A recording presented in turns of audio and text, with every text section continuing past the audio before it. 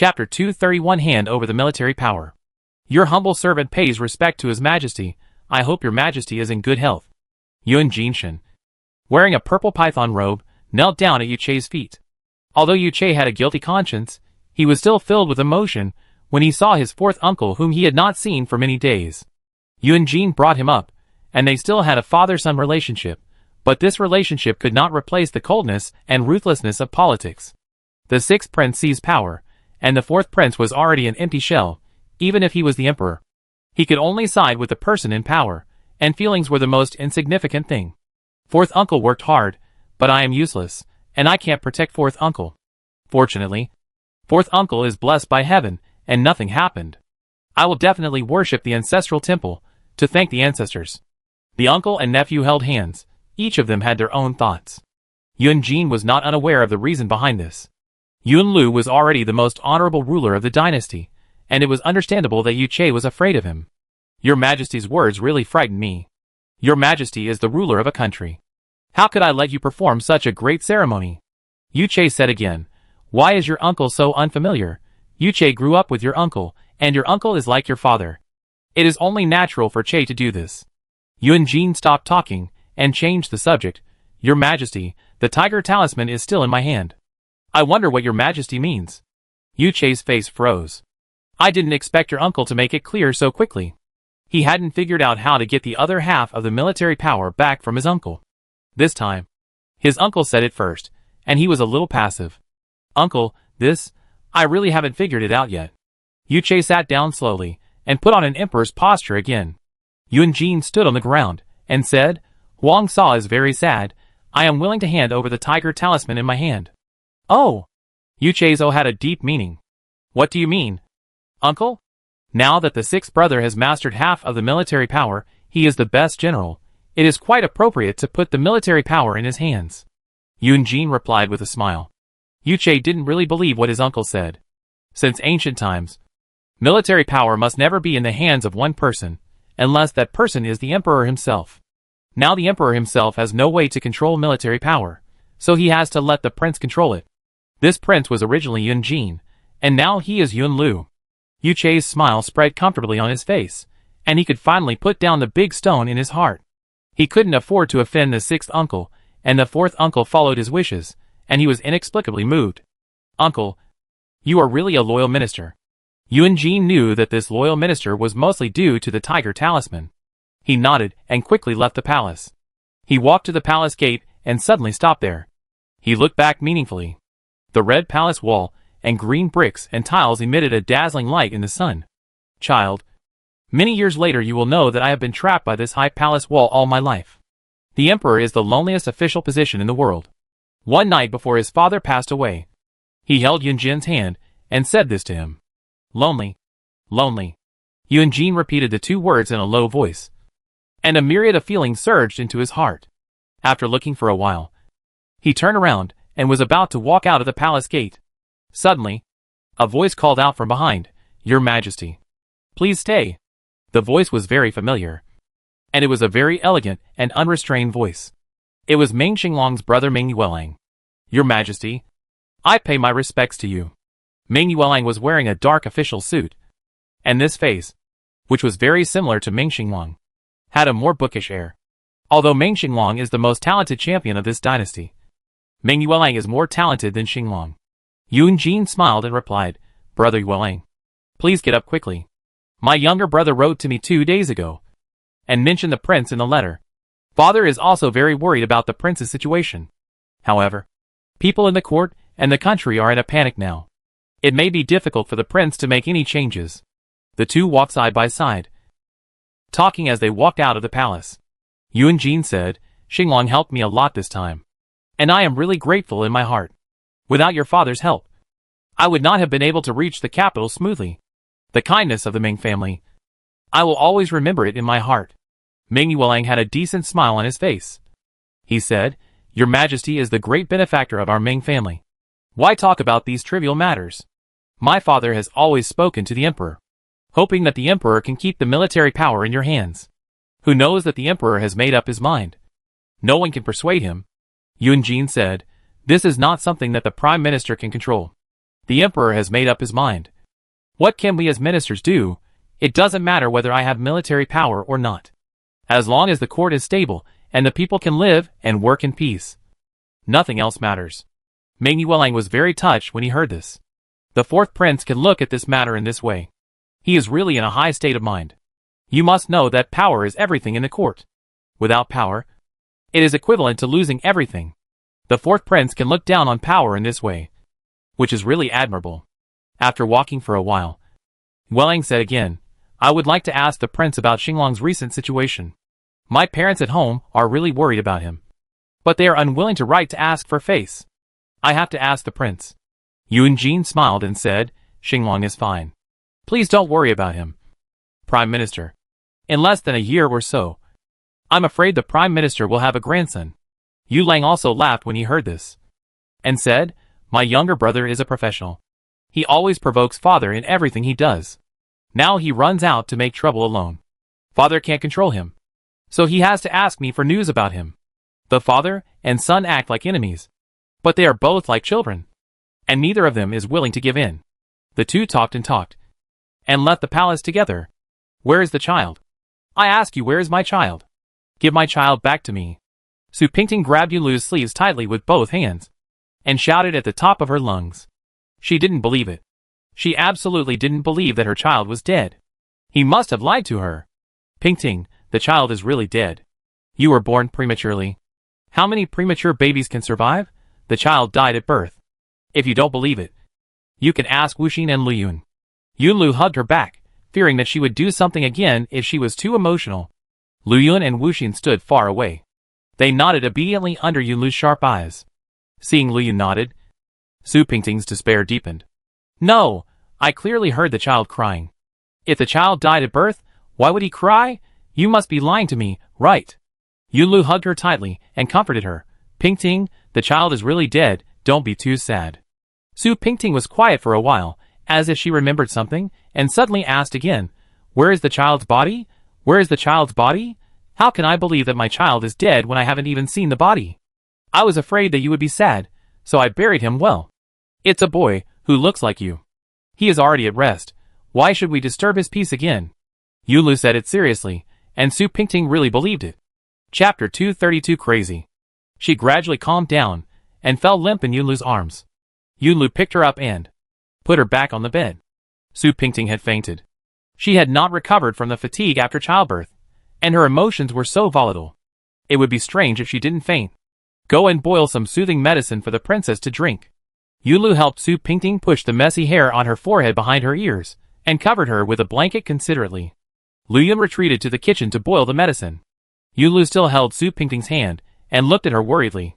Now Su Pingting's mood has been temporarily stabilized, and nothing serious will happen.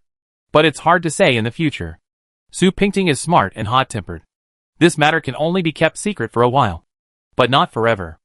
She will definitely know. Marry her first, and then we can take things one step at a time in the future. Luyun brought the boiled medicine over, and handed it to Yunlu carefully. Yunlu picked up the spoon and blew it gently. When he felt the temperature was just right, he handed the spoon to Su Pingting's lips. Luyun had been silent all along. Just when the medicine was about to enter Su Pingting's lips, Luyun suddenly said, Your Majesty, this medicine seems to be different from the tranquilizers that the princess usually drinks. Luyun knew this medicine very well. This medicine had a strong smell, much stronger than the medicines that Su Pingting usually drank. How could tranquilizers with mild properties have such a smell? She was a little worried. Yunlu glanced at Luyun next to him and said, What do you mean? Could it be that the medicine that I gave Pingting is poisonous? Luyun naturally did not dare to say such a thing, and hurriedly knelt down and said, No, Your Majesty. Luyun does not have such courage. Of course, the prince could not poison the princess. Yunlu's face changed, turning into a cold dead face, with a little anger on his face. You go down, I'm here. Luyun looked at the bowl of black medicine in his hand worriedly, and had to slowly retreat. Wuxin also stood in front of the door, and looked inside worriedly. Seeing Luyun come out helplessly, both knew that this time it was really bad. The next day, the princess got up as usual, never mentioned the child again, didn't cry or make a fuss, and sat quietly on the bed watching Yunlu's considerate and affectionate care for her. Her eyes were duller than before, and her reaction was slower. Lu Yun knew that it was all because of the bowl of medicine. She had forgotten that she had given birth to a baby boy. She and Wu Xin became accomplices. She didn't know if it was right or wrong. But she had no right to choose. Princess, let's drink the medicine. She served the ginseng soup as usual, and Su Pingting slowly turned her head to look at her. Lu Yun, my head hurts so much. What's going on? She looked at the most familiar relative in front of her in confusion. She didn't know what happened, but she just felt like there was a piece of emptiness in her body. Princess, it's okay. You're just sick. Nothing will happen when you recover. Lu Yun tried his best to comfort Su Pingting. A woman is always upset after giving birth. It would be bad if her sadness was brought out at this time. Su Pingting obviously didn't believe Liu Yun's words. Sick? How could I be sick? Princess, since you were framed by Fengli, you have been resting in the 6th Prince's plum garden. Your health has not been good. It is common for you to be sick. Princess, you should take the medicine. Lu Yun still handed the spoon to Su Pingting's lips. Su Pingting hesitated and hid back. Why don't I have any impression of what you said? Lu Yun, are you hiding something from me? I always feel that I have forgotten something important. You must not lie to me. Lu Yun was very entangled in her heart. She was a little confused about whether to tell the 4th princess the truth or hide it from the 4th princess and let her live a new life. Su Pingting held Liu Yun's hand, eagerly wanting an answer. Tell me. Lu Yun, is Yunlu threatening you? Did I forget something important? No. No. Princess. You haven't forgotten anything. You just missed the 4th prince so much that you've been ill. Princess. Don't worry. Lu Yun patted Su Pingting's arm to reassure her. Really? Lu Yun smiled and said. Of course it's true. Pingting's doubts were somewhat dispelled. After all, Lu Yun and Wu Xin were her closest people. If she didn't trust anyone, who else could she trust? Just as I was thinking, I heard someone push the door open. Yu Jisha came here with Xiaolingzi, and the maid behind her was holding some advanced medicines. When Su Pingting saw her come in, she immediately put on a happy face and said, Why are you here? Yu Jisha came in with a smile. But that smile was very measured. Not as comfortable as before. I heard that my sister has been in poor health recently, and the prince asked me to come and see her. It's okay. Don't listen to his nonsense. He always likes to make a fuss. Don't believe him. Su Pingting asked Yu Jisha to sit down and held her hand first. My illness came in a strange way. I don't know what's going on.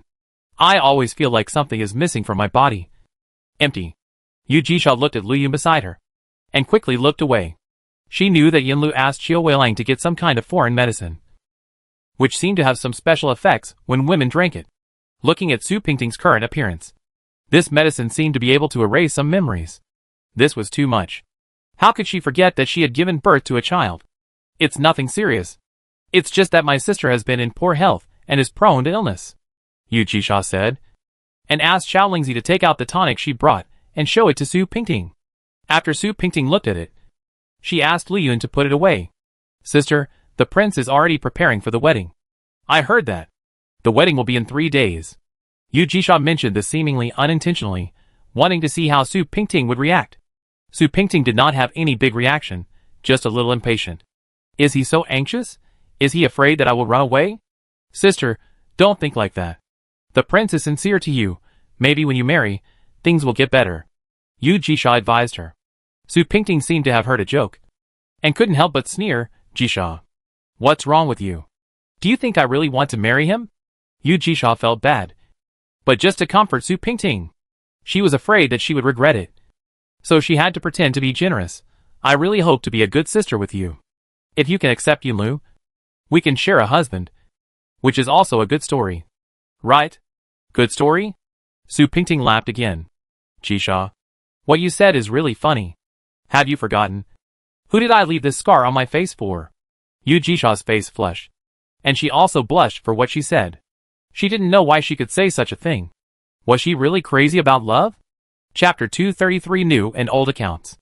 The first day Yunjin returned to the 4th prince's mansion, he went to settle accounts with Fengli. Fengli had already changed into plain clothes, and was waiting in her Jinxiang courtyard. She was afraid of attracting attention in front of Yunjin, so she moved out of Niuyanju early in the morning. However, with what she did, how could Yunjin let her go easily? Yunjin sat in the main hall, and asked all the maids and servants to go down, even Fu Li. who usually hid on the beam, was driven out. Of course, he had to talk to Feng Li about this matter. He just went there, and Su Pingting had already become a death row prisoner. This was faster than him being hunted by the rebels. Su Pingting was immediately taken out of the Four Princes Palace. Feng Li's heart was like a burning fire in ice. She was afraid to see Yun Jin, but also wanted to see him. She was happy from the bottom of her heart that he was alive. But Su Pingting and Yang Tianbao were like two deadly ropes hanging around her neck, almost strangling her to death. She felt nervous every time she took a step. She didn't know when Yang Tianbao would jump out and eat her alive. The emperor couldn't give up the idea of reducing his power. She couldn't meet Yang Tianbao's demands. If Yun Jin knew about this, there would be no way out. She saw Yun Jin sitting there from a distance. His figure was still as familiar as before, but he was much thinner. He was wearing an ink-colored gown. The dark yellow light reflected on half of Yun Jin's face, which was more angular than before. When he saw her coming in, he raised his head slightly, trying to focus all his attention on Feng Li's face. "Your Highness." Feng Li's first words were filled with tears, just like an actor on stage. When it was time to perform, she appeared on stage with full emotions. Without any hesitation, she started crying. Yun Jin looked at Feng Li kneeling on the ground, her shoulders shaking with tears, looking very pitiful and moving. "Get up. Why are you crying like this? I'm not dead." Yun Jin sat there motionless. The words came out, but it felt like they didn't come from his mouth, because his lips were completely hidden in the darkness. Feng Li was still kneeling on the ground. Her crying gradually became quieter. She also knew that she couldn't sing this play for too long. "My lord, I am so happy that you can come back. My lord, you don't know how I have been through these days. My lord, I really miss you." She cried and launched an emotional offensive against the cold man in front of her. No matter what, Yun Jin was a soft-hearted man. Even if he hated himself for Su Pingting's matter, he would never be so heartless. Yun Jin didn't say anything. Just sat there, without saying a word. "Concubine? Who is a concubine?" Yun Jin sneered. "It seems that the only one who can call herself a concubine in this mansion is the fourth princess? When can you call yourself a concubine?" Feng Li felt cold on the back of her neck. In the past few months, everyone in front of and behind her called her princess. And she also called herself a concubine. This time she let it slip in front of Yun Jin. And her heart tightened. "Prince, I said it wrong." Yun Jin thought of Su Pingting's situation, and then looked at the woman in front of him. And he wanted to take out her heart to see what it was made of. "You didn't just say it wrong. You did it wrong." He looked into her eyes, and there seemed to be a bottomless ocean in his eyes, which made Feng Li feel creepy. "Prince, Su deserved it." "Deserved it? I know who she is best. She is the daughter of a guilty minister. Of course I know that. I am not a fool. I know who is right and who is wrong." Yun Jin stood up and walked to Feng Li step by step.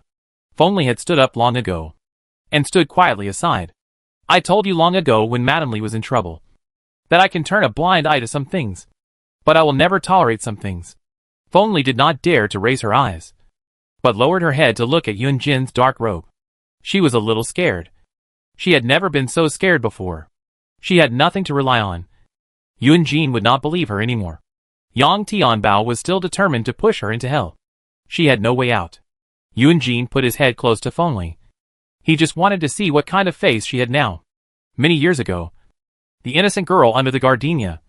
Was she still the vicious woman in front of him? "Tell me, whose idea was it?" Feng Li felt as if her throat was frozen, and it was very difficult for her to speak. "I don't understand what the prince said." "Don't understand?" Yun Jin's voice suddenly became stern. "I said, I hope that even if I'm not here, the four princes' mansions can still be harmonious." "What are you doing? You can do such a thing as sending the mistress of the house to the prison of the Ministry of Justice. Right? You are really vicious.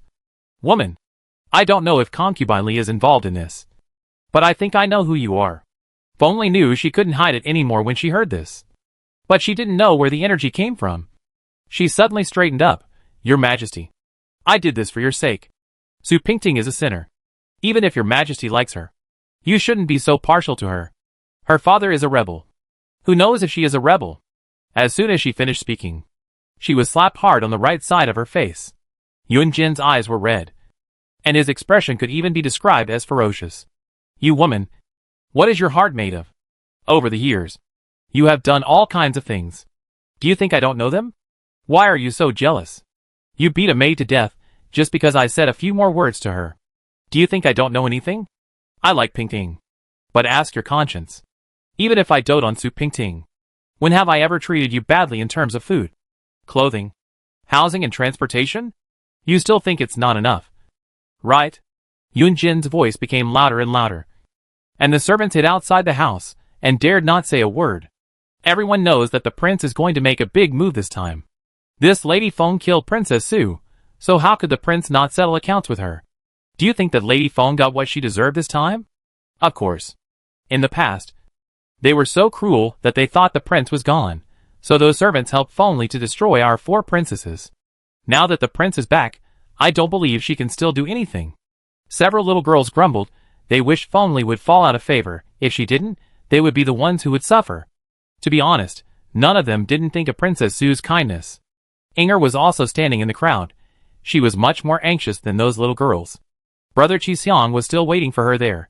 If Feng Li really became a princess, then she and Qi Xiang would never be able to have a perfect life. Chapter 234 Threats and Deals. Yun Jin stopped talking nonsense with Feng Li. He sat down, pointed to a piece of paper that had been prepared on the table, and said, "Take this paper and leave. I don't want to say anything more to you." Feng Li's eyes immediately fell on the piece of paper, and her lower lip trembled constantly. He actually wrote the divorce letter. He really didn't want her anymore. "Prince, you actually want to divorce me for that bitch? First, I did divorce you for Su Pingting, and second, I didn't divorce you just for this matter. I think you should understand what I mean." Yun Jin picked up the paper and handed it to Feng Li in person. "I don't want to make things awkward. You take this paper and the silver I prepared for you and leave the 4 princes' mansion." Feng Li stared at the paper with tearful eyes. The 2 big words divorce pierced her heart like 2 needles. What did she get in the end? Is it just this divorce? She smiled bitterly and took 2 steps back and kept shaking her head and said, "No, I will never leave. I was married to you in a formal way. I will never leave." Yun Jin didn't care about her, but put the divorce back on the table, whether you accept it or not. It's a fact. You have touched my bottom line. Please don't make it difficult for me. Feng Li suddenly thought of something.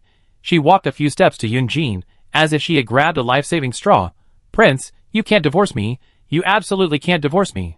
Yun Jin looked at Feng Li and said impatiently, "Then please tell me a reason why I can't divorce you."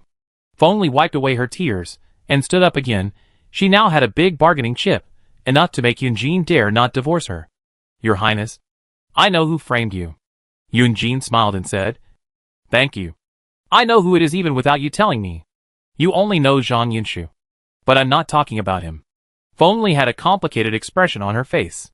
She was making her final bet. Yun Jin blinked when he heard this. Could it be that this woman really knew something? "What do you mean by this? Please explain it more clearly." "Yang Zhening." Feng Li only said these 3 words. She would have to wait to tell him the rest. Yun Jin himself had suspected that Zhang Yunshu and Yang Zhening might be colluding. But there was no evidence. Now even Feng Li, who never left her house, said so. Could it be that her father Feng Anlu or concubine Li had told her some news? "How can I believe you just based on these 3 words? You are always a liar. It's a little difficult for me to believe you." Feng Li smiled. It turned out that she was just a woman with such an image in his mind. "Your Majesty, you don't have to believe me. If someone stabs you in the back in the future, please don't blame me for not reminding you. Since you have already told me, I will naturally be on guard against him. I don't need your help anymore, please." Yun Jin made up his mind not to get entangled with Feng Li anymore. Feng Li thought about it, then walked into Yun Jin and said something. Yun Jin's eyes almost bulged into lanterns after hearing this, looking at Feng Li in shock and anger. He pointed at Feng Li angrily and cursed, "Are you too vicious? Woman, you can do such a thing, you—" He raised his hand to hit again. Feng Li didn't mean to hide this time, and even moved closer to Yun Jin. "You can hit me as much as you want, as long as you can let it go. It doesn't matter if you kill me." Her words were full of provocation to Yun Jin. Yun Jin no longer needed to use their feelings to make any deals. One could only grasp the lifeblood of the other in exchange for what he needed. Yun Jin's hand stopped in midair, and he was hesitant to hit. Yes, she grasped his lifeblood, and he could only surrender. From then on, Madame Feng was still Madame Feng, and she could still get whatever she wanted in the four princes' palaces. Many people were secretly disappointed. It seemed that the king of hell in the four princes' palaces could not be driven away. It seemed that the prince was a man who was afraid of his wife. If only could still live in the four princes' palaces even though he had done so many evil things. The former Princess Su had lost her life in vain. What evil will be punished? It was simply a lie. Yuan Yi was not in a hurry. He just stayed in his room and did not go out. He still did what he had to do. Xiangxi came over to pour him tea and asked, "This Madame Feng is really capable." The prince did not drive her out even after such a thing happened. Yuan Yi was not surprised. This woman was very smart. Who knew what tricks she had come up with? It's good that father spared her this time. Father won't do anything to her. At most, he will divorce her and drive her out. She has a sister who is a queen in the palace. Even if she goes back, she won't suffer much. Let her live a comfortable life for a few more days. I will naturally deal with her. You go and tell Seer to take good care of herself. I want her to be of great use in the future. Xiangxi nodded. It is indeed impossible for the prince to really do anything to Fengli. The prince is famous for being soft-hearted towards women. If this matter is really resolved like this, it will be a bargain for this woman. We still have to wait for Yuan Yi to make a move to make people happy. Yuan Jin has really returned to Beijing since then. A royal decree will be issued in Beijing in a few days. It says that Prince Jin has finished praying for blessings and will return to Beijing. In just a few words, Yuan Jin has forgotten all the dangers along the way this year. Yuan Jin also began to build confidence in the court again. Meng Jifu naturally helped Yuan Jin everywhere. The Ku family was shocked to hear that the fourth prince had handed over the military power. It has never happened before that the military power is controlled by Prince Lu alone. One person's monopoly of power can easily lead to political disasters. The emperor's behavior is not appropriate. Yunlu also avoided Yunjin everywhere. Since Yunjin came back, he has not attended the court. He claimed that he was not feeling well and never attended the court again. Yunjin thought that he was afraid to see him because he had done something wrong. How could he know that Yunlu was at the peak of his life at this time? The prince's marriage should have been known to the whole city with great fanfare, but this time was very special, and it should be kept as low-key as possible. So, out of the sixth prince's mansion, few people knew that the sixth prince was going to marry a concubine. The entire wedding was held in a closed space. Only Yu Jisha and Li Ma were present. I really don't know what the prince is thinking of marrying a concubine again. Although Li Ma was wearing festive clothes, she was still very unhappy. The prince's temper has been very strange in the past 2 years. She couldn't control what he wanted to do. She could only let Yunlu do whatever he wanted. Yu Jisha knew what Li Ma meant, and smiled and said, "Every prince has 3 wives and 4 concubines. I am the only one serving the prince in our house. It's too lonely. Outsiders will laugh at it. Since the prince wants to marry a concubine, let him do it. Besides, it will also give our prince a few more princes." When Li Ma heard this, her attitude changed a little. If we can really give the prince a few more princes, this is also a good suggestion. Chapter 235 Wedding Banquet. Su Pingting was led out by Lu Yun with a red veil on her head. The bright red wedding dress echoed Yunlu's clothes from a distance. Madame Li was also curious. Yunlu had never brought this concubine back home, and now he was talking about marrying her. It was really not taking her. Madame Li? Seriously? Yunlu clenched his fists nervously, and his palms were sweating. Watching Su Pingting walk towards him step by step, everything seemed like a dream. In the past, her brother held her hand and bowed to heaven and earth in front of her, and they became husband and wife.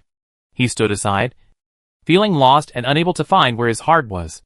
Now, she became his bride, and finally put on her wedding dress and stood side by side with him. Even if this was a dream, he didn't want to wake up. Even if it was a dream, let this dream continue forever. First bow to heaven and earth, then bow to parents, and then husband and wife bow to each other. Following the ancient etiquette, Su Pingting married the man opposite under an assumed identity. This time, her name was Chen Jiyue. This name was also given to her by Yunlu. She had a clean background, and it was easy to fake it. Yunlu really thought of everything. In order to get her, he could do anything, and dared to do anything. When the couple bowed to each other, Yunlu bent down early, and Su Pingting opposite did not move for a long time. Sheepa next to him thought that the bride did not hear clearly, so he shouted again in a loud voice. Su Pingting still stood there and refused to bow, which made Yunlu very embarrassed. Jiyue. Stop making trouble. The servants are watching, he whispered to her. Madame Li was very unhappy watching from the side. This woman actually dared to show off to Yunlu. She was really unruly. She was about to go over to interfere, but was stopped by Yu Jisha. Madam, it's not a big deal. I'll go and talk to her. Yu Jisha walked to Su Pingting and whispered, Sister, it's useless for you to regret now. The servants are watching. Sister, please pay your respects. Su Pingting knew that now was the time to stop, and there was no room for maneuver. She just felt bad, she couldn't bend down. She had promised to marry only Yunjin in this life. What was the difference between what she was doing now, and those women who cheated on men? She felt bad, tears kept falling. Sister, hurry up, it won't look good. Yu Jisha was anxious, and urged her. Su Pingting gritted her teeth, and stamped her feet. Even if it was for Yu Jisha, she had to worship in this hall. She owed her. This was the only thing she could do for her. This bow, she was heartbroken. The ceremony was over. Everyone was applauding and cheering. The sixth prince's mansion was filled with music, and the sixth prince Yunlu even narrowed his eyes, as he looked at his newly married wife and smiled. Everyone was happy, except Su Pingting. Everyone was happy. As soon as they finished sending her to the bridal chamber, the servant outside the door came in and reported, Prince Jin has arrived at the mansion. Yunlu was stunned on the spot. How could he come? He didn't send any news. How could Yunjin come at this time? Yu Jisha was also shocked. She didn't know how to deal with the current situation. If Yunjin knew that the bride under the red veil was Su Pingting, the marriage would not be possible.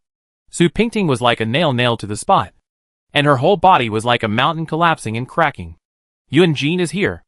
As expected, Yunjin is really not dead. Her tears kept pouring out, and she was unable to control herself between extreme joy and sorrow. Yunlu must have lied to her. The servants reported Yunjin's coming in a normal way. Yunjin must have returned long ago. Yunlu hid it from her. This liar. She turned her head to Yunlu through the veil, staring at him fiercely. Yunlu tried to stay calm, and said, Fourth brother? Why are you here? Yunjin only brought Fuli and Xia Lizzie here. And he also had a gentle smile on his face. And he didn't look like he was here to cause trouble. My brother is marrying a concubine. Shouldn't I? As his brother? Come! Yunlu smiled, and immediately said, Fourth brother? What are you talking about?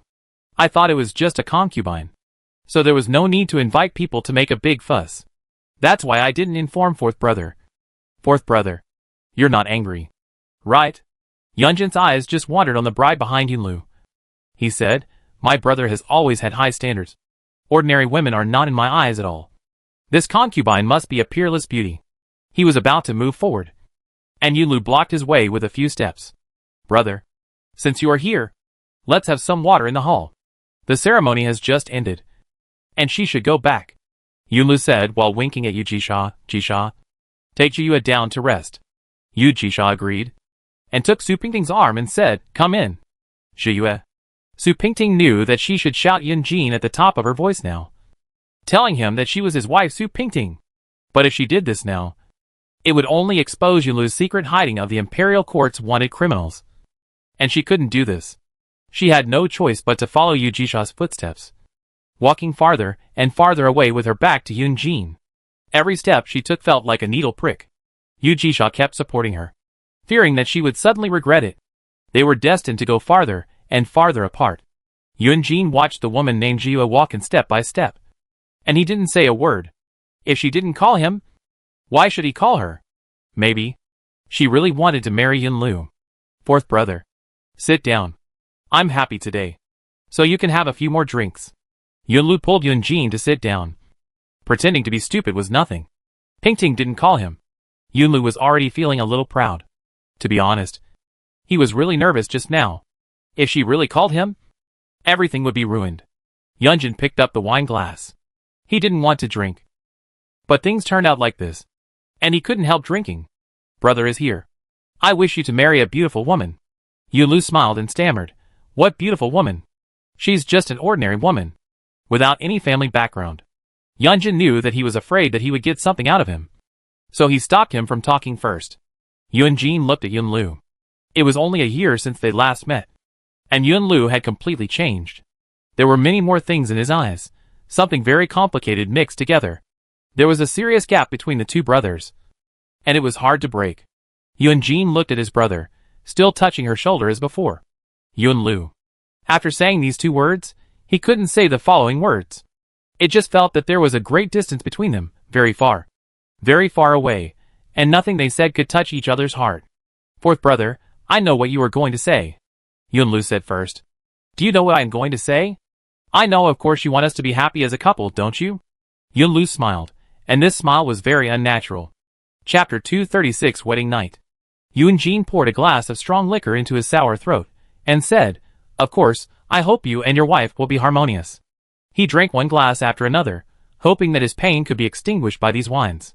It's a pity that these wines can only be poured into the equally hot stomach, but not into the broken heart. Fourth brother, I toast you. Yunlu also filled a glass of wine, and drank it in front of Yunjin. He knew that he was a thief, and stole someone else's favorite thing, but he would rather be a thief to get Su Pingting. There was no room for negotiation on this matter. The two of them were each carrying their own thoughts. And each of them got themselves drunk. Yunjin was carried by the servants to the sedan chair, and Yunlu was supported by Yu Jisha into the bridal chamber. As she walked, she said to her husband beside her, You should be satisfied now. Right? You married her. And everything will go your way. Yunlu smelled of alcohol, and he could still hear what Yu Jisha said. I am happy. Didn't you see how happy I am? What's up? Where is my bride? I want to find her. Find her. He staggered to find Su Pingting, and Yu Jisha held him up, stopping him and saying, What are you doing? Your Majesty? This kind of loss of composure will make the servants laugh. Laugh? Yunlu laughed loudly. I am the dignified Prince Lu. Who am I afraid of laughing at? Who dares to laugh at me?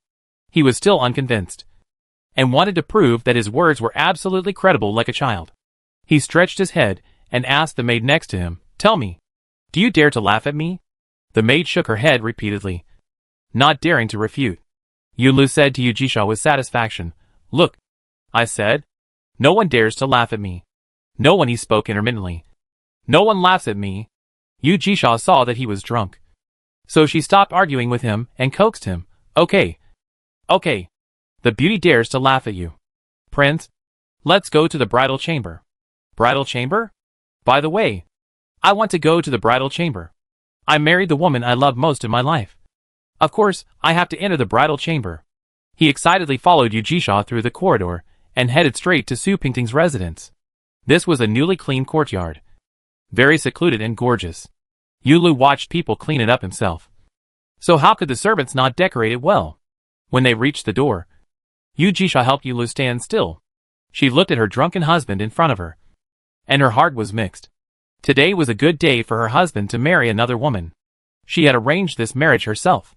She was really a virtuous and good wife. Now her husband was going to have sex with another woman, and she was the one who sent him in. In the future, everyone would say that the sixth princess was the most virtuous and generous woman, and also the stupidest woman in the world. Your Highness, please go in. She took out her hand that was supporting him, and said this to him expressionlessly. Yulu was drunk, and when he came here, he seemed to be half sober. In front of his fourth brother, he could be very proud to act like a groom. But when he got here, when he was close to the bridal chamber, he knew that he should sober up. He looked at Yu Jisha, feeling a little uncomfortable. You go back. Be careful on the road, and light more lanterns. I know. Your Majesty. Please go in quickly. Don't worry about me. Yu Jisha went down the stairs after she finished speaking, and wanted to leave happily.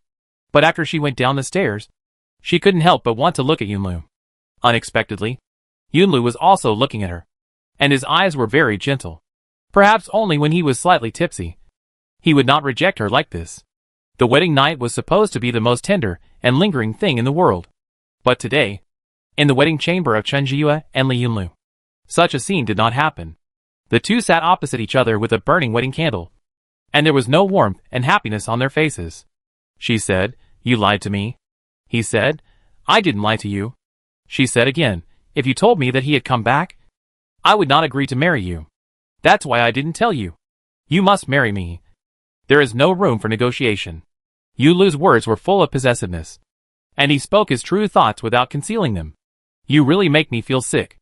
Are you still the Li Yunlu I know? You can get me? You will never get me. I told you that the Su Pingting you love is dead.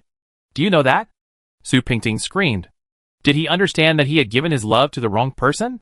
She was not the woman he loved at all? Yunlu's eyes were red. He also said firmly, You are the woman I love. You will never be wrong in my life. You are simply unreasonable. You are a fool. She was furious. It doesn't matter if I'm a fool or not. You're my woman anyway. Yunlu approached her, exuding a strong smell of alcohol.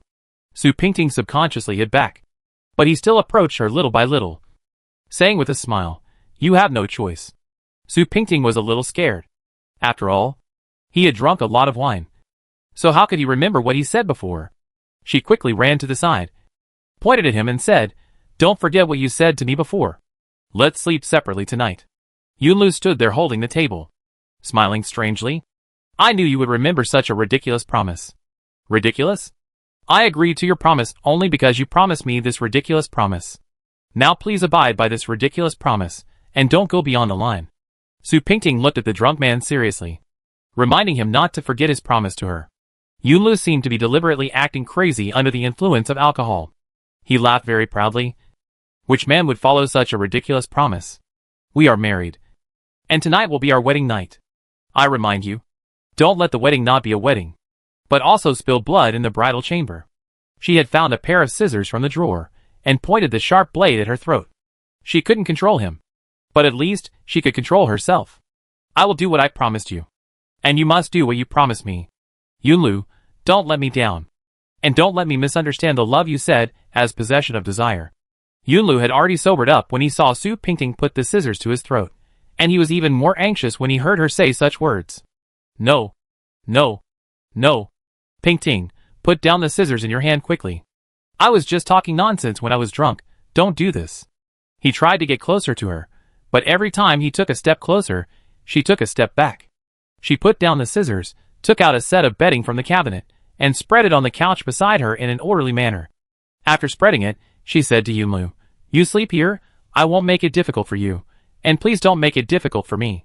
You saved my life, I won't kill my savior while you are asleep, please rest assured. Yunlu hurried over and smiled. I know, how could you kill me? Pingting, don't be angry with me. This matter is all my fault. I kept it a secret from you because I was afraid that you would leave me and return to my fourth brother. I did this because I love you, Pingting. Chapter 237, Tasteless. You don't need to say these words anymore. I'm tired of hearing them. Su Pingting pulled up the curtains on both sides.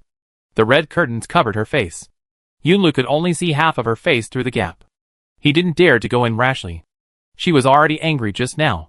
Going in now would only make Su Pingting more angry. Su Pingting just sat in front of the dressing mirror with a gorgeous golden crown, staring blankly at her own reflection in the mirror. Go to sleep. Don't say another word to me. I'm already very tired. Pingting, don't be angry. I was drunk and spitting nonsense. Pingting, don't be angry. Yunlu stood behind the red curtain, anxious to apologize. Su Pingting took off the golden phoenix crown on her head, and said indifferently, My name is not Pingting, the one who married you is Qinjiyue. Please don't call me Pingting anymore in the future. Your Majesty? Yunlu was delighted. Has she really begun to say goodbye to the past? Yes, marrying her is the best way. Love grows over time. She is not a wooden person. Right? Okay. Okay. He agreed repeatedly, and was very happy in his heart. You rest first. I will rest outside. Jiyue. I will always treat you well. Believe me. Su Pingting smiled faintly, looking at the faint scar on her face in the mirror, and said, I believe it. I have always believed it. Yunlu smiled and retreated to the table, and laid down on the couch with satisfaction. Although this was not the wedding night he wanted, he felt happy. As long as she was by his side, he felt happy. It was as if the fragrance of plum blossoms that day was blowing in his face again, and he felt the joy of his youth. Don't you have eyes? Didn't you see that it was Madame Feng's sedan chair coming? Get out of the way. Lua loudly scolded the servant who was blocking the sedan chair. Fengli sat in the sedan chair with his eyes closed to rest. She didn't pay attention to the noise outside. She was busy with her own affairs now. So how could she have the time to care about these messy little things? Normally, he would come out and drag the servant away to slap him in the face. But now she was in no mood at all. Lur, hurry up and leave. What are you wasting your breath on here? Little hoof. She opened the curtain and cursed impatiently. Lur was used to bullying others, and she didn't know how many people she had offended. Now Feng Li embarrassed herself in front of the servants, and her face was also blue and red. She had no choice but to urge the sedan bearers to lift the sedan quickly, and Feng Li hurried to the palace. As soon as she saw Concubine Li, she started crying, and her eyes were swollen like peaches. Concubine Li could only comfort her sister, while scolding Yang Tianbao as a beast. But she already had a plan in mind, and this plan had to rely on Yang Jining. Therefore, Yang Tianbao must not be offended. Sister, don't you know the methods of Yang Tianbao? He is the best at playing rogue, and he is also the best at coaxing women. Sister, you shouldn't be fooled by him. Concubine Li comforted her sister, and wiped Feng Li's tears with a handkerchief. Feng Li didn't dare to tell her that Yang Tianbao threatened her with the fact that her mother was a prostitute. She felt ashamed, and she was absolutely unwilling to tell it. Who knew Yunjin would come back halfway? I really thought he was dead, and I thought I would have someone to rely on for the rest of my life. I didn't expect Yunjin to come back again. Otherwise I would never agree to that villain. Feng Li gritted her teeth, and only hated herself for not controlling herself at the time, and being deceived by Yang Tianbao's sweet words. She didn't even take the most basic precautions. Otherwise, he wouldn't have known her details so well. Concubine Li didn't want her sister to be too anxious, nor did she want her sister to ruin her plan. She dismissed the servants and whispered in Feng Li's ear, Sister, in fact, we could also make good use of Yang Tianbao.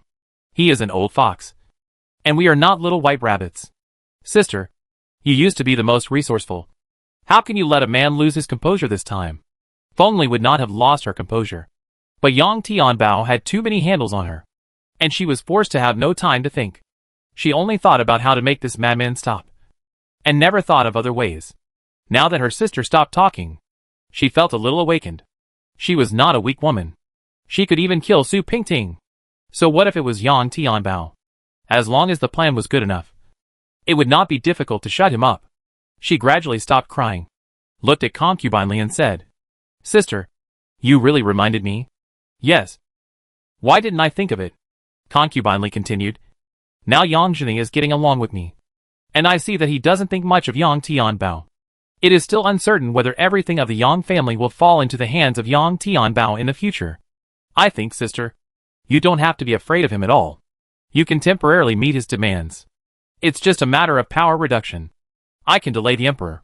You should stabilize him first. When the time comes, we will instigate Yang Jining to change a better heir. What does Yang Tianbao count for? Feng Li was a little nervous. Although Yang Tianbao was not a genius, he was not a fool either. How could Yang Jining leave his own son unused, and use someone else instead? I'm afraid this won't work, no matter what. Yang Tianbao is still Yang Jining's son, and even a tiger won't eat its own cubs. Concubine Li smiled brightly, and the flower ornaments on her forehead seemed to exude a kind of seductive charm. You don't know Yang Jining, we'll meet a few times. He's much more vicious than a tiger. Seeing his sister's affirmation, Feng Li felt a little relieved. It seems that the person he fears most is his father. Since his father is not as united as he is, then I really have a way to control him. Sister, you are really my think tank. That's because I am smart. I am not a bad sister. As soon as she finished speaking, Concubine Li frowned. She has been troubled by many things recently. Not much worse than Feng Li. Sister, you don't know? Now Concubine Ro is more favored than before. The emperor has been staying at her place for several days. I don't know what tricks that bitch has used. Now the emperor seems to be born with her, and he doesn't come to my palace at all. Feng Li turned to persuade his sister, Sister, you have to think about this matter from another side. It's actually a good thing that the emperor doesn't come here. It's said that his health has been worse recently. If he comes to you every day, if something happens in the future, you can't get away from it. The old men in the previous dynasty like to say nonsense, like beautiful women are the root of trouble. You should avoid suspicion. After all, sister is more thoughtful. I didn't think about these things. Concubine Li poured 2 cups of tea, and the fragrance of tea slowly lingered in the room. If brother-in-law doesn't care about Su Pingting's matter, sister should coax brother-in-law more. In this world, I'm afraid it's hard to find a man like brother-in-law again. Chapter 238. Feng Li sighed. She wanted this too. But unfortunately, they could not go back to the past. Just because of Su Pingting, he broke everything. Forget it, there is nothing to say between us. Besides, I have threatened him by saying that. What? Concubine Li screamed in surprise. You even told him your trump card? Sister, you are too impulsive. Concubine Li was a little anxious. She did not expect her sister to reveal her trump card so quickly. This was really too passive. You? Sister, you should discuss this with me. Feng Li held his head tiredly. I had no other choice at that time. Yunjin forced me to leave. I could only threaten him in this way. I have no other way. He is so fed up with me now. I have no way to get close to him. Concubine Li was a little angry when she heard this. This fourth uncle is too arrogant. He used to have some capital to be arrogant, but now that the power has fallen into someone else's hands, what else can he be arrogant about? Sister, although you are in the wrong in this matter, Su Pingting is indeed guilty of the crime of death. The fourth prince is so angry because he still has feelings for this bitch. He is also unreasonable, and you are right to do this. Sister, I have to say something unpleasant. Your brother-in-law is no longer the fourth prince. Sister, you should also be clear about this. Sister, you can't let him lead you by the nose and everything. Feng Li took a sip of tea, smiled bitterly, and shook his head. This is how love is. I also want to hate him. But I just can't. No matter how much he likes that bitch, I just can't let him go. Sister, do you think I'm stupid? Concubine Li looked at her sister and said, Sister, you are stupid. In the future, you will definitely lose to men. Concubine Li knew that her sister was deeply in love with that man, and no matter when, she would always love Li Yunjin. Feng Li still had that helpless smile. Who knows? Where's the child? Yunjin sat cross-legged on the chair, playing with a complicated chess game. I don't know. I didn't see it in the sixth prince's mansion, nor did I see it around the princess. It seems that the sixth prince hid it somewhere else. Fu Li ran all over the sixth prince's mansion, but didn't see any trace of the child.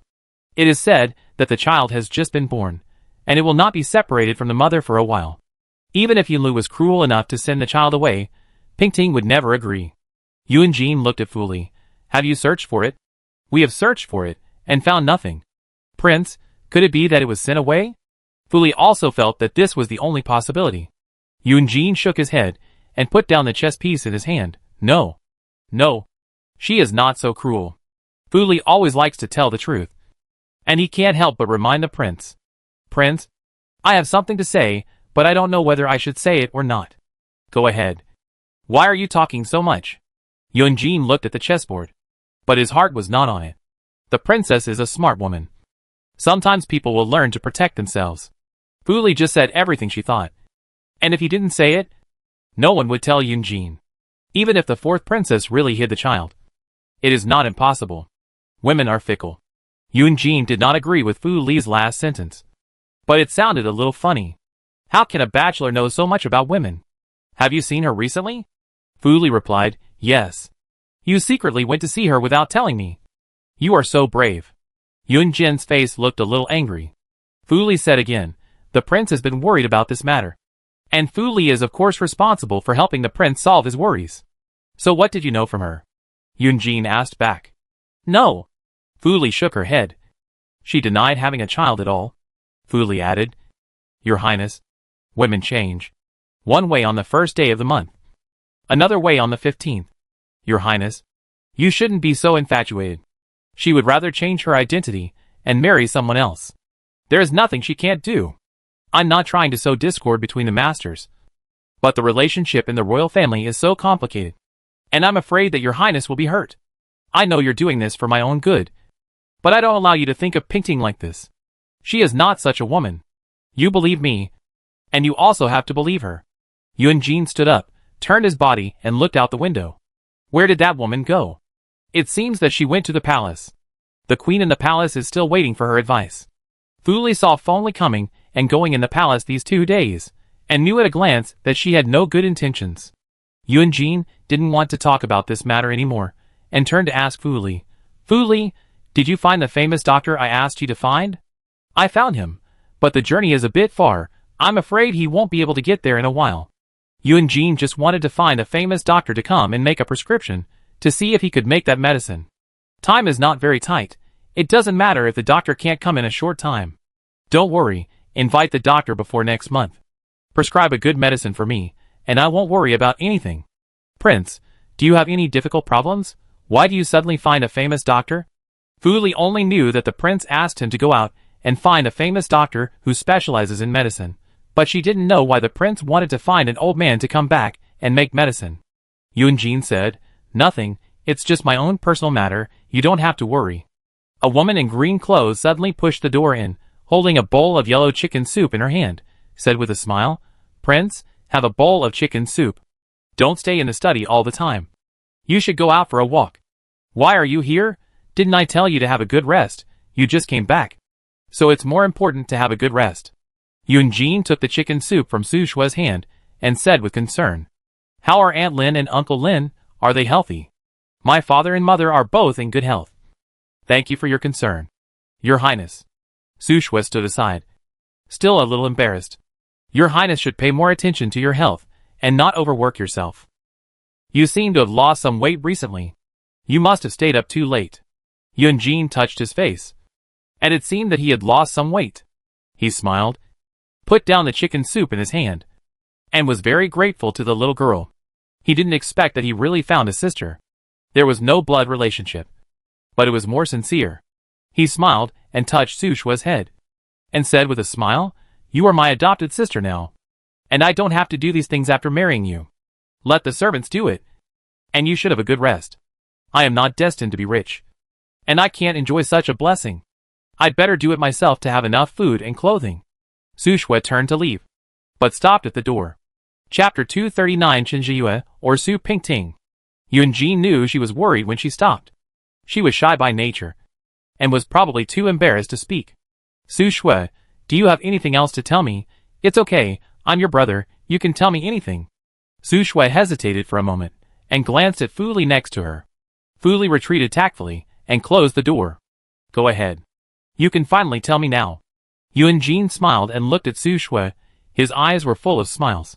Su Shue came back and sat down, with her hands together, fiddling with her sleeves, still unable to speak. "Is it about your brother's schooling? I have already told the people in the palace, and asked them to go to the school where the eldest son studied. Maybe he is used to being wild, and is not used to the rules of the palace. It will be fine in a few days. You don't have to worry." Yunjin thought of the two brothers who ran to him and complained about their sister 2 days ago, saying that Su Shue was too strict with them and didn't want them to live at all. Su Shue shook her head and continued to speak. "No, they are just children. It's nothing serious. I came here for my own business. 2 days ago, Madame Feng from the mansion came to see me."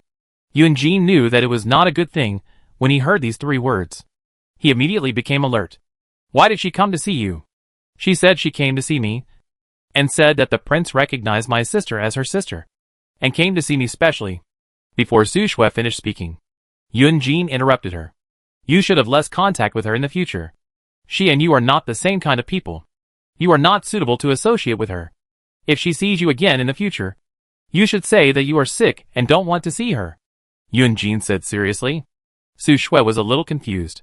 Wasn't she his woman? Why was he so cold to her?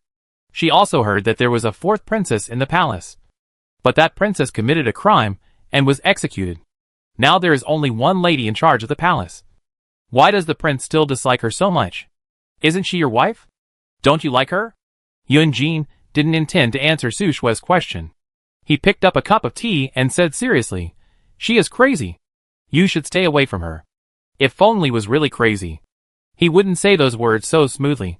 Giving candy and warning herself at the same time, this is not something a madman can do. "Prince, although I am not used to calling you this now, but I know that you are a high and mighty prince, and it is not something a woman like me from a small family can reach." Su Shue is not unaware of the struggle culture in the royal courtyard. Just by listening to the words of the storytellers under the overpass, she has already known a little bit. But she didn't expect that she would be targeted by the hostess as soon as she came in. I guess the 4 princesses and this woman had been fighting wits and courage every day. She paused, and then said, "Your Highness, I am a farmer's daughter. I have been used to speaking my mind since I was a child. I don't know how to speak in a flowery way. I think this lady doesn't like me either. It would be better if our family moved out." She had already thought about it. Yunjin had given her a lot of things. Even if it was Yunjin's reward for her family, it would be enough to take it back to take good care of her parents in their old age. For the rest, she didn't have the blessing to accept his things. How could Yunjin not see the little girl's thoughts? he said. Don't think about leaving here. I said I want to repay your family. Your parents live very well here. I think they don't want to leave. Using her parents as an excuse is more convincing than any other reason. Su Shui really moved her eyes. Her parents really liked the rich and respected sublimation of the palace, and it was unlikely that they would go back to live a hard life. However, she still did not give up. To put it bluntly, if your wife bullies me, will you protect me? Yuan Jin didn't expect her to ask such a childish question. But she was only a teenager. Of course she was still a child who had not grown up. It's not surprising to ask such a question. I will definitely protect you. I am your brother. And you are already a princess. Where else do you want to run to? Yuan Jin had a pleasant smile on his face. This girl was probably a gift from God because he felt sorry for her. Without her, he might have died. He was now surrounded by enemies and had no relatives. She turned out to be his only relative. Go back. Teach your brother to read well. I have the final say in the fourth prince's mansion. Be a good princess, and no one will dare to bully you. He touched her head, giving her a brother's love for his sister. Su Shui left, and Yuan Jin watched her back gradually disappear from his sight. Lu Yun was inserting a delicate silver hairpin into Su Pingting's high bun, and the silver hairpin was inlaid with a blue gem. Su Pingting stared at herself in the mirror for a long time, and her eyes stayed on the hairpin. Lu Yun saw that the princess was stunned, and asked, "What's wrong? Princess? Did I not do my makeup well?" "No." Pingting reached out and touched the cold hairpin on her head, and said vaguely, "Why does this hairpin look so familiar? Have you seen it somewhere?" Lu Yun looked at Su Pingting's head and smiled. "This is a treasure that the sixth prince found for the princess. I heard that this hairpin is not only luxurious, but also has the function of repelling mosquitoes. How could the princess have seen him?" Just after she finished speaking, Lu Yun casually said, "Didn't the princess have a hairpin with the beauty's tears in the past?" Lu Yun suddenly stopped. She knew she had said something she shouldn't have said. Su Pingting's face really had a different glow. Since the last wedding, she had never seen Yuan Jin again. He didn't come to her for any reason. He would know that the bride who was too shy to see people was herself. Unless he didn't want to come. That's right. Why would he want to come? She has already married someone else. Why would he come? I was too nosy. Lu Yun quickly helped Su Pingting put on her makeup, and the two of them went to the front hall together. These past few days, Su Pingting had said that she was not feeling well, and had not seen Yunlu. Today, Yu Jisha asked Xiaolingzi to come and invite her, and Su Pingting agreed. Originally, she agreed to this marriage for Yu Jisha, and to stabilize Yunlu. Now she had a deep intuition that she had done something wrong. This mistake might become more and more serious, and even out of control. Yunlu and Yu Jisha were already sitting in the front hall, and they had probably waited for a while. Pingting felt a little embarrassed, and she hurriedly took 2 steps forward to greet Yunlu and Yu Jisha. Yunlu smiled and asked her to sit down, and the servants began to arrange the dishes. Li Ma stood aside in amazement. This side princess was not Chen at all, but the fourth princess Su Pingting who had been beheaded. Although Li Ma was also surprised, she still knew her limits. If she shouted it out now, it would be terrible if these little girls heard it. Chapter 243 Madman. I pay my respects to the concubine. Madame Li still paid her respects to Su Pingting according to the rules, without showing any suspicious look. Su Pingting asked her to stand up, and she really admired her for a while. This kind of madam is indeed meticulous and extremely calm. Even if she saw that the new concubine married by the sixth prince was a death row prisoner, she could keep it to herself. In the past, I only knew that this old lady was extremely stubborn, but I didn't expect that she was so scheming. We are all family, so don't be polite. Come, let's eat. Yunlu took the lead and picked up the chopsticks to serve the 2 princesses sitting next to him.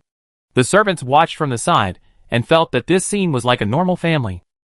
The masters all had a smile on their faces, and everyone gathered together to eat and talk. A lot of things have happened in the 6th prince's mansion in the past few years. There was a funeral, and several weddings, and the prince was crazy and stupid. Now suddenly it has returned to normal, and everyone is happy. While eating, Su Pingting looked up at the maids around her, and found that none of them looked familiar. Even the little maids following Yu Jisha looked unfamiliar. Except for Xiaolingzi. She didn't see any other familiar maids. Yulu was afraid that others would know the news. And of course, he would feel relieved if he did. Yu Jisha saw that Su Pingting didn't move her chopsticks much, and she knew that Su Pingting was not in a good mood. She thought that Su Pingting must have regarded them as a pair of thieves who were in cahoots with each other, and had deceived her into marrying Yunlu without telling her that Yunjin had returned. She did take advantage of her kindness and deceived her, and it was right for her to hate her. Sister, you should eat more. Your illness has just improved a little, you should take care of yourself. Yu Jisha served Su Pingting food attentively, with a little bit of compensation. Su Pingting was not as angry as Yu Jisha thought, but she just felt depressed. No one wants to be deceived, let alone the person who is the one they trust the most and feel the most guilty about. It was because of this little bit of guilt that she was willing to accept such a result. In her heart, she had done too many things to Yu Jisha, and she would just treat these as her paying back her debt. Nanny watched the three people from the side, and she, who was always smart, became a little confused.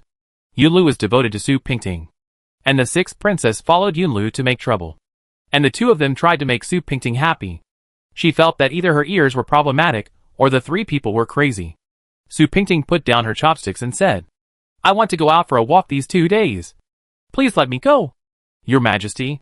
Yunlu's smile froze. Jiyue. There has been chaos outside these 2 days, and it's safer for you to stay in the mansion. Is it dangerous outside? Su Pingting also put down her chopsticks and asked. Yunlu took the tea from the servant and said, Yang Jining has been training these 2 days. There are always soldiers walking around on the street. How can I feel at ease if you go out like this? Su Pingting laughed and said, Isn't Yang Jining very close to the prince? You have to look at the owner before you beat the dog. I don't think Yang Jining has the courage to hurt me. Su Pingting said this deliberately. She wanted to test whether Yunlu was colluding with Yang Jining. She always had a hunch that the emperor was so afraid of Yunlu now, and Yunlu must have taken control of the court. Moreover, the emperor had no room or capital to resist. If so, Yunlu must have also joined forces with a very important person. Who else could this person be if not Yang Jining? Yunlu did not respond. He knew how smart Su Pingting was. There was no benefit in responding to her at this time. Yu Jisha really took over Su Pingting's words at this time to help Yunlu out. Sister is our prince's concubine. Even the emperor has to give face to sister, let alone Yang Jining. The prince did not let sister go out just for sister's safety. Sister, tell me what you want to buy, and I will buy it for you. Su Pingting didn't know why, but she felt very uncomfortable. The prince is probably not thinking about my safety, but is afraid that I will run away. Yunlu felt that this was very harsh, and the tea lid in his hand fell heavily on the rim of the cup. Jiyue, don't say such ignorant words. Just stay in the palace and ask the servants to buy you anything you want. The matter was left unresolved, and Su Pingting was very depressed. She also asked for it. She agreed to marry Yunlu, and walked into this trap step by step. She fell deeper and deeper, unable to extricate herself. Too many things bound her, and she simply couldn't make changes according to her own wishes. Yunlu stayed at her place every day, but not on her bed. One of them slept on the bed in the inner room, and the other slept on the couch outside. Su Pingting didn't have a good look on her face, and she couldn't relax at all. If she really gave Yunlu too many good looks, then things would be difficult. Her idea was simple. As long as Yunlu knew what kind of temper she had, he would naturally get tired of her in the future. But when they were in the plum garden, Yunlu was obedient to her. No matter how she acted, he would let her do whatever she wanted. Now that they were in the palace, he still doted on her. Could it be that Yunlu was really so obsessed with the owner of her face? She was puzzled. Yunlu lay on the couch with half his eyes closed. He knew she was not asleep yet. After thinking it over again and again, he finally spoke. Are you asleep? Pingting originally planned to pretend to be asleep to get away with it, but it looked like he had something to say. She had no choice but to say, no. What does the prince want to say? Yunlu was worried about the lunch incident. Pingting was angry, and he felt bad too. Don't take the lunch incident to heart. I admit that. I didn't let you go because I was afraid that you would take it out on him.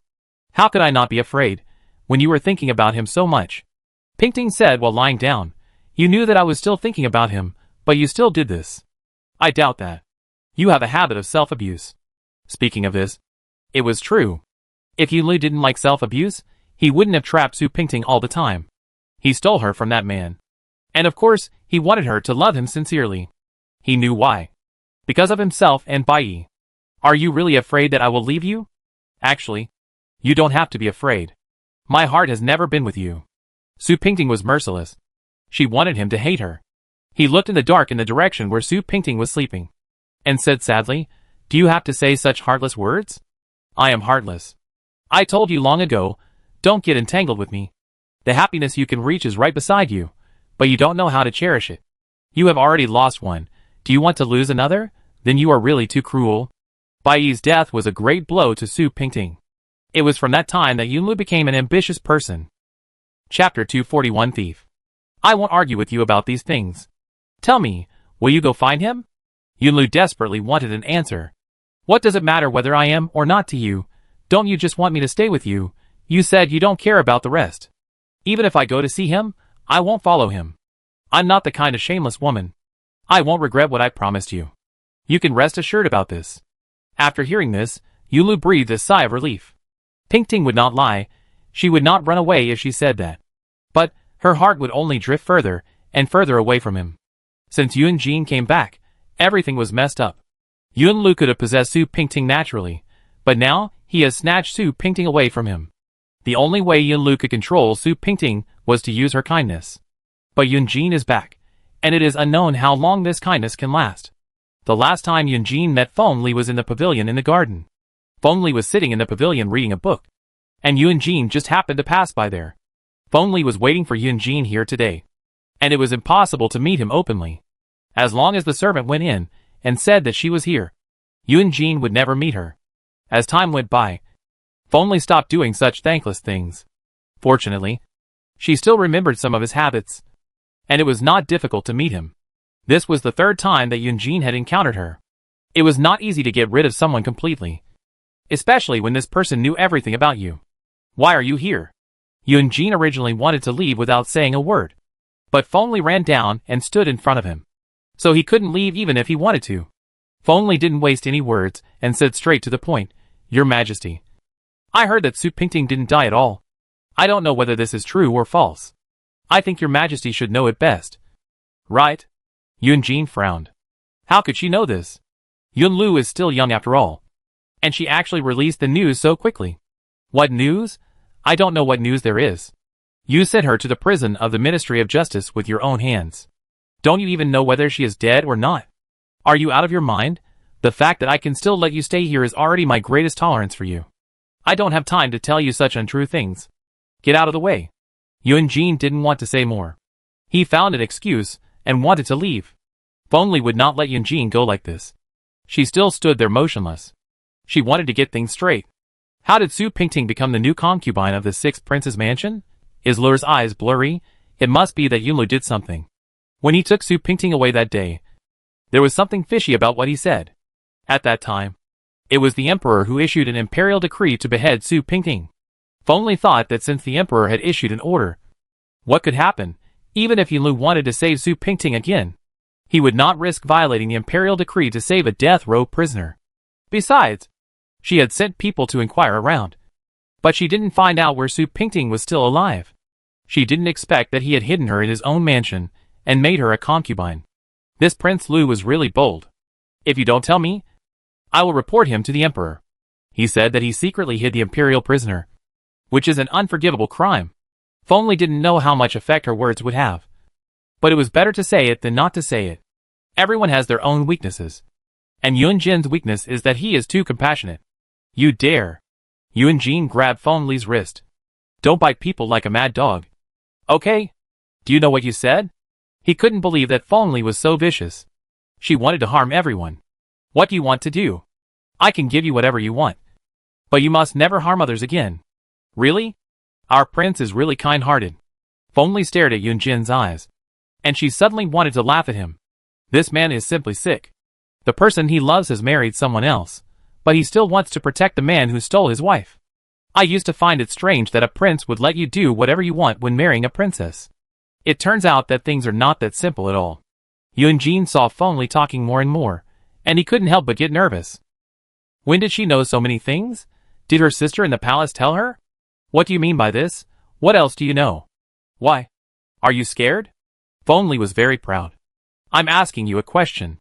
Where did you hear these things from? Did Concubine Li tell you? Yun Jin's hand tightly grasped Feng Li's wrist. Several deep red marks had appeared on Feng Li's wrist.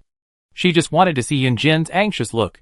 The more anxious and sad he was, the happier she was. She couldn't get it, so why could Su Pingting get it? If Lure hadn't gone to the Sixth Prince's mansion to find Song Duanzi, she might still be kept in the dark. How could she be happy if that bitch Su Pingting wasn't dead? Only when Su Pingting died completely, her life could be happy. You married that bitch to save Su Baiyuan's family from tragic death. Prince, I never thought you would be so merciful. But now, when she heard that you were dead, she turned to marry your brother. Look, this is the woman you love wholeheartedly. Others don't take you seriously at all. When you are doing well, she follows you. When you are in trouble, she marries someone else without any shame. Prince, is this the person you like? Yuan Jin clenched his fists, and there was a burning anger in his heart. He gritted his teeth and said, "What do you want to do?" "What I want is very simple. I want to be a princess." Feng Li smiled. She was determined to get it. Yuan Jin glared at her fiercely. "You are dreaming. Prince, is the position of a princess more important, or your beloved woman and brother more important? You can choose one." Feng Li was absolutely sure that she would not lose this sentence. Yuan Jin suddenly laughed, a sneer. "What are you laughing at?" Feng Li was puzzled. "Of course I'm laughing at your stupidity." Yuan Jin said calmly, "You are simply a fool. Don't you know that Yun Lu is the one who controls the government now? Why is the emperor so obedient to him? It's because he controls the army. In addition, he is now colluding with Yang Jining. Prince Lu is no longer the Prince Lu of the past. Do you think the emperor really doesn't know that Su Pingting is not dead? He must know. And it was he who turned a blind eye and sent Su Pingting from the Ministry of Justice to Yun Lu's mansion." Feng Li listened to this, and his heart was beating. There was nothing wrong with what Yuan Jin said. Could it be that the emperor really sent Su Pingting, the bitch, to Yun Lu to please him? This is not impossible. Yuan Jin looked at Feng Li's face and said, "That's why I said you are stupid. You can't even figure out these things." Chapter 242 Pain Point. As far as I know, isn't your sister trying to please Yun Lu now? How as a sister? You don't know anything about these things? Just go and complain to the emperor, then you will know who is the one who got into trouble without eating mutton. Yuan Jin's words hit Feng Li's pain point. This woman, shrewd enough and stupid enough. If he really didn't say a few harsh words, she might think he could give her a chance to reconcile. "I advise you to stay in the palace, and don't go out to cause trouble. Before I prepare that medicine, enjoy your life. Otherwise you won't have any chance." "Are you threatening me?" "I advise you to think clearly. Whose life is in whose hands? If you make me angry, your precious son will not stand in front of you peacefully." Although Feng Li is not as arrogant as before, Yuan Jin's handle is still in her hand, and she has nothing to be afraid of. "Are you not very smart now?" I said. "You can only be a person living in the Sixth Prince's mansion. You have no right to gain or lose anything. You are alive, which is my greatest kindness to you." Yuan Jin didn't want to see the woman's face. He turned his face to the side where he couldn't see her. Feng Li sneered. She said, "One day, your kindness will become a sharp sword, pointing at your own life. Just wait and see." The two parted unhappily, and they hardly met each other again since then. When the princess was trying to please the Empress Dowager and the Emperor, Concubine Li took control of the power of the harem. The queen had been seriously ill for many years, and would die in the future. Concubine Ro didn't like to be in charge of the affairs of the harem, and Concubine Li was even more arbitrary in the harem. However, she never dared to do anything to Concubine Ro. Although Concubine Ro was gentle, the emperor doted on her like a treasure. The emperor would be extremely anxious whenever she had any problems, and Concubine Li didn't dare to do anything to her. The other concubines were different. As long as she was slightly favored, Concubine Li would try her best to kill that woman. As long as there was a threat to her position, she would not let it go. Concubine Li did not go to the Empress Dowager's palace to pay respects today. She stayed in the palace to listen to the actors' performances. She knew very well that the emperor would not go to the Empress Dowager's palace to pay respects today, and there was no point for her to go. It would be tiring to go every day for a month, and it was necessary to be lazy for a few days occasionally. Eno brought the cooked bird's nest porridge up and offered it to Concubine Li. Concubine Li took the bird's nest, looked at the contents of the bowl, and frowned. "Why is it still bird's nest today? Shouldn't it be the turn of Ganoderma lucidum today?" Eno hurriedly said, "The emperor said that Concubine Ro has been too weak these 2 days, and all the Ganoderma lucidum has been sent to Concubine Ro's palace." "Sent to Concubine Ro's palace?" Feng Li frowned. "Nothing has happened yet, but she can already enjoy all the Ganoderma lucidum in the palace by herself. If something really happens, She will be so angry. Ener saw that Concubine Lee was a little angry, and quickly knelt down with the bird's nest and said, "Your Majesty, calm down, this is not a big deal, it's not worth your anger. Even if all the Lingji in the palace went to Concubine Ro's palace. What does it matter? Now you hold all the power in the harem. Concubine Ro is just confusing the emperor, you are the one that the emperor loves the most."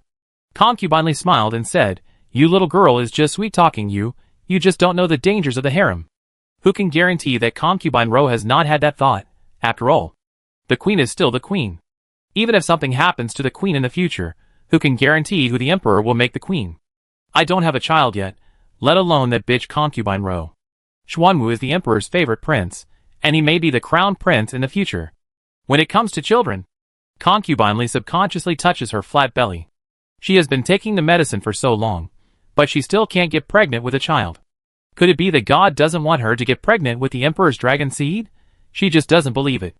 "Ener, is my medicine ready?" Ener replied, "It's ready, but I haven't brought it up yet." Concubine Lee slapped the table and said, "Are you rebelling? You didn't bring the medicine to me when the time came. Is it because I've been too kind to you, that you don't even know who you are?" "No, Your Majesty." Ener knelt down and said, "This medicine is too strong. And Dr. Su has also warned that it should not be taken frequently. Your Majesty has been taking it for several days in a row, and you shouldn't take it anymore." After hearing this, Concubine Lee's anger subsided a little. She said, "I know my own affairs, and you don't need to meddle in my business. Bring me the medicine." Ener didn't dare to disobey Concubine Lee's wishes, so she had to retreat and bring the medicine. Concubine Lee took the medicine bowl, but hesitated to drink it. She stared at the medicine for a long time. She had drunk countless bowls of bitter medicine. She was really fed up with the taste of medicine. But she couldn't rest until she got pregnant. She had to drink the medicine even if she felt like vomiting. Ener felt sorry for her master, so she knelt down and advised, "Your Majesty, let's not drink this medicine. Maybe it will be easier to get pregnant if we let nature take its course." Concubine Lee looked at the medicine and said slowly, "No need. I don't believe that I can't get pregnant with the emperor's child. The child I give birth to must be the best." She gritted her teeth, picked up the medicine bowl, and drank it all.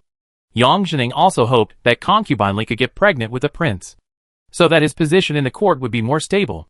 However, Concubine Lee's belly had not moved, so he had no choice. In addition, Concubine Lee's father was a good-for-nothing, so Concubine Lee could only rely on Yang Zhining in the future. Yang Zhining also wanted to connect with Concubine Lee, the big tree in the harem, to increase his own power. Now Yang Zhou's troops are already quite strong, it is not impossible to compete with the palace. As long as the emperor mentions reducing power again, he will be able to say a few hard words.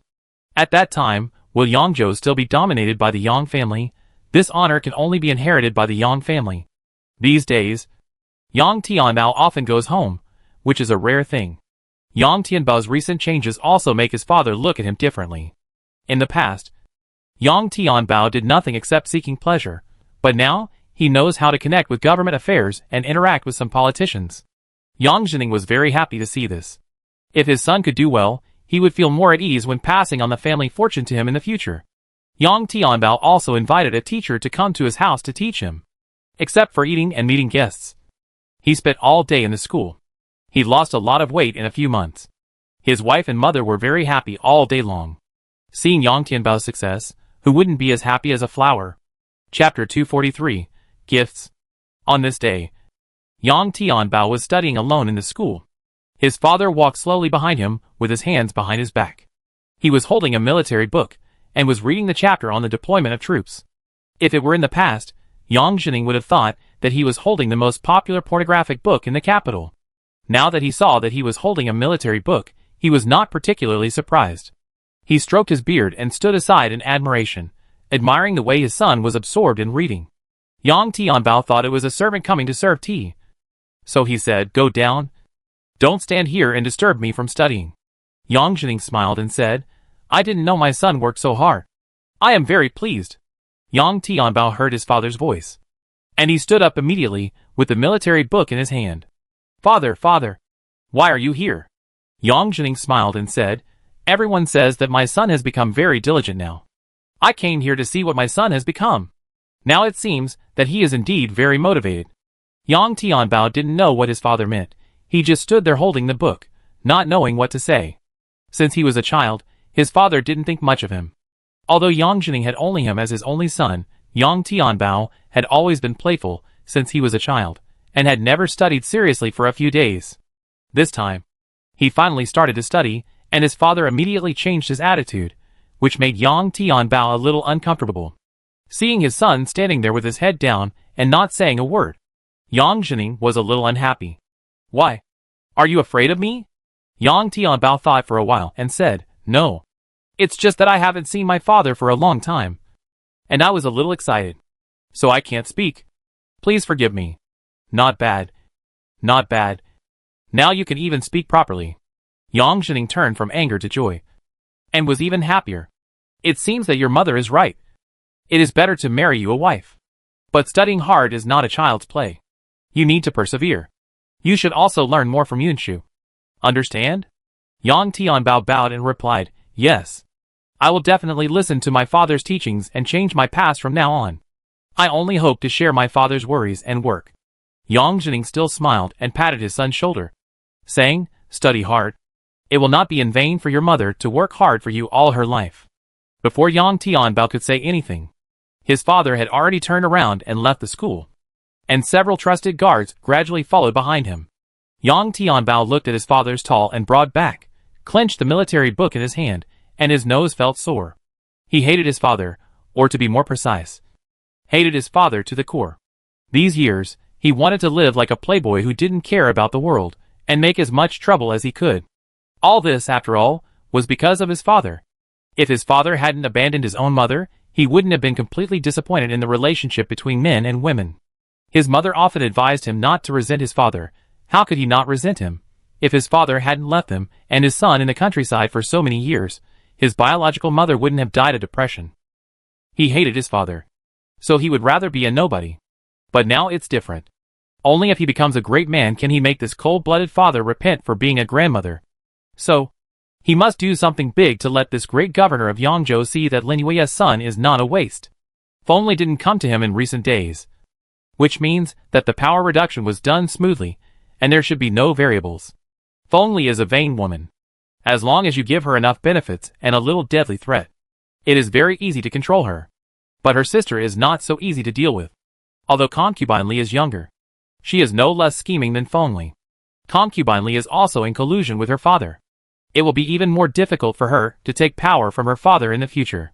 It is better to kill these two sisters early, so that things will be more efficient in the future. "Sir, I heard that the sixth prince just married a concubine. Should we go over to congratulate him?" Fang Cheng has been following Yang Tianbao to serve him with pens and ink. They are about the same age, and played together when they were young. Fang Cheng's parents were well-known servants in the Yang mansion, and Fang Cheng's following Yang Tianbao was icing on the cake. "Why didn't you say it earlier? You should have gone to congratulate him on the wedding day. If you go now, don't you think it's a bit late to flatter him?" Yang Tianbao shook the brush, and the black ink fell on the maid beside him. But the sixth prince didn't tell anyone about his marriage. I also found out from others. Not many people in the capital know about it. Fang Cheng explained. How did the prince marry a concubine without any noise? Is the new concubine afraid to be seen? He picked up the written words and admired himself. "Oh, master, your handwriting is getting more and more beautiful." Fang Cheng's skill of flattery can be said to have been practiced since he was a child. I don't think you have any other skills except flattery. Master, you are wronging me." Fang Cheng brought out a cup of brewed tea and said with a smile, "My loyalty to you is witnessed by the heaven and earth and the sun and the moon." Yang Tianbao smiled while drinking tea. "You haven't read books for many years, but you can say a few nice words. Then, should we pack some gifts and send them to the sixth prince's mansion? You are just talking nonsense." Fang Cheng agreed and was about to go down to do it. But Yang Tianbao suddenly stopped him again. "Wait, it's better for me to go in person. I see that the sixth prince is very concerned about this concubine. If I can give the right gift this time, I might be able to save a lot of effort." Fang Cheng agreed and went down to prepare the gifts. He chose the best things. The pair of night pearls from the South China Sea alone is worth a fortune. Yang Tianbao spent a lot of effort to win over Yunlu. Before Yunlu took over the military power from the fourth prince, Yang Tianbao also said a lot in the court. Although his father had a closer relationship with Yunlu, Yang Tianbao still wanted to build a relationship with the sixth prince. In the afternoon, Yang Tianbao went to the sixth prince's mansion with gifts. The servants led Yang Tianbao to sit in the reception room first. After a while, a man in gorgeous clothes and a crown came out from behind the screen. Yang Tianbao thought it was the sixth prince, and stood up to salute. When he stood up, he saw that it was Zhao Yang, a popular man around the prince. Everyone knew his status around the prince. How many officials were trying their best to get close to Zhao Yang? Unexpectedly, he would be the first one to come out to receive guests today. Yang Tianbao was secretly happy in his heart. It seems that the prince still values him very much. Zhao Yang smiled and said, "Why did Lord Yang come today? I heard that the prince just married a concubine, so I brought a little gift, please accept it." The prince and the concubine. As soon as Yang Tianbao finished speaking, Fang Cheng came to Zhao Yang with a gift. Zhao Yang didn't even look at the gift, but smiled and said, "Our prince appreciates Lord Yang's kindness, it's better to take this gift back." The prince didn't hold a big banquet because he didn't want to let the adults spend money. There is no reason to accept the adults' gifts. Chapter 244 Shopping.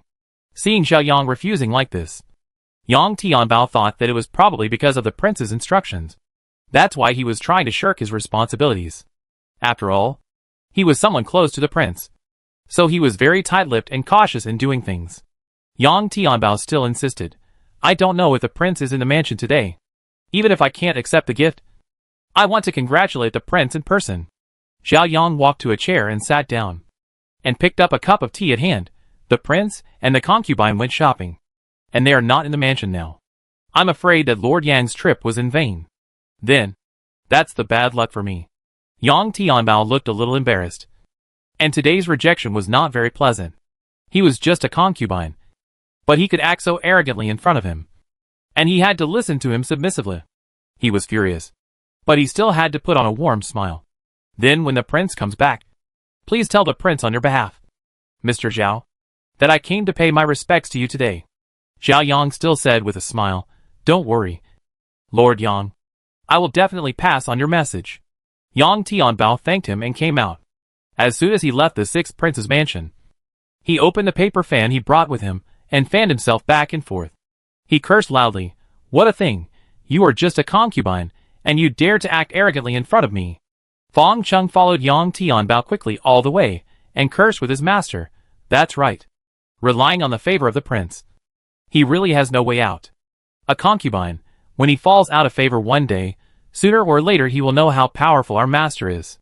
Yang Tianbao suddenly stopped. Fang Cheng almost bumped into Yang Tianbao. Luckily he stopped in time. "Are you saying that it's not that the prince doesn't want to see me, but that Zhao Yang is deliberately making things difficult for me? Is it because we didn't give him any gifts, so he deliberately made things difficult for us?" Fang Cheng laughed and said, "It's possible that's the case. As the saying goes, it is easy to meet the king of hell, but difficult to deal with the little ghosts. Maybe Zhao Yang thinks we are not polite enough, so he didn't inform us." Yang Tianbao propped his chin with a fan, and felt that what Fang Cheng said made sense. Although he often interacted with the prince, he never paid much attention to Zhao Yang. He was dissatisfied, and it was very likely that he would make trouble for himself. "Okay, then go back and ask someone to buy some gifts for me. I don't believe that there is anyone who can't be defeated by money. Yes, I will go and do this for the young master later. I guarantee that Zhao Yang will be obedient to our master from now on," Fang Cheng said with a smile. Yang Tianbao then walked forward and went to the main gate to sit in the sedan chair. The sedan chair was originally parked in front of the sixth prince's mansion, but the servants somehow pulled it to the corner gate. They said that the sixth prince's mansion was going to have distinguished guests, and no strangers were allowed to park sedan chairs at the front gate. Yang Tianbao was just in a bad mood, and he had to go to the corner gate again after hearing this. "It's really strange. We encountered such an unpleasant thing as soon as we got here. What bad luck. It's because there are so many rules in the palace. Sir, don't be angry. Take care of your health." Fang Cheng followed his master and flattered him. The master and servant walked to the corner gate in a bad mood. They almost bumped into a maid because they were in a hurry. It took a long time to get on the sedan chair. Fang Cheng rode a horse and followed Yang Tianbao's sedan chair. Fang Cheng, Yang Tianbao in the sedan chair suddenly called Fang Chung. What's wrong? Sir? The maid who bumped into me just now, did you see what she looked like? He was in a hurry just now, and he only took a glance at the girl. But now when I think back, I always feel that the maid looks very familiar. But I just can't remember where I have seen her. Isn't she a maid in the palace? I don't see anything different, Fang Chung said while holding the reins. No. It must be someone I know. Yang Tianbao lifted the curtain of the sedan chair and said, keep an eye on that maid. And find her for me. Oh. I know. I will do it right away. Fang Chung nodded and bowed on the horse. Trying to please his master, Yang Tianbao fanned himself and thought carefully, who could it be? Why does he look so familiar? Su Pingting followed Yunlu, who was in casual clothes, wearing a white veil. Lu Yun and Wu Xin did not follow. The two walked on the street one after the other. People looked at the couple and thought that they did not look like a newlywed couple. Yunlu walked in front, and Su Pingting followed behind. He originally wanted to walk side by side with her, but she deliberately did not want to walk with Yunlu. It was a very intimate behavior for a man and a woman to walk side by side. They should not have such a relationship. Pingting naturally did not want to make such an intimate gesture with Yunlu. Zhiyue, follow closely. There are many people on the street, don't get lost. Yunlu still looked back at Su Pingting from time to time, as if he was afraid that she would get lost. Su Pingting still hasn't gotten used to the name Chen Zhiyue. Every time Yunlu or other people in the palace say this name, she can't react. I know you go on your way, I know this street better than you. Yunlu suddenly smiled in front. I know, you grew up in the market, you have more experience than me. Pingting muttered softly, you know this again? Originally, Yunlu was unwilling to let Pingting leave the house, but Su Pingting was determined, and he didn't dare to really go against Su Pingting's wishes. He had to put forward a condition. If Su Pingting really wanted to go out, she had to take him with her, otherwise he would never agree. Su Pingting had no choice, anyway. She didn't come out to escape, so if he wanted to follow her, let him follow her. Su Pingting strolled around the small toy stall she often visited, and found it meaningless. She just walked around the street casually, without any goal. She ate the soup dumpling she often ate, but they didn't taste as good as before, and she couldn't eat more after just two. Yunlu always followed her, never saying anything, just looking at her with a kind smile. Why do you always look at me? Su Pingting held a large oil paper in her hand, which contained the leftover buns. Me? Yunlu smiled. I think you are quite cute. Su Pingting got goosebumps all over her body. If she was 15 or 16 years old, she would have been moved to tears when she heard such words. But now, she just laughed dryly, without any excitement. The two walked around North Street for a few more laps, and then took a carriage back. Su Pingting sat in the carriage with her eyes squinting for a nap, and Yunlu looked at her profile with a smile. Are you tired? Or disappointed? Why should I be tired? And what should I be disappointed about? She did not open her eyes. I didn't see the person you wanted to see. Aren't you disappointed? Yunlu's words did not reveal what kind of mood he was in. Su Pingting smiled. I didn't come out to have an affair, but just to relax. You followed me out because you were worried. And you are still worried after you came back. What do you want me to do to make you let go of your suspicion? As long as you don't let go of that man, I won't be at ease, Yunlu said bluntly. He just wanted to let her know how much he cared about her. Even if he let her go out alone, he would not be at ease. Chapter 245, Quarrel. Then you'd better tie me up with an iron chain, so I won't leave you. She said this deliberately to anger him, but Yunlu was not angry, he just stopped talking. Yu Jisha's carriage just arrived in front of the palace.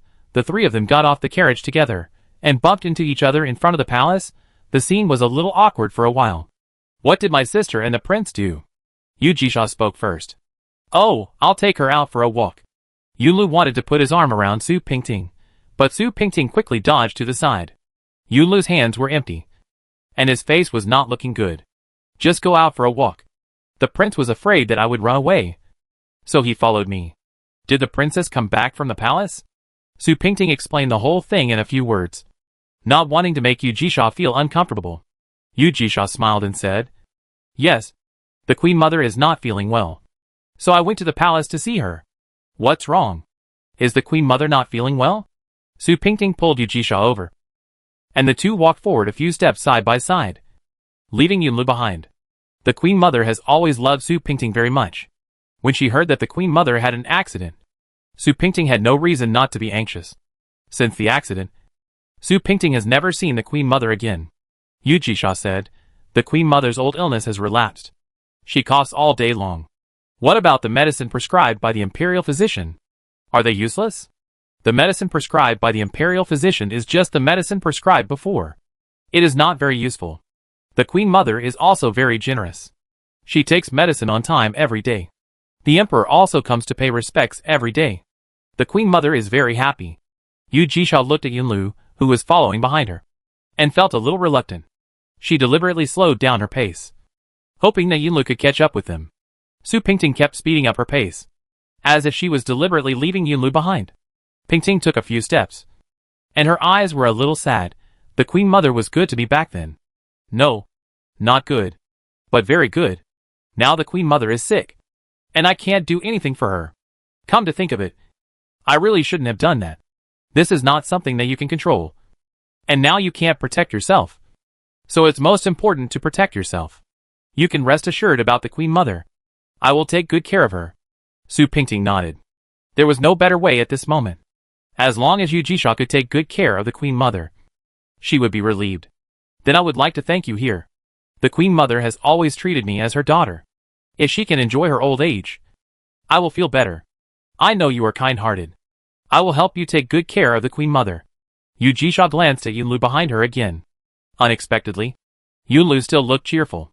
He looked like a heartless, stupid and dumb child. Sister, if there's nothing else, I'll go back first. The prince must be tired. You should go back and rest early. Yu Jisha stopped, bowed to Yunlu, and turned around with Xiao Lingzi. Princess. Xiao Lingzi followed Yu Jisha back to the Jitong reluctantly. Princess. Why should we give the prince to that woman? What nonsense are you talking about? What do you mean by giving the prince to Jiyue? Yu Jisha walked in front, with a faint smile on her face. It was originally hers, and I am returning it to its original owner. Princess, are you confused? Our prince only has you as his princess. All the others keep their men by their side, but you are the only one who wants to push them into the arms of another woman. I really don't know what you mean. Princess, if the prince is really bewitched by that woman, then what should you and the prince do? Yu Jisha just looked at the blossoming flowers and trees around her without saying a word, and walked forward on her own. Princess, why are you silent? Did I say something wrong and upset you? Xiao Lingzi followed her master closely, refusing to lag behind. You didn't say anything wrong. Everything you said was right. One day, the prince will leave me, and I will become a lonely person. But all this is not because of Chen Jiyue. Xiao Lingzi, do you understand? Yu Jisha had a warm smile on her face, which was a little scary. Xiao Lingzi shook her head in confusion. I don't understand. Princess, I don't understand what you are saying at all. If the prince doesn't want you anymore, isn't it because of that woman? When a man leaves a woman, it's not because the man has another woman. Yu Jisha looked at Xiao Lingzi and said meaningfully, why is that? It's because the man no longer has compassion for the woman. Of course, this is when there is no love between the two. Yu Jisha's eyes were full of melancholy, as if she had seen the same melancholy future. Princess, what you said, Xiao Lingzi really doesn't understand more and more. Xiao Lingzi looked at the tearful sixth princess, and was completely confused. Yu Jisha wiped the tears that had not yet fallen from the corners of her eyes with a handkerchief, and then instructed, don't talk nonsense when you see the side princess in the future. Understand? You are still young, there are some things you don't understand, so don't talk nonsense. Xiao Lingzi said, although I don't understand, Xiao Lingzi knows that if anyone bullies our princess, I can't watch you being bullied. Yu Jisha touched Xiao Lingzi's chubby face, smiled with relief. I'm very happy that you can think of me like this. No matter what happens in the future, I will find a good way out for you. Xiao Lingzi nodded as if she understood, but she still didn't know what the princess meant. Yunlu and Su Pingting returned to Lu Fanjuan together. Lu Yuan and Wu Xin served tea to the two of them, and dared not say a word. The two masters sat opposite each other without saying a word, and the atmosphere was a little strange. What do you mean by what you said to Jisha today? Are you so unwilling for me to accompany you to go shopping? Yunlu did not drink tea either, and said this while sitting there stiffly. Su Pingting picked up the teacup instead, and said leisurely, yes. I took away someone else's things. How can you still be so confident? Are you mocking me? Yunlu stood up, and kept looking at Su Pingting. I'm not mocking you, but myself.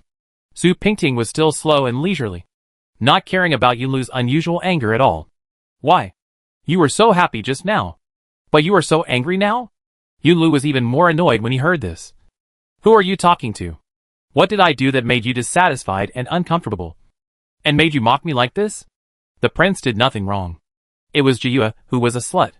He stayed here with the prince and refused to leave, and made the prince angry. Chapter 246, Coming to my door. I know, you just want to make me angry on purpose. Do you think I don't know what you're thinking? The more you do this, the more scared I am, and the less I dare to let go easily. Yunlu simply broke the window paper. He didn't want to beat around the bush with her anymore. Pingting saw Yunlu so straightforward.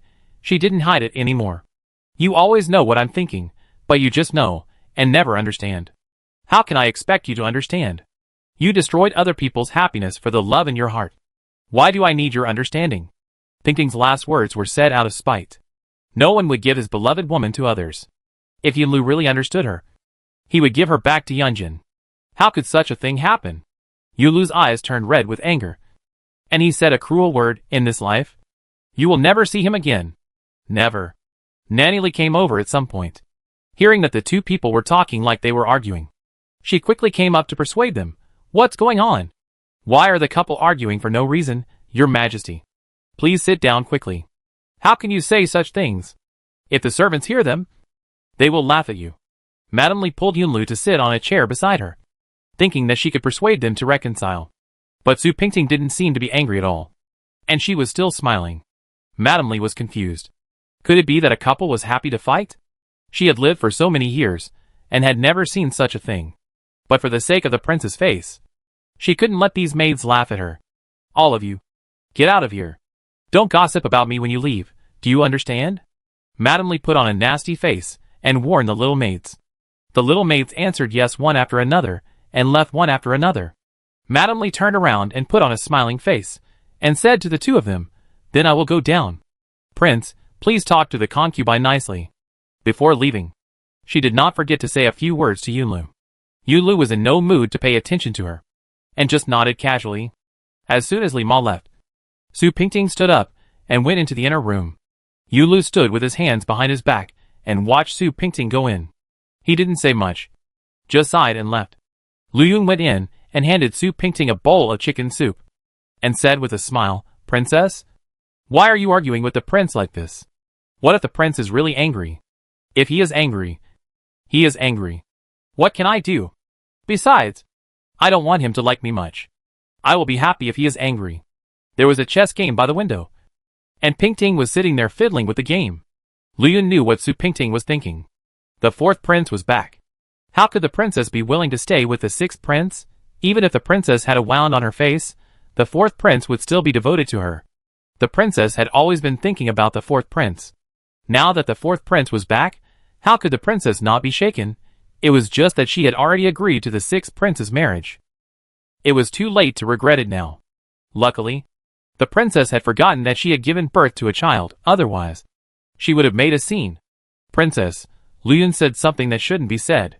You are now the concubine of the sixth prince. It's more important to keep things calm. Lu Yun didn't dare to say such words, just because he was afraid that the princess would have some strange ideas again, which would be bad. Do you know how Feng Li is doing these 2 days? Since she heard me, I haven't settled accounts with her yet. When Pingting heard Lu Yun mention the 2 words in the past, the 2 words Feng Li suddenly popped up in her mind. The grievances between the 2 of them are long, and Yunjin can't help but deal with Feng Li when he comes back this time. Thinking of this, she is very curious about Feng Li's current situation.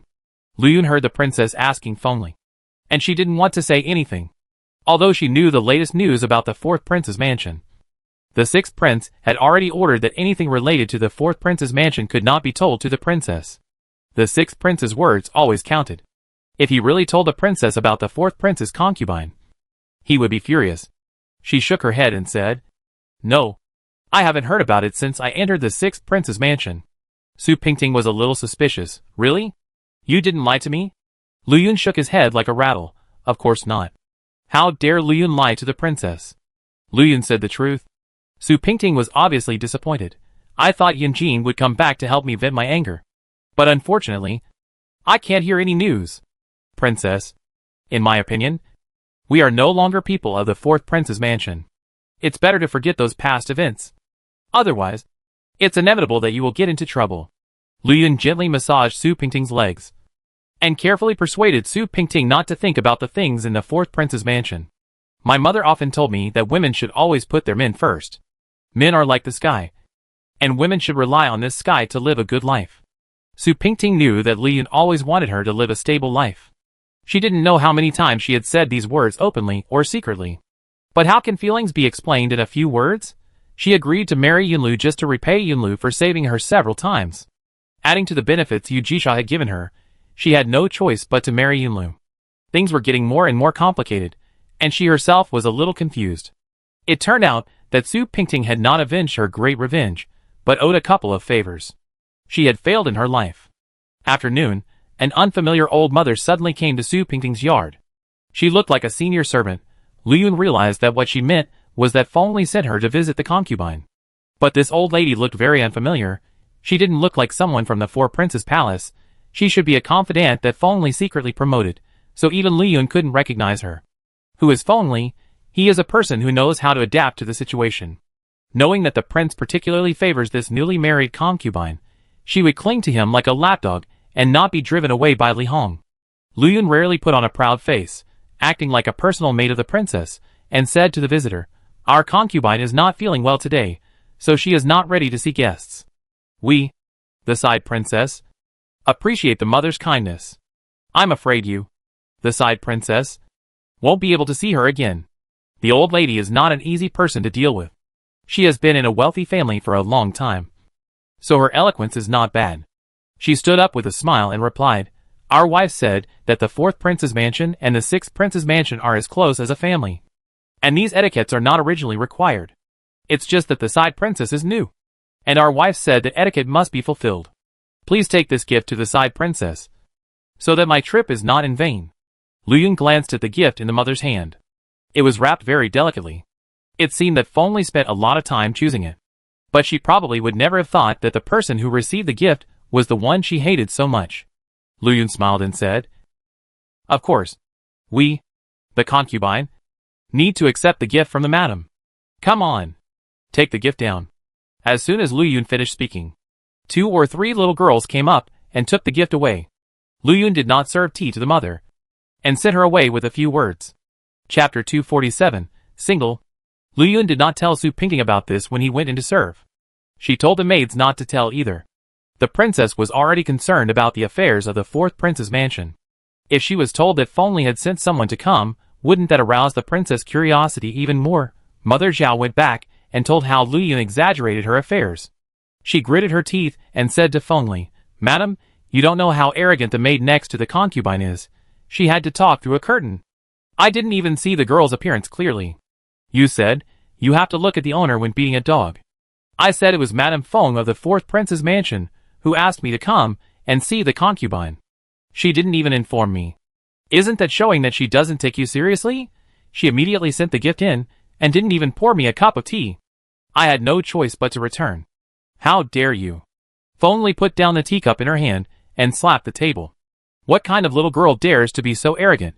You really think she is a maid next to the concubine? Right? You will take people to tear her mouth apart tomorrow." When Le Er heard that Feng Li was really angry, she hurriedly advised, "Madam, don't be too angry. It's not necessary. It's really not necessary." Turning to Zhao Madam, she said angrily, "Zhao Madam, you are too talkative. These words are not worth talking about here. Why don't you go down?" Mother Zhao knew how powerful Lur was, and nodded and agreed to go down. Feng Li was still angry, and pointed outside and ordered, "Send someone to the sixth prince's mansion to find that little girl to argue with her tomorrow. I don't believe that she is more precious than the master." "Madam." Lur smiled and said, "You don't know Mother Zhao, you are old, and you can't stand any idleness. Although the sixth prince's mansion is not polite, I don't think it will be so arrogant. I'm afraid that Mother Zhao is exaggerating. If you just go there, won't it hurt the harmony between the two sides?" Feng Li finally let go of this breath, thought about it, and felt that Lur's words made sense. But it is a fact that she is disrespectful to me. Otherwise Mother Zhao would not be so angry. I know that the new concubine is not an easy person to deal with. Even if the concubine is not an easy person to deal with. Madam, we are not afraid of her. Right? Is there anything that our madam can't handle? Madam, please relax. As long as concubine Li is here, we are not afraid of anything. Lur flattered Feng Li as usual. How could she know Feng Li's current situation? She thought Feng Li was the favorite concubine of the palace, who had everything she wanted. But she didn't know that Feng Li was now being emptied out inside and out. Apart from the support of concubine Li, what else could she rely on? So what do you think? Should we build connections with this concubine? Yu Jisha is unreliable. I'm afraid it's easier to win over this new concubine. Feng Li estimated the situation herself, and still felt that this concubine was a little interesting. Lutair followed Feng Li's meaning and said, yes. This concubine is new, so it's easier for us to win her over. Moreover, I heard that the sixth prince likes this concubine the most. This situation is even more serious than that of the White Princess back then. Feng Li was surprised when he heard this and said, why? This little girl makes the sixth prince more attracted to her than the White Princess back then? That's not true. Lutair got excited when he heard the words and whispered in Feng Li's ear, I heard that the sixth prince loves this concubine like a treasure. And the Jade Princess is completely left aside. I heard that this woman's surname is Chen. And her name is Jiyue. She is a country girl. And her family is a minor official. The prince was drugged by some drug and insisted on marrying her as a concubine. Chunju. Why is she called such a name? She doesn't sound like a lucky person. Feng Li curled his lips, looking disdainful. Why do these men like such petty women? What's so good about country girls? Lur said. That's right. What's so good about these girls from small families? How can they compare to ladies from big families, like our wife? Your Majesty, you are just trying to have something new for a while. But you will give up after the newness wears off. Feng Li looked at Lutair. This girl is very clever. She looks like a smart person. But she is too smart. You girl. Why are you so sweet? I am not flattering you. My master. These are all my true words. Who can compare to the appearance and character of Madame?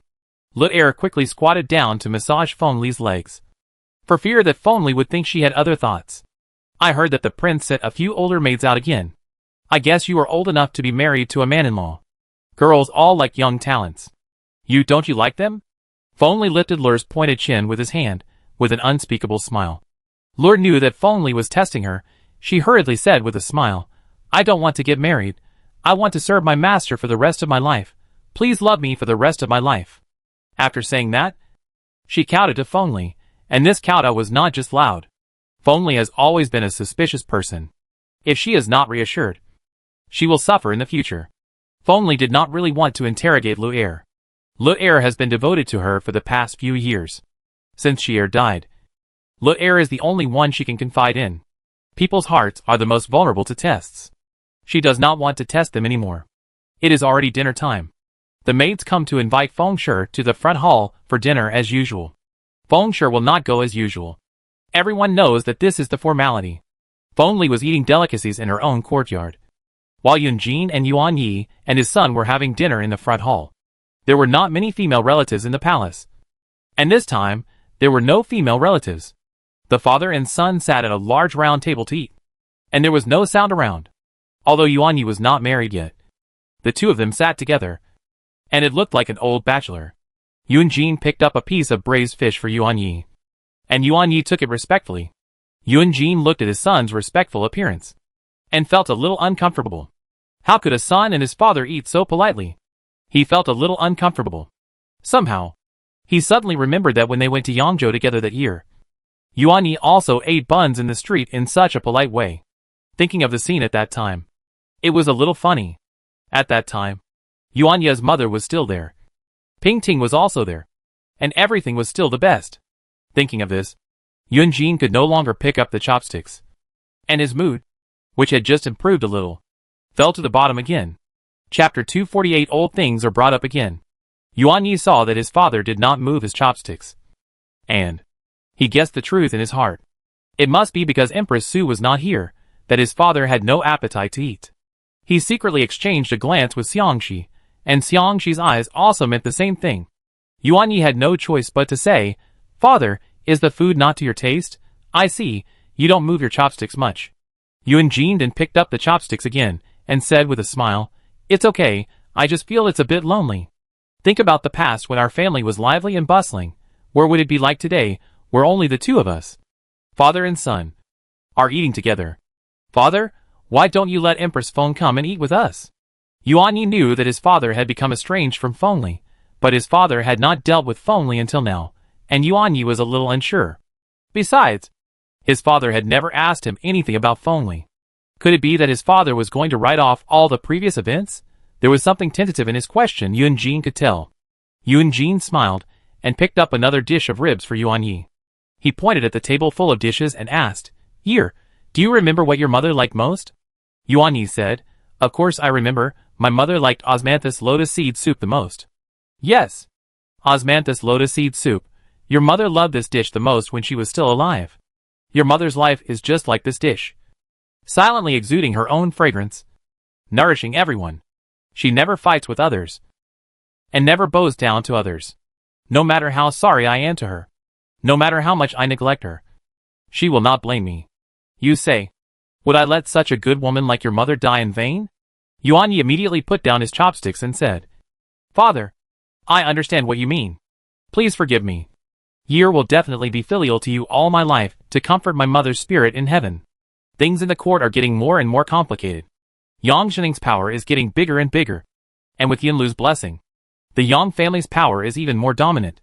Yunjin advised Yunlu more than once not to have too close and frequent contact with Yang Zhening, but Yunlu always agreed verbally, but did not take it seriously in his heart. Yang Zhening was connected with the power of Prince Lu, so he could get whatever he wanted in the capital. Yunjin was not sure of Yunlu's thoughts, and Yunlu had no need to connect with Yang Zhening.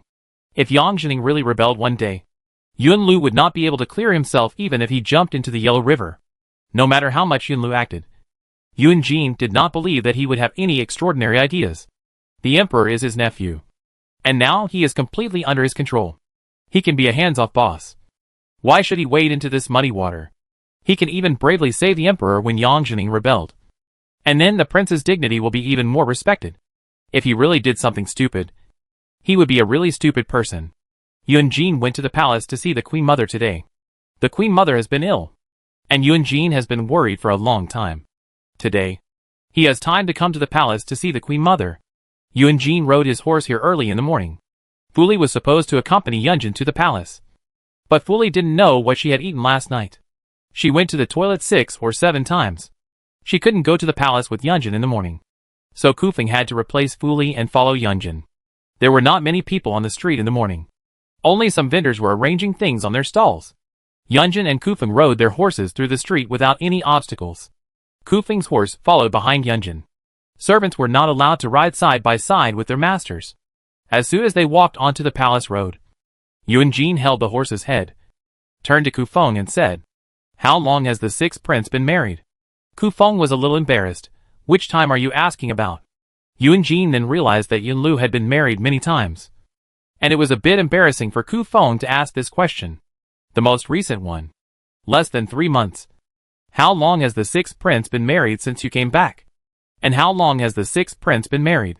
Kufeng answered truthfully, and didn't understand why the prince suddenly asked about this matter.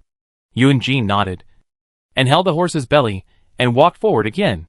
The Queen Mother had been ill for a long time, and the whole palace was filled with a strong smell of medicine. When I first came in, I thought I was in a pharmacy.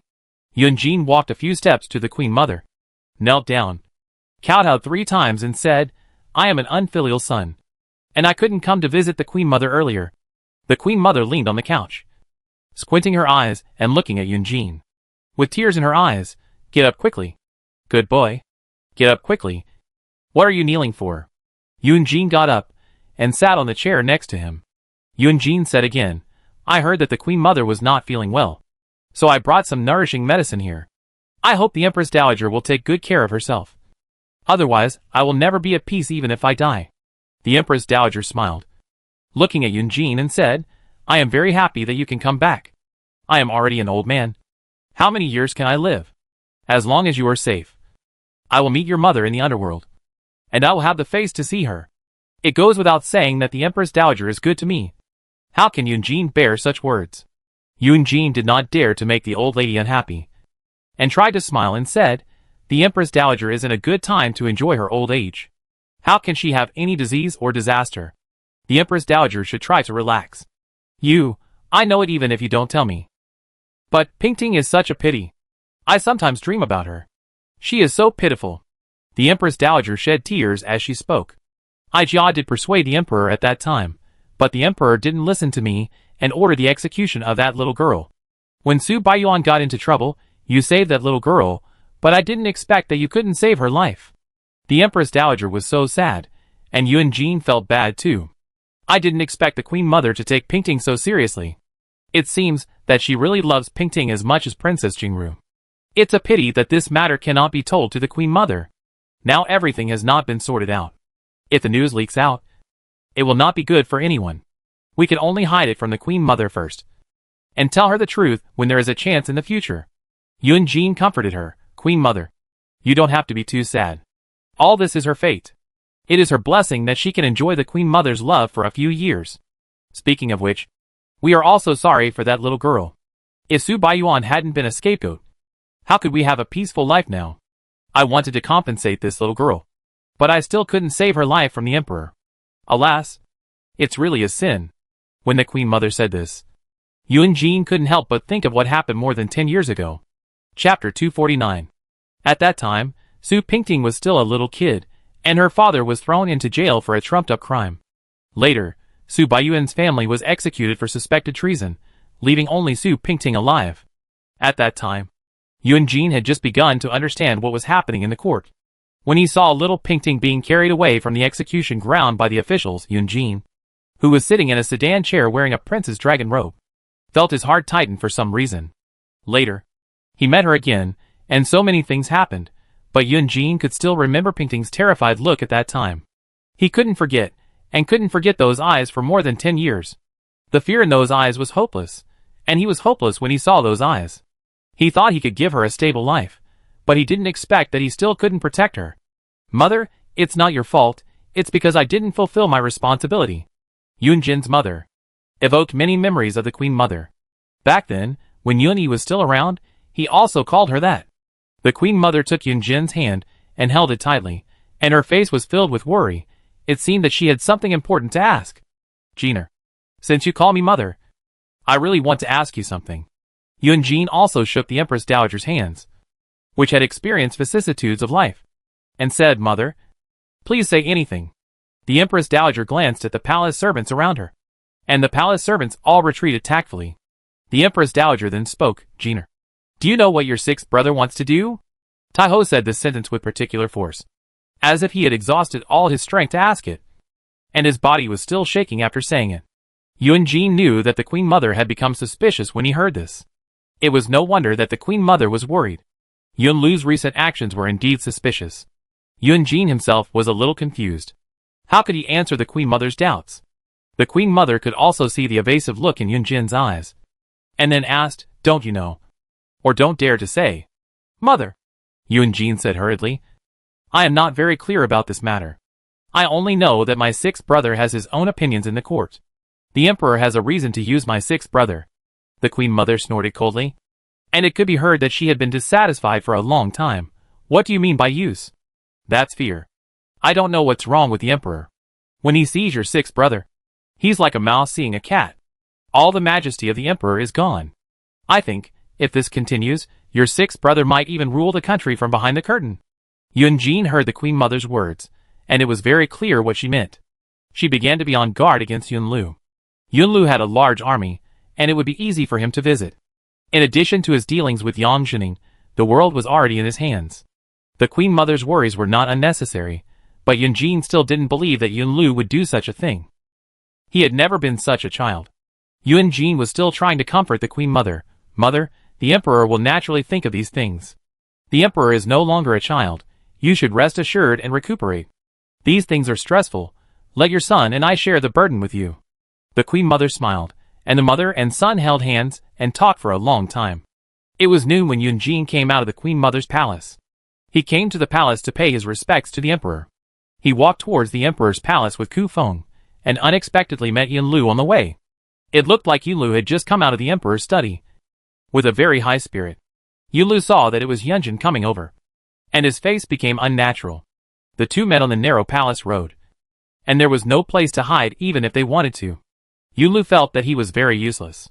Since his brother came back, he had never had the courage to face his brother, even though he told himself again and again that he had nothing to do with him. But every time he saw his brother, he didn't know how to face him, and even had a desire to run away. This is a sign of being useless. And he doesn't know why he is so useless. Yunlu pretended to smile and said to Yunjin, "Sixth brother pays respects to the emperor." Yunjin stood with his hands behind his back and watched his brother pay respects to him according to the rules. And his heart was chilled. The sun was very bright in the capital today, but it didn't feel warm on his body. Yunjin said, "Get up." The two stood there and couldn't say anything else. The last time they met was in the court. They argued endlessly about the diversion of the Yellow River. Now that there is no politics, when we meet like this, I can't say a word. I heard that you and Yang Jining and his son have been very close to the princess recently. I wonder if it's true. Yunjin didn't want to bring up this matter, but somehow he brought it up. When Yunlu heard that they were talking about this matter, he had a defensive thought in his heart. So what, is it that fourth brother is not very confident about my relationship with Lord Yang? Yunjin said. It's not that I am not confident about your relationship with Lord Yang. It's that someone else is not confident about my relationship with Lord Yang. Who is it, Your Majesty? Yunlu interrupted Yunjin. His attitude was a little arrogant. Yes, he didn't want his fourth brother to still treat him as a child. He needed to be recognized, especially by the man in front of him. Yunjin didn't answer, but said, "Don't worry about it. I'm just asking casually. I'm afraid that what my brother wants to ask me is far more than these things." Right? Yunlu also turned around, and his tone was full of jealousy. Jealous of Su Pingting's obsession with her, jealous of him getting the love of a woman completely. Seeing that the conversation between the two had reached an impasse, Kufeng had to intervene. "Prince, it's getting late. We should go to see the emperor." The situation was so deadlocked that Yunjin had no choice but to go around Yunlu and move forward. Yunlu suddenly reached out and grabbed his arm and asked him a very heavy question. "Fourth brother, are you still thinking about her? Is it so important whether I think about her or not?" Yunjin raised the corner of his lips helplessly. "If you don't have confidence in your own love, why bother asking others?" Yunjin gradually walked away, leaving only Yunlu and his servants on the palace road. He was thinking about what Yunjin had just said. Does he really have no confidence in his relationship? So he was anxious to get others' approval. As soon as Yunlu returned to the palace, he went straight to Su Pingting's bedroom. Unexpectedly, he ran into Zhao Yang on the way. I don't know what Zhao Yang has been busy with these days. It has been a few days since he came back to the palace to serve. When Yunlu saw him coming, he stopped him. "Wait a minute, where are you going?" Zhao Yang bent down and answered, "I'm going out to look at calligraphy and antiques. I haven't seen you for a few days. You have become an antique dealer. I heard that you are addicted to antiques recently. Be careful. There are many scammers in the market for this kind of things." Yunlu kindly reminded him. "Yes, I know." Zhao Yang still bent his waist and did not raise his head. Yunlu ignored him and went straight to Su Pingting's yard. Chapter 250, Usurpation. As soon as Yunlu entered the room, he heard bursts of laughter coming from inside, like the sound of many maids playing in the room. It was rare that Pingting was in a good mood and was willing to play with the maids. Yunlu could feel a little relieved. As soon as he lifted the curtain and went in, he saw Pingting seemed to be holding a fat baby in her arms, and Yu Jisha was sitting next to her, playing with the child. It turned out that Yu Jisha came over with the child. No wonder the room was so lively. He had no choice but to join in the fun and cheer Su Pingting up. The little maid reported that the prince had come, and everyone knelt down to pay their respects. Yunlu hurriedly asked everyone to stand up. But the atmosphere was far less lively than before. Pingting just sat aside holding the child, saying nothing. The maids didn't dare to joke when they saw that the prince had returned. They all stood aside respectfully, doing their own things. Yunlu suddenly felt a deep sense of guilt, as if he had ruined this happy atmosphere. He had no choice but to cough twice, and approached Su Pingting, stretched out his hand, and smiled at Yuan Shu. "Sure. Be good, let daddy hold you. Okay?" Yuan Shu wore a red tiger hat with golden eyes on his head, buried his head in Su Pingting's arms reluctantly, and tried his best to stay away from Yunlu. Yunlu's two open hands were a little awkward, and he didn't know how to react for a while. It was Yu Jisha who came over and took the child from Su Pingting's hands, and put him in Yunlu's arms with a smile. Jisha said to Yuan Shu, "Silly child, you don't even recognize your daddy. Right? Look, who are you staring at? Yuan Shua was only half a year old. How could he understand what his mother said? He was just unhappy because he saw that the person holding him was unfamiliar. But after hearing his mother say this, he seemed to understand, and no longer resisted like before. With two watery eyes, he looked at his handsome father in a golden crown and yellow clothes with some curiosity. Yunlu smiled and said, "Look, this kid has been looking at me." It is not difficult to hear that there is a kind of proud and boastful element in these words. Pingting picked up the green glazed tea bowl and said meaningfully, "I can't see my father for a few times a month, so I have to take a good look at him." "Your Majesty, you haven't come to see Yuan Shua?" This remark hit the nail on the head. Yunlu's face was burning red as if he was slapped. He stuttered, my prince has a lot of official duties, so how can I have time to come back and see Yuan Shua?" Su Pingting put down the teacup and said slowly, "Your Majesty has a lot of official duties, and has no time to see Yuan Shua, but he has time to come to me every day. He even has time to stare at me and walk with me on the street. Your Majesty, you are really busy, aren't you?" Su Pingting's words were full of thorns, and they pierced Yunlu's heart accurately. She did it on purpose. Since he didn't care about his wife and children, she would remind her.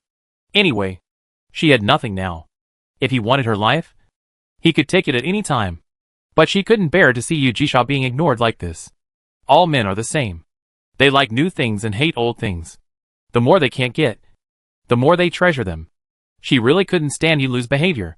She had to make him look bad. Yunlu's face turned redder. He said angrily, "The servants are all here. You, as a master, shouldn't talk nonsense." After that, he ordered the nurse, "Take the child away." The nurse saw that the situation was not right, and quickly took the child away. The maids also retreated very tactfully. There were only 3 masters left in the room. Yunlu lifted up his robe and sat down, saying to the 2 of them, "I am very happy that you 2 can get along so well. Jisha, I give Yuan Shua to you wholeheartedly. I hope you will not let me down, and can educate Yuan Shua into a talent." Jisha was of course very happy, and said hurriedly, "This is originally my responsibility. Your Majesty can rest assured." Pingting looked at Yunlu's yellow robe with python patterns on her body, and was very puzzled. This yellow is not the color that the prince should wear. The prince can only wear dark yellow, or yellow with red. Only the emperor can wear such a striking yellow. Yunlu walked around in such a swagger. "Isn't this crazy? Your Highness, did the garment bureau send the wrong clothes to you?" Pingting looked at Yunlu suspiciously, not believing that Yunlu didn't know that the clothes were not the color he should wear. Yunlu looked down at his clothes, nodded and said, "Yes, this is the dragon robe made for me by the garment bureau." Yu Jisha also looked at Yunlu's dragon robe, and was a little surprised for a moment. It was indeed pure yellow. Yunlu walked around the palace wearing such clothes, which was really a bit too bold. "Your Highness, this is pure yellow. How can you wear pure yellow? If the emperor knows about this, it will be a big deal. Take it off quickly." Yunlu then realized that the 2 were worried about this matter. He smiled and said nonchalantly, "So you are talking about this matter. It's okay. Even if the emperor knows about it, it's okay. You don't have to worry." Chapter 251. What do you mean by that? Could it be that you can still be on an equal footing with the emperor? Are you crazy? Pingting almost touched his head to see if he was confused by the fever. "Take it off quickly. If outsiders see it, it will be troublesome. I have already said that nothing will happen. You 2 women should not worry about it." Yunlu stood up and said to the 2 of them earnestly, "As long as you 2 don't make trouble for me, nothing will happen. Do you understand? I will go to the study first." As soon as Yunlu left, Yu Jisha grabbed Su Pingting and asked worriedly, "Why does the prince talk like this? This is a crime against the emperor. Why doesn't the prince care at all?" Su Pingting was much more puzzled and curious than Jisha.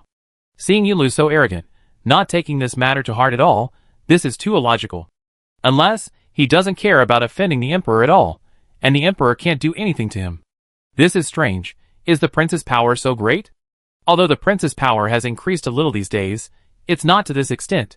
I really don't know. Yu Jisha stared at Pingting blankly. Her heart was in a mess. "I really didn't know that the prince was so powerful, sister. I really didn't know." "I believe you. I didn't marry him just to save the 6th prince's mansion. There were other reasons. You don't have to blame yourself." Pingting held Yu Jisha's hand. The 2 were thinking about this matter when they heard the little girls outside saying, "Report to the princess and the concubine." The wife of the 4th prince's mansion wants to see you. Why is she here? Su Pingting frowned, and a feeling of nausea suddenly came up. I haven't gone to find her yet. But she came to my door. Yu Jisha was also very worried. What should I do? It seems that she came to see you specially. If she sees you, things will be bad. She will definitely make a scene known to everyone. And we will have no way to deal with it. Pingting didn't think so. Look at Yulu's attitude today. He is not afraid of the emperor at all. Even if this matter is exposed, it will not hurt the prince in the slightest. Let her in. I will come out later. I want to see what tricks she is going to play. Jisha nodded, and waited for Su Pingting to hide behind the screen before asking someone to let Fengli in. Fengli was dressed in a flashy way, and those who didn't know would think she was here for a blind date. It seems that she has put a lot of thought into winning over the favored concubine. Lure's hands were piled high with gifts. Fengli came in with a smile, and when he saw Yu Jisha sitting inside, his smile immediately froze. This is terrible. I came to win over the concubine and ran into the princess. How could my luck be so bad? Fengli had no choice but to bite the bullet and go forward to pay his respects, and in his heart, he was thinking about what he should say next to resolve this inexplicable embarrassment. Yu Jisha was wearing her homely stone blue clothes, and she sat on the couch and smiled meaningfully at Fengli. As soon as Fengli sat down, she said, Madame Feng, how come you have time to come to our 6th prince's mansion today? Since you are here, why don't you come to my room first? Do you think I am not treating you well enough? So you don't want to come? Fengli smiled and said, what are you talking about? 6th prince's concubine? I just passed by the concubine's yard first. So I came to see the concubine first. The concubine just came to the mansion. And I should come to see her first. I have no intention of usurping the throne. Please don't blame me. 6th prince's concubine, Fengli, and Yu Jisha have never had any friendship. When Fengli came to win over Yu Jisha before, she was defeated. Now she is using the same trick to win over Su Pingting again. It would be strange if Yu Jisha is happy. But Yu Jisha never cared about these things. Fengli also knew that Yu Jisha did not participate in the games between the royal women. So she did not take this matter seriously. She drank the good tea served by the maids and stopped talking. Su Pingting hid behind the screen and watched Fengli pretending there. She thought it was quite interesting. In the past, he fought with her to the death. But now he felt that he was not so angry when he saw her. She even felt like laughing. As for why she was laughing, she was probably laughing at the fact that Fengli's calculations were all in vain. She quietly walked back to the inner room to prepare for the scene that she would come out of later. Jisha was not angry either. How could she be angry? She was always the most generous. She would ignore anyone who was not someone she cared about. And she would also ignore anyone who had not done anything unforgivable to her. Even if she was really angry, she would not show it. However, Fengshe almost killed Su Pingting. And just this one incident made Yu Jisha feel disgusted with Madame Feng. I came to see the side princess. But unfortunately, she is taking a bath. Madame Feng, please wait with me. She may come out at any time. Madam, you have a lot of gifts. If you don't give them to the side princess in person, how can you feel comfortable? Jisha's words were all mocking Fengli. How could Fengli not know what she meant? I didn't expect that this princess of the Jade clan, who usually has the most pure heart and does not fight with others, would actually say such harsh words. It really proves the old saying, you can't judge a person by his appearance. And you can't measure the depth of the sea. Fengli replied, Sister, you don't know the rules in our 4th prince's mansion. Our 4th prince always prepares a generous gift for the royal family to marry. After preparing the generous gift, this generous gift must be given by a proper person. The prince asked me to give this generous gift to the side princess. It can be seen that our 4th prince is very close to the 6th prince. This gift is not light. Yu Jisha said with a smile. Giving gifts is a small matter. I am afraid that the lady will not be happy with this gift. Which is a big matter. Fengli heard that Yu Jisha's words had a hidden meaning. She put down the teacup and said, What does the princess mean? I have never heard of giving a gift that is not happy. Please teach me. Princess. Before she finished speaking, she heard a maid in the inner room say, The side princess is seeing the guests. When Fengli heard that the side princess was coming, she stood up immediately and prepared to pay her respects in a proper manner. Su Pingting hadn't arrived yet. But she said, Why didn't you tell me that my sister and madam had arrived? Zhiyue should have come out to greet them. Feng Li's ears were extremely sharp. When she heard the noise, she felt that it sounded familiar. But even though it sounded familiar, she couldn't remember whose voice it was. When she came to her senses, Su Pingting had already walked through the layers of beaded curtains and came in front of the two of them. Pingting was wearing a scarlet robe, and on top of the clothes was a layer of fine gauze from the western regions. The scarlet dress was embroidered with all kinds of patterns, and the sleeves were covered with all kinds of cloud patterns. She had a big bun on her head, decorated with only a few kingfisher jewels. A long and exquisite silver tassel pendant hung from the middle of the bun, and she looked so elegant that she looked like a god from heaven who had come down to earth. Chapter 252. Enemies are particularly jealous when they meet. Feng smiled and bowed, saying, "I pay my respects to the side princess." Su Pingting stood in front of her and smiled faintly. She didn't know what she should feel at this moment. This was the woman who almost killed her. No, the woman who almost killed her twice. She was a little bit unable to say the two words, "Please stand up," but she still said it. All the hatred was concentrated on these two words. She said, "Madame Feng, please stand up." Feng stood up happily, and her eyes just met Su Pingting's face. At this moment, even Yu Jisha beside her held her breath. What a wonderful play. More wonderful than those plays on the stage. More twists and turns. Feng Li's eyes widened, looking at the beautiful woman in front of him and unable to say a word. After a while, she pointed at Su Pingting. You are not. I am the new concubine of the sixth prince. Madam. Su Pingting calmly pressed down the finger that Feng Li pointed at her and told her word by word. You're talking nonsense. Feng Li's eyes suddenly turned red. You are obviously. Su Pingting almost covered Feng Li's mouth. Feng Li stared at her in horror. I don't know where Su Pingting got the strength from. Feng Li struggled several times, but couldn't get away. Su Pingting leaned close to her ear and warned her softly. I advise you not to talk nonsense. You should know that you are in the sixth prince's mansion now, not the fourth prince's mansion. If something happens to you here, as long as I say it was an accident, no one else will say no. Do you understand? Madame Feng? Feng Li looked at Yu Jisha for help, but Yu Jisha still looked at her with a smile, and had no intention of helping her. That smile was no longer as comfortable as before, but rather terrifying. Feng Li was covered and couldn't say a word. She felt a numbness on her back. Xiaolingzi's hands and feet were also held down, so she couldn't save Feng Li even if she wanted to. She could only shout, Princess! What are you doing? Our lady came to see you with good intentions. But why do you treat my lady like this? Su Pingting asked Feng Li with a smile. Did you understand what I just said? Feng Li nodded obediently, not daring to look into Su Pingting's eyes. Su Pingting then let go of her hand.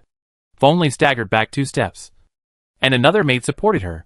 Su Pingting took out a handkerchief and wiped her palm carefully. There was a bright red lip print on it. She wiped it vigorously again and again, and said, I didn't expect that Madame liked such a strong color. I will give Madame a new rouge someday. It must be better than this one, and it is not easy to stain. Feng Li was so scared that she lost her spirit and couldn't say a word with blood in her mouth. Slowly replied, abbreviation, concubine. Su Pingting threw the wiped silk aside and sat down. Luyan brought a bowl of new tea from the inner room, and kept looking at the master and servant Feng Li, who were colluding with each other. Feng Li was so angry that he almost spit out blood when he saw that Luyan was not dead. How could this be possible? Su Pingting not only did not die, but also became the concubine of the sixth prince's mansion. This Yunlu is too lawless, and dared to marry even the imperial prisoner. Yu Jisha looked at Feng Li on the side and said, What's wrong with Madame Feng? Why don't you sit down quickly? It's as if I, the sixth prince's consort, was bullying you and not letting you sit down. Feng Li came to her senses then. There were maids and servants all over the floor. No matter how capable Su Pingting was, she wouldn't dare to do anything to her. Besides, there were servants waiting outside. She didn't believe that Su Pingting could really kill her. Feng Li snorted, walked over and sat down. She said, Princess, this concubine doesn't know the rules because she just came. How can a concubine be so rude to guests? This is too much of a violation of the etiquette of your sixth prince's mansion. Yu Jisha felt happy when she saw Feng Li so angry. I know whether the princess has been impolite. When the fourth prince was in power, the madam was also impolite. This sentence was to tell Feng Li that the sixth prince was in charge of the court now, and it was better to remember this before saying or doing anything. Feng Li did not dare to say a word, and sat there angrily for a while before finding an excuse to go back. We let Feng Li know that you were in the mansion so early. Isn't it a bit rash? Yu Jisha was a little worried. After all, Feng was not an ordinary woman. She has more tricks than a sieve. If she comes up with some other schemes, it will be hard to deal with. No. She will be angry for a while before she can think back to normal. Pingting smiled and said, "Don't worry. She doesn't have any tricks. I can see that her current situation is not very good. Yunjin must have talked to her about something. Otherwise she wouldn't be so shabby now." "How do you know she is shabby?" "She is wearing jewels and gems. And she still looks as domineering as before. There is no change." Yu Jisha tried hard to recall what Feng Li was wearing today. It looked no different from before. How did Su Pingting know that she was living in poverty? Su Pingting smiled, pointed at the hairpins on her body, looked very confident. "When I was still in the fourth prince's mansion, Feng Li always wore gold and silver jewelry. No matter how expensive the jewelry was. She would never wear it more than twice, and would just give it to the servants casually. The jewelry he brought today, all were the ones she wore when I was there. It's been more than half a year. If Yunjin hadn't fallen out with her, how could he not give her a new headdress? She still had the same headgear from head to toe as before. Yunjin must have had a falling out with her." Yu Jisha nodded in agreement. That was right. No wonder the maids following her this time were not as impressive as before. In the past, there were a large group of people, but now there are only a few close maids. She felt a little strange. Why didn't the fourth prince just deal with her, but indulged her instead? Yunjin must have some unspeakable secrets. Besides, there is also concubine Li in the palace. It is not easy to deal with her. Keeping her by your side, it would be easier. Su Pingting knew Yunjin's character. If Feng Li didn't have any evidence against her, Yunjin would never let her go. Even if it wasn't for his own business, it would be for Sister Wei's business. Yunjin would never let her go. Since he still kept Feng Li by his side, it meant that Feng Li was still useful. Yu Jisha thought of what Yin Lu said a few days ago, and she understood a little. It seems that the emperor is useless. Yang Zhening, the old fox, is staring at the dragon throne under the emperor's ass. Yun Lu is staring at Yang Zhening. And the two sisters, concubine Li and Feng Li, want to rely on Yang Zhening. Why does Feng Li still run to the sixth prince's mansion every day? Yang Zhening and the prince are now on the same rope. To win over Yang Zhening is to win over Yun Lu. She really doesn't understand. The political games of these Central Plains people are too complicated and confusing. Chapter 253. It's not about grudges. Useless trash. A Celadon cup was thrown to the ground by Feng Li. She was so angry that she lost her mind. She pointed at Su Pingting and cursed at the Neo Yunju where she used to live.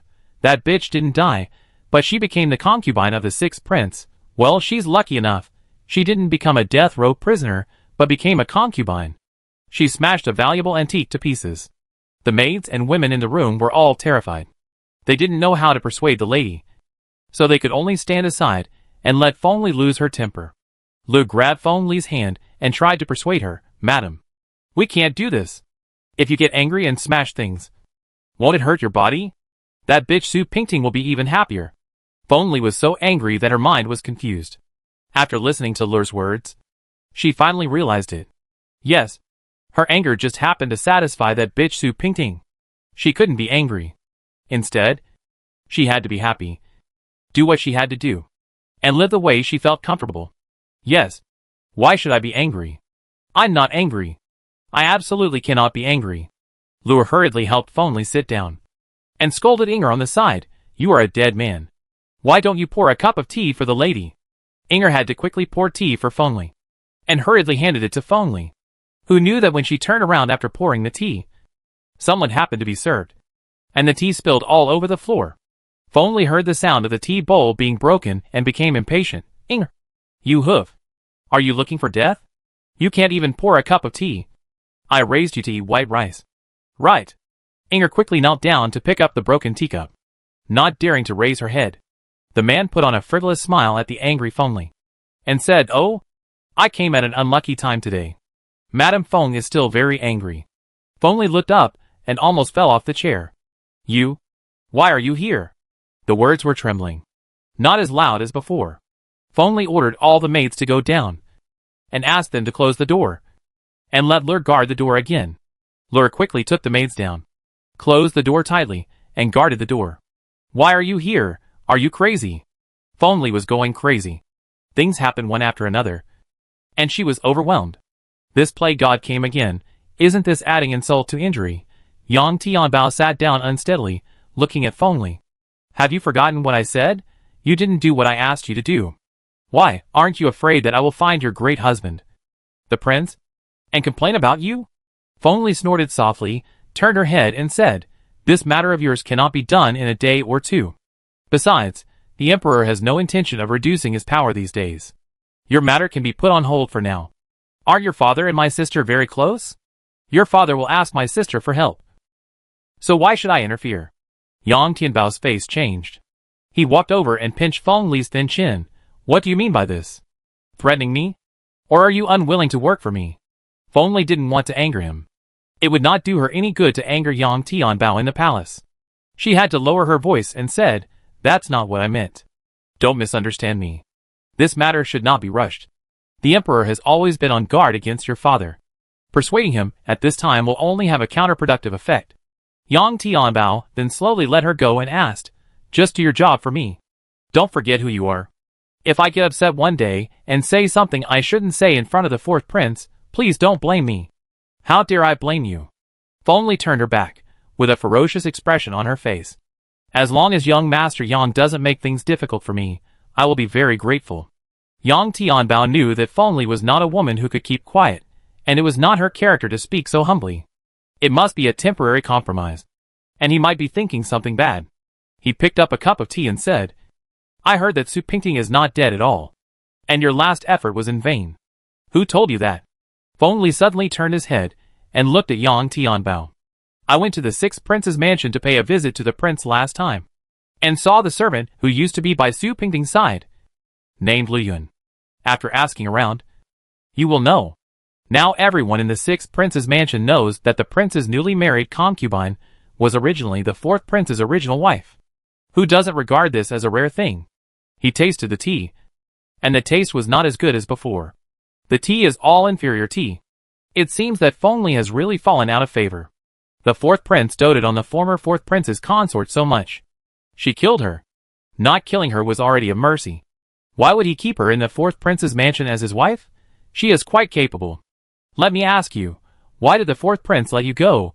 You killed the man's wife. If he just let you go, isn't he too generous? Feng Li sat on the left seat and said unhappily, Su Pingting was originally a criminal. There is nothing wrong with me sending her to the Ministry of Justice. Even if he wants to punish me, he has no legitimate reason. Besides, Empress Li has not fallen yet.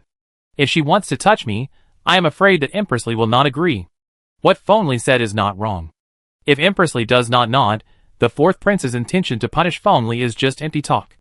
It is better to keep her in the palace as a decoration, which can punish Feng Li and stabilize Empress Li. This is also a good way to have the best of both worlds. The fourth prince is not a fool. The two talked in the inner room for a long time before Yang Tianbao came out. After coming out, he went straight to Yun Jin's study. Seeing him swaggering to Yun Jin's study, Lua hurried back to inform Feng Li. Feng Li held his handkerchief, thought for a moment, and said, nothing will happen. He is not such a reckless person. He still wants me to do things for him. And he will not easily say things that he shouldn't say. Lua nodded, and said, then I'd better go over and watch for a while. Whether he says it or not, it's better for us to know everything. Feng Li nodded in appreciation, and Lua ran away to do it. Yun Jin asked Yang Tianbao to sit down, and then a servant came to serve tea. Yang Tianbao clasped his hands and said, Your Highness, I came to Xiaoduan today to pay my respects to you. I wonder how you are doing. Yun Jin sat at the table and looked at Yang Tianbao, who was in good spirits, and was secretly surprised. Yang Tianbao seemed to have changed into a different person, and his manners were quite different from before. He looked much more polite, and some scheming was revealed between his eyebrows. Does Lord Yang hope that I will be well, or that I will not be well? Your Highness, what I said is, of course, I hope that everything will go well for you, and that everything will be fine. Yun Jin said, then I hope that everything will go well for you. Lord. Chapter 254 A Strange Alliance. Yang Tianbao immediately followed Yun Jin's words and said, Your Highness, I can really understand your dissatisfaction. Yun Jin thought, my dissatisfaction was caused by your father. You have the nerve to mention it. He still said, Really? Of course. Yang Tianbao struck while the iron was hot and said, "Now the sixth prince is in control of the government. And it is difficult for the fourth prince to be happy. Do you think whether this prince is happy or not depends entirely on the sixth prince's expression?" Yang Tianbao came to Yunjin and said these words, clearly with a tentative mentality. Yunjin is not a fool. The father and son are in cahoots with each other. Could it be possible that they are in cahoots with each other separately? Yang Jining is already in cahoots with Yun Lu. His fourth prince Li Yunjin is not worth cooperating with at all. Yang Tianbao came to the fourth prince's mansion. It is clearly a false sympathy. If someone is too kind to others, he is either a traitor or a thief. No, Your Majesty, I think you have misunderstood. Yang Tianbao knew that Yunjin would think so. He added, Your Majesty, I am really thinking about Your Majesty. Yunjin almost laughed out loud. He and Feng Fuli beside him looked at each other and felt that they had heard the funniest joke. Yang Tianbao came here fully prepared. He had already thought of a set of excuses. Even if Yunjin thought so, he had a way. Your Highness, I think I won't beat around the bush. Everyone knows that your military power was taken away by the sixth prince. Even your princess has become someone else's concubine. Are you really not going to take revenge for the power grab and the wife snatching? Yunjin became more and more confused as he listened. He asked, Lord Yang Jining has always been a supporter of Prince Lu. What does Lord Yang Tianbao mean by coming to me and saying this? Could it be that your Yang family is going to find two masters? Yang Tianbao immediately stood up and clasped his fists and said, Your Highness, since you have said this, I will speak frankly. I am willing to assist the fourth prince and support him in his comeback.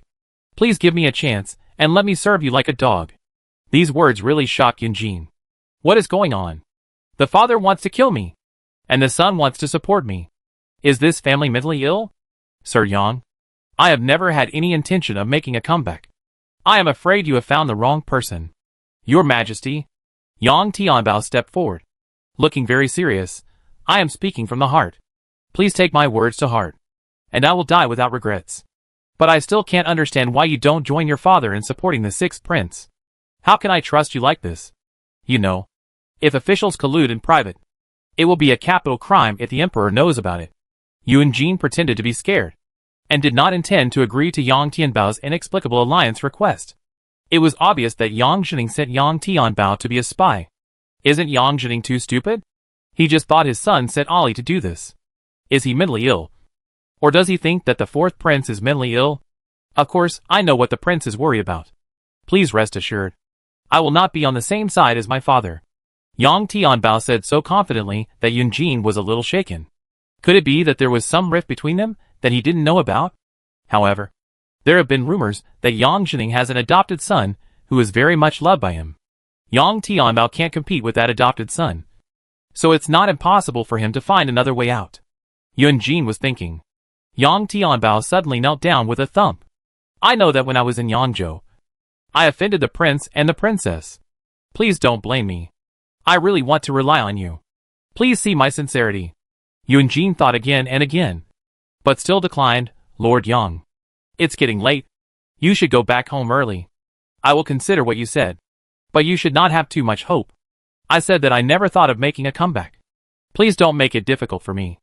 Yunjin had already issued an order to expel him, and Yang Tianbao couldn't stay and leave. He had no choice but to bow and leave. Before leaving, he explained what he had just said again. Fuli saw Yang Tianbao leave the house, and then said to Yunjin, Is there something wrong with this family's brain? His father wants to harm you every day, and his son runs to you and says he wants to help you. Is there anything wrong? That's why I didn't agree to him directly. We don't understand what this kid does, so it's hard to infer anything. However, look at him now. He is different from when he flirted with the princess. Yunjin picked up the tea at hand, looked at the tea leaves floating in it, and said slowly, Check him and find out the details. In the future, maybe I can use it. The emperor's illness has been getting worse these past 2 days, and the imperial doctors in the palace have been so busy that they have not eaten or drunk anything all day. They say it's a cold, but in fact, the symptoms of kidney and spleen deficiency are obvious. In the past 2 months, a swarm of Taoists have rushed to offer elixirs to the emperor, and the emperor has listened to and believed them all. The emperor is still young, How can his body withstand such nonsense? The emperor's forehead is black, and there is also a dark mass under his eyes. The imperial doctors all knew that it was because the emperor had too much sex. But no one dared to speak out in front of the Empress Dowager. It was because the emperor often rested in the Changchun Palace of Concubinely. And everyone knew how Concubinely was. If the truth was told, the Empress Dowager would be furious and vent her anger on Concubinely. And the imperial physicians would be the ones to suffer. The Empress Dowager herself was not in good health. But she still came to the emperor's bedside with a cane to ask about his health and check on his condition. The doctors knelt on the ground to answer. As expected, the Queen Mother asked, "How is the emperor's health these days?" Dr. Su is an old man in the palace. He always answers the questions of the masters. Reply to the Queen Mother, the emperor. The emperor has been in good health these 2 days. He is in good health. The Queen Mother poked the floor with her cane, and her voice was trembling with anger. You can't even open your eyes. You sleep in a daze all day long. You are in good health? Queen Mother. Calm down, Queen Mother. Calm down. A group of doctors started to kowtow, and the whole room was filled with the sound of kowtow. The Queen Mother said impatiently, Enough. Stop kowtow to me. I want to ask you, what happened to the emperor? The cold shouldn't be like this now. Is it some vixen who coaxed the emperor to take medicine? The doctors didn't dare to say anything, but just lowered their heads and said nothing. The Queen Mother, also knew Li Fei's methods, sneered twice. Come here, go to Changchun Palace and call Li Fei to me. I want to ask her. The emperor lived well in her palace. How did he become like this? Chapter 255. Killing a chicken to frighten the monkey. Concubinely hurried over, and Hong Tao followed her in a hurry, with layers of cold sweat on his head. Concubinely sat on the sedan chair and asked, Why is the Empress Dowager here? Did you go to tip off the news? Oh, your majesty, you are wronging me. I don't know how the Empress Dowager knew about it, and she came here like a gust of wind. Even the spies we arranged around the Empress Dowager didn't have time to inform her. It seems that the Empress Dowager is really anxious this time. Hong Tao hurriedly explained, and then he supported Concubine Li's sedan chair and tried to please her. Concubine Li spat at him and cursed, Enough. Stop talking nonsense in front of me. What good can the Empress Dowager do to me at this time? She just wants me to go over and get scolded. I tell you, Hong Tao, if I suffer any punishment, you will not have a good life either. Yes, yes, yes, Your Majesty, I will protect you. Hong Tao nodded repeatedly. Your Majesty, don't worry. If the Empress Dowager asks about the Emperor's condition, I will definitely not let the Empress Dowager blame you. As soon as Concubine Li entered the Emperor's bedroom, she saw the palace maids and eunuchs kneeling on the ground. It seemed that the Empress Dowager was really angry this time. She walked in a few steps quickly, and knelt down to pay her respects when she saw the Queen Mother. Your servant pays your respects to the Grand Empress Dowager. The Queen Mother was already furious, and she became even more angry when she saw Concubine Li coming over in such a gorgeous manner. Pay your respects? How can I be at peace? Concubine Li, I want to ask you, how did the Emperor become so ill? The Emperor was in court a few days ago, but now he is lying here without any life? Before Concubine Li could speak, Hong Tao came over and knelt down to reply, reporting to the Grand Empress Dowager. The Emperor has been too tired from handling government affairs recently, and he must have fallen ill because of lack of energy. How dare you? When is it your turn to interrupt when I am talking to Concubine Li?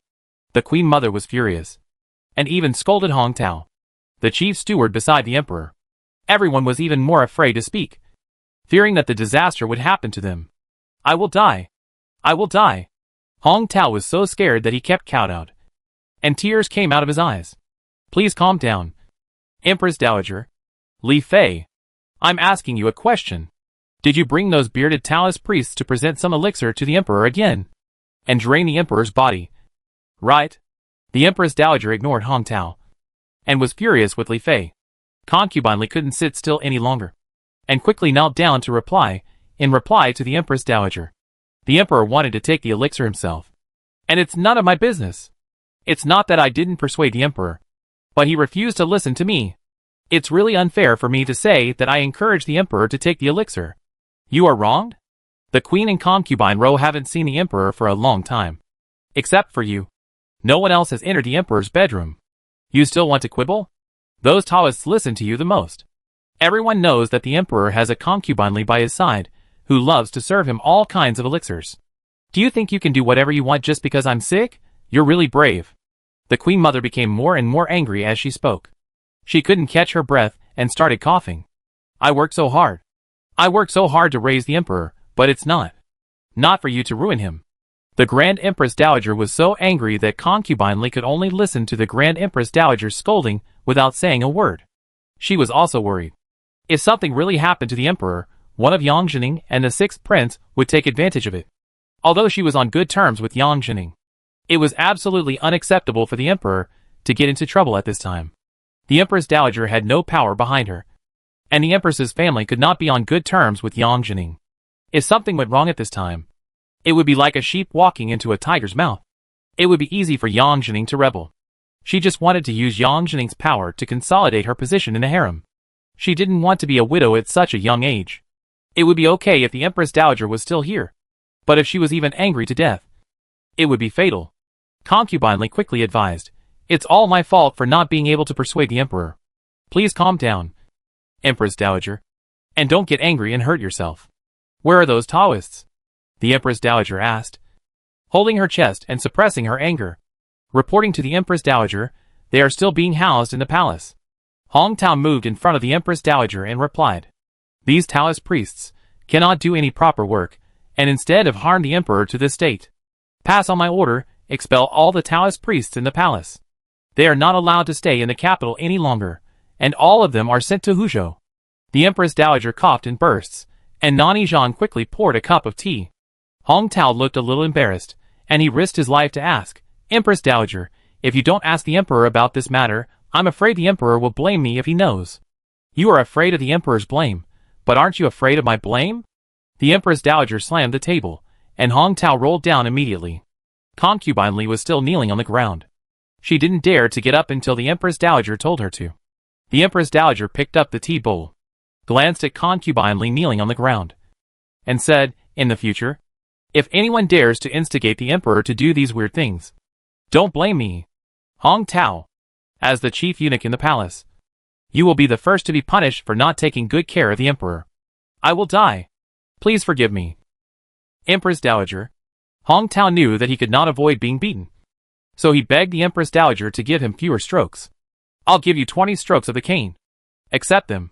You don't have to go to the torture room. Just beat him here. Shut your mouth. Don't disturb the Emperor's rest. If you continue to indulge the Emperor in doing these things, it will be more than just 20 strokes of a cane." The Queen Mother sat upright. She did this to make an example of him. Hong Tao was so scared that he couldn't move. He even forgot to beg for mercy.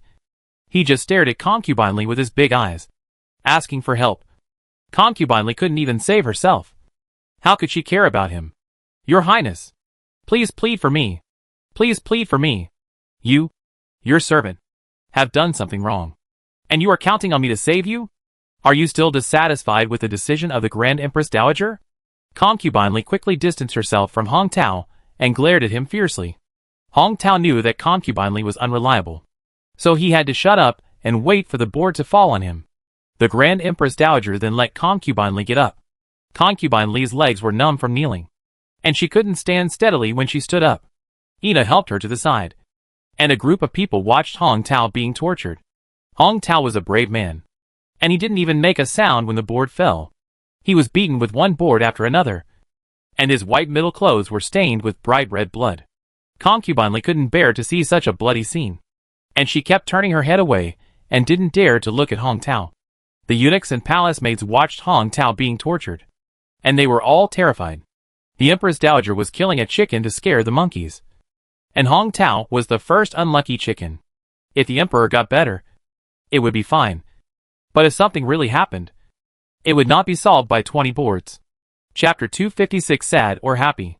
From now on, all those who serve the Emperor must be reviewed by me. If anyone dares to seduce the Emperor to eat some immortality pills, don't blame me for letting him ascend to heaven early. The Empress Dowager said such a cruel word, who wouldn't say yes again and again with great respect. "Li Fei, do you remember it?" The Empress Dowager's eyes were as sharp as knives, cutting Li Fei's body one by one. "I will follow the instructions of the Empress Dowager." Li Fei blushed, bending her stiff knees to salute the Empress Dowager. Since then, the Emperor's health has improved day by day. Without the effect of those pills, The Emperor's spirit has also been getting better and better. However, the Emperor has been taking pills for many years. The toxins of those drugs have penetrated deep into the skin. It is not easy to really remove the toxins in the Emperor's body. The Imperial doctors did not dare to deceive the Empress Dowager anymore, and every day the Imperial doctors went to the Grand Empress Dowager to report the Emperor's recovery. As soon as the Imperial doctor who reported the Emperor's condition left, the Empress Dowager called Concubine Ro to the watching palace. Concubine Ro has been serving the Emperor attentively these days, and she has lost weight. The Empress Dowager called her over, and she felt distressed. Good child. It is because you are by the Emperor's side that I can feel at ease. Why should the Empress Dowager be at ease? Everyone in the palace knows the majesty of the Empress Dowager. Even Concubine Li dare not use any philandering heart anymore. The Empress Dowager should feel at ease. Concubine Ro took the medicine bowl from Nani Zhang's hand, and carefully fed it to the Empress Dowager one spoonful at a time. The Queen Mother looked at Concubine Ro and smiled. Now only you and Jisha can satisfy me. The other girls are almost annoying me to death. Concubine Ro knew that the Queen Mother was talking about the one in Changchun Palace. She rarely came out after being scolded by the Queen Mother. She probably wanted to show the Queen Mother that she was thinking about it. She couldn't say much about this matter. After all, they were both the Emperor's concubines, so they had to avoid suspicion. Concubine Ro didn't say anything. So the Queen Mother said, "It's just a pity for Pingting. It's not easy for her to have a child with Jeaner. She died just like that. I couldn't keep her. Even if she goes to the underworld, I'm afraid she will still hate me." When Concubine Ro heard the Queen Mother say this, she quickly advised, "Grand Empress Dowager, you can't say such things. If you say such things, you will ruin Sister Pingting's life. You had already begged for mercy back then, but the Emperor was unwilling to let Sister Pingting go. There are national laws there. How can you save her?"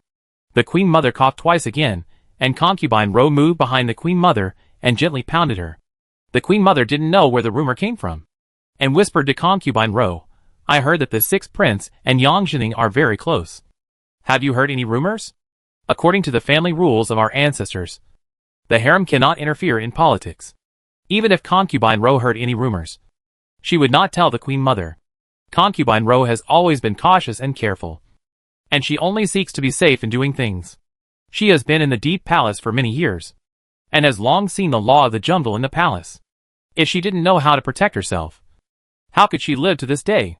She also gave birth to Xian Wu, so she had to be more cautious in doing things. If she, as a mother, displeased the Emperor and the Empress Dowager, Xian Wu's future would be ruined. It is always better to keep silent about the affairs of the court. Reporting to the Empress Dowager, "I haven't heard any news. I have lived in the Deep Palace for a long time, and my parents' home is not in the capital. There is really no news from outside to report to the Empress Dowager." The Empress Dowager knew Concubine Ro's character, and could only sigh and say, "Your child. Everything is good. But you are too honest. Everything he does is done in a proper manner, which makes people neither happy nor unhappy." When Concubine Ro heard this, she quickly knelt down with the medicine bowl in her hand and said, "It is my incompetence that makes the Empress Dowager unhappy." The Empress Dowager really didn't know whether to laugh or cry this time, and waved her hand to let her get up quickly. These days, Yuan Jin has also come to the palace to visit the Emperor, and the Emperor has recovered. Every time he enters the palace, there is news that the Emperor has recovered. It's as if the Emperor really had a serious illness, and he is happy that he has suddenly recovered. In fact, no one in the palace wanted to say that it was the Emperor's excessive indulgence in sex and dependence on drugs that made him weak and dying. Although Yuan Jin always had a springy smile when he saw the Emperor, he actually cursed the Emperor's nephew 1,000 times in his heart. And the sentence he cursed most often was, "This useless thing." He had been teaching the Emperor when he was young that when he really became an emperor, the first thing to do was to control his. You must not take advantage of your status as an emperor to indulge in beauty and lust. When the Emperor was young, he promised him with a serious face, "Please rest assured, Uncle, your nephew will never let you down." It's a pity that the Emperor didn't keep this oath in his heart, and he became like this when he grew up.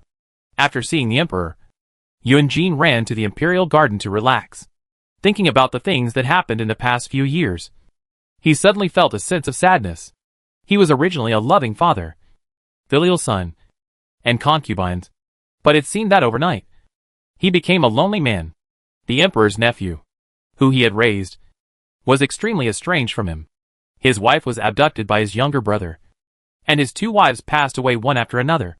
The saddest things in the world all happened to him alone. He wanted to ask the heavens above him what he had done wrong to deserve such retribution. Just last night, he met his ex-wife. To be precise, they met secretly. They had not planned to meet. And since their fate had ended, why bother to keep entangled? As the saying goes, even if you die, you should die with a clear mind. He asked fully to pass the message to Su Pingting. Su Pingting did not refuse, and the 2 of them agreed to meet in the garden of the 6th prince's mansion. Yuan Jin pretended to be a servant who often came and went from the 4th prince's mansion to the 6th prince's mansion, and followed fully into the 6th prince's mansion. When the time came, Su Pingting came alone. The 2 of them stood under the moon, beside the flower tree, and stood facing each other silently. Such a scene, such 2 people, originally should be in love under the flowers and the moon. Unexpectedly, they ended up being cold and indifferent to each other. Yuan Jin didn't know how to start the conversation. As if no matter how he addressed her, it was not right. Calling her Pingting was too ambiguous. Could he call her the 6th brother's wife? That was really ridiculous. Su Pingting looked at Yuan Jin's back, and her tears were about to fall. This was the person she had been looking forward to seeing day and night. But now that she had really met him, he was so cold. She didn't know what he was thinking, and he didn't know what she was thinking. The 2 of them guessed each other's thoughts, and neither of them spoke first. Yuan Jin saw that Pingting didn't speak, so he had to ask first, "Are you doing well?" Su Pingting hesitated when she heard this, and she didn't know how to answer. Should I say it's good? She didn't think she was doing well. Should I say it's not good? But Yunlu did his best for her, so how could he say it's not good? After thinking for a long time, she said angrily, "Of course I'm doing well." She was angry with him. That day, at the wedding, he watched Yunlu marry him, and he didn't say a word. If he could do something to persuade her to stay, maybe she would throw away all her worries and throw herself into his arms. But he didn't say a word. He knew that the bride under the veil was her, but he still didn't say a word. Yuan Jin felt cold in his heart. Her words blocked all his words. She was doing well. So what was the point of him meeting her? The 2 of them disguised themselves as if they were having an affair and met in the garden in the middle of the night. Was it just to wait for her to say, "Of course I'm doing well"? He also pretended to be fine and said, "Since you are doing well, then I can rest assured. What does it have to do with me whether you are relieved or not? What is there between us?" Pingting didn't know why, but she just wanted to say such hurtful words. Her words were indeed effective. Yuan Jin clenched his fists, trying his best to control the expression on his face. "Then why did you come to see me?" Yuan Jin gritted his teeth and said this. Su Pingting still stared at his back, and a feeling of hatred surged up from her heart. She said excitedly, "Do you just want me to have a bad life? And then sympathize with me and pity me? Right? Why do you think so? Is that how you think of me?" Yuan Jin couldn't suppress the fire in his heart, and his voice became a little louder. "Don't you know that I've always been worried about you, and always worried that something would happen to you? Do you know that I still... What else do you want?" Pingting interrupted him. "Tell me what else you want. Do you think I'm willing to marry someone else? If only hadn't forced me, why would I end up like this today? If Yunlu hadn't saved me, would you still be standing here and saying these things to me today?" Pingting's eyes were filled with tears. She tried desperately to hold back all the tears, but she couldn't help crying. "What right do you have to be angry with me? Where were you when I needed you the most?" Pingting's words were like thunders that exploded in Yuan Jin's ears. He turned around and looked at the woman in tears in front of him. He couldn't say a word. Yes, she was right. Where was he when she needed him the most? He was wandering himself. He couldn't protect her at all. Yuan Jin looked at her and just wanted to wipe away her tears, but he couldn't reach out his hand. She is already Yunlu's concubine. She is no longer his 4th concubine. Yes, you are right. I failed to protect you. It is all my fault. Now, I don't want your forgiveness. I just want to know how you are doing, and whether your life is not as you wish. If you are doing well, I will feel less guilty and remorseful. If I am not doing well, what are you going to do?" Su Pingting looked straight into his eyes, and asked the question she wanted to ask him. Chapter 257, Child. Yuan Jin already had 100 answers in his mind, but when he spoke them out, they were not as touching as the draft. I can help you. He said this sentence in several parts. Help me with what? Help me escape from the sea of suffering? By the way, Our fourth prince has always been the most kind-hearted. Isn't he? Su Pingting sneered twice, and there were a few bird calls from time to time in the garden. It was these bird calls, which were enough to make these two people a little alarmed. Please stop saying such angry words. Okay? I asked you out because I really care about you. Do you know how worried I am about you? Of course I know how worried you are about me. You are so worried that you don't care about me. You would be indifferent even if you saw me marry someone else. Su Pingting still said that. After all, she still needed his care. Yunjin didn't want to lose the woman he once loved so much, so he worked hard to create this opportunity to meet. He had never expected that such a conversation would happen after they met. He really hadn't expected it.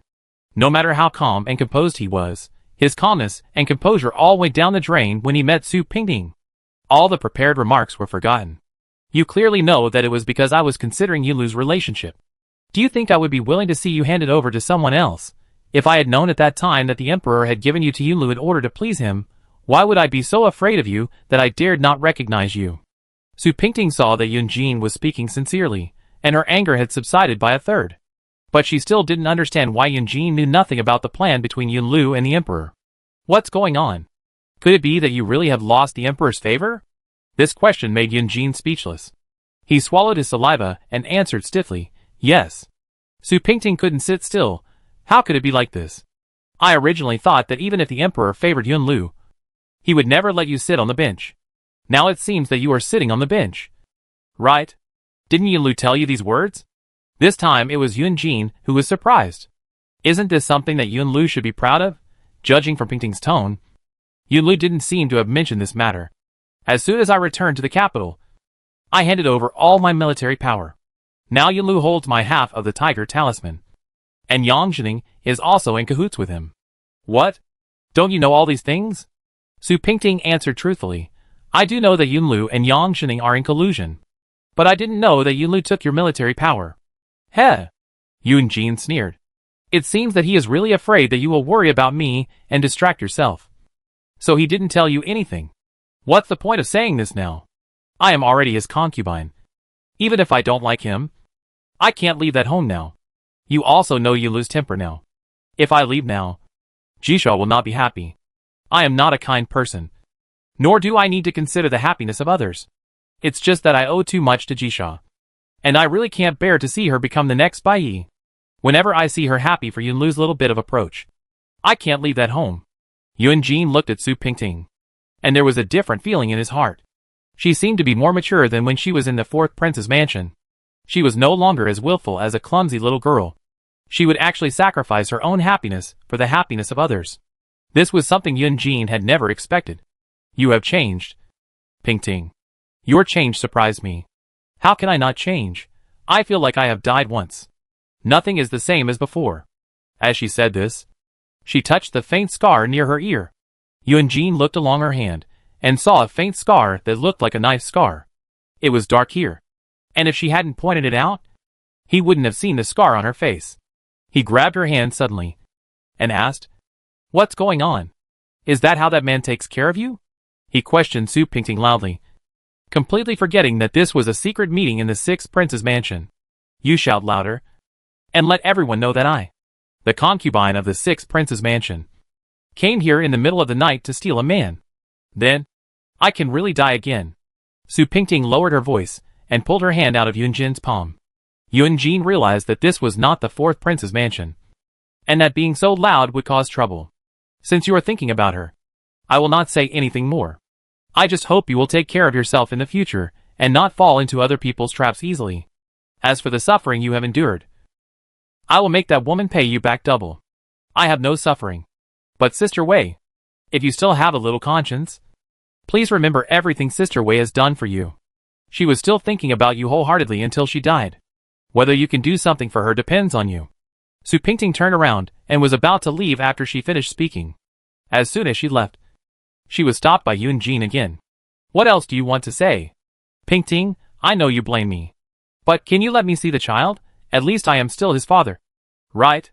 Yunjin said this with infinite tenderness. At this moment, he was just a man who hoped to be reunited with his wife and children. Su Pingting opened her eyes wide, as if she had heard some Arabian Nights fairy tale. What did you say? What child? The Imperial Garden is picturesque. There are people taking care of it all year round. So it is impossible for it not to be picturesque. Yun Jin's thoughts were drawn back by the fragrance of flowers. He saw this beautiful scenery, but he didn't feel comfortable at all. Su Pingting actually denied that they had another child. She had clearly given birth to a child. But she even denied this. He had no way of knowing whether she was cruel or had another hidden secret. Yun Jin shook his head and said to these charming words, "No. She would never lie to me. No. It must be Yun Lu who didn't let her tell the whereabouts of the child."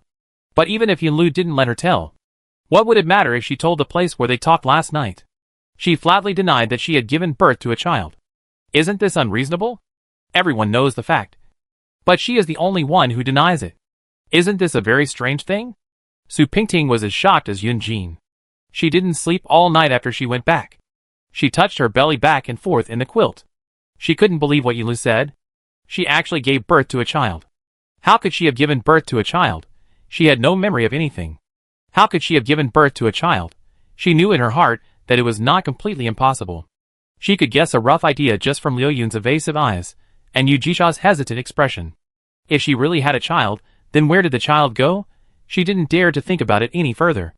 If she thought about it any further, she would get an answer that she didn't even dare to think about. Yun Lu wouldn't be so cruel. He wouldn't. Chapter 258. Why aren't you jealous? Liu Yun came early in the morning to help Su Pingting dress up. Looking at Su Pingting's dull eyes, he knew that she must not have slept well last night. "Princess, what's wrong with you? Did the little maids who were on night watch disturb you last night?" "No. It's just that I'm in a bad mood and can't sleep. That's why I look like this." Su Pingting combed her long hair while combing it. She looked at Liu Yun. "Liu Yun, you are not hiding anything from me. Are you?" Liu Yun stood by and paused, smiled. "How could I hide anything from the princess? Did the princess hear any gossip?" "I don't know if it was gossip or not. I just want to know if the people around me are loyal to me." Su Pingting's words were full of meaning. She didn't say this to Liu Yun alone, but also to all the maids serving beside her. These people stood beside her all day long. Although they called her the side princess, Su Pingting knew in her heart that they had only one real master, Li Yunlu, the owner of the 6th prince's mansion. They were just watching her eyes and mouths, so that Yunlu could know her every word and action. Liu Yun was a little at a loss. She didn't expect Su Pingting to ask her such a question. Pingting didn't wait for her to answer, and turned to ask Wuxin, who was making the bed. "Wuxin, are you hiding something from me?" Wuxin was the worst at lying. Everything was written on her face. Once she wanted to lie or started to lie, everyone could see it. Wuxin turned around and looked at Su Pingting. His eyes were always dodging. She looked at Liu Yun. Su Pingting immediately said, "Don't look at Liu Yun. Look at me. Tell me, since I came to the 6th prince's mansion, have you ever hidden anything from me?" Wuxin bit her lower lip and never responded. This was a response. If Wuxin hadn't shaken her head openly, her silence was already a response. Su Pingting smiled. She really thought it was ridiculous. "I didn't expect Yunlu to be so powerful that he could bribe even the 2 people he trusted the most." Liu Yun and Wuxin knelt down almost at the same time, and neither of them dared to say a word. Su Pingting ordered the other little girls, "All of you go down. All of you go down." Her voice was loud and urgent, and you could tell she was really angry. "No one is allowed to stay here. Those who like to eavesdrop through the window cracks, and those who like to go and tell the 6th prince all go back and stay here." The girls were so scared that they all went down silently. And those who liked to eavesdrop were so scared that they didn't dare to stay around Su Pingting's bedroom, and all went back to the servants' rooms to wait for orders. Liu Yun and Wuxin knelt there and dared not say a word, just lowered their heads and waited for Su Pingting's rebuke. Pingting still held the carved comb in her hand, and the teeth of the comb were all embedded in her palm. She closed her eyes, suppressed all her anger, and asked, "Where is the child?" Liu Yun did not dare to lie, and had to answer, "The 6th prince and the 6th princess took him away, and we servants do not know the whereabouts of the young master." Su Pingting laughed twice again, and the laughter sounded extremely terrifying. Liu Yun cowed out heavily on the ground. She said, "Liu Yun deceived the master. Please punish me." Wuxin quickly pulled Su Pingting's arm, meaning to plead for Liu Yun. Su Pingting turned around and looked at the kneeling Liu Yun for a long time. Liu Yun would not betray her, but she just wanted to live a better and more comfortable life in the mountains. Yulu could use her, but because of her loyalty and concern for him. "Get up. I don't blame you. Su Pingting said. It is because you care about me that I agreed to Yunlu's requests. I am not a fool. I know. Lu Yun burst into tears at once. And the 2 lines of tears rolled more and more like beads that had broken off the string. Princess, I really didn't mean to hide the matter of your young master. I really thought that the 4th prince would never come back, and I agreed to the 6th prince's approach because I was afraid that you would be obsessed with such pain and unable to get over it. What did he do? Why don't I have any memory of it? Su Pingting asked. It seems to be a kind of medicine, which was passed down from somewhere else. It is said that if you drink it when you are most sad, you can forget the memory of that time. This medicine is really effective. After you drink this medicine, you will never remember the matter of that child again. The 6th prince is not allowed to tell. Although the 6th princess knew, she never mentioned it. And we dared not to mention it. Who knew that the 4th prince was alive again? So I have been struggling whether to tell you this. Today you asked me. And I just told you everything. Lu Yun has only you as her master. Even if I die, I still have only this one sentence. Lu Yun cried and was very emotional. Wu Xin hugged Lu Yun and comforted her. Princess, Sister Lu Yun lied for you. Please don't blame me. Wu Xin is willing to be punished for Sister Lu Yun. Wu Xin sighed anxiously and shed 2 lines of tears. Su Pingting helped Lu Yun and Wu Xin up and said to them earnestly, I know you are doing this for my own good. I was just angry. So I asked you this. No matter what happens in the future, I will never doubt your loyalty to me. Because you 2 helped me when I was in the most difficult time. And I will always remember it. But Princess, I hurt you. If I hadn't helped the 6th prince and the 6th princess to deceive you, you wouldn't have married the 6th prince. Now that the 4 princes are back, you can't be with him. This is all my fault. Princess, please punish me. Lu Yun was also extremely guilty. It was because of her that the princess could not reunite with the 4th prince. She was the one who started it all. This was all her fault. What's the point of punishing you? Even if I had this child, I would still marry the 6th prince as his concubine. This is all my own fault. And it has nothing to do with you. You don't have to blame yourself. Just believe me. From now on, don't tell anyone that I know about this child. Everything should be the same as before. Understand? Princess, what do you mean? Shouldn't we go to the 4th prince and ask him to bring the young master back? Lu Yun was extremely anxious. If something really happened to the young master, she would not be able to make up for this sin even if she died 10,000 times. Su Pingting shook her head and said with a bitter smile, I will let Yun Jin find the child. But don't tell Yun Lu. Yun Lu will definitely go crazy and hide the child. And it will be difficult to find the child at that time. Yun Lu is like this now. I don't dare to believe him at all. I can't tell him that I know everything. He will do many terrible things. He is crazier and more terrible than I expected. What about you and the 4th prince? There is no possibility between him and me. I betrayed him. I am not worthy of him. Even if Yun Lu can think it through and let me go, and give Jisha and Yuan Shu a complete home, I can't go back to Yunjin. Lu Yun, do you know that? I am no longer worthy of such a good man? Su Pingting shed tears while talking. She was heartbroken. She was very heartbroken. I lost the most precious thing in my life, do you know? She burst into tears. 1 day later, it was the date for the family banquet set by the Grand Empress Dowager. Yun Lu and Yu Jisha were going to the palace for the banquet, leaving Su Pingting alone in the 6th prince's mansion. Of course, Yun Lu was worried, so he sent many servants to guard, including some powerful imperial guards. He went to Su Pingting's place for dinner the night before, and they were indifferent to each other, and ate their own meal without saying a word. Yun Lu smiled and said, You don't seem to be eating well today. Is this dish not to your liking? Do you want to ask the kitchen to recook it? No need to bother. I eat well, Su Pingting said. Then why do you eat so little? Are you sick? Do you want to ask the imperial physician to come and see you? Yun Lu asked her with concern. I have a poor appetite these 2 days. I don't want to eat so much. Don't guess. Su Pingting picked up a few more chopsticks of food and put them on the plate in front of Yun Lu to stop Yun Lu's chattering mouth. Yun Lu's eyes were full of joy. He said, I'm going out tomorrow. Do you want me to bring you some new things? Do you want the buns you ate last time? I want to invite that man to the palace as a cook to make buns for you. Su Pingting put down her chopsticks. She didn't know whether to laugh or cry at the man in front of her. He's doing a decent job on the street. What's the matter with you bringing him to the palace? Can the food on the street be the same as what you cook at home? Yulu understood the meaning of her words and stopped talking. Seeing him like this, Su Pingting also felt that she had said too much. She had no choice but to say, "You don't have to bother trying to please me. Just go and see Yuansha and Jisha more often, and I'll be happy." Yunlu's face changed when he heard this. He put down his chopsticks and stared at Su Pingting motionlessly. Su Pingting felt uncomfortable when he looked at her. "Why are you looking at me? Is there something on my face?" "Pingting, why do you always ask me to go to Jisha? Are you so unwilling to let me stay with you?" I said. "As long as you are good to you, Jisha. You are good to me." Su Pingting avoided the question. She didn't want to answer his question directly. "Why aren't you jealous?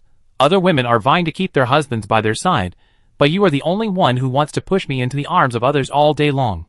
Yulu's face was obviously disappointed, and he was also very frustrated. No matter what he did, he couldn't win her favor. "Why do you have to get a response from me? I've said it before, I married you for my own conscience. You can ask me to marry you. I owe you 3 lives and I will pay it back. But this heart is still mine. I can't go against my own heart." Su Pingting continued to eat. It would probably be dark if the two of them continued to discuss. Chapter 259 Concubine Son. "If I treat you Jisha and her child badly, will you never accept me in your life?" Yunlu asked. "Maybe I will never accept you in my life, but if you can treat Jisha and her child well, I will be grateful to you for the rest of my life." Su Pingting didn't want to say anything more. She put down her chopsticks and went to the inner room, leaving Yunlu alone at the table. The next morning, Yunlu took Jisha and Yunlu on the carriage to the palace, and Su Pingting was the only one left at the 6th prince's mansion. Su Pingting was playing chess in her room. Unexpectedly, Nanny Li came over at noon. As the saying goes, no one comes to the temple for no reason. Nanny Li was a thoughtful person. She must have come for something. Su Pingting got up quickly and let her drink tea. She sat beside her. Nanny Li asked about her recent life and health. They talked about family matters for a while. When talking about Yunlu, Nanny Li made it clear why she came. "Princess, you also know that I am an old man beside the prince. I know the prince's every move very well. But I was really shocked this time. You also know that our prince has always been well behaved and is the most favored by the current emperor. Madam, if you have something to say, just say it directly." Jiyu is listening. Su Pingting knew that Madame Li came here to interrogate her, so she was ready to have a good chat with this old woman. Anyway, she was bored staying in this mansion every day, so she might as well have a good chat with Madame Li to kill time. As expected, Nanny Li asked straight to the point. "The concubine was originally the 4th concubine, and then you met with misfortune. But you did not die, and became the concubine of our 6th prince. This makes me confused. Please explain it to me, so that I can understand it." Su Pingting smiled. "The old ones are the wisest." Knowing that Yunlu was going to the palace with Jisha today, Nanny Li came over immediately. If there were no confidants of Nanny Li in the mansion, she would not have come so quickly. She lived in the outer house next to the palace, and it was amazing that she was so well informed. Nanny Li had no children of her own, and she was completely focused on Yunlu. If anything happened to Yunlu, it would be like the death of this old woman. She thought it was understandable that she came to interrogate him, and Pingting was just chatting with her to kill time. The two of them chatted back and forth, and the servants began to pour tea. As they were talking, the head maid came to report that the concubine's son in the courtyard had made trouble again, and asked the side princess to go over and take a look. Su Pingting took Li Ma to concubine's son's courtyard to see what happened. Speaking of concubine's son, it's a long story. Concubine's son was the first to enter the palace, and she had the highest seniority in the palace. But later Yunlu married one after another, and each one was more favored than her. She was a little angry, and she had to get the upper hand over Yunlu in everything. Yunlu married her in his prime, because concubine's son's father had made military achievements for the court that year. In order to appease the old minister, the emperor gave General Sun's daughter Sun Qingmei to Yunlu as a concubine. General Sun was born in a poor family, and Sun Qingmei was born out of wedlock, so she could only be a concubine to Yunlu. Yunlu didn't dote on her in the first place, but she shouldn't have any complaints if he just provided her with good food and drink. But Yunlu's mood changed since Bai's accident, and he didn't care about this concubine's son. The servants in the palace were the most powerful, and concubine's son's family didn't have much power. General Sun had no other merits since he made military achievements, and he was no longer favored by the emperor. The prince didn't favor her and her family had no power. So you can imagine how Concubine's son lived. When Su Pingting arrived, Concubine's son was sitting on the ground crying loudly. Her hair was messed up, and her skirt was dirty. The maids who served Concubine's son hurriedly came up to greet Su Pingting. Su Pingting couldn't help but feel sympathy for Concubine's son. When Su Pingting came, she didn't get up, and she was still crying and making a fuss like a madman. It took several servants to barely steady her. She was making such a fuss that they had to tie her to a stool to prevent her from moving around and hurting others. What happened to Madam's son? How did you maids serve her? After hearing this, the maids immediately replied, reporting to the side princess, "This is none of our business. Madam doesn't want to eat, she is crying here, and the servants can't persuade her." Su Pingting glanced at the reply and asked, "Who is the personal maid serving Madam's son?" A slightly shorter maid in the crowd replied, reporting to the side princess, "It's the maid." "Why did your master become like this? Do you know whether your master has been upset or not?" Madame Li was used to seeing the master being bullied by the servants because he was not favored. She looked at the little maid and asked angrily. The little girl was a little panicked when she saw Li Mam coming. She hurriedly tugged at the corners of the clothes of the maids next to her, and they exchanged glances with each other furtively. Su Pingting and Li Mam understood at a glance that there must be something fishy. "How many days has Madame's son been like this?" Su Pingting pretended to be nothing and continued to ask. Reporting to the side princess. "It has been more than half a month." The girl replied tremblingly. "Asshole!" Su Pingting shouted angrily, frightening the girl. "The master has been crazy for so long. What are you doing as a maid? If you don't report to the prince and princess, are you the master of this 6th prince's mansion?" I don't know." Madame Li saw that this maid was timid but very tight-lipped, and was afraid that she couldn't get anything out of her. The one next to her looked smart and honest, so she asked, You come and answer." The girl looked at Sueju next to her, and didn't dare to say anything. "I'm not serving Madame's son. Xiren doesn't know the reason." "You don't know? Well, since you don't know, then I'll let someone else ask you." Su Pingting turned to Madame Li and said, "Madame Li, I don't know if there is a torture room in this 6th prince's mansion. What's the point of keeping a maid like this who doesn't know how to share the master's worries, and makes the master suffer in the mansion? It's better to send her directly to the torture room to be properly disciplined." Li Mama immediately replied, "Of course, there is a torture room in the palace. Come on. Take these 2 maids to the torture room and torture them thoroughly." Sueju was so scared when she heard it that she immediately grabbed Su Pingting's clothes and begged Su Pingting desperately, "Princess, please don't let me go there. If I go there, I can't come back. Just tell me the truth honestly. How did Madame's son become like this? Did you abuse and bully her behind her back?" Su Pingting asked sternly. "If this kind of thing is more serious, it will be even more difficult to control in the future." Jisha was just too gentle. So those tricky servants in the mansion didn't listen to her, and she couldn't control them. "No, princess. We didn't bully Madame's son behind her back. It was Madame's son who," Sueju said, not daring to say anything more. Looking at Madame's son tied to the rattan chair with a little sympathy, Li Mama snorted, and said to Su Pingting, "Princess, these little girls are the best at playing tricks, and they will never tell the truth unless they are hurt. Come, drag her to the torture chamber and interrogate her. The other little maids are not allowed to leave the yard, and must be able to come at any time. Mammy, I think this girl seems to have something to hide. How about asking her again?" Su Pingting looked at the girl with a strange look in her eyes, as if she was hiding something that should not be seen by the public, for Madame Sunday Mammy Li still insisted on beating her. And Su Pingting was afraid that if she tried to persuade her again, the old woman would be unhappy. So she didn't say anything else. Maybe these maids were really up to something. But we still couldn't believe their words easily. The 2 maids were taken away by the servants in the torture room, and the others stayed in Madame's son's courtyard waiting to be summoned by Madame Li for questioning. Su Pingting asked someone to invite the imperial physician to come and treat Sunday's son drank the prescription prescribed by the imperial physician and fell asleep on the recliner. Su Pingting couldn't compete with Madame Li for interrogation. On the surface, she was the master, but in fact, she gave all the right to question to Madame Li. Madame Li asked questions one after another, but the little maids below had no idea what was going on, and they couldn't get anything out of her. The 2 girls in the torture room knew the main news, but they didn't say anything and kept their mouths shut. The people in the torture room couldn't get anything out of them. Li Ma was furious. She probably felt that her prestige in the mansion had been challenged. So she was very angry, and had to get something out of her to vent her anger. Su Pingting felt bad when she saw the two girls being tortured like ghosts. Perhaps Sueju's eyes when she looked at Madame Sun touched Su Pingting, and she wanted to save her. Madame Li, I think these two little girls can't say anything. It's better to wait and interrogate them after the prince comes back. Madam, you are highly respected. There is no need to be angry with these two little girls. Madam, you must be tired after interrogating them for a whole day. Let me send someone to take you back to rest. The prince brought back the best ginseng last time. If you don't mind, pick some good ones to take back to replenish your body. Su Pingting knew Li Momo's personality well, and knew that she liked to be flattered. Li Momo was very pleased to hear this.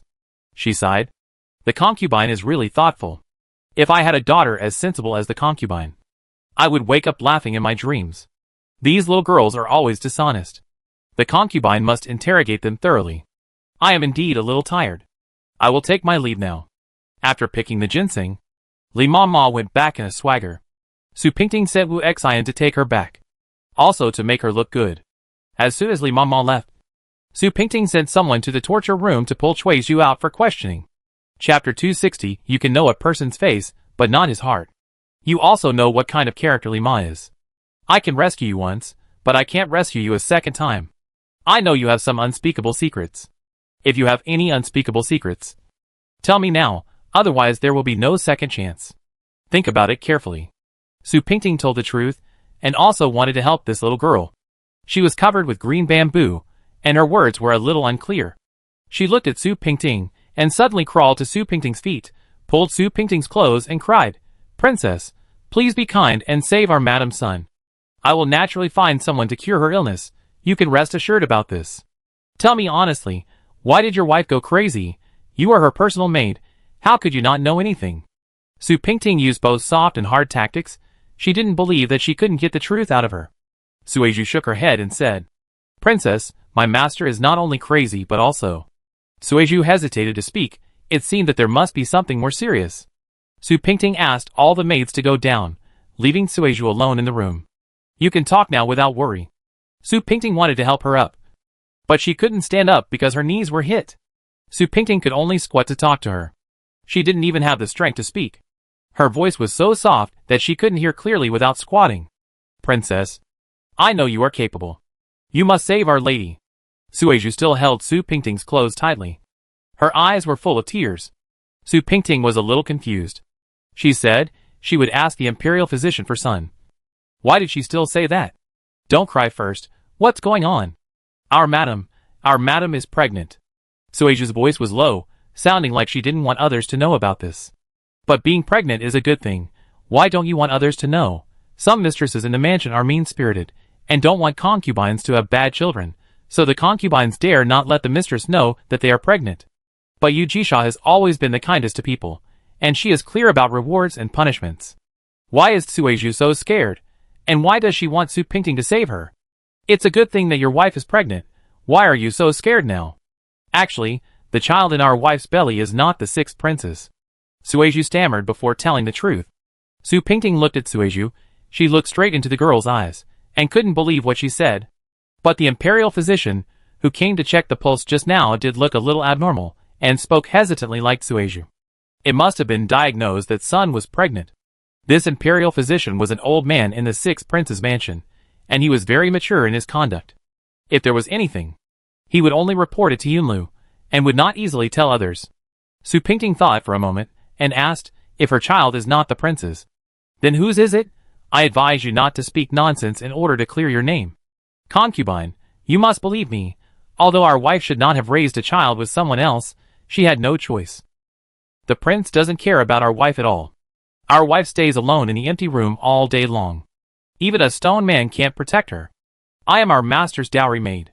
I will not harm our master." Sueju cried, and didn't look like she was lying.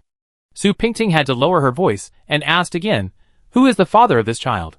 Yes. Sueju was a little worried, and didn't dare to say the man's name. "Tell me, whose child is that? The imperial physician has just come. When the prince comes back tomorrow, he will probably know about this. If you still want to live, you better tell me the truth." Su Pingting didn't have time to beat around the bush with her. Time was pressing. If the imperial physician told Yunlu about the matter first, then Madame Sun would really be hopeless. If Li Ma knew about this, the child and Sun sure would be doomed. Li Ma was so stubborn that she would never let such a family scandal be exposed. It's Zhao Yang. Master Zhao's. Cui Zhu's lips were tightly shut, and she looked very painful. What did you say? This child is Zhao Yang's. Su Pingting was about to explode after hearing this. How could this be possible? Are you talking about Zhao Yang, the concubine who often accompanies the sixth prince? Cui Zhu nodded, and she couldn't say a word. Zhao Yang usually looks so honest, and he doesn't seem like someone who would do such a thing.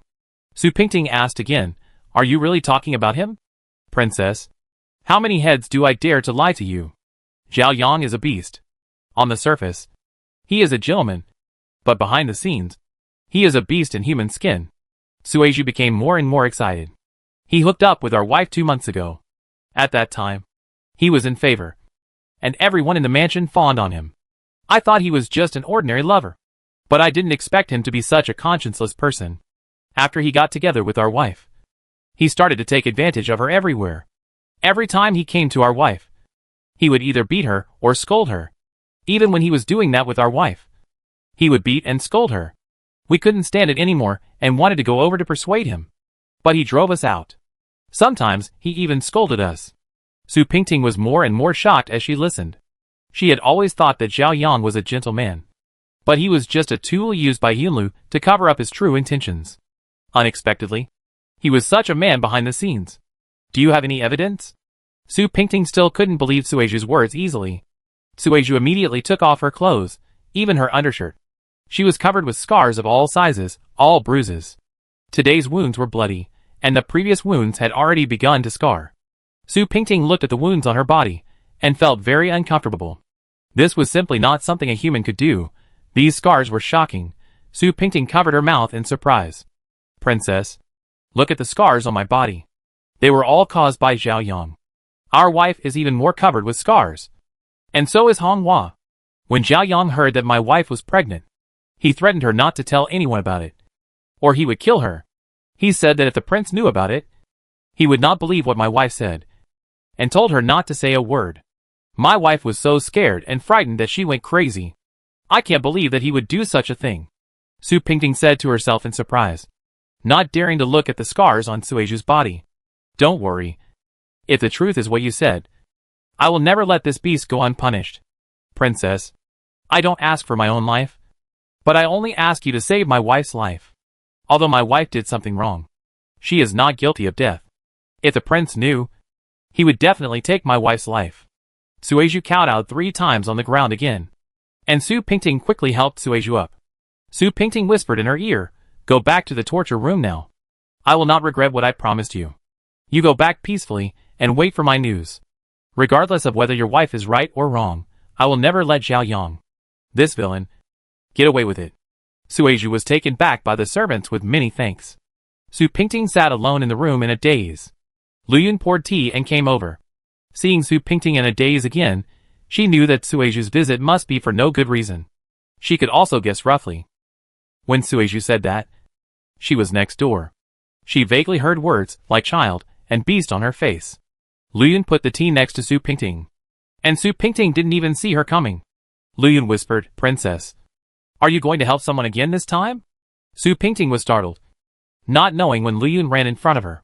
She said, I thought of helping the child because she was really pitiful, but I didn't expect to find out something else. You are right. I may be meddling in other people's business again. Lu Yun, do you think I am a bit annoying for always meddling in other people's business like this? Do you want to hear the truth or a lie? Of course it's the truth. Lu Yun said, you are indeed annoying. But you are not annoying good people, but bad people. If you do this, it's too easy to get yourself into trouble. Yes, Lu Yun, you are absolutely right. It's just that I really can't stand such a person getting away with it beside me.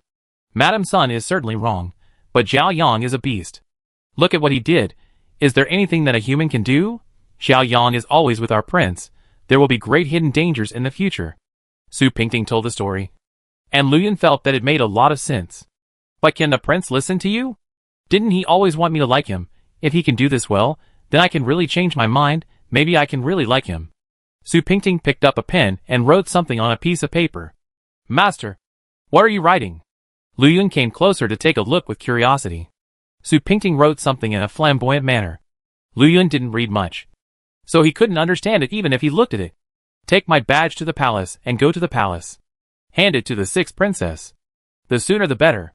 Su Pingting had already written the letter and put it in an envelope. Don't let the prince see it. Just hand it to the sixth princess. Got it? Got it. Master. Don't worry. Lu Yun took the letter and left. Su Pingting watched her get on the carriage to the palace before turning back. When she returned to her yard, Zhao Yang had been waiting in the house for a long time. Chapter 261 Testing. Zhao Yang saw Su Pingting coming back, and hurriedly stood up and greeted with a smile. I greet the side princess. Su Pingting also replied with a smile. How come Mr. Zhao has time to come and sit with me? You are a rare guest. Does Mr. Zhao have any appointments with dignitaries today? Zhao Yang smiled smugly. The side princess is slapping me in the face. I am just following our sixth prince to make a living. How dare I be so ignorant as to show off in front of the side princess?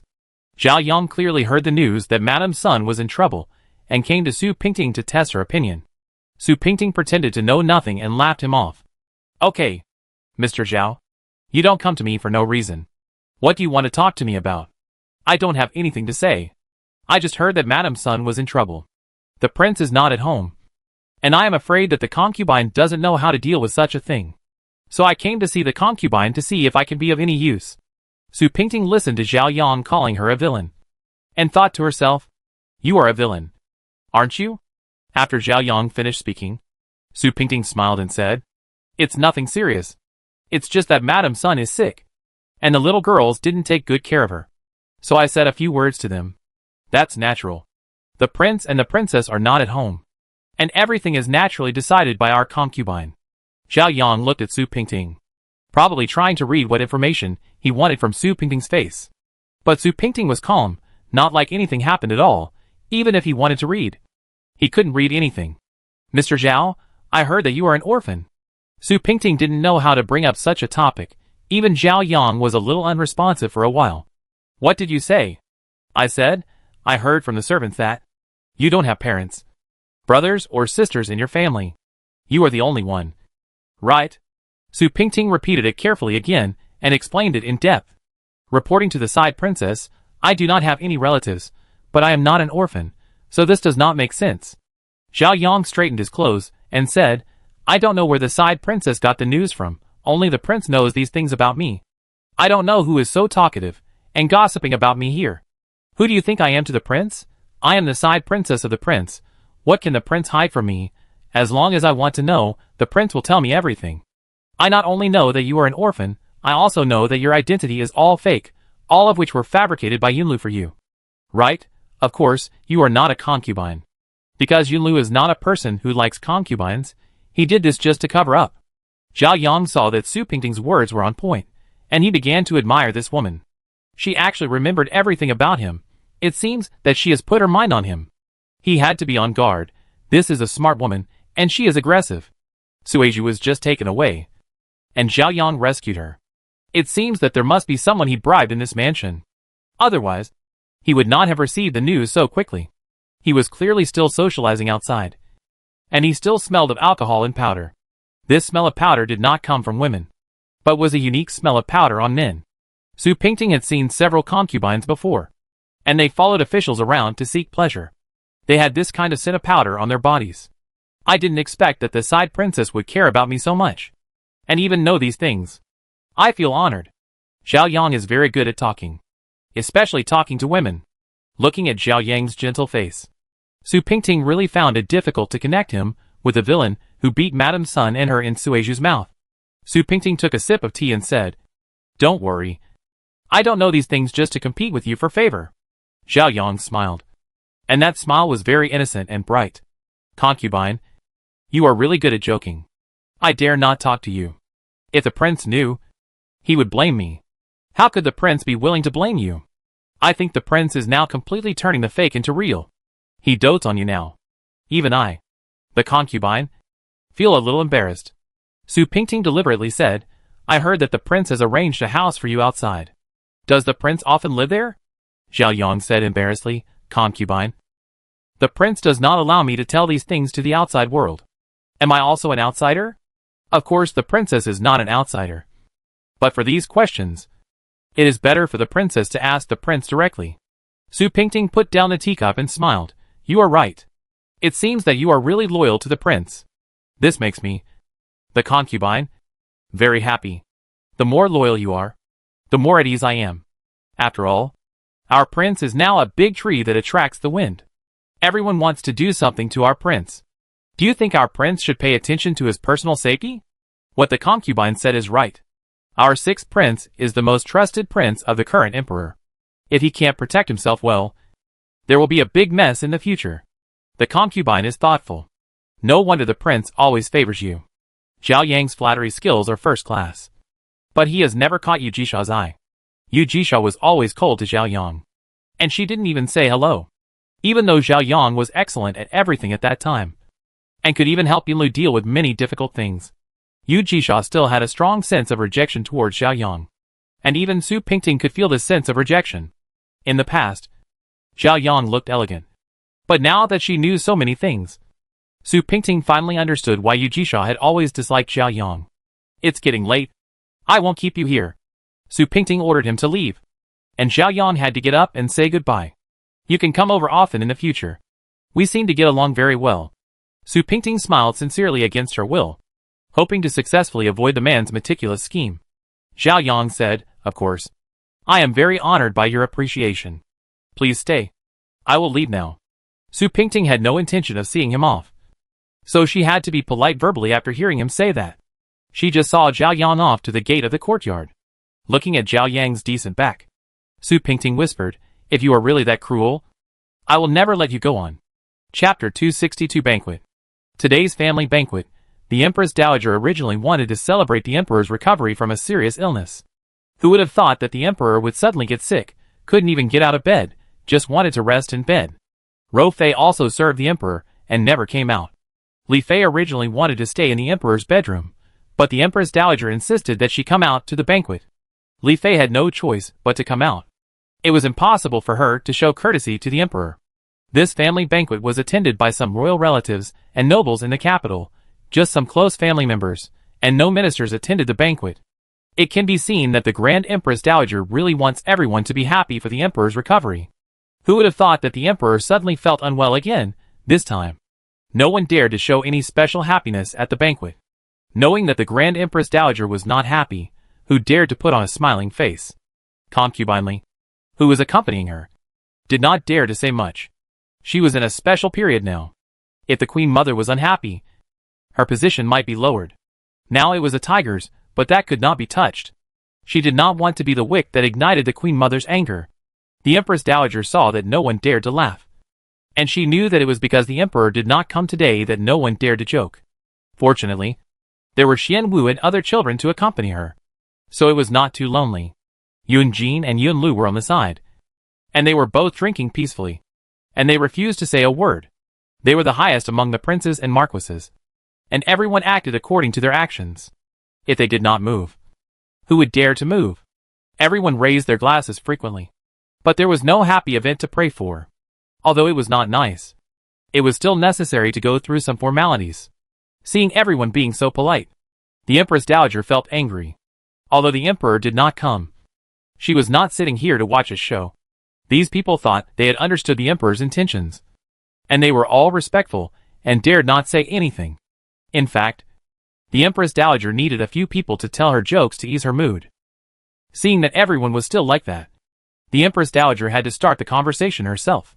She raised her wine glass and said to everyone, this autumn, the country is prosperous. I heard that the people's harvest is more abundant than last year. The country is prosperous, thanks to the princes and ministers present here. I am an old man, so I will drink a glass of wine from you. After the Queen Mother finished speaking, she drank the wine in the exquisite glass cup in her hand. Everyone stood up and said, thank you for your grace. The Queen Mother. We are ashamed to accept it. After that, everyone drank the wine together. The table became a little lively. People kept toasting the Queen Mother. And the Queen Mother looked better. Sixth Prince, why did the Emperor not come? Didn't they say that the emperor's health had recovered? Why can't he come out and walk suddenly? Is the emperor dissatisfied with the Empress Dowager's dismissal of the Taoists, so he deliberately didn't come to embarrass the Empress Dowager? Marquis Dingbei was sitting behind Yunlu. Seeing that everyone was talking, he also came to Yunlu to chat. Yunlu sat upright and said with a smile, Marquis Dingbei has drunk too much. He even started to guess what the Empress Dowager and the Emperor were thinking. The will of the Emperor is like the will of heaven. How can we people figure it out? Marquis Dingbei laughed and said, Usually we brothers don't talk about anything.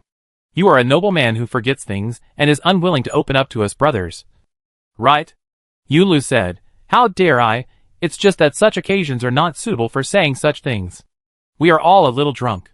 If we say something and the palace maids and eunuchs hear it, it will be passed around in the palace. If the news gets to the ears of the Empress Dowager or the Emperor one day, we will be speechless and suffer in silence.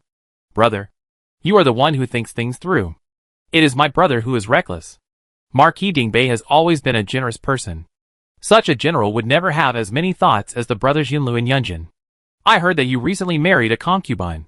Why don't you bring her out for us to see? Is your new concubine so beautiful that you are reluctant to bring her out for us to see? Yunlu blushed for a moment when he heard Marquis Dingbei say such drunken words. But Yunjin was sitting next to him. For some reason, he was really embarrassed to mention her. Nothing happened. It's just marrying a concubine. If you want to see it, go to my 6th prince's mansion. I will definitely treat you well. Then we can drink to our heart's content. Marquis Dingbei was still not giving in. Instead, he ran over and pulled Yunjin, who had been silent, and teased him. Prince Jin, look, your brother got married and didn't even show any regard for us. When asked about him, he was still as shy as a grown-up girl. You have to take good care of this brother. Ha ha ha. Marquis Dingbei laughed a little wildly. You could tell at a glance that he had heard some rumors outside and was deliberately looking for trouble. Yunjin was pulled by him, and his face was a little uncomfortable. Everyone turned their eyes to the side, and Yunlu's face was also a little hot. Marquis Dingbei, you are drunk. You'd better go sit over there. Yunjin supported Marquis Dingbei and wanted to send him back to his own seat. But Dingbei still talked nonsense, and it was hard to persuade him. Yunlu had no choice but to use force, and quietly pressed Dingbei's sleep point.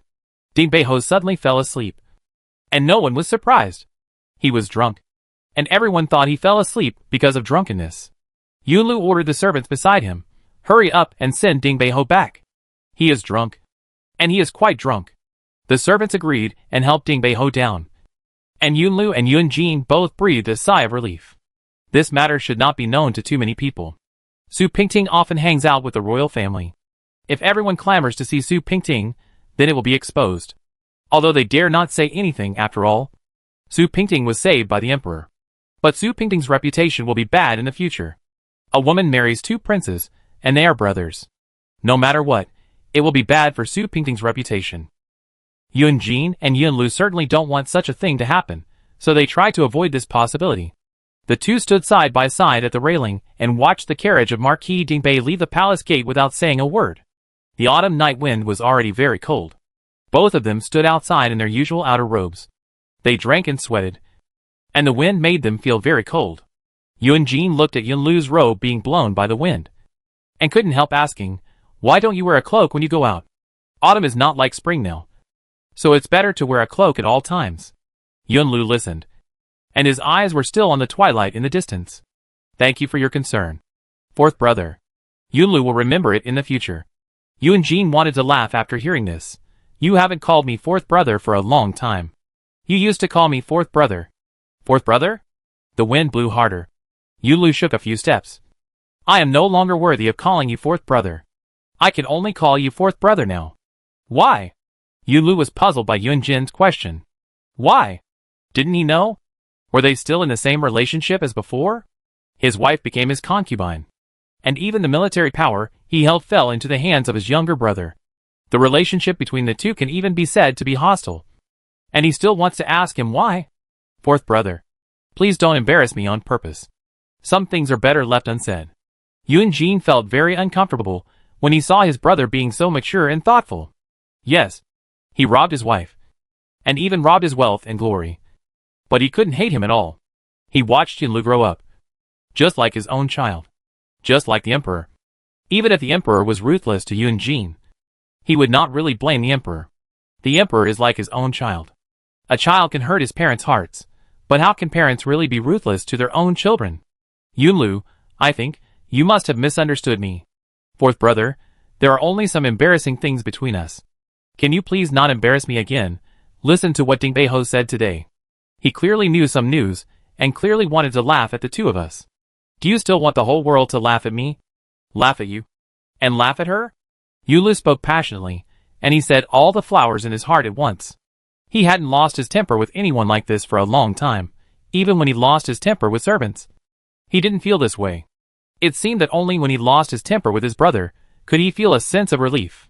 Just like all rebellious children would lose their temper with their fathers and mothers, they would feel such a strange and even abnormal sense of pleasure after losing their temper.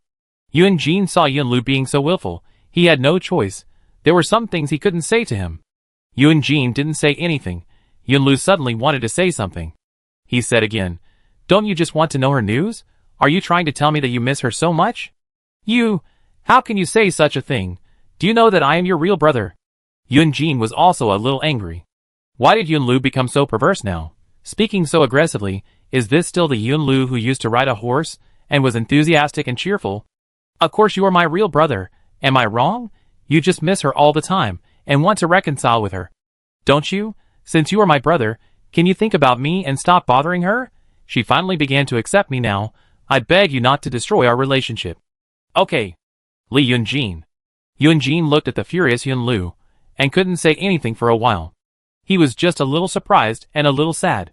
Has the brother who used to act like a spoiled child in front of me really turned into the aggressive Prince Lu in front of me, with his red lips and white teeth? Chapter 263 Rescue Madam's Son. As long as you treat her well, I will not interfere with you. She is already your concubine. You should be more confident. Yun Jin turned around and wanted to leave. Yun Lu reached out and held his elbow. Fourth brother, I beg you, please let go. Please? Yun Lu changed his previous tone and said to Yun Jin in a low voice. Yun Jin looked back at Yun Lu. Just for a moment, he said, I tell you, don't mess around. Yu Jisha secretly met Lu Yun. Lu Yun handed over the letter and went back, without staying for a moment. Otherwise, if Yun Lu saw it, the princess's instructions would not be completed. Yu Jisha opened the letter and read it for a while, then secretly burned it. Xiaolingzi followed her back to the table, and she couldn't help asking, Princess, what does the princess want to see you about? Why did she write to Ali so mysteriously? Can't she tell us when we go back? It's an urgent matter. So she wrote to me. Let's go back quickly. I have something important to deal with. Yu Jisha gave instructions as she walked. She would go back and tell Yunlu first, and then say hello to the Empress Dowager. The Empress Dowager was chatting and laughing with other ladies at the banquet. Yu Jisha walked behind the Empress Dowager quietly and whispered in her ear, the Empress Dowager is hosting a banquet today. Jisha should have accompanied the Empress Dowager to the end. But something happened in the sixth prince's mansion, and I have to deal with it. I can only withdraw first. The Empress Dowager was very happy to see Yu Jisha coming. When she heard Yu Jisha say she was leaving, she felt a little unhappy. Why are you leaving right after you come? Don't you want to accompany me? An old woman. To have fun? What can happen in the palace? Nothing will happen with Li Mama here. You should stay here and accompany me. Concubine Ro is accompanying the emperor. I don't even have anyone to talk to around me. Yu Jisha felt a little sorry when she heard the Queen Mother say this. The Queen Mother must feel lonely today. Although the banquet is so lively, there are not many people who can accompany the Grand Queen Mother to have fun. The emperor deliberately didn't come. The Grand Queen Mother must be heartbroken. Concubine Li was sitting on the side, watching covetously. She really couldn't bear to leave the Queen Mother here alone. That's right. What big things can happen in the sixth princess's mansion? They are just unwilling to accompany our Grand Queen Mother to have fun. Sixth princess, you are usually the most filial to the Grand Empress Dowager, and the Grand Empress Dowager loves you the most. How come at this moment, you spoil the Queen Dowager's mood instead? When Concubine Li saw that Yu Jisha was in a difficult situation, she deliberately made things difficult for her. Anyway, she was feeling uncomfortable now. Wouldn't it be better if one more person felt uncomfortable? Why was she the only one who was not favored by the Grand Empress Dowager? She had to embarrass Yu Jisha. The Grand Empress Dowager just held Yu Jisha's hand, seemingly unwilling to let Yu Jisha leave. Yu Jisha couldn't explain what was in her mind to the Queen Mother, and she was extremely anxious. If she left like this, the old lady would inevitably feel unhappy. When she was in a dilemma, Yuan Jin suddenly came over to toast. Grand Empress Dowager. Jina is free today, and can accompany the Grand Empress Dowager for fun. Yuan Jin quietly winked at Yu Jisha, and Yu Jisha immediately understood. Jina, you are here. You haven't come to my palace for a long time. Today, you have to tell a few jokes to make me happy. Otherwise you are not allowed to leave. The Queen Mother was happy and smiled. She hadn't been so happy for a long time. Grand Empress Dowager, I just saw the maid from the Sixth Prince's mansion hurriedly come to find the Sixth Brother's wife, as if there was something very important. Why not let the Sixth Brother's wife go back first, while I am here to tell jokes to the Grand Empress Dowager? Are you still worried that it won't be fun? Yuan Jin said with a smile. The Grand Empress Dowager immediately said, Okay. Okay, I am happy with you here. Jisha, then you go back first. You also drank some wine today, wrap yourself up on the way, don't catch a cold. Jisha hurriedly bowed and thanked her. Thank you for your grace. Grand Empress Dowager, then Jisha will go now. The Grand Empress Dowager smiled and nodded. Yu Jisha glanced at concubine Li next to her and left in a hurry. After saying hello to Yunlu again, he hurried to the Sixth Prince's mansion. The carriage ran fast and arrived at the Sixth Prince's mansion in less than half an hour. Su Pingting waited for a long time, and only breathed a sigh of relief when she saw Yu Jisha coming. The two dismissed the attendants and had a secret conversation in Su Pingting's bedroom. So, you have known all these things about Zhao Yang for a long time? Su Pingting was a little unbelievable. Yu Jisha smiled and nodded. She said, I knew what kind of person he was a long time ago. But the prince didn't know yet. I wanted to tell the prince, but he was too proud, and I didn't know how to tell him. Plus the relationship between Zhao Yang and the prince. If I said this at this time, it would be a bit of a rift. That's why I didn't say anything. I didn't expect such a big thing to happen today. I didn't expect it. After hearing what you said, I am also responsible for what happened to Madame Sun. Why do you think so? Madame Sun is not wrong. She is still Yunlu's concubine, and she has already cheated on Yunlu. If Yunlu knew about this, if Li Ma knew about this, she and the child would never get out of the Sixth Prince's mansion alive. Although she was a bit bad-mouthed, she didn't do anything bad after all. We can save her life, and it's a good deed for us. Su Pingting tried to keep her voice low. It's better to keep this matter secret from Yunlu. Otherwise, he would kill Madame Sun in a moment of impulse, which would be bad. Yu Jisha nodded and said, Sister is right. If Yunlu really knew about this, then the child and Madame Sun would really die. After all, I still have a responsibility. If I had told the prince earlier, Zhao Yang would not be so carefree today. This Zhao Yang looks gentle, but I didn't expect that he would do such a thing behind the scenes. It's really unbelievable. You mean he was instigated by someone? Yu Jisha whispered. It was those concubines who instigated him. Some time ago, the prince went to the capital to do business, but Zhao Yang didn't go with him. There are often concubines in our mansion. Doesn't the Qing palace have many concubines? The Qing prince looks honest, but he is actually the most cunning. The concubines he kept were more delicate than women. They had painted eyebrows and eyes, and were more delicate than women. They were 15 or 16-year-old boys, and they looked white and tender. If someone who didn't know them saw them, they would really think they were women. These concubines were usually spoiled by King Qing. They were flattered by the petty officials. They were very arrogant. I heard that Zhao Yan often followed our king to see the world. And soon, he got to know these people. Those people saw that King Qing was a little confused, and they kept some women outside and bought some houses. They usually took some money from the master and gave it to those women in a blink of an eye. Zhao Yang was instigated by these people to play with women all day long. How could he not be bad? Su Pingting found it more and more interesting as she listened. There are really many strange things in rich families. She used to think that these concubines only liked men, but she didn't expect that they also knew to buy houses and marry women outside. It was really unheard of and unseen. If the king of Qing knew, wouldn't he tear down the house? Yu Jisha laughed and said, The king of Qing is a well-known old fool. These people keep pouring wine into him like water. What else can he know? But the king of Qing likes this, and has many lovers. All of them want to suck his blood dry to nourish themselves. Our prince doesn't really like this. How can Zhao Yang make a lot of money? Then he has to work hard on women. Madame Sun happened to be lonely in her boudoir. So they got together. I knew it at first. And I also gave Madame Sun some advice. But Madame Sun insisted on her own way, and I had no choice. I didn't expect such a disaster to happen today. I heard that Zhao Yang had already set up a family business, and a wife, with Madame Sun's dowry. He is really good at coaxing women's money. This beast. If he only knows how to coax women's money, it would be fine. But he also beats people like that. Isn't she born by her father, and raised by her parents?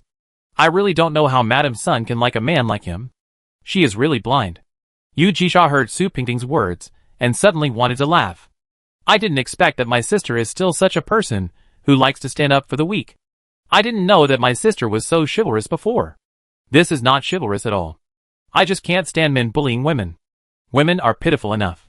I thought a savior would appear to save me from suffering. I didn't expect that I would just escape from the tiger's mouth and fall into the wolf's den. That Madame Sun was miserable in everything. Now she is abandoned by such a man. We are all women, we can't just watch her die in vain like this. Can we? Su Pingting sighed as she spoke, looking like a magistrate who cared about the suffering of the people. Yu Jisha said, since my sister has said so, I can't pretend that I don't know about this. I will help my sister rescue Sister Sun. Sister Sun didn't do anything wrong before, so it's our duty to save her. Su Pingting looked at Jisha, somewhat worried. After all, this matter might offend the stubborn old Nani Li. If she offended her, she would have a hard time in the palace in the future. Yu Jisha has always been particularly favored. Why bother her to come in? Jisha, I think I should do this alone. You will have a hard time explaining to Madame Li. I am different, I am just a concubine. You can help me out by saying a few words. You are a concubine. If Madame Li really makes a fuss, the palace will probably have trouble in the future. Then how do you plan to save Madame Sun? Jisha asked curiously. I will find someone to let her out. I will take care of this matter alone. Just say that I don't like Madame Sun and drove her out. Su Pingting has already thought of a countermeasure, and what will happen in the future depends on Yulu's attitude. Chapter 264, Rescue. Can you just let her go? If the prince really blames you, it's no joke. Yu Jisha worriedly squeezed Su Pingting's arm, feeling that this matter was very risky. This was no small matter. The concubine in the palace was having an affair, and the side princess let her go without telling the prince. It felt a bit outrageous to say it out loud. If the prince was really angry, it would be hard to end it. To be honest, Su Pingting had to do it because she thought of this. All along. She wanted Yunlu to know that she was not the one he loved deeply. She hoped that he could face this fact and recognize what happiness was in front of him. She had always wanted to do something to make him give up on her completely. But no matter what she did, he could forgive her unconditionally. Sometimes Su Pingting was really moved. This man could be so affectionate to Su Pingting. If Su Pingting had not died, then maybe she and Yunlu were a natural match. Unfortunately, there is no maybe in this world. Just like Su Pingting should not have agreed to marry Yunlu in the beginning. She thought that she could repay Yunlu for saving her, and repay Yu Jisha for suffering for her. But she did not expect that this gratitude would become more and more important and more difficult to repay. Taking this opportunity, she could make Yunlu angry and lose his temper. She could wipe out all her good feelings for him. And then everyone would be relieved. Seeing that Su Pingting was speechless, Yu Jisha had to persuade her again. Why don't we try a more normal method? Isn't this method a bit too radical? No need. I've thought about it. I will take care of this matter. Just pretend you don't know. Help me when you can. If Yunlu is really angry, stay away. Don't get involved in this mess. Su Pingting smiled and poured a cup of tea for Yu Jisha. It seems that she is very happy to do this. Yu Jisha looked at her with a very puzzled look, and smiled. So sister is ready to make the prince angry? Su Pingting was afraid that Yu Jisha would understand her intention, and hurriedly covered up. You don't have to worry about me. Doesn't the prince always say how much he loves me? Even if I made a mistake, I think he should forgive me. So don't worry. Just be your sixth princess, and I will stay by your side to protect you and Yuan Shua forever. Yu Jisha was so moved by these words that she didn't know what to say. She felt even worse. She and Yunlu sent Su Pingting's child away with their own hands. Just for their own selfishness. Now Su Pingting is considering herself in everything. How can she feel good about this? Sister, you are like this. What should I do? What do you mean? What nonsense are you talking about? Su Pingting smiled and pinched Yu Jisha's face. I don't know what she meant by this sentence. Yu Jisha realized that she had lost her composure just now. Some things cannot be said now. She hurriedly explained, no. I mean, how can I let you handle this matter alone? I'd better help you so that I can feel at ease. No. Don't interfere in this matter. You, just be your sixth princess. I will definitely handle this matter well. So you can rest assured. Su Pingting still didn't want Yu Jisha to be involved, lest Yulu lose his temper with Yu Jisha again. Seeing Su Pingting's determination, Yu Jisha could not insist on anything. She told Su Pingting to be careful about her status, and not to confront Li Mam. When it was night, Su Pingting quietly went there with Wu Xin. Originally, there were many servants guarding the gate of Madame Sun's courtyard. But now that Madame Sun was not favored, these servants were lazy. They had gone out to drink and gamble. And Su Pingting took advantage of the opportunity. There was no light in Sun's room, and it was completely dark inside. Fortunately, Wu Xin had anticipated the situation inside and brought a candle with him. Mrs. Sun should be on the bed. Let's go over there. Su Pingting and Wu Xin followed the candlelight and walked inside little by little. As expected, they saw Mrs. Sun curled up on the bed with disheveled hair, staring at the two people approaching. Su Pingting saw that she was still in a daze, and she must be a little crazy. However, Su Pingting also knew that Mrs. Sun would not be so crazy. She was a smart woman.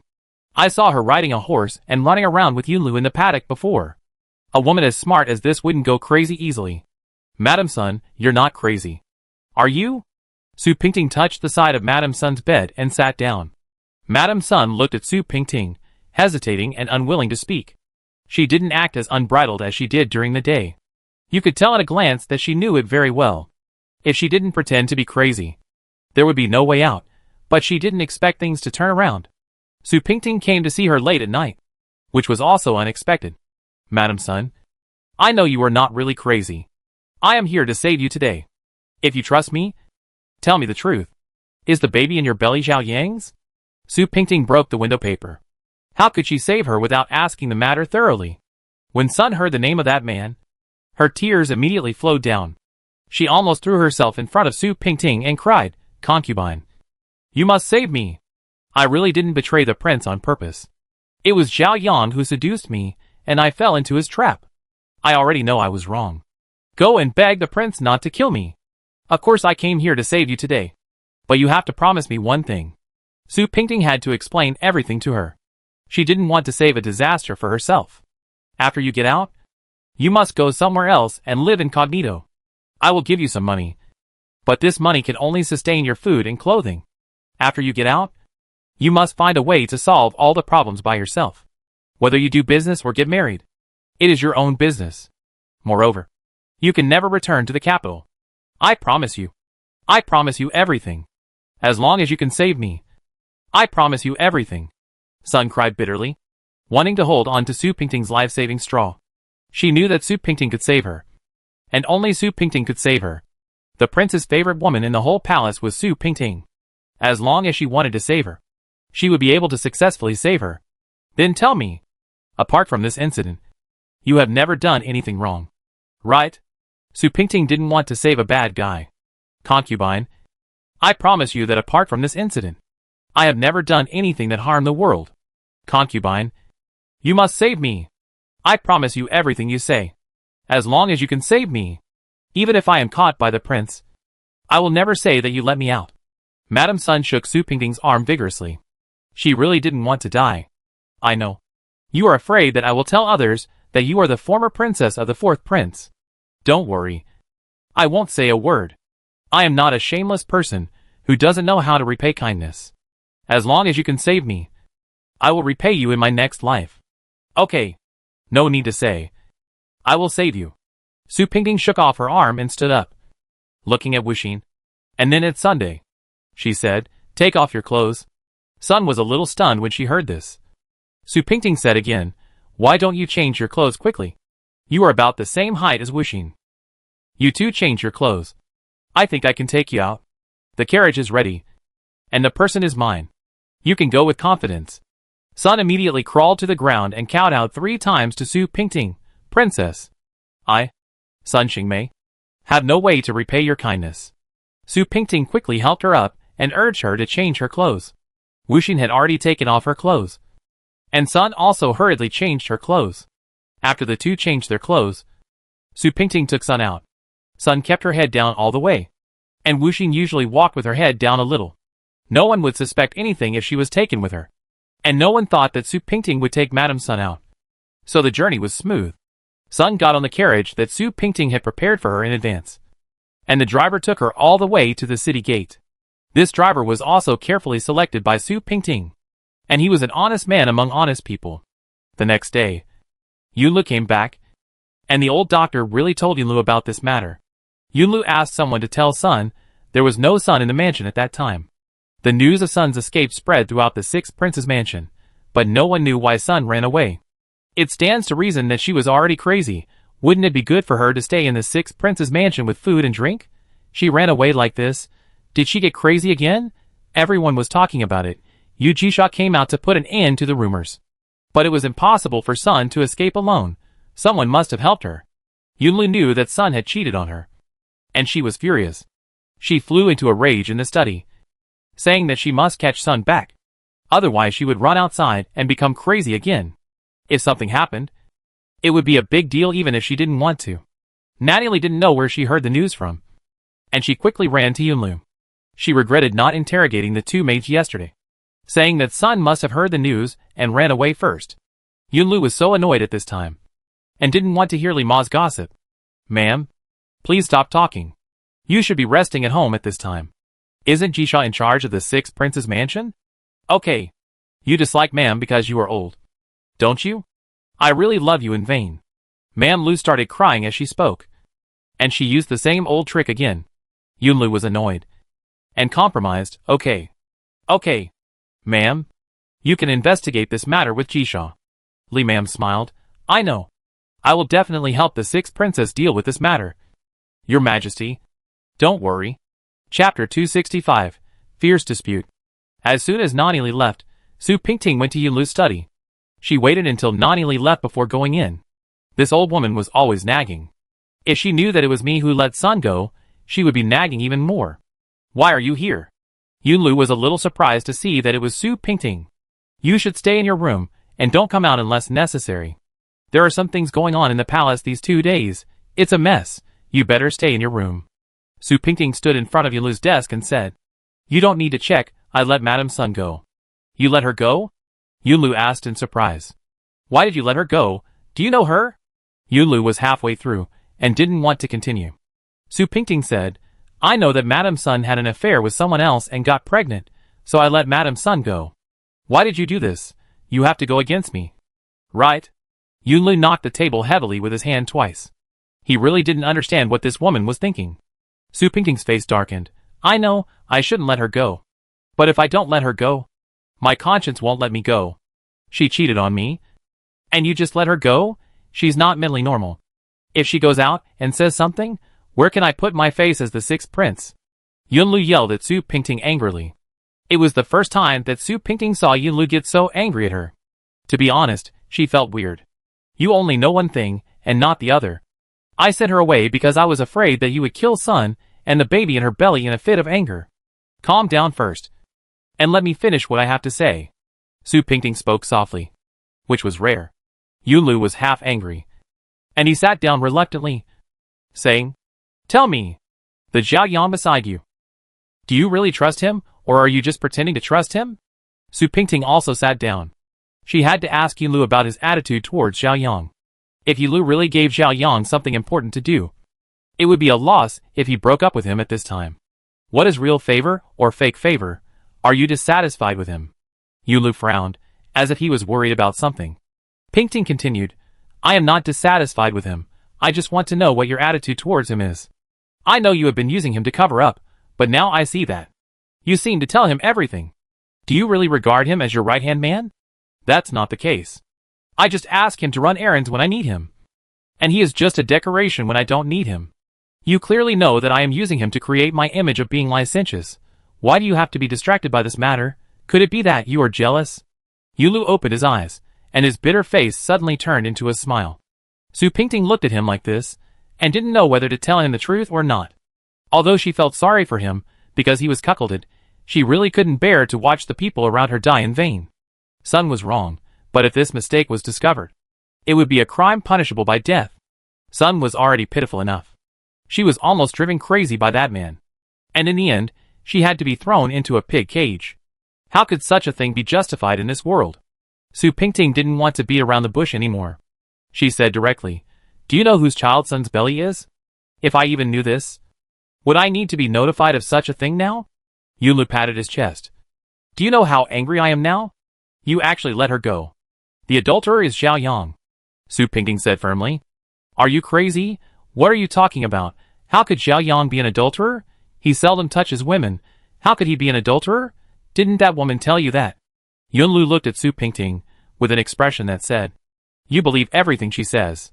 Do you think it's her fault that she cheated on you?" After hearing this, Yunlu felt that there must be something wrong with his ears.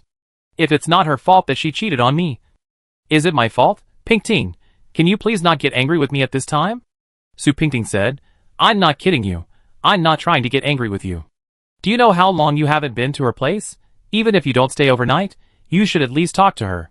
She is not an object, not a potted flower.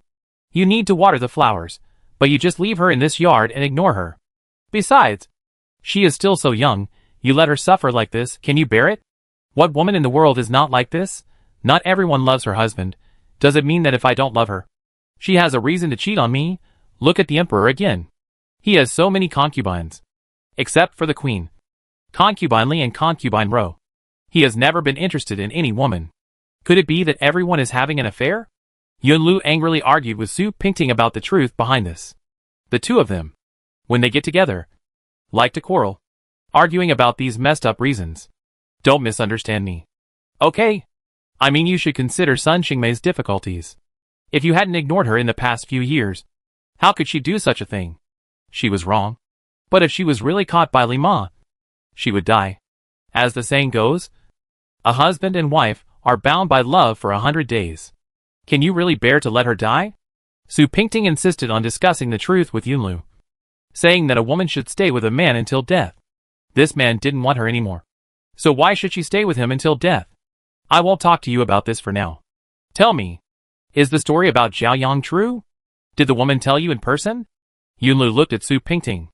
In fact, he had already believed it in his heart. Yes, but I don't know if the prince will believe it. Su Pingting turned her head to the side and put on a confident look. Evidence. Everything needs evidence. If you say it's Xiao Yang's, does it mean it's Xiao Yang's? Besides, Sun has been released by you, and there is no evidence now.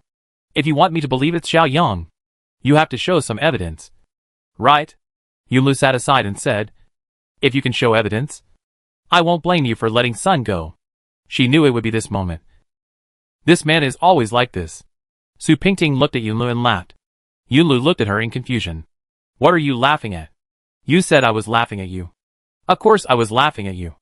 I was laughing at you for being silly and stupid," Yunlu said. "Why? Why are you talking nonsense? Are you feeling unwell? You said you love me and will love me forever. You are lying. The only person you really love is yourself. You are a person who will do anything to get what you want. I said I won't lie to you, I won't lie to you, and you keep asking me about this. You rarely let me down. Is this the love you always talk about?" Yunlu was a little flustered. He quickly changed his words and said, "Pingting, don't get excited. Don't get excited. That's not what I meant just now. You misunderstood me. I don't disbelieve you, you just don't believe me enough. Right? You didn't think of believing me. You only believe what you want to believe, so I don't want to say anything more. Anyway, I have told you everything. Believe it or not. I did this, and I am not trying to evade responsibility. You can beat me, scold me, or kill me, but I want to remind you that if you have someone like this around you, something bad will happen sooner or later." Su Pingting stood up. She was completely disappointed. This was her last time to test Yunlu's heart. Bai was right. He was a man who would do anything to get what he wanted, and the only person he loved was himself. He could do anything to get what he wanted, but he didn't necessarily like that thing that much. It was like he had already got Su Pingting, so he was no longer willing to give away his feelings. "Pingting, how can you say that? I love you. It's not that I don't believe you. It's that I can't just listen to you. How can I bear to punish you? Yunlu was panicking and didn't know what to say, saying whatever he could. He couldn't lose Su Pingting at this time. Now was the time when everything was going well for him. If he lost Su Pingting, he would regret it for the rest of his life. Okay. Don't say that anymore. I've already let the person go. I'll let you do whatever you want with Zhao Yang. I've made it clear. It's up to you to handle it. I won't complain no matter how you deal with me. Su Pingting still said this. She let the person go. And she took all the blame. Yunlu was angry when he saw her being so tough. This was clearly her fault. So why was she still so confident? Don't be so willful just because I love you. Pingting. I won't blame you. But don't interfere in this matter anymore. You should be a side princess conscientiously. Before I have thoroughly investigated the matter, you should not go out and say anything. I go out and say something? Don't worry, I won't say a word from now on. I don't care who is around you. I don't care whether they are good or bad. I am just someone who wants to kindly remind you. It seems that my kind reminder is also regarded by you as an injustice to others. Su Pingting left without looking back. She didn't want to stay in this uncomfortable place. Yu Jisha was waiting at the door. As soon as Su Pingting came out, she pulled her aside and asked, "How is it? What did he say? Did he not scold you?" "He didn't scold me." "How could he scold me?" Su Pingting sneered twice. "Don't worry. Nothing will happen. You should find a way to save Sueju and Honghuo's lives. I am helping them to the end. I will help them to the end." Chapter 266, Staying Forever. Nanny Li had been busy in the palace for a few days, but she hadn't found any clues. Nanny Li didn't want to take on this mess anymore, so she handed this hard work over to Yu Jisha. Yu Jisha was more than happy to do it, because Sueju and Honghua were still in the torture room, and she was worried about not finding a suitable opportunity to release the two girls. Nanny Li didn't care about them this time, so she just found a reason to release them. She secretly gave them some compensation money, so that they could have a way to make a living after leaving the palace. Yu Jisha returned to the Jitong at night, and found that Yunlu had come back at some point. He was sitting under the lamp reading a book, and a little girl was massaging his legs. Yu Jisha bowed, stood beside him and said, "Why did the prince come here today?" "Why? Don't you want me to come?" Yu Jisha knew from his tone that he must have been upset with Su Pingting again. So he came to her to find balance. She said, "Of course I am happy that the prince can live with Ollie. Do you want to prepare a bath for the prince?" Yunlu didn't say anything, which meant that he acquiesced. Yu Jisha asked Xiaolingzi to get ready, and she sat aside to embroider her own things. Yunlu looked at the book and then at her, feeling a little uncomfortable. Usually when he came, she was always very enthusiastic. Why was she so calm today? Could it be that Pingting was right? Women are not decorations. They must be watered like flowers. After a while, Yunlu found an excuse to let the maids go down. Yu Jisha looked at his posture, and couldn't guess what he was going to do. "It's just a bath, isn't it? Usually, there are several maids to serve. Why did they all leave today?" "Princess, you will serve me bathing alone today." Yunjin walked to the screen, and began to take off his clothes. This was basically an order, without even a hint of politeness. Yu Jisha agreed, and then put down the work in her hands and walked over. As soon as she got there, she found Yunlu and Yunjin sitting in the bathtub, completely stripped. She picked up the towel and prepared to give Yunlu a bath, but for some reason, she suddenly felt her face getting hot. Maybe the water was too hot, so his face was steamed red. Yunlu felt the gentle strength of her hands on him, and closed his eyes to enjoy it for a while. He closed his eyes, but his heart was open. He knew she was shy, but if he didn't do this, she would probably find it difficult to get close to him again. After this incident, Yunlu was a little scared. He didn't know what he was afraid of, but he seemed to be afraid that Yu Jisha would no longer care about him as much as before. He seemed to be trying to win Yu Jisha's affection. He didn't know why, but this thing he used to disdain was now strongly tempting his heart. After a long time, Yunlu said, "Why don't you speak?" Yu Jisha said, "I don't know what to say to the prince. I haven't spoken to the prince for a long time. I don't know what to say to the prince for a while. Why do you always want to guess my thoughts? Can't you just say whatever you want?" Yunlu frowned. The towel in Yu Jisha's hand stopped on his back, and then moved again after a while. "Because I never get the favor of the prince, I have to guess." Yunlu heard this, and for some reason, a sour feeling surged in his heart. He turned his head to look at Yu Jisha's face, which he could not see clearly in the mist. "How do you know that you never win my favor? Just like now, at this moment, I am very happy in my heart." Yu Jisha looked at Yunlu's warm face, The reason why she thought it was a warm face was because he was actually smiling at her. This smile was comfortable, and came from the heart. She was at a loss. Prince. Sometimes, you can call me Yunlu. For example, when we are alone together, you can call me Yunlu. You seem to have never called me Yunlu. You only call me Prince. Yunlu turned his face back. Yu Jisha opened her eyes wide, and looked at Yunlu's back. A little unbelievable. Prince, you are not drunk today, right? Yunlu smiled. He said, I am not drunk today.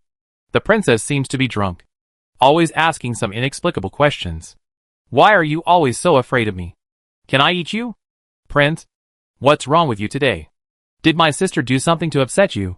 It's okay, my sister always does things like this. She has a childish temper. You don't have to take it too seriously. Yu Jisha tried to persuade him kindly, but he was not happy at all.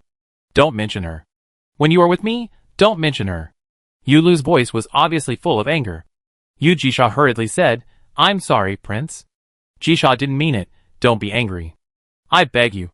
Jisha, can you be a little mean to me? You are so good to me. You will make me feel very uncomfortable. Yulu suddenly raised his voice. The more virtuous you are, the more guilty I feel in my heart. Even if you can scold me, I will feel better in my heart. Why don't you scold me? Yu Jisha didn't want to scold him, nor did she want to say more. She just put down her handkerchief and said, Prince, you should get up. The water is cold. Yulu grabbed her wrist, not wanting her to leave. Jisha, why are you so cold to me? You'd better get up quickly. The water is cold, you'll be cold. Yu Jisha wanted to break free from Yulu's hand, but her strength was no match for Yulu's, and she couldn't break free no matter how hard she tried. Pingting said a few words to me a few days ago, and now I believe what she said. He looked at Yu Jisha with a very sad expression. Yu Jisha knew what he wanted to say, but she didn't want to answer. No matter what, she loved him. But this love will change with his indifference, and time will pass by. She will not know what it will become in the future, but now, she is in pain. She struggles between Yunlu and Su Pingting. On one side is her love, on the other side is her friendship. In order to comfort Yunlu, she sent Su Pingting's child to a distant place. But if she tells Su Pingting about this matter in order to make her feel at ease, then she will be sorry for Yunlu. She put herself in such a whirlpool, and it is difficult to struggle. The person she wants to scold the most is not Yunlu, but herself. Don't worry. I will stay with you forever. You don't need to please me. I will stay with you forever. Yu Jisha left this gentle sentence. And she left. Yunlu sat alone in the bathtub. The water had turned cold, and the two feelings of cold and hot surrounded him. Yu Jisha's words were like a hot iron branded on his heart. His body was cold, but his heart was hot. At some point, tears fell from his eyes. These tears were silent, and even crying was silent. This feeling is very old, and it feels like the peace of sleeping in the arms of my mother when I was a child. Yunjin didn't leave the study for several days. He was bored in the study, and didn't open the door no matter who called him. Yuanyi came back from outside, and went to see his father first. The housekeeper Zhang Xiao was walking back and forth in front of the door, looking very uneasy. Yuanyi took a few steps forward, took off his dusty cloak, and put it in the hands of the servant, knelt in front of the door and said, Father, Year is here to greet you. After a long time, a weak voice came out, Come in. Yuanyi pushed the door open, and found his father leaning against the window, looking at something. But the window was closed, so nothing could be seen. Father, what are you looking at? I'm looking at your mother. Looking at your Madame Su. Yunjin smiled, and looked at his son. Yuanyi had now completely turned into a man who could completely control his own emotions. Father, are you feeling unwell? Do you want to ask the imperial physician to come and see you? Yuanyi looked at his father worriedly, and he looked like he was about to go insane. Yunjin smiled and walked to the table and sat down, saying to Yuanyi, Don't worry. Your father won't go crazy. How was your visit to Liantai this time? Did you gain anything? Liantai is indeed much more depressed than before, but it's not as tyrannical as the rumors say, and the people are living in poverty. I don't know if the rumors are wrong. Okay. Regardless of whether the rumors are wrong or not, you should not go out easily from now on. Stay at home and take good care of your health. Chapter 267 You bad guy. Father, I am still young now. I don't need to take care of my body. But father, you don't know how to take care of yourself. You should ask the imperial physician to take a look. Yuanyi saw that his father's face was not right, and he was worried to death. But his father was concerned about his health. Yuan Jin looked at Yuan Yi worriedly and said, "No, Yuan Yi. You should listen to your father, and don't hurt your body too much. You must listen to me. Understand?" Yuan Yi saw that his father was so serious, and didn't want to make his father anxious, so he agreed without hesitation. "Okay, I'll do whatever you say. I heard that you haven't left the study for a long time. You should go out for a walk, or you'll get bored. Father knows. Don't worry. I just have some things to deal with. Go wash up. You should take a good bath after you just came back. Go take a bath and relieve your fatigue. Go." Yuan Yi agreed and left. And Yuan Jin followed him out of the study. Zhang Xia saw Yuan Jin coming out of the study, and smiled happily. Yuan Jin looked at Zhang Xia and smiled. "What are you doing here, old man?" "Your Highness. Look at what you said. I am worried about you." "Your Highness." Zhang Xia helped Yuan Jin down the stairs. Yuan Jin had not eaten much, and his steps were still a little unsteady. "Your Highness, I advise you to think more positively. As the saying goes, there are beautiful women everywhere. Why do you have to love that one flower alone?" Yuan Jin stopped and looked at the butler in front of him with a silent and powerful look. Zhang Xia immediately changed her words and said, "No, no, no, I said the wrong thing. Your Highness. It's that the spring scenery in the garden can't be contained, a red apricot." "Shut up." Zhang Xia stood aside silently, not daring to get closer to Yuan Jin. Concubine Li had no children for many years, and she was very anxious. She had met with many famous doctors in the past few days, but there was still no improvement. The famous doctors prescribed a lot of decoctions. Although they might not be of much use, Concubine Li was anxious.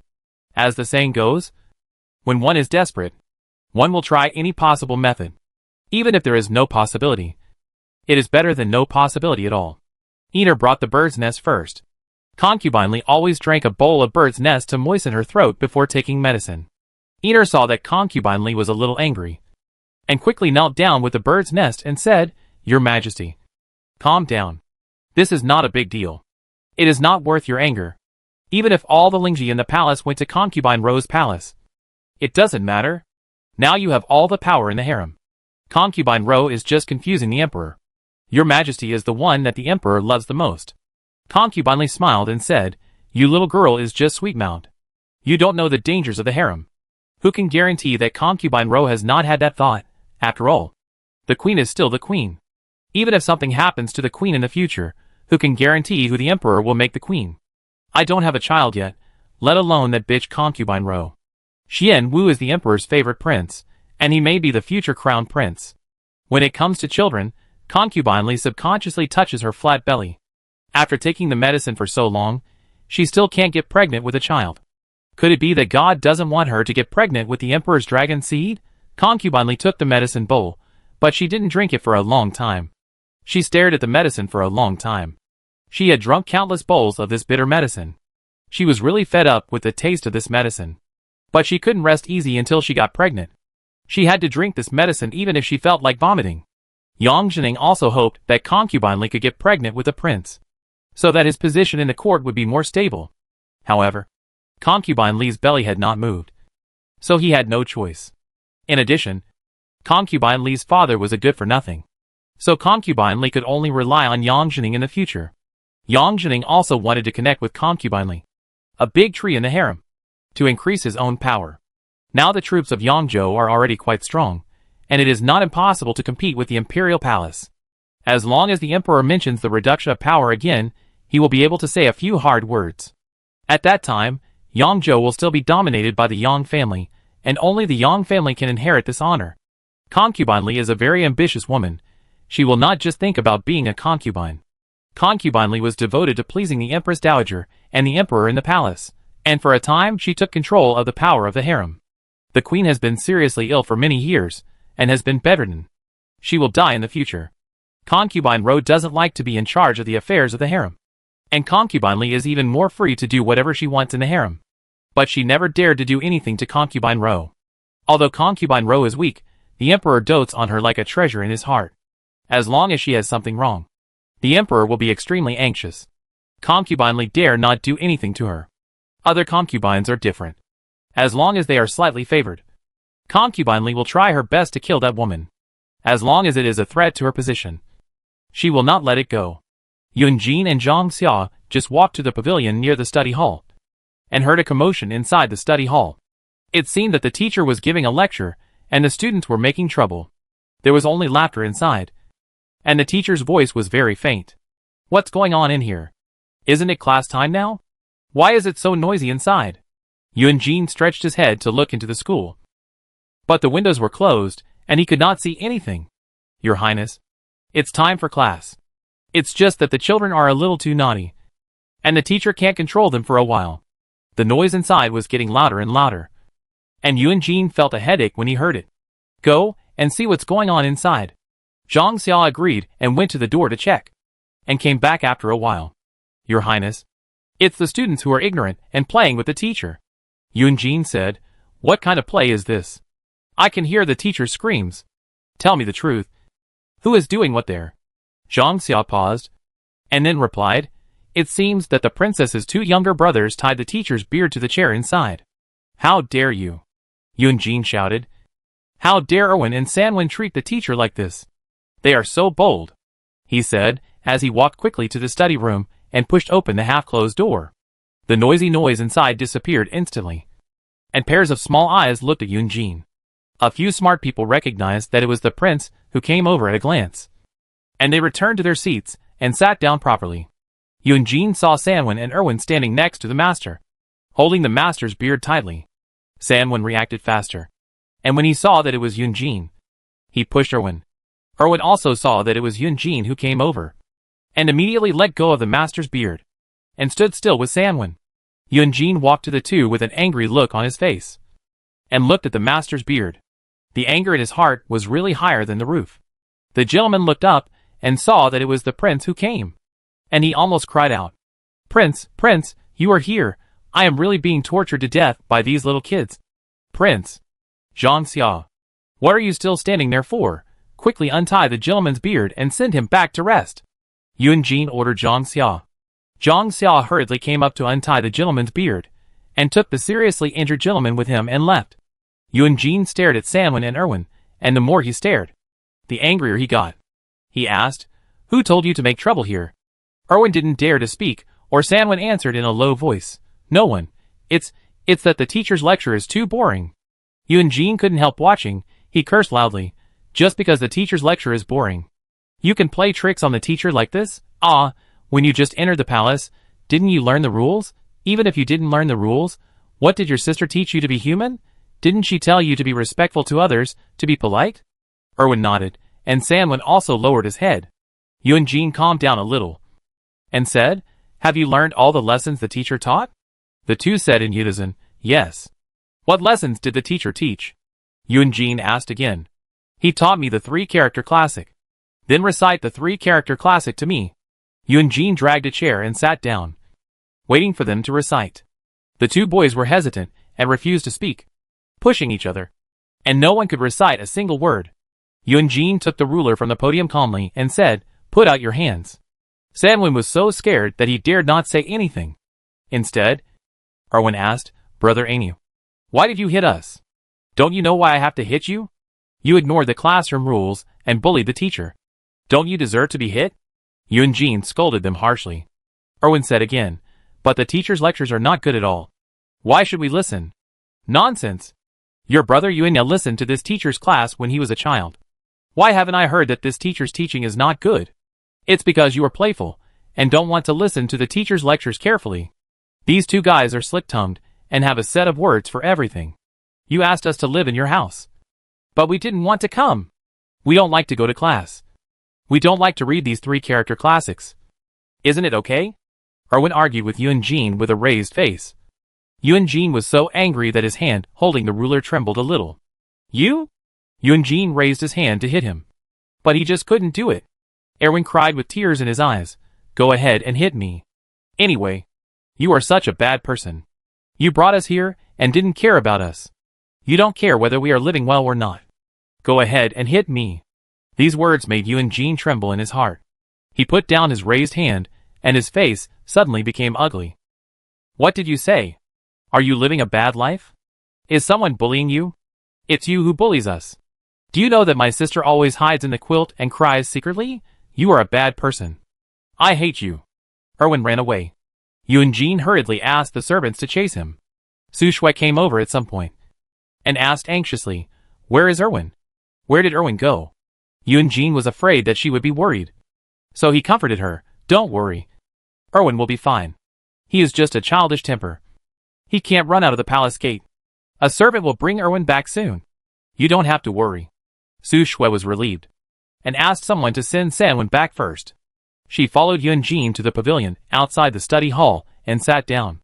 Yunjin wanted to ask her something. "I heard that you were not having a good time in the palace." "Right?" Su Shui didn't know why Yunjin suddenly asked such a question. She said, "Who said that? I am having a good time. I am a princess now. And I have everything I want. What's wrong with that?" Yunjin could tell whether her smile was real or forced. He didn't want to see Su Shui putting on a forced smile. "Are you unhappy? I brought you to the palace, not to burden you, but to give you a better life. But now I heard that you are not happy at all. I feel very disappointed." Su Shui was still confused. Just now, the maid came to say that the two young masters had caused trouble in the school. So she rushed here. "How come here?" Yunjin asked her all kinds of questions. "Prince, I am not unhappy. You don't have to worry about anything. Erwin's words just now made me feel very guilty. Did I really ignore your feelings? Su Shui, don't be so rude to me." Yunjin really wanted to know if he really caused any trouble to Su Shui. Maybe he really didn't give her what she wanted. "No, I didn't tell you what I really wanted, so how could you possibly know? Really don't worry, I'm doing very well. Look at you, there's not much flesh on your face. You should take care of yourself, you don't have to worry about me. I eat well, and use good things in the Four Princes Mansion, you don't have to worry about me." Su Shui was also talking to Yunjin about this matter very seriously. She didn't want to embarrass Yunjin, and she didn't want to make Yunjin worried. Erwin and Sanwen bullied the teacher in class. I just said a few words to them.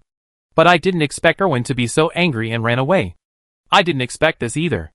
I shouldn't have said so harshly to them. Su Shui smiled and said, "It's okay. Children are like this. They don't obey discipline. I will definitely educate them well in the future. Don't be angry. It's not worth it to hurt yourself.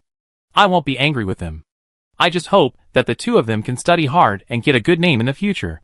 Even if they can't pass the imperial examination. It's always good to read more books. It's just that they are too playful. It's a bit difficult to get them to study in a short time. You should persuade the two children to study more. If they don't study now, they will suffer in the future. Don't you know?" Su Shui also knows this truth. She also hopes that her two younger brothers can study more. Their family has been farmers for generations. It's not easy to have a chance to study. How can they not seize it? Don't worry. I will definitely teach them to study well. They are too naughty. I will teach them the rules in the future and won't bother you anymore. Chapter 268 Transformation. Erwin. Stand still. Sanwen. Don't move either. What's wrong with you two? Who told you to tease the master like this? Also, how can you two talk back to the prince? Are there any rules? Su Shui scolded her two younger brothers. If she couldn't establish rules this time, these two boys would be even less likely to obey. Erwin still pouted, unwilling to listen to her sister. Sister, do you like Brother Ania? Erwin's tone was a little unconvinced. Nonsense. Su Shui slapped the table. You are getting more and more disobedient. Who told you such nonsense? The Lin family couple heard the noise in the room and hurried over to take a look. Su Shui was always very strict in disciplining her brother. The old couple was also afraid that Su Shui would really beat the child. Yo. What are you doing? Why are you slapping the table? What did Erwin and Sanwen do to make our monarch unhappy? Adlin rushed over with a strange voice and protected Erwin and Sanwen behind her. Mother, you can't protect these two children anymore. Do you know what they did? They didn't go to school, and they beat up the teacher. The prince happened to pass by, and saw them, and said a few words, and they quarreled with the prince. Tell me, what will happen if we don't care about them anymore? Su Shui explained everything to the old couple, and Aunt Lin's face changed when she heard it. She pulled Erwin out from behind, and asked anxiously, Did you really talk back to the prince? Erwin turned his head. So what if it's true? Aunt Lin slapped Erwin's butt a few times in frustration. Are you crazy? You dare to talk back to the prince? Do you know that our family can only live such a good life today because of the prince? If you really contradict the prince, You, a little bastard, will have to wait to go back to live the hard life in the past. Erwin was really scared this time. He was not afraid of anything, but was afraid of the hard life in the past. He didn't want to eat coarse flour cakes and porridge anymore. He was used to eating white flour buns and fragrant rice, as well as countless delicacies from the mountains and the sea. Compared with these, reading was nothing. It's just that I lowered my head and listened to the teachers muttering for a few words, which is more comfortable than eating bran and drinking water. Mother, are you telling the truth? Will Brother Anu really abandon us? Why are you still calling him Brother Anu? He is a prince. He is the current prince of Jin. If you keep calling him like this, I'm afraid he will really drive you out. Aunt Lin knew her son's temper. If she didn't scare him like this, it would never work. Erwin hadn't said anything yet, but Samwin was frightened and stood aside and cried, "No! Mother! I don't want to go back. I just want to eat and dress well in the palace. Mother! Don't let the prince send us away. I will be obedient in the future." Aunt Lin quickly hugged her little son to her arms and coaxed him. Okay. As long as you are obedient in the future, the prince will not send you back. Okay. Samwin will not cry. Samwin is the best. Right? Sushua saw that Erwin was still standing aside without saying a word. So she asked again, "What about you, little boy? Do you want to stay in the palace or go back to catch crickets?" Although Erwin didn't want to admit defeat, he really didn't want to go back. So he had no choice but to bite the bullet and said softly, "I know." "What did you say? I didn't hear you clearly." Sushua deliberately played tricks. "I said I will be obedient in the future. I will study hard. I will not make you angry again. I will not talk back to the prince again." Erwin said all the words in one breath, and ran out immediately after he finished speaking. He was embarrassed to stay here any longer. Chapter 269, Expose. Ever since being reprimanded by Yunjin, Erwin and Samwin no longer dared to act naughty in the study room, and followed the teacher to study every day. Su Shui kept an eye on their homework every day, for fear that the two children would cause trouble again. Yunjin would go to the school from time to time to see if the two brothers were studying hard, but he didn't expect that the two children would actually sit there and study. Originally, those words that Erwin said had already touched him. He thought that the two children would no longer like to study, but he didn't expect that the two of them liked to study more than before. Yunjin went back to think about it. Maybe Su Shui had said something to the two brothers. Otherwise, how could the two children change so quickly? Zhang Xia saw Yunjin's worries and said, "Your Majesty, it's not that the princess doesn't like the life in our palace. It's just that she can't adapt to it for a while. Your Majesty, don't worry too much about the child. As long as a few days pass, the princess can get familiar with the life in our palace, and everything will get better. In fact, this prince doesn't have to give Su Shui such a life, but her parents really want such a life. Su Shui is so filial. It is impossible for her not to live with her parents. I also thought that I would arrange a good marriage for her in the future." Yunjin opened the chess manual that he had not read for a long time, and read it casually. "Your Majesty, as long as you can find a good marriage for the princess in the future, there is nothing that cannot be solved. It's just that your vision is high, and you have been unable to find a suitable candidate." Several names suddenly popped up in Zhang Xia's mind. Like Lord Zhou. He is now a first-class official, and it would be a good destination for the princess to marry Lord Zhou. Yunjin put down the chess manual, looked at Zhang Xia and said, "Why are you so idle these 2 days? You know so many people. Did you know them all when I was away?" "Your Majesty, you are joking with me. I just said it casually. If your Majesty doesn't like it, forget it." Zhang Xia laughed, knowing that the prince was in a bad mood. It would be better for him to shut up. "Your Highness, are you still sleeping in the study today? You haven't been to Madame Feng's place for a long time. Didn't I tell you that I won't sleep in anyone's yard?" Yunjin closed the book with a snap and glared at Zhang Xia impatiently. Zhang Xia knew that the prince was injured, but no matter how serious the injury was, it would take time to heal. It was really wrong for the prince to be so depressed. "Your Highness, I'm going to say something I shouldn't say. Even if the fourth princess is gone, you are still alive, and life must go on. Besides, the Queen Mother also said that it is not good for your main wife to always be empty. You should marry another princess. That's enough." Yunjin stood up and prepared to leave. "Don't nag in my ear anymore. I think I'd better send you back to your hometown to farm." Zhang Xia really didn't dare to say a word this time.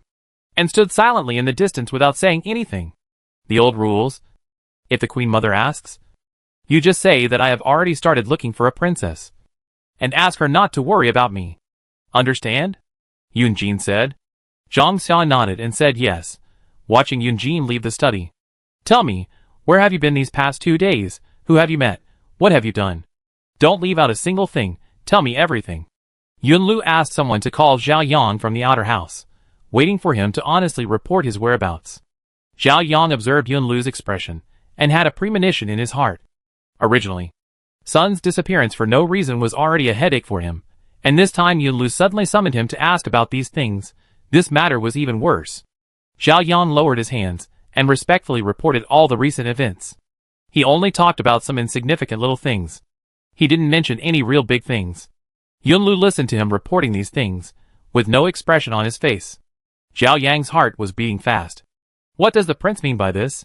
Could it be that he has doubts about him? Prince, I have reported all my affairs. Finished? Yunlu raised his eyebrows. Have you explained everything? Yes. Your Majesty, do you have anything to ask me? Just ask directly, I will tell you everything I know. If you really tell me everything you know, you won't hide anything from me. Last month, I was out of seclusion for a few days. What did you do in the palace at that time? Yunlu stared at Zhao Yang's eyes, as if his eyes could see through Zhao Yang.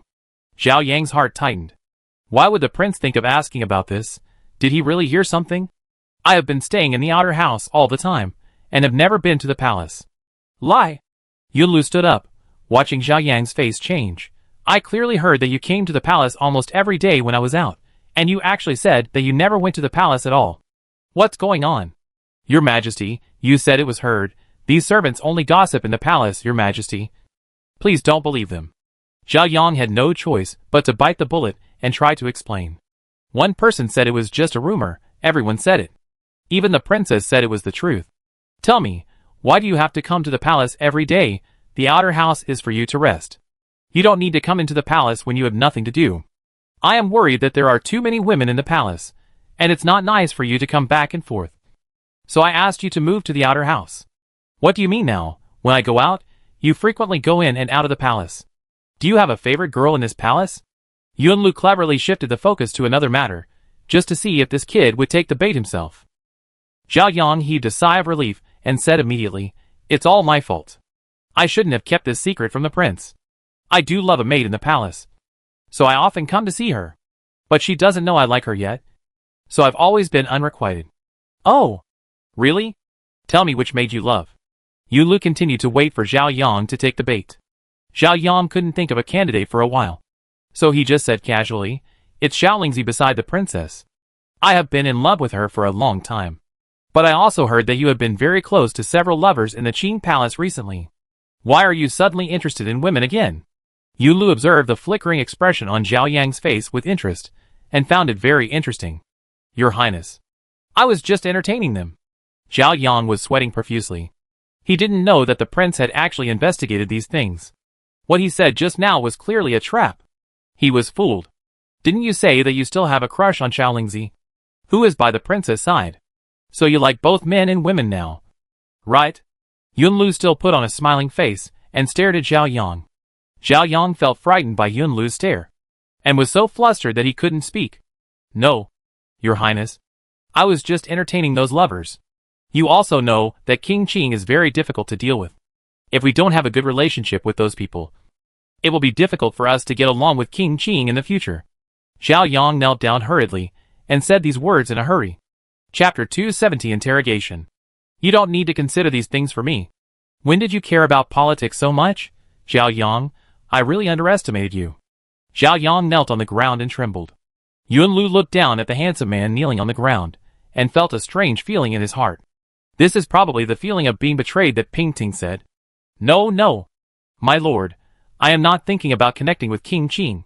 I just want to have a good relationship with those people, so that I can work for you in the future. My lord.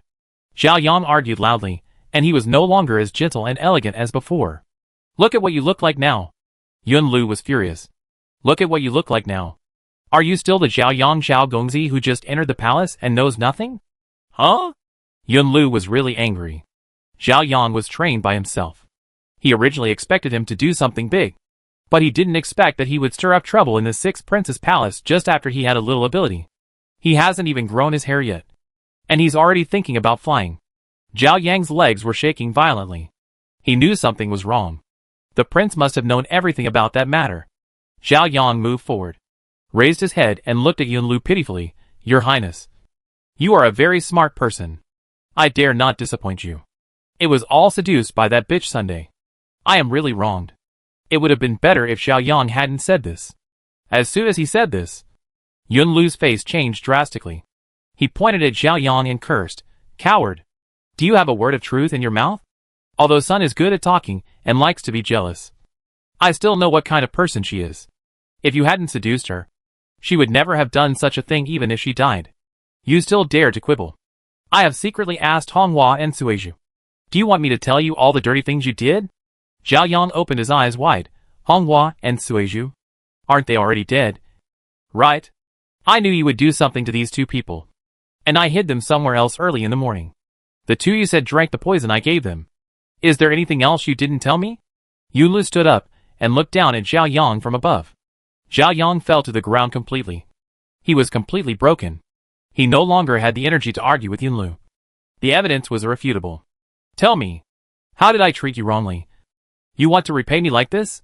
Yunlu walked to his side, carefully looking at this decadent man.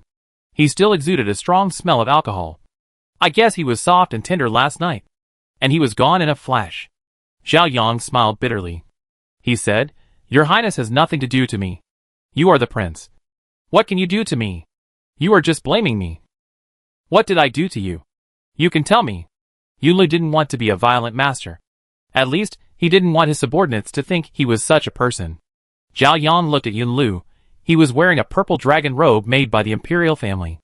Although he looked young, he still had the dignity of a prince. He was a qualified, ambitious man, and a leader praised by everyone. What was wrong with him? His only fault was that he was too perfect. Prince, don't you really understand my heart? Zhao Yang had a sad face, and these words came from his heart. It was warm, with a warmth in his heart. Yunlu had been in the entertainment industry for a few years, so how could he not be touched by such words? He keenly sensed another emotion in Zhao Yang's words, but he was unwilling to speak out. Nor would he accept it. What do you mean by understanding? I don't understand what you mean. He acted as if nothing had happened, and still maintained a kingly attitude. My lord, don't you understand my heart at all? I am sincere to you. Shut up. Yunlu stopped him sternly, and cursed, I think you are really crazy. And you are going to say all kinds of crazy things outside. You are just a concubine in the palace. You should think carefully about whether you should say some things or not. After Zhao Yang heard Yunlu's words, his heart was as painful as thousands of ants drilling into his heart. With tears in his eyes, he straightened his body slightly. Prince, I didn't expect you to be such a heartless person. The heart I have for you is known by heaven. Your heart for me should only be respect and obedience. Nothing else. You should know that you are a person. And what is my identity? You have done such an unforgivable shame. I can't keep you here any longer. Yunlu walked a few steps away, not wanting this person, with a somewhat sick mentality, to get close to him. When you came, I told you that as long as you were loyal, I would give you eternal wealth and glory. Now that you have betrayed your promise, I will not keep my previous promise. You seduced the master, abused the servants, one after another. Have I wronged you in any of them? I am even more unwilling to mention the scandals you and those concubines of the Prince Qing's mansion did. Do you want to take 50 boards and go out by yourself? Or do you want me to have someone escort you out? It's up to you. Yunlu sat aside, holding a cup of tea that was already a little cold. I have spent a lot of time and effort on you over the years, and I have been thinking about keeping you by my side and teaching you well. You really disappoint me. Zhao Yang's eyes turned red, and he stared at Yunlu. He was crazy. He couldn't get what he wanted. So why didn't he go crazy? Yes, I played with that woman, and I also made her pregnant. I am just taking revenge on you. Li Yunlu? Yunlu put down the teacup and asked calmly, Then tell me, what did I do to disappoint you? Do you know how much pain I have suffered in the past few years? Yes, you gave me wealth and glory, but you don't care about me at all. Other people's concubines can at least serve their masters. But you? You are a man who needs a concubine. I am a concubine. So I cannot touch women. At least not in your sixth prince's mansion. I am a complete man. But I live here like a eunuch. You treat me as a tool. A tool for you to cover up your ambitions. The princess looks down on me. And even these servants look down on me behind my back. The one who makes me most miserable is you. Your fourth princely Yunlu. Zhao Yang climbed up. Pointing at Yunlu with great emotion, you let me live the life I have today. You made me dependent on you. And you made me fall into this abyss. I hang out with those lovers all day long. Tell me, can I still be a normal man? No one asked you to get involved. You were just blinded by these things. Yunlu didn't want to listen anymore. Go down, get your punishment, take your savings and live in anonymity for the rest of your life. This is the last tolerance I will give you. Chapter 271. Do you know why I want to punish that woman? It's because I hate her in my heart. Why can you have 3 wives and 4 concubines, and have so many women, but I can only revolve around you? I am also a person, I also have feelings. Since you have so many women, why don't I help you? You can be her husband, then I can be her husband too. Zhao Yang's smile became more and more terrifying. Yunlu stared at him, and clenched his fists tightly. Shut up. My king. Yunlu warned him for the last time. Why can she be your wife legitimately? And I am just a concubine that everyone despises. No matter how rich I am, and how much you love me. What can I do? It's all fake. It's all fake. You don't love me at all. You only. Zhao Yang's eyes suddenly opened wide. And his eyes were filled with a kind of silent fear. 2 streams of blood gushed out from 2 parts of his body. And the blood from his mouth dripped onto the sword that was inserted into his heart. Yunlu held the sword with dragon patterns in his hand. And his eyes were as fierce and cold-blooded as the sword. Before Zhao Yang could endure the first wave of pain, Yunlu pushed the sword deeper into his body. Zhao Yang's whole body trembled twice. And his snow-white robe was stained with his bright red blood. With blood in his mouth. He looked at Yunlu and said, You are really so cruel. Yunlu let go of the sword in his hand, and said in a colder tone, First, you shouldn't challenge my dignity. Second, you shouldn't fall in love with someone you shouldn't love. Third, you are a lunatic, I must keep your mouth shut.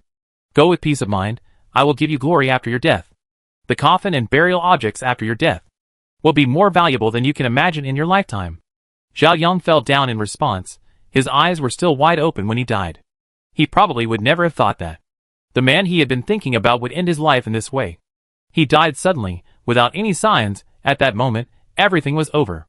Yunlu's face appeared in his blurred vision for the last time. He could still hear the past music, the songs he sang, the music he composed, and all the beautiful sounds filled his ears again at this moment. He died in such a happy scene. He would not know how glorious his afterlife would be. Yunlu wrote an edict in the palace that Zhao Yang died in the line of duty. A thief broke into the palace in the middle of the night. Thanks to Zhao Yang's full efforts to protect the prince. Therefore, the prince's grace, Zhao Yang's funeral will be noble. All the glory behind him was exactly the same as Yunlu promised him.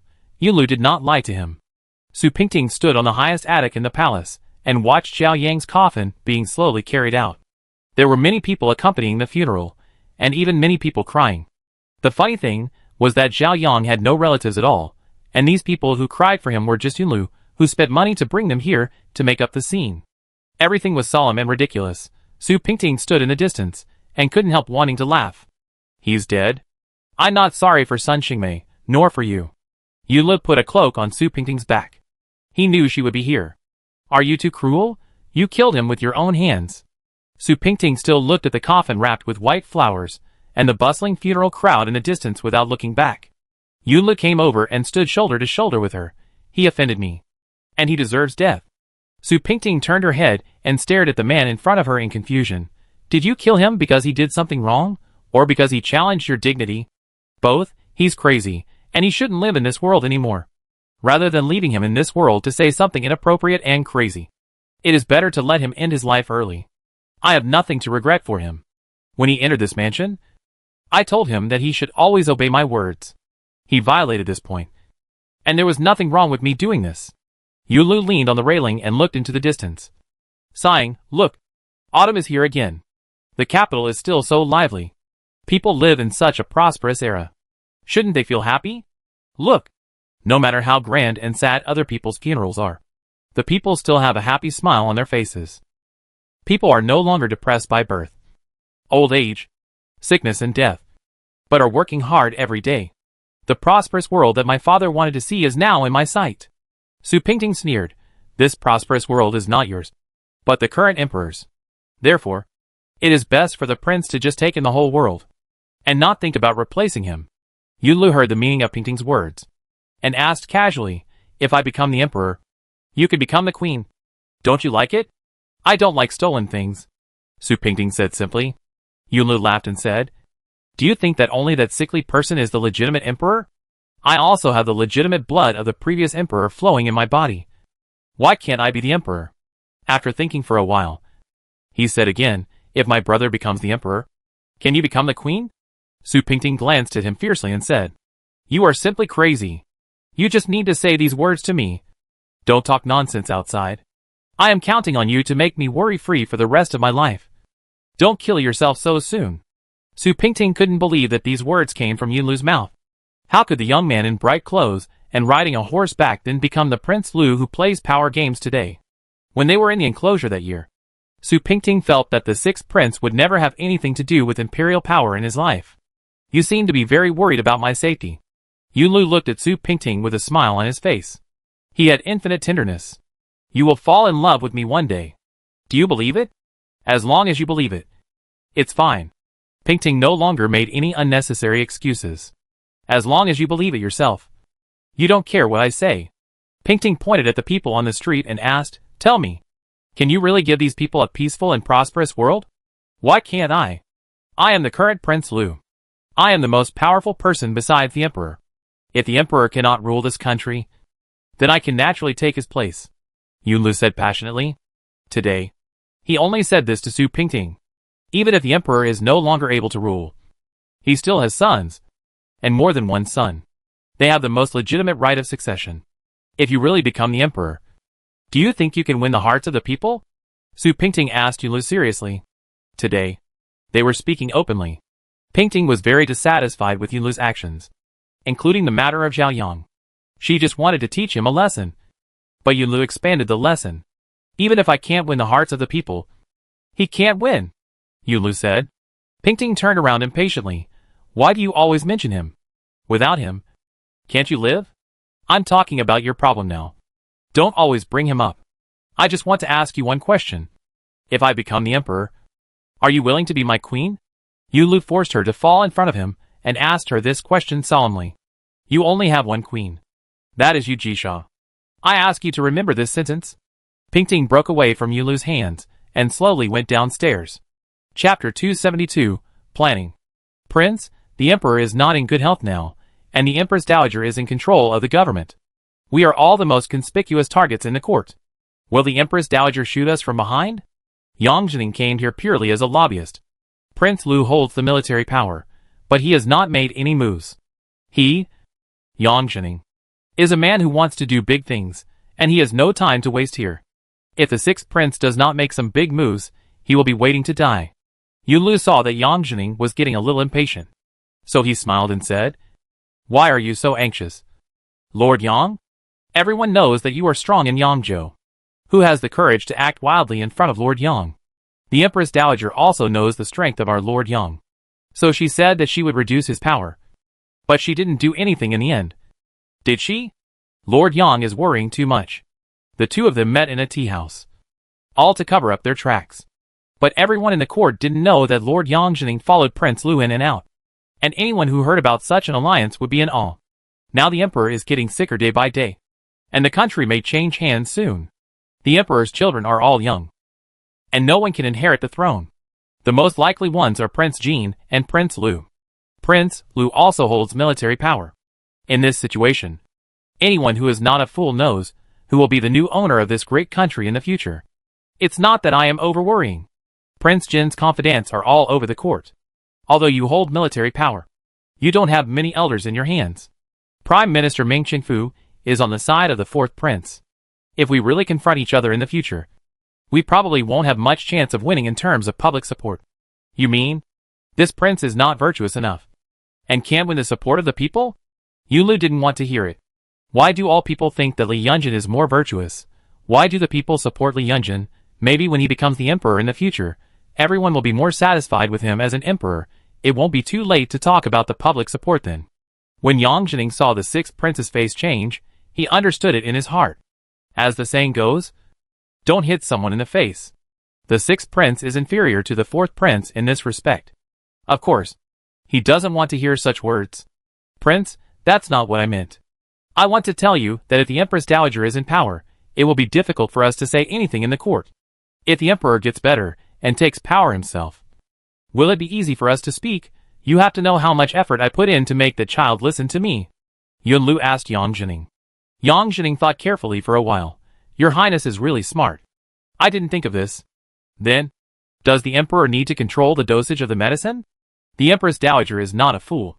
She must change people frequently to do that. The maids sent from the sixth prince's mansion have been sent to other places by the Empress Dowager. Now we can only choose reliable people from other families.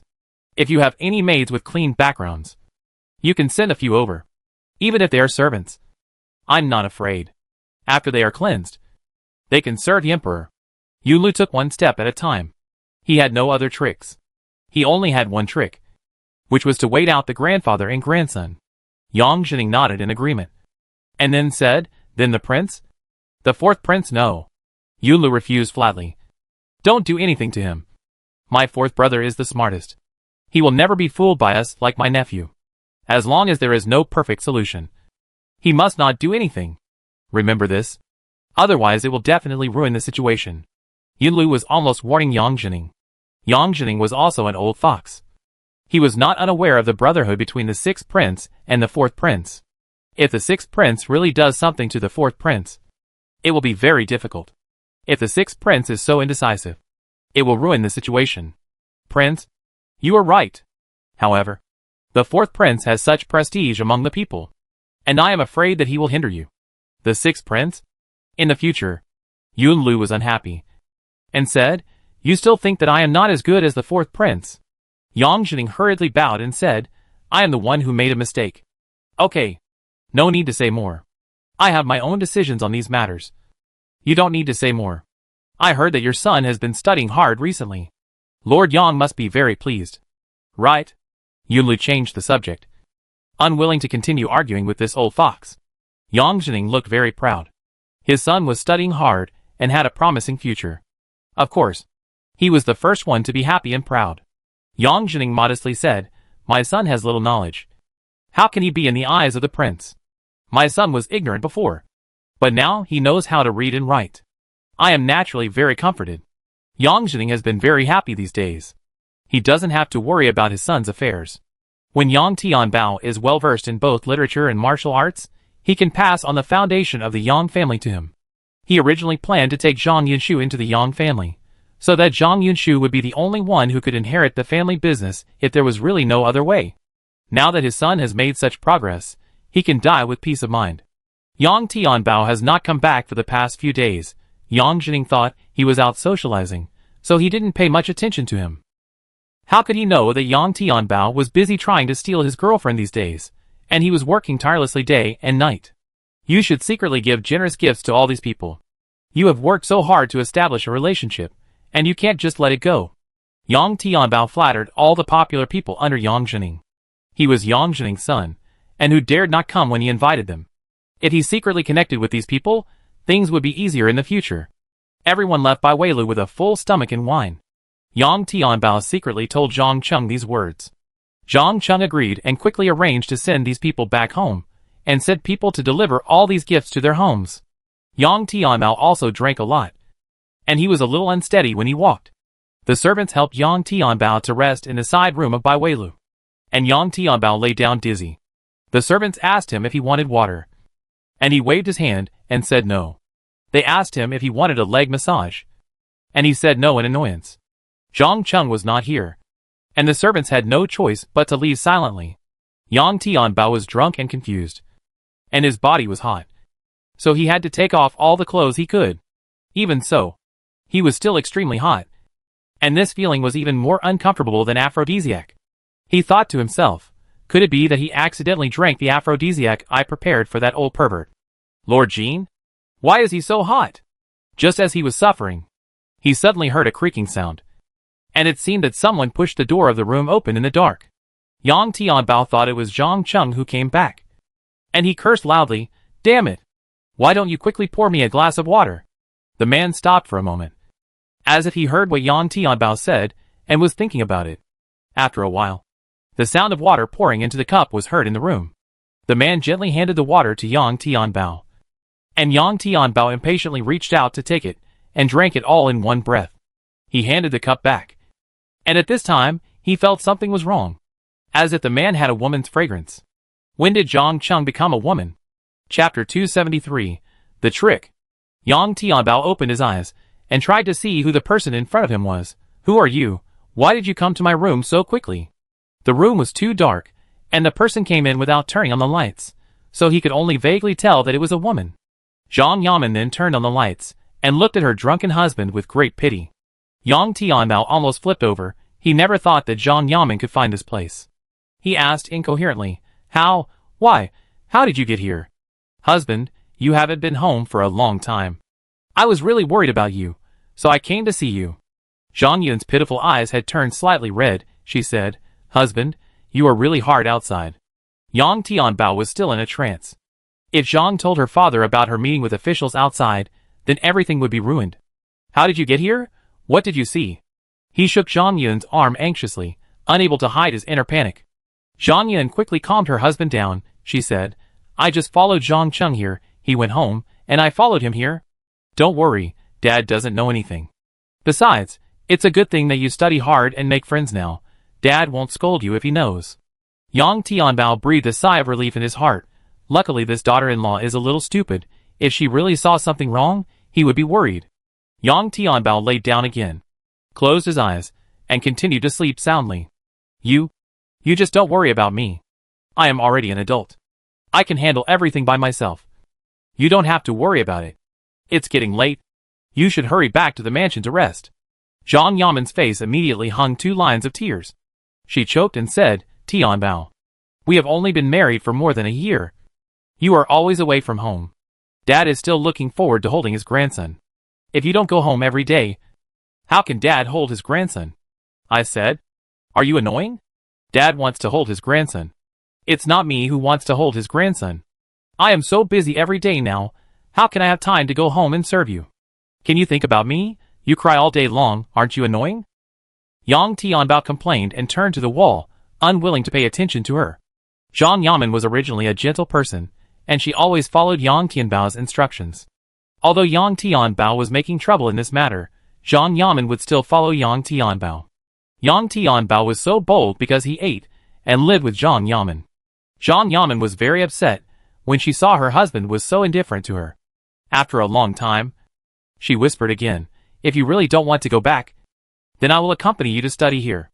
Anyway, you need someone to take care of you for 3 meals a day. And I don't feel at ease if others take care of you. Look at you. You drank so much wine. How can you do without a woman to take care of you?" Yang Tianbao was not very happy when he heard this. He was not without hands and feet. Why did he have to let a woman take care of him meticulously? What's more, he was going to do big things now. And Zhang Yamen was not enough to get in the way here. She is also a well-known filial daughter-in-law. Who knows if she will go to her father to complain? He got up and refused. "Forget it. Forget it. What are you doing here? You are the eldest lady of my Yang mansion. How can you show up in such a place? Remember that you can't go back and tell my father about what I do here. Understand?" Zhang Yun asked with tears in her eyes. "Why?" Yang Tianbao knocked on Zhang Yun's head helplessly, and smiled. "I really don't know if you are smart or stupid. What I do here is not a good thing. Why do you still tell my father? Do you just want my father to scold me, so that you feel relieved and happy? Right? Of course not. Husband," Zhang Yun hurriedly defended. "It's a good thing that my husband is working so hard now. And my father can't wait to be happy. Since my husband is working so hard, what's wrong with letting my father-in-law know there is a quiet place at home for my husband to study? My husband, you should move back home, Yuru begs you." Yang Tianbao is not a heartless person. Zhang Yamen is gentle and considerate. Even if he is ignorant, he can't resist such a virtuous wife's begging. It's just that now is a good time for him to deploy his troops. His father has not been on guard against him yet. This is the best time to steal his father's girl. If he went back at this time, Whatever he did would be under his father's eyes. He would be like a bird in a cage, and he would never be able to fly to the sky. Go back, I'm fine here. You can study if you want, and your life is very comfortable. If you really miss me, then you can come and see me often. You also know that my father always dislikes me when I'm at home. If I go back and do something wrong and get scolded by my father, can you bear it? Zhang Yamen hated to see Yang Tianbao being scolded by his father. She had the softest heart. Yang Tianbao saw Zhang Yamen's gentle nature, so he acted like a rogue. Yamen, you also know that my father used to look down on me. Now your husband has finally achieved a little success. Can you bear to let my father interrupt me like this? I tell you the truth. Zhang Yushu was adopted as his adopted son by my father a long time ago. You know how good my father is to him. Even though my father is very satisfied with my transformation now, he has not reduced his trust in Zhang Yushu. If I don't make any achievements, the foundation of the Yang family will probably be handed over to others. Don't you know that? My husband? Is everything you said true? If so, I will let my father talk to my father and ask him not to do this. Zhang Yin was about to leave. Yang Tianbao quickly grabbed her and said with a smile, My wife? Where are you going? I'm going to find my father. Zhang Yin looked nervous. Yang Tianbao quickly grabbed Zhang Yin. Silly wife. You really go. It's enough that you have this intention. You asked your father to come to my father at this time. Isn't it obvious that my father will not look at me well? What should we do? If my father really gave all the family property to Zhang Yinshu, how can we live in the future? Zhang Yin was really anxious, and she kept pulling Yang Tianbao to leave. Yang Tianbao pulled her to sit down beside the bed. No. You must not go to your father. Your father has a bad temper. If he knew about this, it would be terrible. No. No. You must not go. Do you hear me? Just remember, you must not talk about my affairs in front of my father. Just stay at home and help me look after my father. And then come and tell me quietly. Zhang Yamen thought this made sense, so she nodded and said, Okay. But you must take good care of yourself. And come back to see me often. Yang Tianbao touched Zhang Yamen's face and said flatteringly, This is my good wife. Chapter 274. The four princess palaces are in a precarious situation. Yunjin sorted out the recent secret letters and found that many of them were talking about Yunlu and Yang Zhening. These people were jealous of those who followed Yunlu and Yang Zhening and enjoyed a good life. They must be thinking about how to make these two people fall as soon as possible. These people said some flattering words in the officialdom, and it was not enough to make them feel upset. However, there were also some direct advices from loyal officials and righteous men, and it was also very moving to read. Now the whole court and the public are focusing on the fourth prince, the sixth prince, and the governor of Yangzhou, Yang Zhening. Their every move affects everyone's nerves. Yunjin has always closed the door to visitors, unwilling to receive those dignitaries who come with a purpose. The sixth prince's mansion is exactly the opposite of Yunjin's. The guests who come to visit are simply a constant stream of people. Yunlu received them one by one, leaving many talents. Yang Tianbao heard that the sixth prince was recruiting talent so loudly, and was very dissatisfied. After all, the current emperor has not abdicated, and this open clique is really too outrageous. He went to the fourth prince's mansion several times to persuade Yunjin to report the sixth prince to the Empress Dowager, and Yunjin persuaded him to send him out. Yang Tianbao was puzzled. The sixth prince made such a big fuss, and everyone knew Sima Zhao's intention. He was not afraid of publicity, but was afraid that others would not know, and he would beat the gong and drum to make everyone know. Although the emperor is doomed, it is not wise to be so arrogant. The fourth prince brews tea and reads poems all day, acting like a hermit. Yunjin does not interfere in the affairs of the court, and Yang Tianbao is very anxious. He came to pay his respects several times, but Yunjin just said a few perfunctory words. He was wandering around like a headless fly, and he felt it was meaningless. Zhang Cheng rode behind him on horseback and complained, Sir, why do we have to curry favor with him? He is no longer the Prince Jin, and the one who has a say in the court now is the sixth Prince Lu. Everyone is trying to curry favor with him, except you, who keeps running to the fourth prince's mansion all day long. You know nothing. Don't look at the fourth prince's current plight. The sixth prince may not be able to defeat the fourth prince in the future. Yang Tianbao pulled the horse rope confidently. Would you like to make a bet with me? Let's make a bet. Anyway, I think the sixth prince will definitely be able to achieve great things. Doesn't our master also work with the sixth prince? I bet that the sixth prince will be more glorious than the fourth prince in the future. Zhang Cheng shook the horse rope with determination, as if he had already won the bet. Yang Tianbao said with a smile, if I win, you will serve me tea and massage my shoulders and legs. After the fourth prince's mansion no longer had a princess, all matters were handed over to the chief steward Zhang Xiao. Zhang Xiao was a grown man, and although he could manage some things, it was difficult for him to manage them. He told the prince several times that it would be better to hand over the internal affairs to Madame Feng. But Yun did not agree several times. He had no choice but to take on multiple duties, and truly became the chief steward of the fourth prince's mansion. The people in Fingley's courtyard were no longer as proud as before, and they were much more low-key in their conduct and actions. When Fingley was in charge of the four princes' palaces, they wanted to be proud. Now that Fingley was ignored by Yun Jin, they finally put their tails down. The other servants finally had a few words to argue with the old women, who were usually the most arrogant in Fingley's courtyard, to reduce their prestige. Fingley's life was dull, eating and sleeping all day, nothing else. There were no other women in the palace who could compete with her. There were only some maids and old women around her all day long. There was nothing to compete for with the dead, and the living had become concubines in other palaces. They were all the same. In fact, she really got what she wanted. There were no other women around Yun Jin, only her, to accompany him until the end of time. Every time she thought of this, she wanted to laugh. This was not a happy smile, but a self-mockery. Everything she had hoped for seemed to have already been obtained. Is she happy? Madam, we should go to the palace to see Concubine Li today. Lure folded the messy quilt for Feng Li and reminded her of this matter. Feng Li looked at her youthful face in the mirror and felt sad. Why go to the palace? I don't want to go anywhere. When Lure heard Feng Li's words, she seemed to be in no mood to go out. But Madame went to the palace to see Concubine Li at this time every month.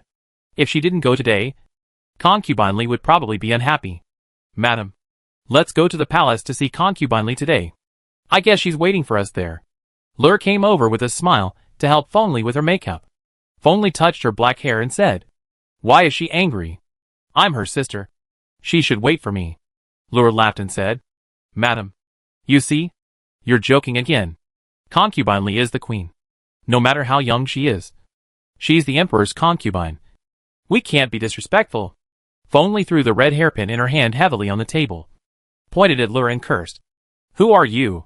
Do you need you to teach me how to do things? Lure didn't know why Madame was angry again. These were the words she told herself on a daily basis.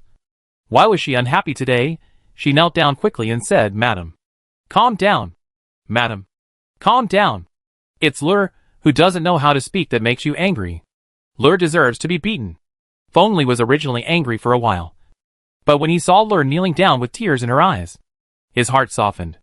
Get up. It's not a big deal. It's not worth it. Go and call Inger in to serve me. I don't know what this little girl is busy doing all day, and I don't see her for a few days. Go down and wash your face.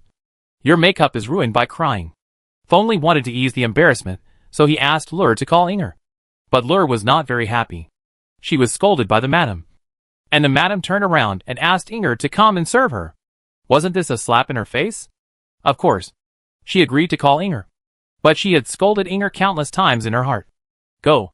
The madam asked you to help with the dressing, Lure said in a sarcastic tone.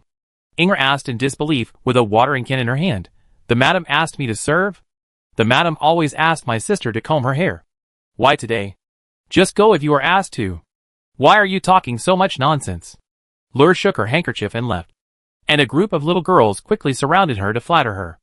Inger had no choice but to put down the kettle to wash her hands, and tremblingly went to Feng Li's room to prepare to serve.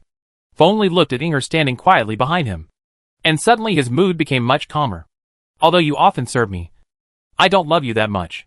Don't you blame me? Before she even put on her makeup, Feng Li had already started to give Inger a difficult problem. Chapter 275. A phoenix in decline is worse than a chicken. Inger only knows how to serve the master. If the master treats the servant well, it is the servant's blessing. If the master treats the servant badly, it is the servant's fate. So, the servant dare not complain about anything. Inger picked up the comb on the table and began to comb Feng Li's hair. Feng Li did not react to this, and the room was quiet.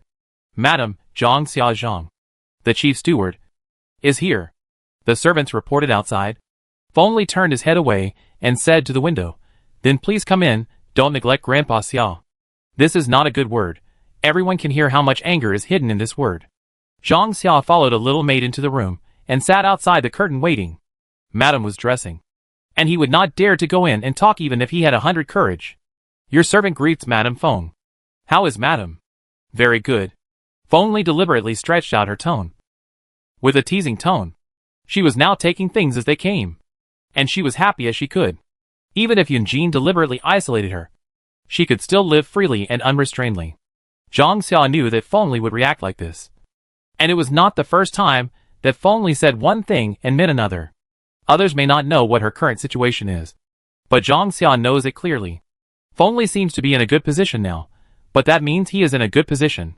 Zhang Xiao is now the real steward of the Four Princes Palace, and he has to come to Feng Li to say hello. He still has to take care of his face, otherwise the ladies in the palace will have something to say about her while washing clothes and cooking. Madam, I am here to apologize to you. Don't say that. Who are you? Zhang, the chief steward? I can't afford your apology. The prince lets you take charge, which shows his trust in you. How dare we say anything? Feng Li continued to speak in a sarcastic tone. Inger stood by and quietly put on her makeup. At this time, she could only pretend to be a deaf-mute. The master can only say what the master says. If these words are spread, the first unlucky ones will be the servants present. Zhang Xiao is also an old fox. He laughed and said, Madam is an old man in our fourth prince's mansion. Our fourth prince's mansion looks peaceful. But in fact, Madam knows all the things inside. Zhang Xiao's words were a way to threaten Feng Li. Zhang Xiao did not have no grudges against Feng Li. The grudge between them was not light. When Feng Li was punishing Su Pingting, Zhang Xiao wanted to speak up for Su Pingting, but was severely humiliated by this woman. Then the prince never came back, and Zhang Xiao was almost driven back to the countryside to farm by Feng Li. Now that Zhang Xiao is in charge of the palace again, it is time for him to be proud. Madam, you don't know how many things are going in and out of the palace. Your health has not been good. And the prince is doing this for your health. I will definitely arrange everything in the palace properly. And I won't let you worry too much. Feng Li turned around and sneered at Zhang Xiao. Then what is there for me to worry about? I still have to rely on Zhang Dezonwen for everything. Zhang Xiao stood up and dusted his clothes, and said with a smile, 30 years in the east, 30 years in the west. I am here to wish you and the prince to live together forever and love each other forever. Zhang Xiao smiled and retreated.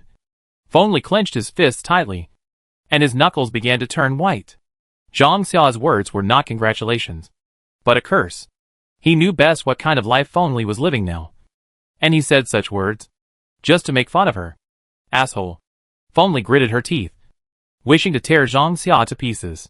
Inga didn't understand what the lady was angry about. But Zhang Zongwan took away the power of the palace's internal affairs. So she shouldn't be so angry. At this time, she must not do anything wrong. Otherwise the disaster would befall her. The more I thought about it, the more nervous I became. Unexpectedly, things didn't go as I wished. As I was combing, the comb got stuck in Feng Li's hair. Inger was so scared that her hands were shaking. For a moment, she didn't know whether to comb downwards or what. Who knew that Feng Li just tilted her head, and 2 hairs were pulled out. Feng Li was furious and slapped Inger twice. Bitch! Don't you have eyes? How did these claws grow? Can you pull my hair? I think you are all trying to make things difficult for me. Do you think I am easy to bully? Inger didn't dare to cry, but just knelt on the ground and didn't say anything. After analyzing her, he got even angrier. He grabbed her ear and asked, Are you deaf or dumb? Speak. Inger tried to stay calm and replied, I didn't know how to use my hands. Please forgive me. Madam. Feng Li was in a bad mood and didn't want to listen to Inger. Come here. Slap this little bitch's mouth. 2 servants came over immediately, seeing that it was Miss Inger kneeling on the ground. They hesitated. First, because Inger was a maid born in the palace and a big maid. And second, because Inger was usually very kind to everyone. They really couldn't bring themselves to do it. Feng Li sat on the stool and watched the 2 servants staring at each other, but not taking action, which made him even more angry. Are you 2 dead? Didn't you hear me telling you to take action? I'm the master and she's the master, slap me. Fengli had said this, and the two servants had to take action even if they didn't want to. Luckily, the two of them often did this kind of thing, and they had completely mastered how to hit lightly, and not let the master find any flaws. Inge also had to pretend to be in pain, and shouted a few words of pain from time to time. After about 20 slaps, Fengli told the servants to stop. Although the servants didn't hit hard, they were still very hard after dozens of slaps. Both sides of Inger's face were red, and the marks of 5 fingers were clearly visible. Will you dare to be so harsh in the future? Fengli sat on the chair and said to Inger. Inger said, I won't dare to do that anymore. Madam, please calm down. Go. Kneel down in the yard. Don't get up until the sun sets.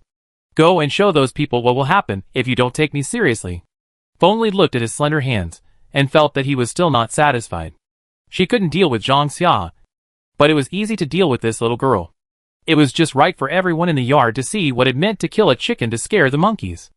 Inger knew that she couldn't escape the punishment today, so she could only kneel in the yard obediently. Fortunately, Fengli was not particularly vicious today, and only made her kneel, without laying some broken tiles on the ground. If she knelt down like that, she would be in so much pain that she wished she was dead. Lur didn't know where she heard the news from, and came to see Inger's joke. She was known for her meanness, and she could not say anything nice.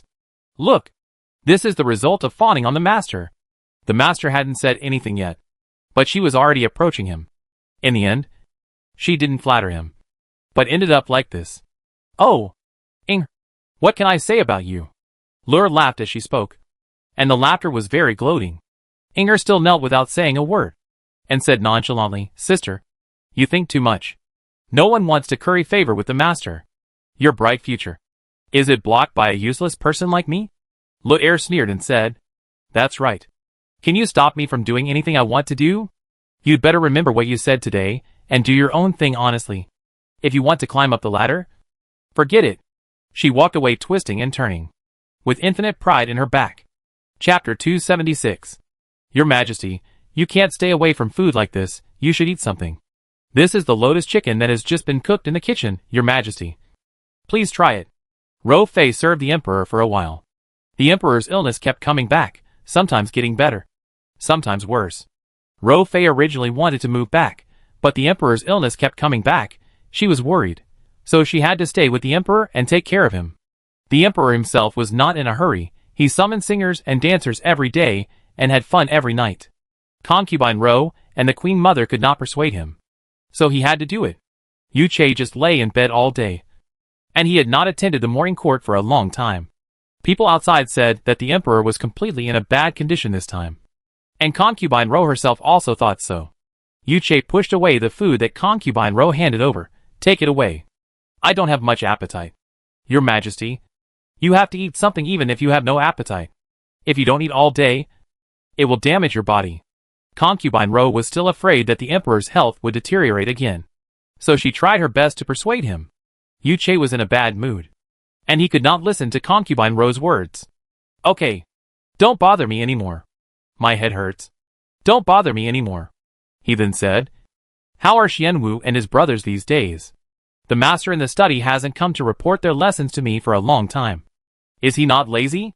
Concubine Ro answered gently. Xianwu is only a 2-year-old child. Is your Majesty too eager for his son to succeed? The other princes are all very hardworking. The masters were afraid of disturbing the Emperor's rest and recuperation, so they did not report their situation in the past 2 days to the Emperor. That's good. These children are really naughty, if they are not properly managed. Who will inherit my eternal kingdom in the future? The Emperor sighed as he spoke, and his tone was full of deep worry and helplessness. He smiled bitterly. Ro Fei, you also think I am useless, right? Ro Fei hurriedly comforted Yu Che. Your Majesty, Chung Concubine does not allow you to say such things. Your Majesty is now in his prime. How can anything go wrong? Your Majesty is a wise ruler, and he is also a good emperor who is diligent and loves his people. Your Majesty, please don't say such things. It will hurt the hearts of the people of the world. Yu Che's expression eased a lot. He held Concubine Ro's white, thin and soft hand and placed it on his chest. Concubine Ro, you told me not to believe in those Taoist priests and not to take those elixirs before, but I didn't listen to you. You also scolded you for being ignorant of etiquette and not knowing how to serve the monarch. Now I know that you are the only one who is wholeheartedly doing good for me and for the sake of my eternal country. I am sorry for you. Your Majesty, please don't be sad.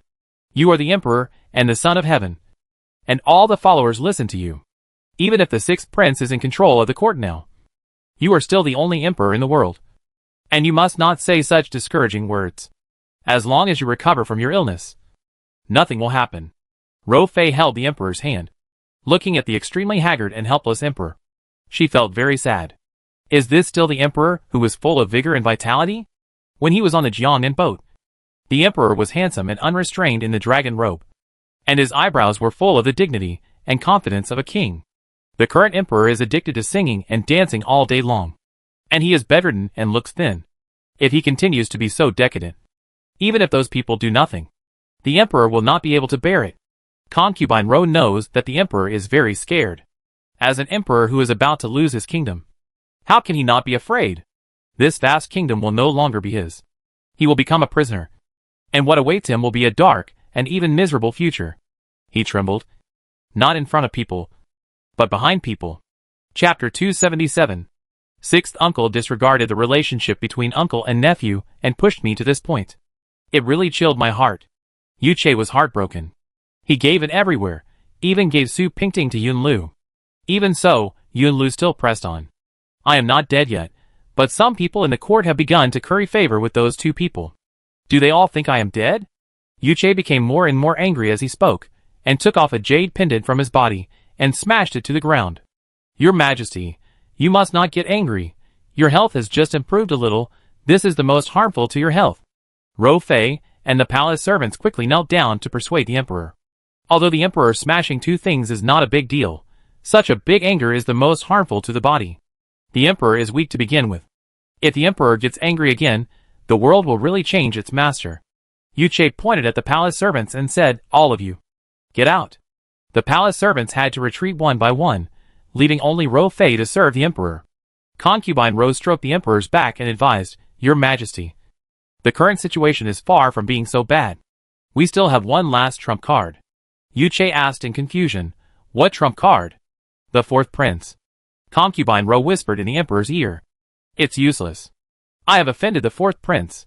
The fourth prince will not give me another chance. Yuche held his head in pain. He regretted it. At the beginning, he should not have listened to the sixth prince's words, and seized the fourth prince's military power. I shouldn't have any suspicion towards the fourth imperial uncle.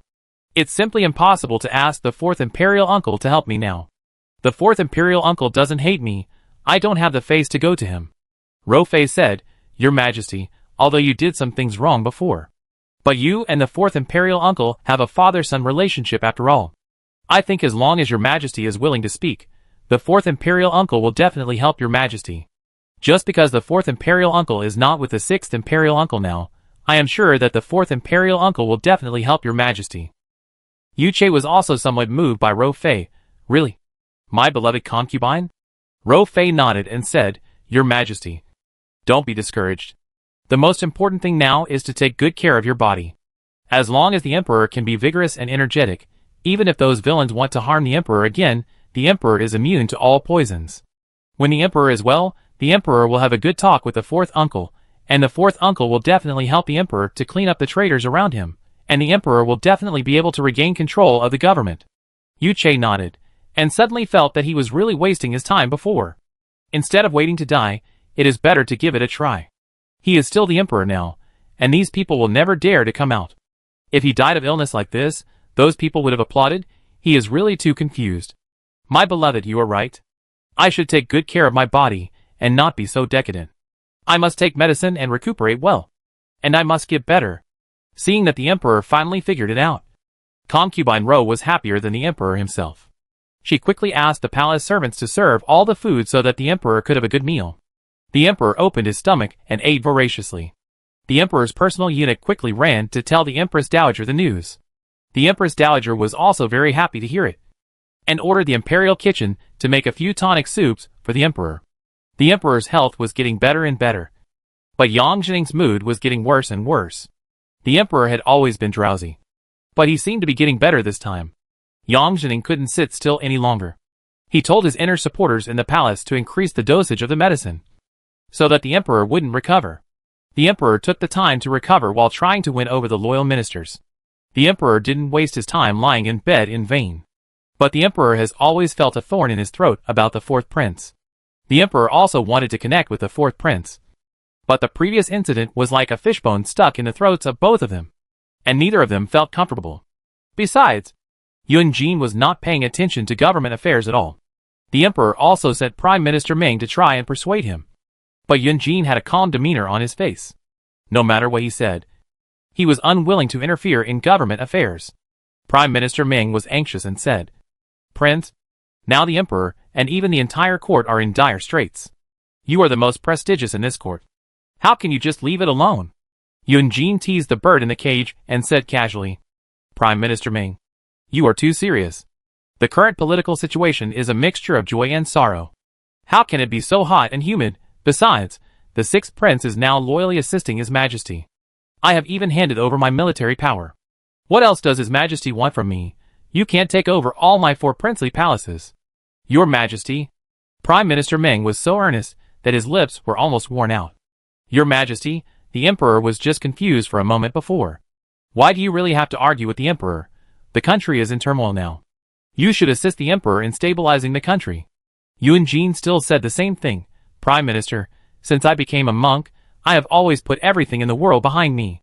Prime Minister Ming was so angry that he didn't know what to say. How could the fourth prince, who is usually the most virtuous, become so cold now? "Prince, are you just going to watch the emperor being harmed by treacherous officials?" "Prime Minister, the emperor is blessed with great fortune. There won't be such a day. Besides, my 6th brother is now a pillar of the court. The emperor can rely on my 6th brother."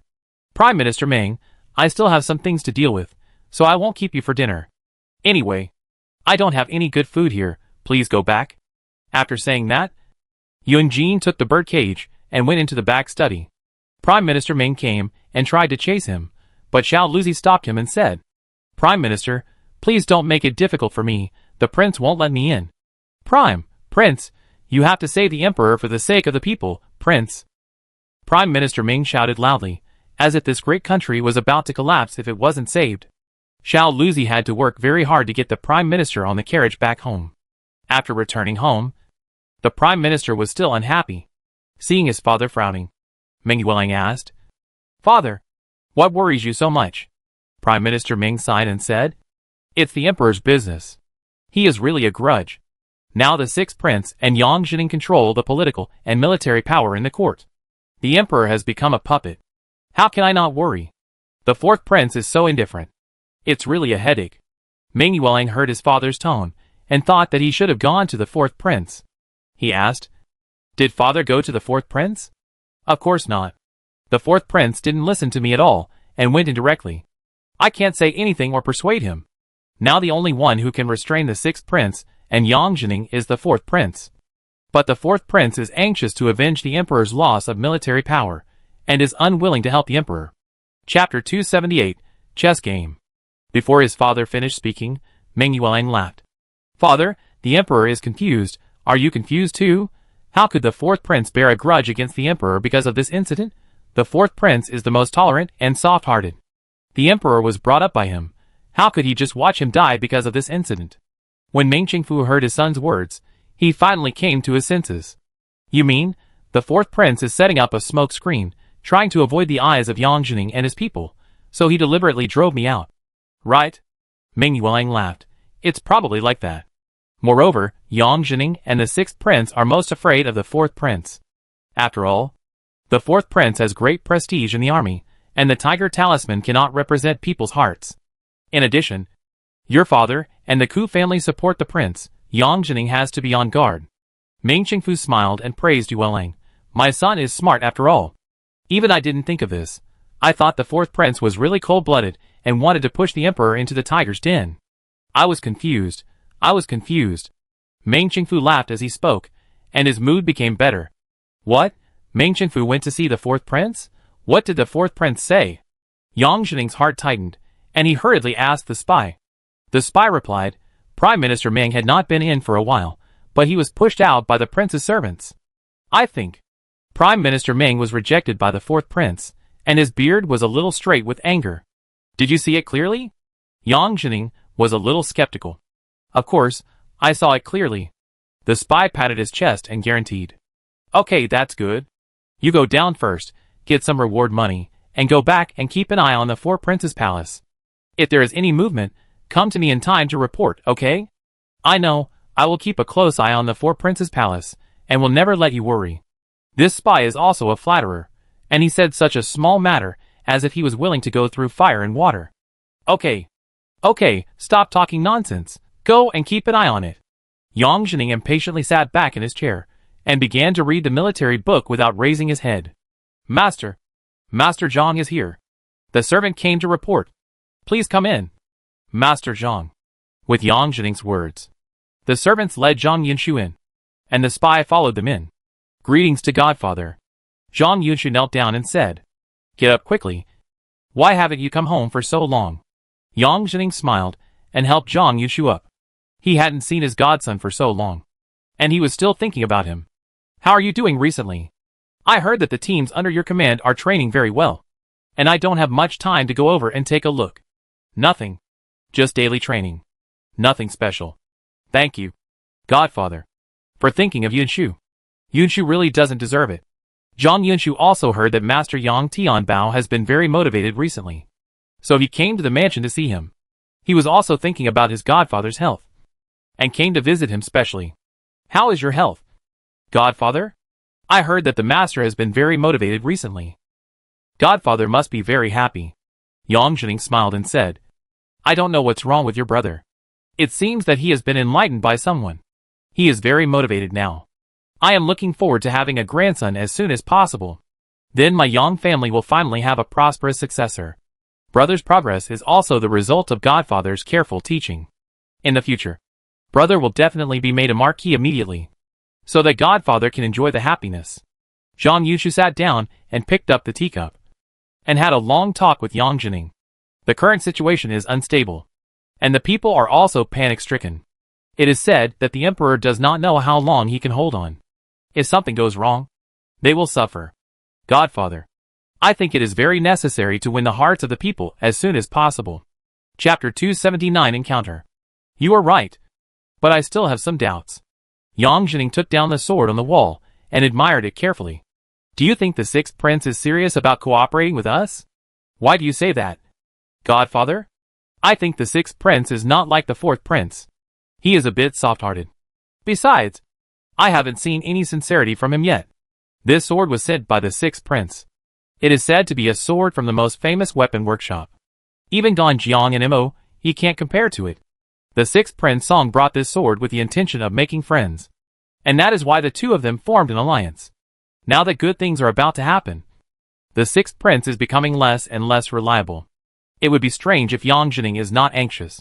Zhang Yunshu said, in terms of the style of commanding the three armies, the fourth prince cannot compare with the sixth prince. But in terms of the people's hearts and the means of governing the country, the sixth prince is far inferior to the fourth prince. So, Godfather, we still can't be anxious. The sixth prince is not easy to cooperate with, and we can't give up all our previous efforts. Besides, the sixth prince still has so much military power in his hands. If he really turns against him, it will be a tough end. Yang Jining looked at Zhang Yunshu again and smiled. Yunshu, you are still so careful and thoughtful. You always consider everything. Tianbao, no matter how hard he tries, I am afraid he can't be even 1/10,000th as good as you. Zhang Yunshu knew that Yang Jining was deliberately flattering and testing him. If he really agreed to it without thinking, he would be courting death. Godfather really thinks highly of Yunshu. The young master is really talented and will become a great man in the future. Yunshu is willing to assist Godfather and the young master to the death, and will not hesitate to die. Yang Jining nodded with satisfaction, and was very happy. Yunshu, Godfather really did not misjudge you. In the future, you will be by Tianbao's side to assist him, and Godfather can finally rest assured. Zhang Yunshu's mind was as clear as a mirror, and Yang Jining's words were very interesting. Could it be that Yang Tianbao really worked so hard to make his father change his previous attitude and prepare to give up his position to his son? Yunshu smiled and said, Godfather, don't worry. Yunshu will definitely help the young master in the future, and won't let Godfather worry at all. Zhang Yunshu stayed at Yang Zhening's place for a whole morning, and accompanied Yang Zhening to have lunch before leaving the Yang mansion. The servant Luer beside him asked Tu Ran if he was going back immediately. Zhang Yunshu said that he was not in a hurry to go back, and he should go to Baiweilu first. Luer led the way, and the group went to Baiweilu. Zhang Yunshu came here after he had found out everything. He knew Yang Tianbao's every move very well. All the people who came in and out of Baiweilu were his former friends. Such a small restaurant could attract so many dignitaries, and they were all Yang Zhening's confidants. The only one who could do all these things was Yang Tianbao, the eldest son of the Yang family. Zhang Yunshu didn't want to alert the enemy, so he dressed up to avoid being recognized by Yang Tianbao's men. He ordered a table of dishes and sat side by side with Lu, pretending to be two friends drinking and eating here. Young master, what are we doing here? If you want to eat, the Chuangxi angle in front is better. Do you want me to take you there? Luer saw that Zhang Yunshu didn't move his chopsticks. Could it be that the delicacies on the table couldn't attract the young master's noble taste buds? Zhang Yunshu stared at the people coming in and out of Baiweilu and said, "You kid. You have been with me for so many years, but you still haven't improved at all. Do you think I came here to eat? I came here to find out the situation. Have you done what I told you to do before?" Luer thought about it, and immediately replied, "Of course I have done it. How could Luer make any mistakes in what the master told him to do? That person said that as long as you can follow him, he will agree to any conditions you have. But the person said that he wants you to think about this matter carefully, and following him is a lifelong thing." Zhang Yunshu held the wine glass and laughed. He is quite interesting. He can even say such words. No wonder he has a male lover. Could it be that he really has a homosexual habit? The whole city of Chang'an knows that the sixth prince has a homosexual habit. When Xiao Yang died, the funeral was very lively and grand. It can be seen how much the sixth prince loves this male lover. Luer quickly poured more wine for Zhang Yunshu, and said with a smile, "Young master, you don't know that keeping a male lover is the most popular thing among dignitaries in the capital. Just like Prince Qing, his entire family is almost occupied by a male lover. You used to like to study at home and practice dancing, so you don't know these things. It is well known among the people that the favorite thing of the princes is to show off with their concubines." Zhang Yunshu really didn't know these things. He just heard a little about them. I didn't expect that these dignitaries would be so crazy about keeping concubines. He also admired these people from the bottom of his heart. Even keeping concubines is worth comparing. Does Xiao Yang really make the sixth prince like him so much? Of course. Luer said affirmatively, when Xiao Yang was the most favored. Everyone who saw him would be respectful to him, as if they were seeing a prince. Some high officials who were arrogant in front of Bai Xian, but when they saw Xiao Yang, they bowed and fawned on him. It was a pity that Xiao Yang had a short life and died a few days ago. Luer's face was full of envy and regret. I didn't expect that the sixth prince was such an infatuated person.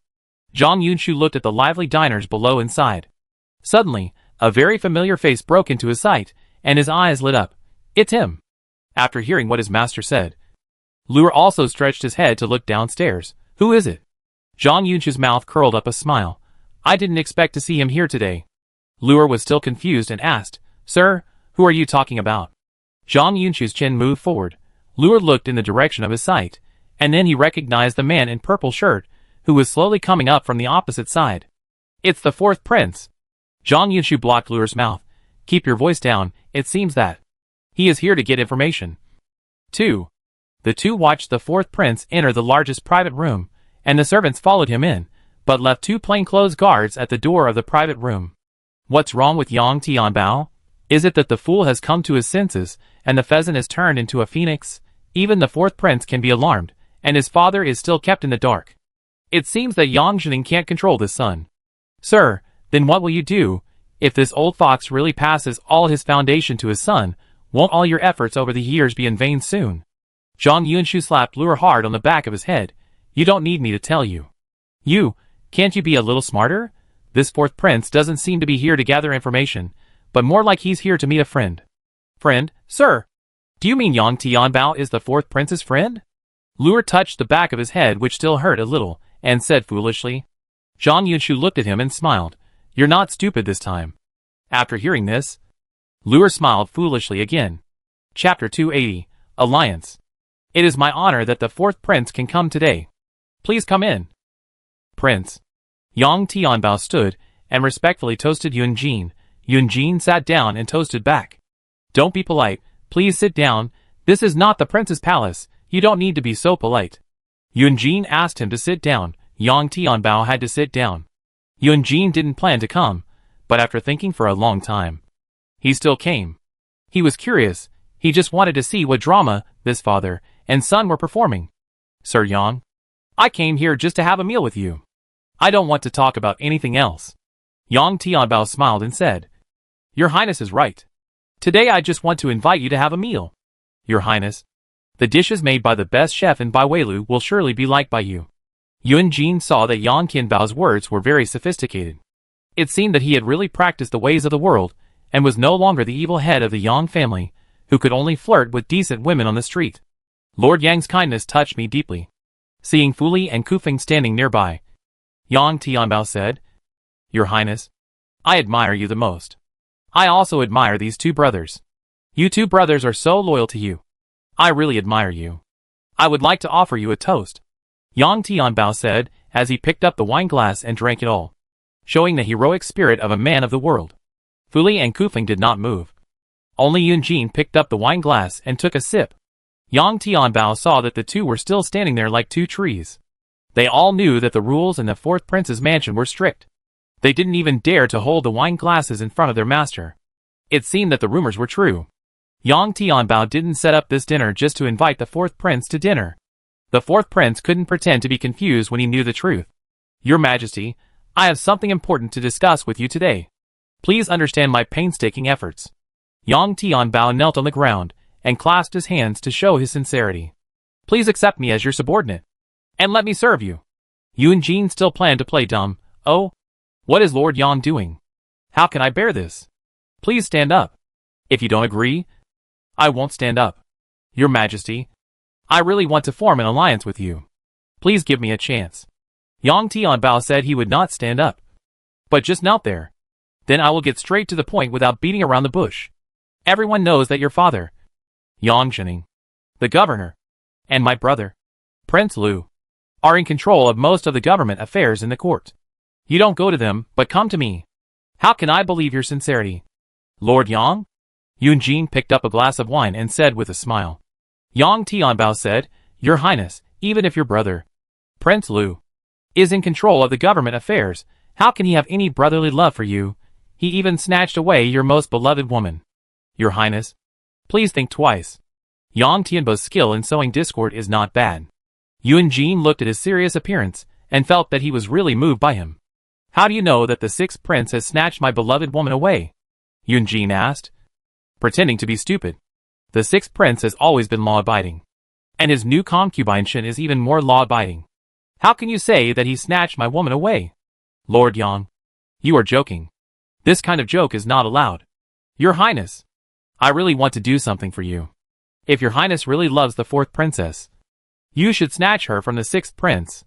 Yang Tianbao stood up and said, Your Highness, I am not afraid of you laughing at me when I say this. Although I am Yang Zhening's son, Yang Zhening has no father-son relationship with me at all. I am just a tool for his Yang family to continue the family line. Yang Zhening cares more about his godson Zhang Yunshu. I will never have any chance to inherit the Yang family's business. Your Majesty, you should know better than anyone that Zhang Yunshu is the one who almost caused your life. My father is stubborn, and he won't listen to me no matter how I persuade him. I really can't bear to see him fall into the abyss. So I came to seek a glimmer of hope. Yun Jin was getting more and more confused the more he listened. How could Yang Zhening be so ruthless and cold-blooded to Yang Tianbao? How come Zhang Yunshu is involved with Yang Zhening again? No wonder.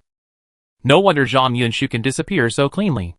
Back in Yangzhou, when Yang Tianbao flirted with Pingting on the street, his father knelt outside his study for a whole day to plead for his son. No matter how you look at it, he is also a competent father.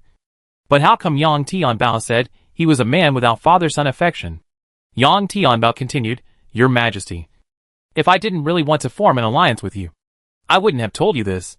Your Majesty, you can check it out. Everything I said is true. I just want to fight for my dignity. I want to take back the military power of Yangzhou for my father, so that my father can look at me with new eyes. Then you are not afraid that if I take power, your father is a rebel, rebels will be beheaded. Aren't you afraid that I will really kill your father, and you? Yunjin asked with a smile. I am not afraid. I know that your majesty is a man who keeps his promises. As long as I can help your majesty take back the power, your majesty will definitely protect me and my father. Yang Tianbao answered with certainty. Master Yang, have you ever heard of the saying that greed is the key to success? If the sixth prince gains the upper hand at that time, your father wants you to stand on his side. Will you still be loyal to me like this? Then at that time, wouldn't I lose both my wife and my army? I only believe in myself. I believe in the fourth prince, and I will swear to be loyal to him until death. Yang Tianbao bowed again. Okay, Master Yang is really a straightforward person. Then I will believe in Master Yang's sincerity, and formally form an alliance with Master Yang. Yunjin spoke quickly, and stopped teasing Yang Tianbao. Since he wanted to compete with his father so much, he was happy to be the one who got the upper hand. Yang Tianbao immediately knelt down. Overjoyed, thank you for your help. Your Majesty, I will swear to be loyal to you till death. After leaving Bawei Tower, Yunjin sat in the sedan chair to rest. Fu Li and Ku Feng followed the sedan chair on horseback. Fu Li saw that there were few people on both sides of the street. So she said, Your Majesty, I couldn't say anything just now in Bawei Tower. You and Yang Tianbao have formed an alliance. Isn't this a little too ridiculous? Do you think it's ridiculous too? Of course. His father is our mortal enemy. We are forming an alliance with his son. Aren't we courting death? Fu Li looked at the wide road ahead, and wondered in her heart. Yunjin smiled and said, This time, I just want to take this risk, and see if I have made the right choice for this treasure today. But the love between father and son will never change. Can Yang Tianbao really help us? Ku Feng also asked with some doubts. Yunjin opened his eyes and exhaled. I don't know, but there is always a voice lingering in my ears. Perhaps I should make this bet, and he will be my biggest winning weapon. Chapter 281, Joke. The sixth prince hasn't come to our courtyard to sit for a long time, princess. Don't you think it's strange? Lu Yun sat on a low stool with an embroidered handkerchief, on which there was a big peony. Pingting looked at the poetry collection in her hand and said calmly, What's so strange? If he doesn't come, I will be happy and at ease. Lu Yun laughed and said, That's right. It will prevent the two of them from arguing again. And it will never end.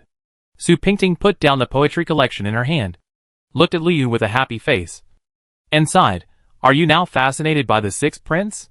You think about the sixth prince every day. Do you want me to marry you to the sixth prince as a concubine? No. No. No.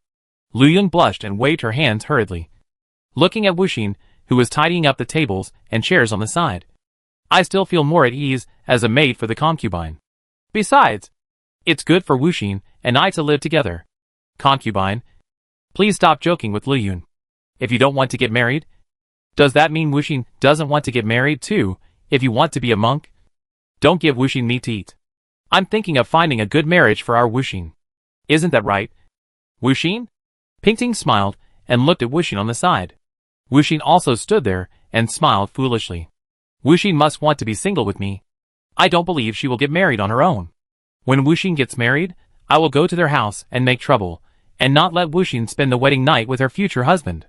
Lu Yun ran to Wuxin happily, and the two of them smiled and winked at each other. The maids laughed so hard after hearing Liu Yun's words. The younger ones ran away in shame.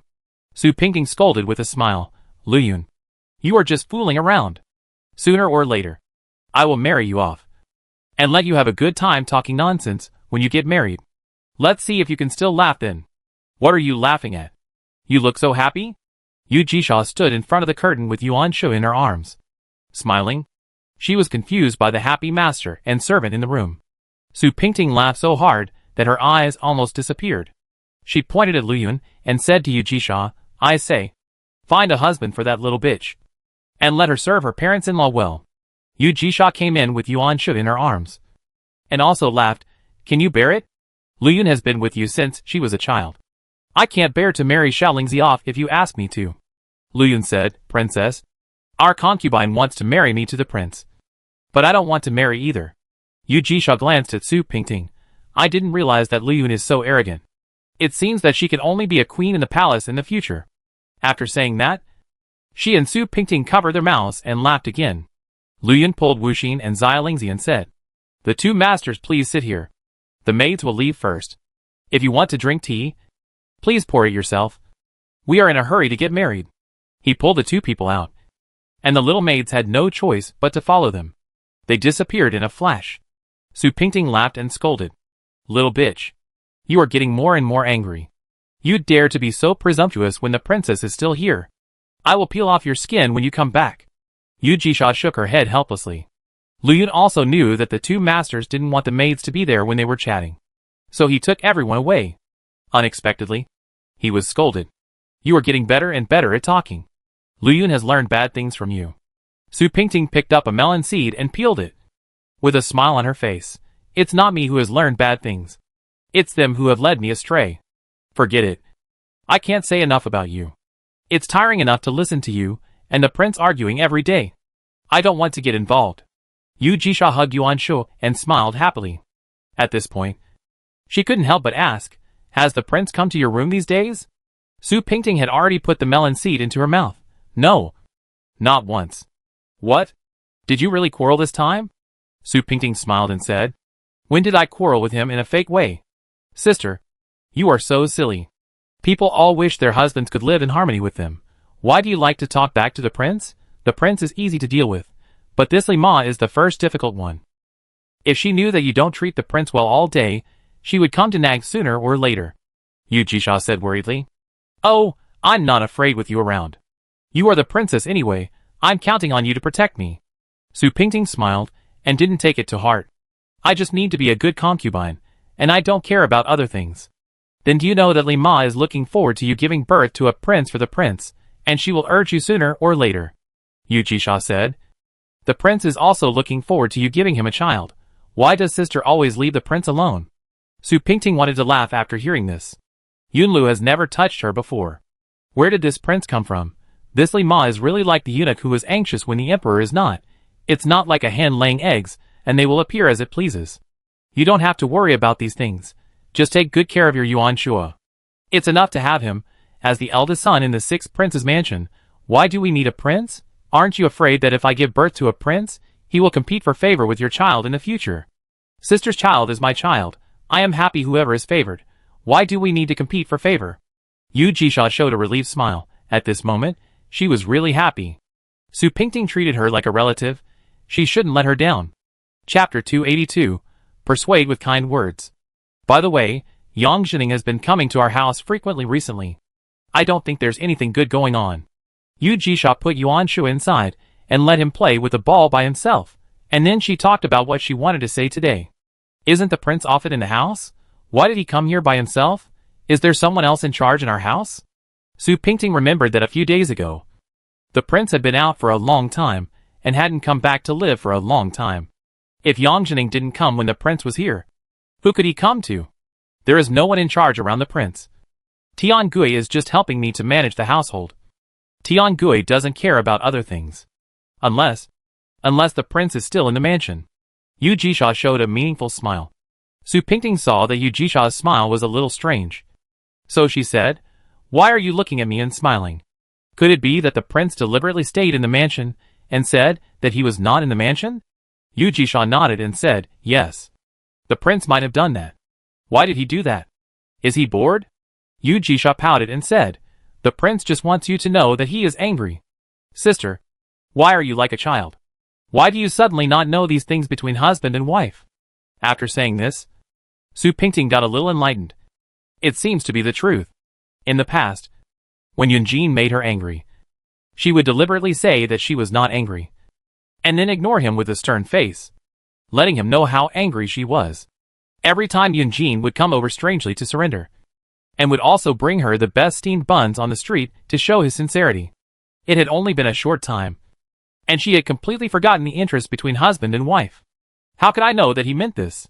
He is the sixth prince, and I am just a concubine. How dare I make him angry, if he gets angry? He can just beat me up to vent his anger. Who knows what he means by doing these inexplicable actions?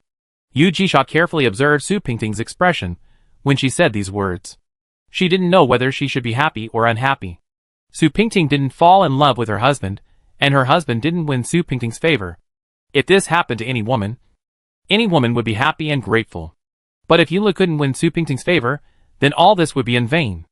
Yunlu might do something even more incomprehensible in the future, and she would be even less happy. She is really in a dilemma now. And she is not a good person on both sides. Sister, do you not like the prince anymore? In this palace, almost every young girl is fascinated by him.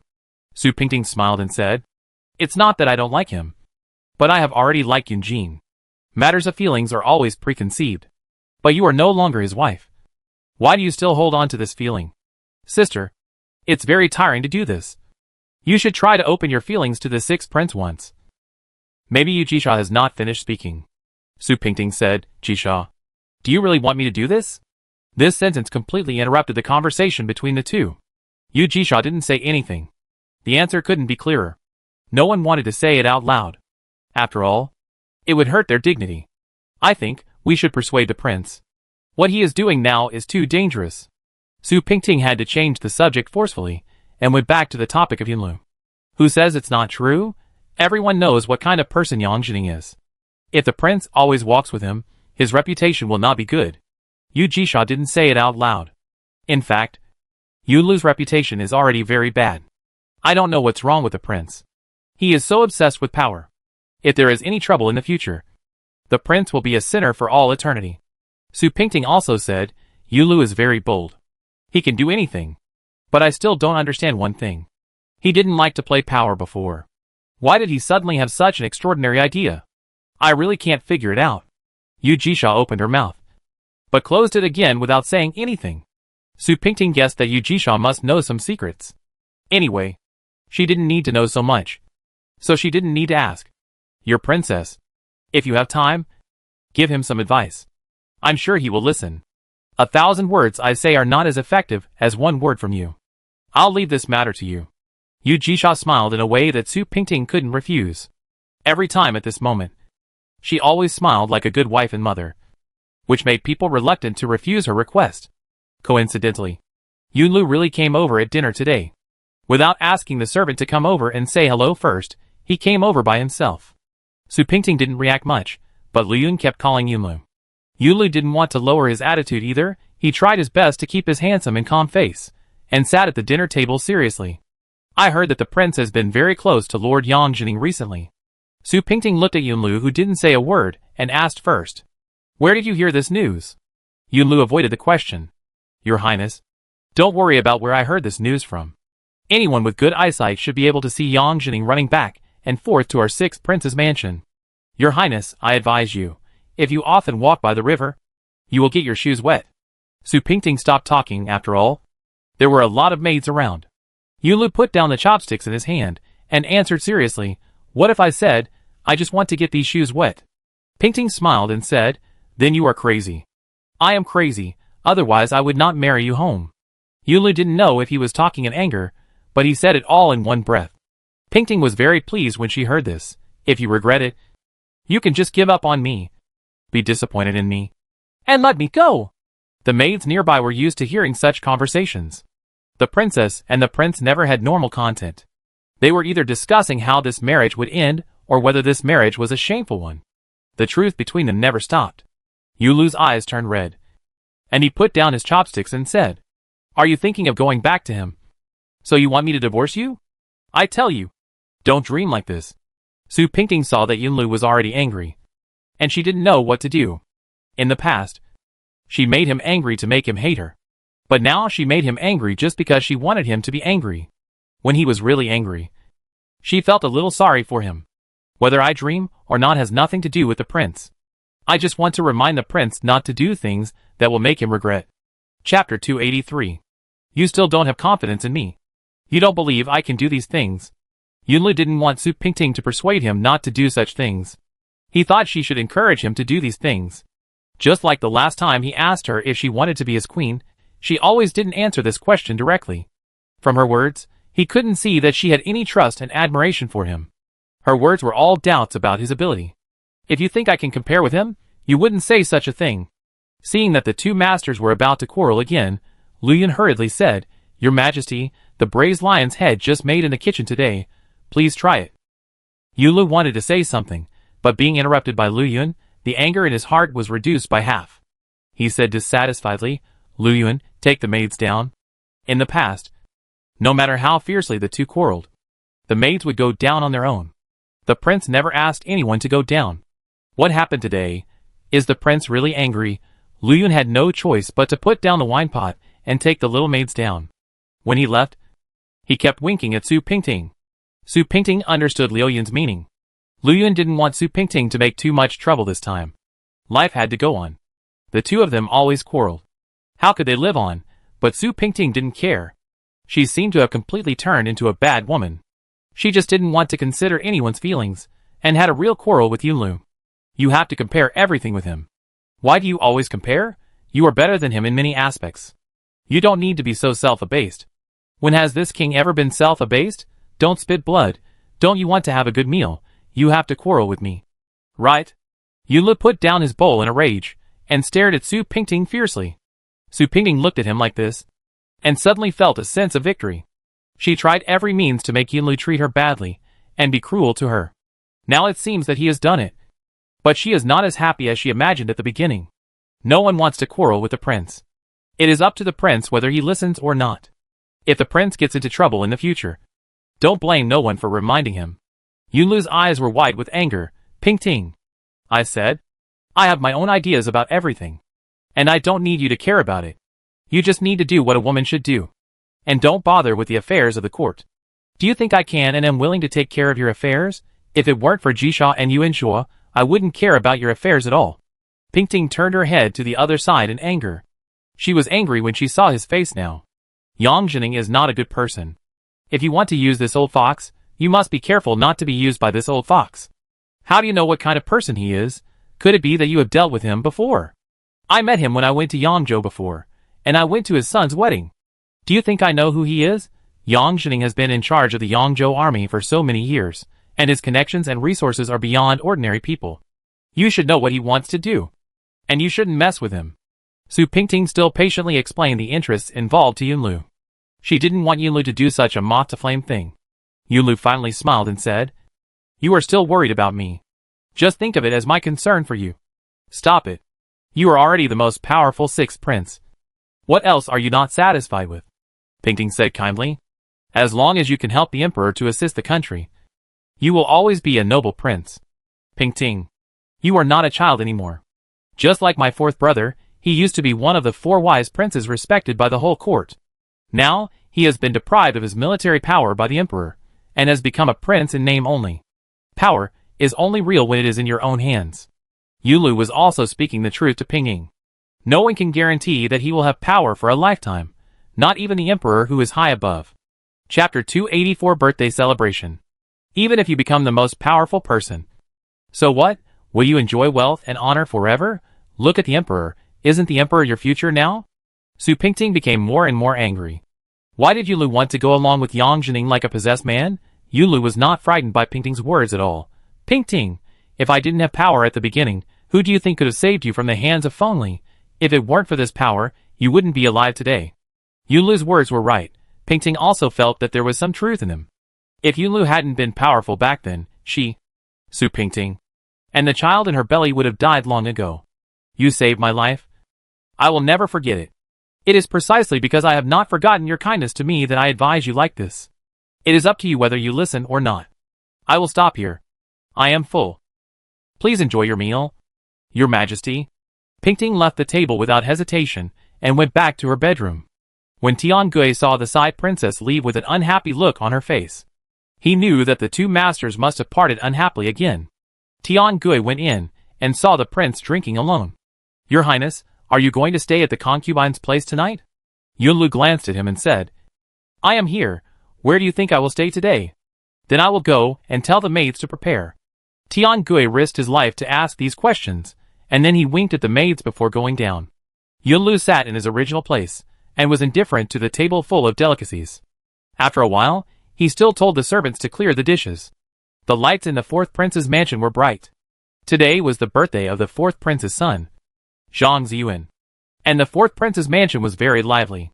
Yuan Jin had already told Zhang Xia that Yuan Ye's birthday must be celebrated with great fanfare. Zhang Xia did not dare to neglect it, and began to prepare early in the morning.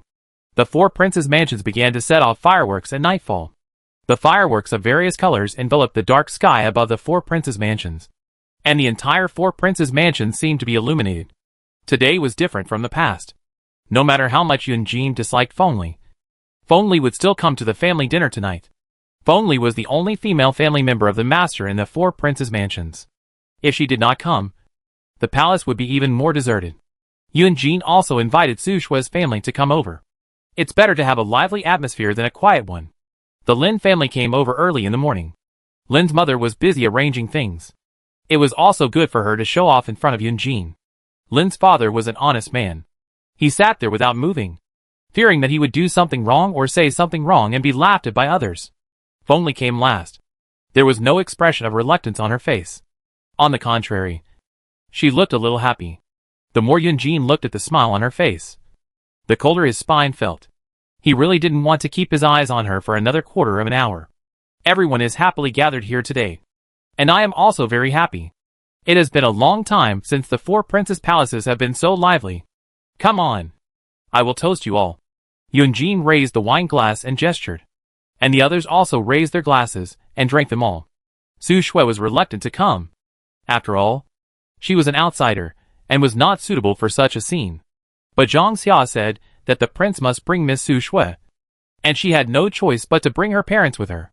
The two boys could not sit at the table, so she let them eat with the maids outside, and she played with firecrackers in the yard. With so many maids watching, Su Shui and her mother were relieved to eat here. Yuan Yi, you are the birthday boy today. Why don't you toast everyone a glass of wine? Yun Jin smiled at his son in red. Yuan Yi immediately stood up. Xiang Shi came over and refilled the wine glass in his hand. Yuan Yi said, "Thank you all for coming to my birthday party." Yuan Yi toasts everyone a glass. After saying that, he drank the wine in his hand first. Everyone naturally followed suit and drank the wine in their hands, celebrating Yuan Yi's birthday together. Feng Li kept looking at Yuan Yi with a smile, and found an opportunity to say, "Prince Yuan Yi is young and promising, and he will definitely achieve great things in the future. I will offer a toast to Prince Yuan Yi here." Yuan Yi was unwilling to pay attention to Feng Li, but the Lin family was all here, and there were a lot of maids and old women around. Yuan Yi had to drink a cup with Feng Li very reluctantly, but he just took a sip and didn't even drink the wine. Yun Jin squinted and watched Feng Li pretending to be crazy and stupid, and he was almost sick and couldn't eat. Who knew Feng Li had no intention of stopping, but became happier the more he drank. She looked at the Lin family across the street with blurry eyes. Su Shui lowered her head when she saw her contemptuous look. She knew this woman was difficult to deal with, and she didn't want to cause trouble for Yun Jin. Feng Li smiled and said, "Oh, our princess of the fourth prince's mansion is so pretty today, Prince, don't you think so?" Yun Jin said with a straight face. "Today is a good day for the Lantern Festival, don't you make trouble here." Le Er also secretly tugged at the corner of Madame's clothes. Why did Madame suddenly get so drunk? It would be terrible if she made the prince unhappy. Feng Li ignored Le Er and Yun Jin's advice, and continued, "Speaking of which, Sister Su Shui is really the most capable person in the world. I have seen the story of a sparrow flying up a tree and becoming a phoenix. But this is the first time I have seen a whole family like Miss Su Shui flying up a tree and becoming phoenixes." Feng Li laughed and said, "Look, these little phoenixes and old phoenixes have all squeezed into the palace. Our palace? How can it not be lively?" Lin's mother and father opposite had already darkened their faces, and they could only swallow their anger for the sake of the prince's face. Even Lin's mother, who loves to talk, dared not refute Feng Li's harsh words. Su Shui had a good temper, so she would not say anything. Yun Jin put down his chopsticks and said with a sullen face, "You have drunk too much. Drink less and go back to rest early." "Your Highness, I am not drunk. I was just telling a joke. How can I not tell some jokes on such a good day?" Feng Li poured himself another glass of wine and drank one glass after another. Le Er hurriedly reached out to stop him, but saw Yun Jin waving his hand. Yun Jin said, "Let her drink. Let her drink to her heart's content." The Lin family didn't talk much, and their chopsticks were rarely moved. The originally happy family dinner was now left with only Feng Li chattering. "Your Majesty, you just don't want to see me. I finally get to see you once. I want to say everything I want to say." Feng Li was already completely drunk. Yuan Yi saw her like this, and was afraid that she would say something she shouldn't. So he suggested to his father to send her back to her room. Yunjin agreed, but this time it wasn't the maids who sent her back to her room, but Yunjin himself. Yuan Yi, stay here and entertain the guests. I'll send Madame Feng back first, and enjoy your meal. Old ladies. Mother Lin and Father Lin nodded with a smile. Chapter 285. What can you do to me? Yunjin walked in front. Feng Li was supported by the maids and walked behind, and the group walked slowly towards Feng Li's yard. Yunjin was thinking all the way, how could the four princes' mansion become like this today? Although there were many disputes here in the past, it was also very popular. Now there are only 3 masters left in the huge four princes' mansion. How can people feel good about this? It is not an exaggeration to say that the old age is bleak. Suddenly, Yunjin turned around and looked at Feng Li, whose face was flushed. He paused for a moment, then said, you all go to the yard and wait. I will talk to your master. Lur glanced at Feng Li next to her, and had to go down with the maids and servants. Feng Li seemed to be sober at this time, and slowly walked to Yunjin's side. She said, why? Your Majesty, do you have something to say to me? Or do you want to warn me of something?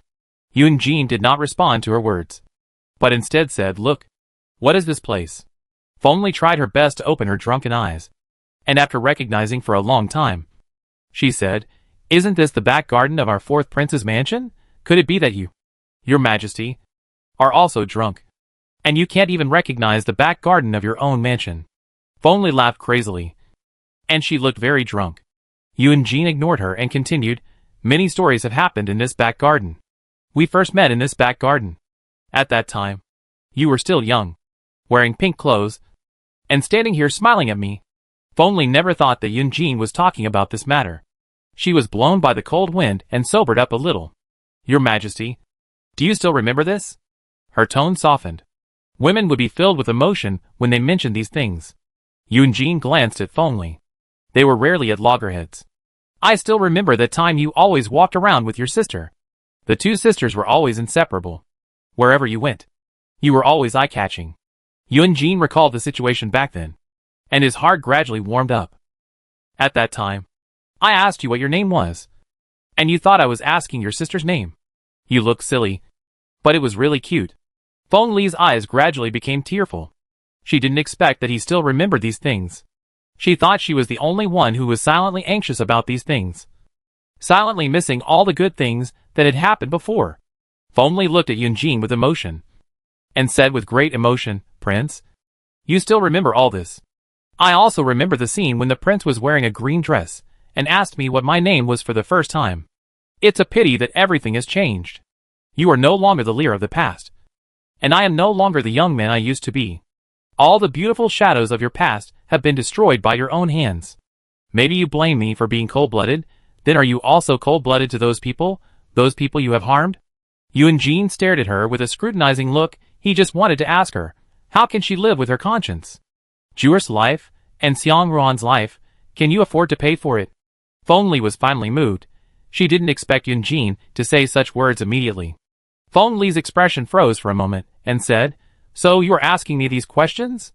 She immediately sneered. I was wondering, when did our prince think highly of me like this? Okay, I'll tell you now, you're right, I'm responsible for all of them. Feng Li laughed, like she was crazy. It's all my fault. What can you do to me? Ah. She still felt it wasn't enough and said, I'm holding your son's one in my hand. What can you do to me? Chapter 286. Both sides suffer. Yunjin looked at this crazy woman. His eyes were full of anger. Do you like to take other people's lives into your own hands? Only in this way can you feel happy. Right? When did you become so cold-blooded and ruthless? What did you do wrong? You want to kill her, and you don't even let her son go. Feng Li said, why did I become like this? Don't you know? Doesn't our noble fourth prince never know what he did wrong? Yunjin certainly didn't think he did anything wrong. What could I have done wrong? Do you want others to take the blame for your sins? Feng Li chuckled. She leaned on the stone pillar of the pavilion next to her. Looking at Yunjin, she said, if you didn't really love me from the beginning, if you didn't marry so many women one after another, if you didn't fall in love with that woman Su Pingting, if you didn't indulge that bitch Su Pingting to kill the baby in my belly, do you think I would become like this today? You always impose your mistakes on others. You always. You all have to find other excuses for what you have done. Your child was killed by Li Xiangruan. Not Su Pingting. How stupid are you? Yuan Jin could no longer stand this woman's aggressiveness. He said with a cold and ruthless face, I sit you back because I have something to say to you. You should listen to me now. Feng Li stood there swayingly. Provocatively. She replied, I am listening. Your Majesty. Please tell me what you want to say. Yuan Jin said, hand over the antidote as soon as possible. I can still show mercy to you. If you can't come up with an antidote within half a month, I will definitely kill you. Yuan Jin said these words lightly. But there was an absolute murderous intent hidden in them. Didn't the prince look for famous doctors to develop an antidote? And spent a lot of effort. How come it's been so long? And the prince hasn't developed an antidote yet? Feng Li looked like she was watching the fun. She just wanted to see how anxious Yuan Jin was. Yuan Jin stepped forward and grabbed Feng Li's delicate neck. And pushed her against the pillar. He said, do you want me to kill you? Is that right? Yuan Jin was very strong. And Feng Li had difficulty breathing. Her face was flushed red. And she made one or two unclear sounds in her throat. Yuan Jin had murderous intentions in his heart. He had just drunk a few more glasses of wine. And now, he was so angry with Feng Li that he didn't know how to control the strength of his hands. Feng Li's eyes widened. And she felt that she was about to suffocate. At the critical moment, Yuan Jin still let go of her hand. Feng Li held the pillar and kept gasping for breath. And there were stars in front of her eyes. She was almost strangled to death by Yuan Jin. If Yuan Jin hadn't retained the last bit of rationality, she would have really met the king of hell today. But Feng Li was still proud. He didn't dare to kill her. Or maybe he couldn't bear to kill her. What? Has the prince softened his heart? Yuan Jin turned his back to him. Unwilling to look at her again, today is my son Yuan Ye's birthday.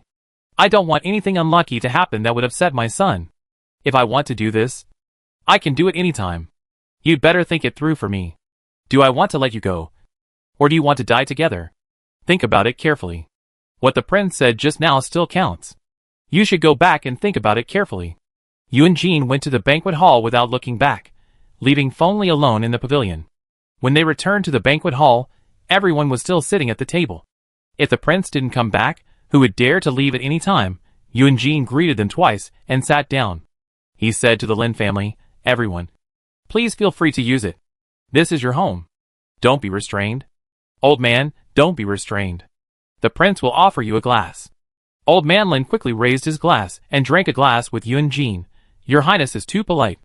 How can I accept this? Yuan Jin said, I will accept it as I should. Since you have entered my fourth prince's mansion, you are my distinguished guests. Don't say these polite words in the future. There is no such thing as the phoenix and the sparrow. You saved me. Just like my second parents. When Lin heard the word second parents, she was frightened and laughed. Your Majesty. Don't dare to say that. We are a poor family. How can we be that? This is very disrespectful. Your Majesty. You are too polite. It was a blessing from our ancestors that our family took refuge with you.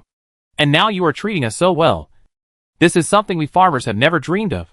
In the next life, even if we have to be pigs and dogs, we will repay the prince's kindness. Mrs. Lin started to cry while talking. It must be because she was moved and couldn't help herself. Su Shui saw her mother lose her composure and hurriedly said, Mother, what are you doing? It's the birthday party of Prince Yuan Yi. Why are you crying? It's so unlucky. Mrs. Lin wiped her tears in a hurry and said with a smile, I'm old. Please don't blame me. Prince. Yuan Jin waved his hand. No. People should be like this. If there is no emotion, then it cannot be called a human being. Many people do not even have emotions. How can they be considered a human being? Auntie is just like a person of temperament. Prince, I think you have drunk too much. Su Shui saw a red patch on Yuan Jin's face, and knew that he must have drunk too much. Prince, I think you should go back and rest early. Yuan Jin was still chattering. Yuan Yi. My father is very happy today. You must accompany my father to drink a few more glasses. Yuan Yi saw that his father was also a little drunk, and his words were not quite right. He thought for a while, then stood up and said, Father, you've had too much to drink. I'll take you home first. He helped Yuan Jin up. And Yuan Jin also felt that he had had too much to drink. He didn't want to lose his composure here. So he said a few words and followed Yuan Yi back. The banquet ended just like that. And the servants cleaned up the leftovers on the table. And the Lin family also went home. The lively evening finally passed. and only the cold night remained. Yuan Yi helped his father back to the house. He was not in a hurry to go back, but he had something to say to his father. Yuan Jin lay on the bed with his eyes closed, feeling like there was a fire burning on his body. It was probably because he hadn't drunk so much wine for a long time. Today, he was really a little drunk. Father, I want to tell you something. Yuan Yi sat next to Yuan Jin, watching his father lying there quietly. He was ready to say something to his father, and today should be the best time. Father, don't you know about your sixth uncle? Yuan Jin replied after a while. Father, of course I know about your sixth uncle. Yuan Yi said again. Then, if your sixth uncle really rebels, what should we do? Chapter 287 Happy Event. Yuan Yi, don't talk about your sixth uncle anymore. Your sixth uncle has his own ideas about what to do, and we can't control it even if we want to. Yuan Jin didn't want Yuan Yi to be involved in this matter. He didn't know he was poisoned yet. He didn't let Yuan Yi run around now, because he was afraid that Yuan Yi would be overworked and the poison would grow too fast. Yuan Yi said this because he was worried about his father. After all, it was his father who was blocking his sixth uncle's way. If Uncle Six really came to power, then Father and Uncle Six would probably kill each other. Father, Uncle Six has united with Yang Jining. If we don't take any defensive measures now, it may be too late. Yun Lu and Yang Jining's rebellion was a matter of time. Yuan Jin knew it very well. He also knew another thing. Even if Yun Lu became the emperor, he would not make things difficult for his fourth brother. There was no other reason. He just had this confidence. Yuan Yi, Father will take care of these things. Don't worry. Yuan Jin sat up and looked at Yuan Yi lovingly. You are the greatest pride of Father in this life. Only when you are well, Father will be the happiest.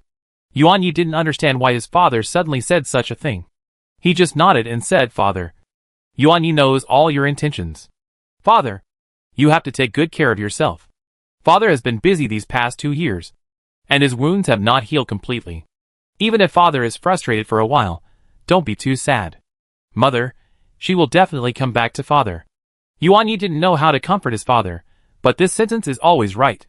Yuan Jin smiled after hearing this, and touched his son's head. Yuan Yi, Father thanks you. You make Father feel comforted. Father will not be sad whether your mother comes back or not, because I know that she loves me. When the word love was mentioned, Yuan Jin thought of Yuan Ye's marriage. You are not young anymore. Isn't it time to arrange your marriage? Yuan Yi refused immediately. Father, I don't want to get married yet. Yuan Jin smiled and said, who hasn't married yet at your age? Even if you don't marry a prince's wife, you should marry a concubine. Father, I want to marry a woman I like as my wife. Yuan Yi didn't know where he got the courage, and suddenly said this. Father, can I marry a woman I like as my wife? Yuan Jin looked at his son's eager eyes, and said, of course you can. Yuan Yi seemed to have received some kind of encouragement, and immediately said, I have someone I like. But this person cannot be my wife. Why can't she be your wife? She is restricted by the family rules of our ancestors. She is an inferior person, and cannot be the main wife of a prince.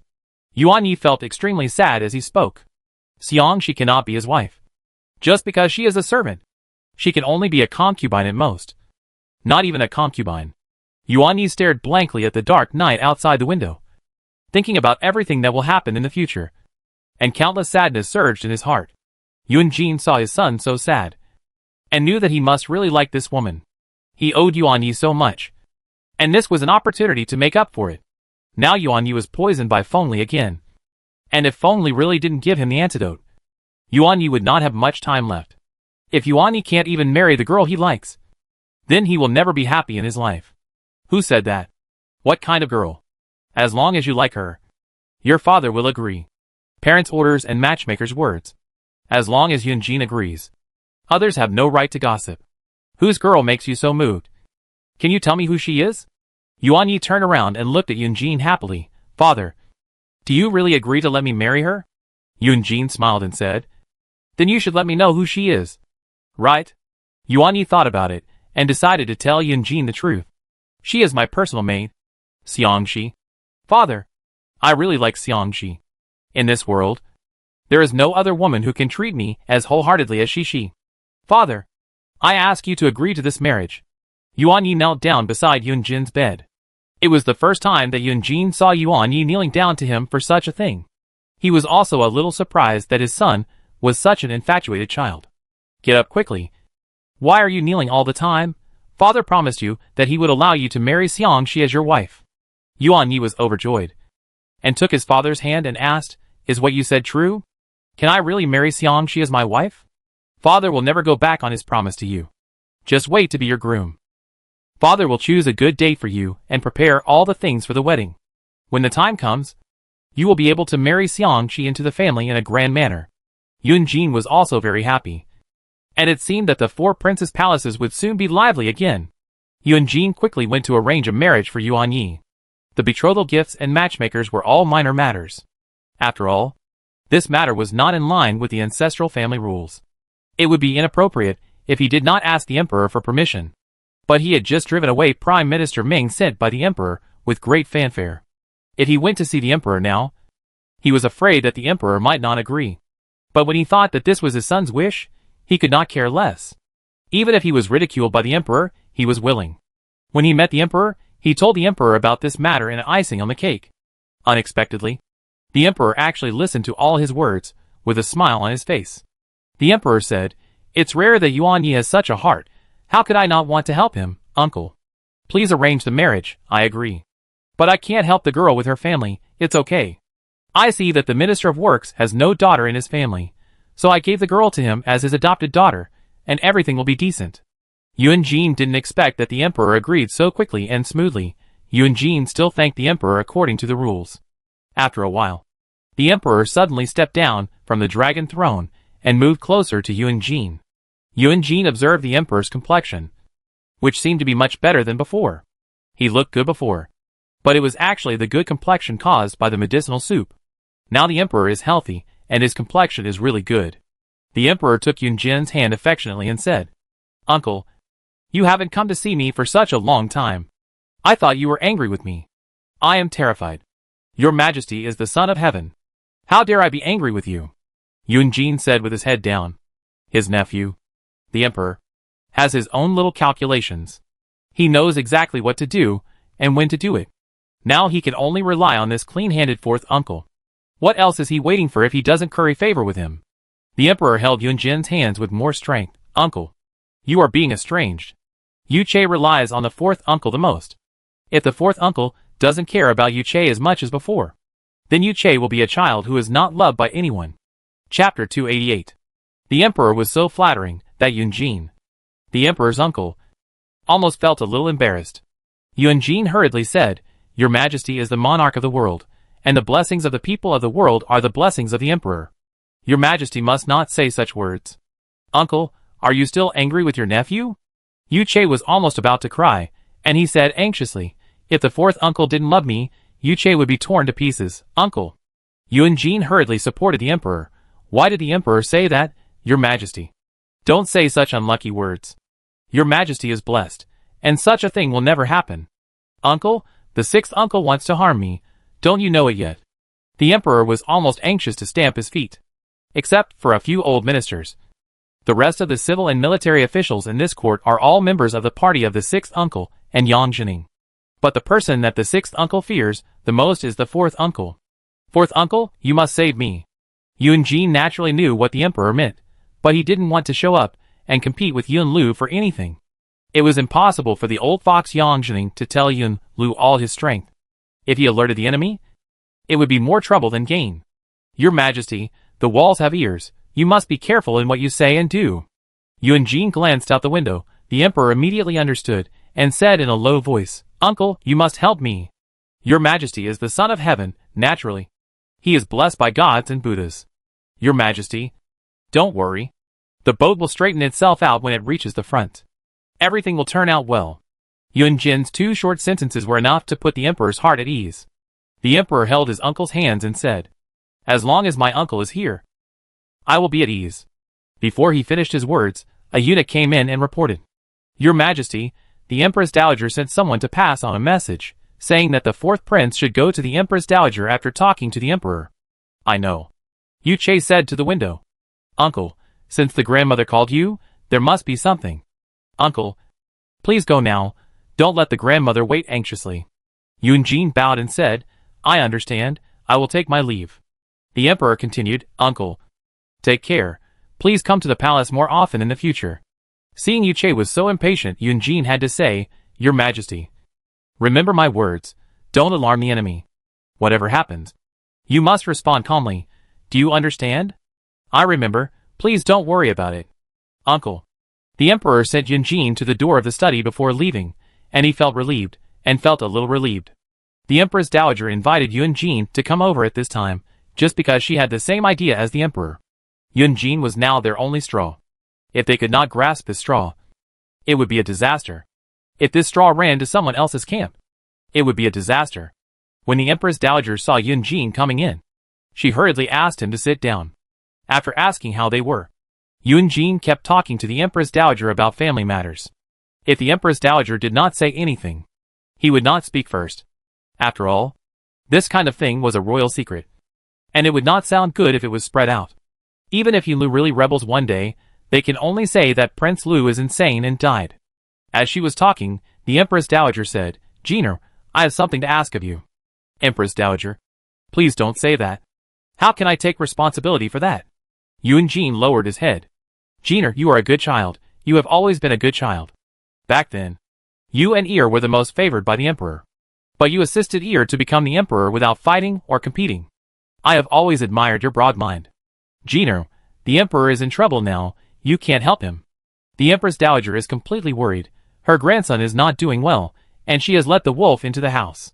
Now the country is in turmoil. Even if she dies, she will not have the face to see the ancestors. Yun Jin is not unaware of the Empress Dowager's anxiety, but this matter is not something that can be solved in a hurry. He has not yet fully understood what Yun Lu is thinking. Yang Jining is even more of an old fox. In addition to the Yangzhou troops in his hands, the troops in his in-laws' hands, there is also a special force he secretly organized. That special force should be the escaped Zhang Yunshu, who is secretly training.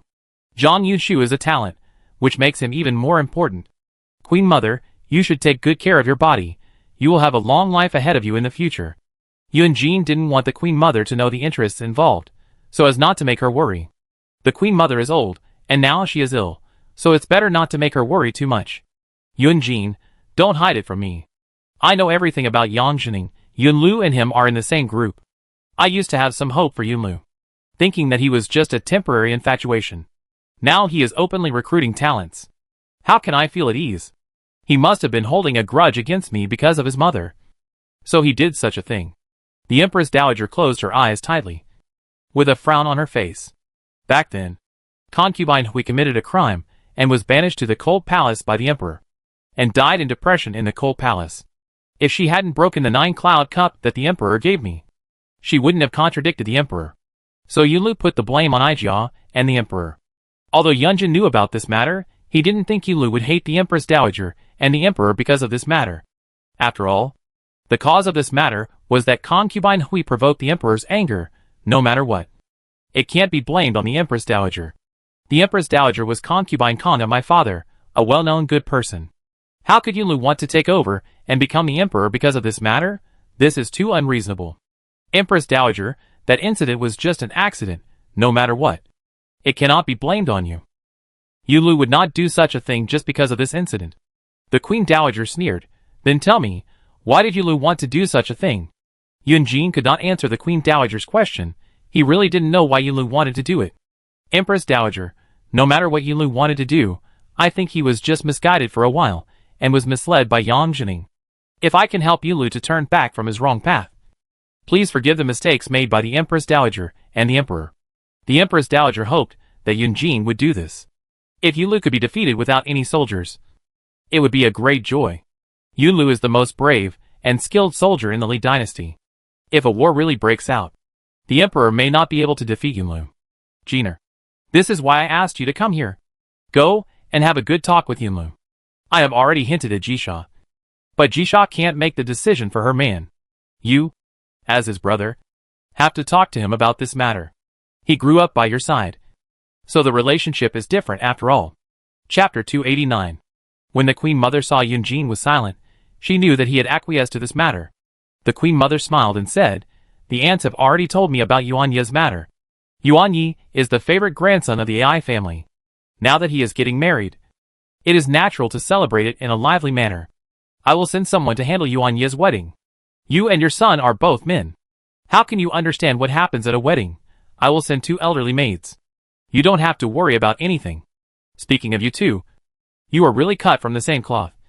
Even your eyes on marrying a wife are the same. Others are eager to marry a daughter of a royal ancestor. But you two are unwilling to make an exception.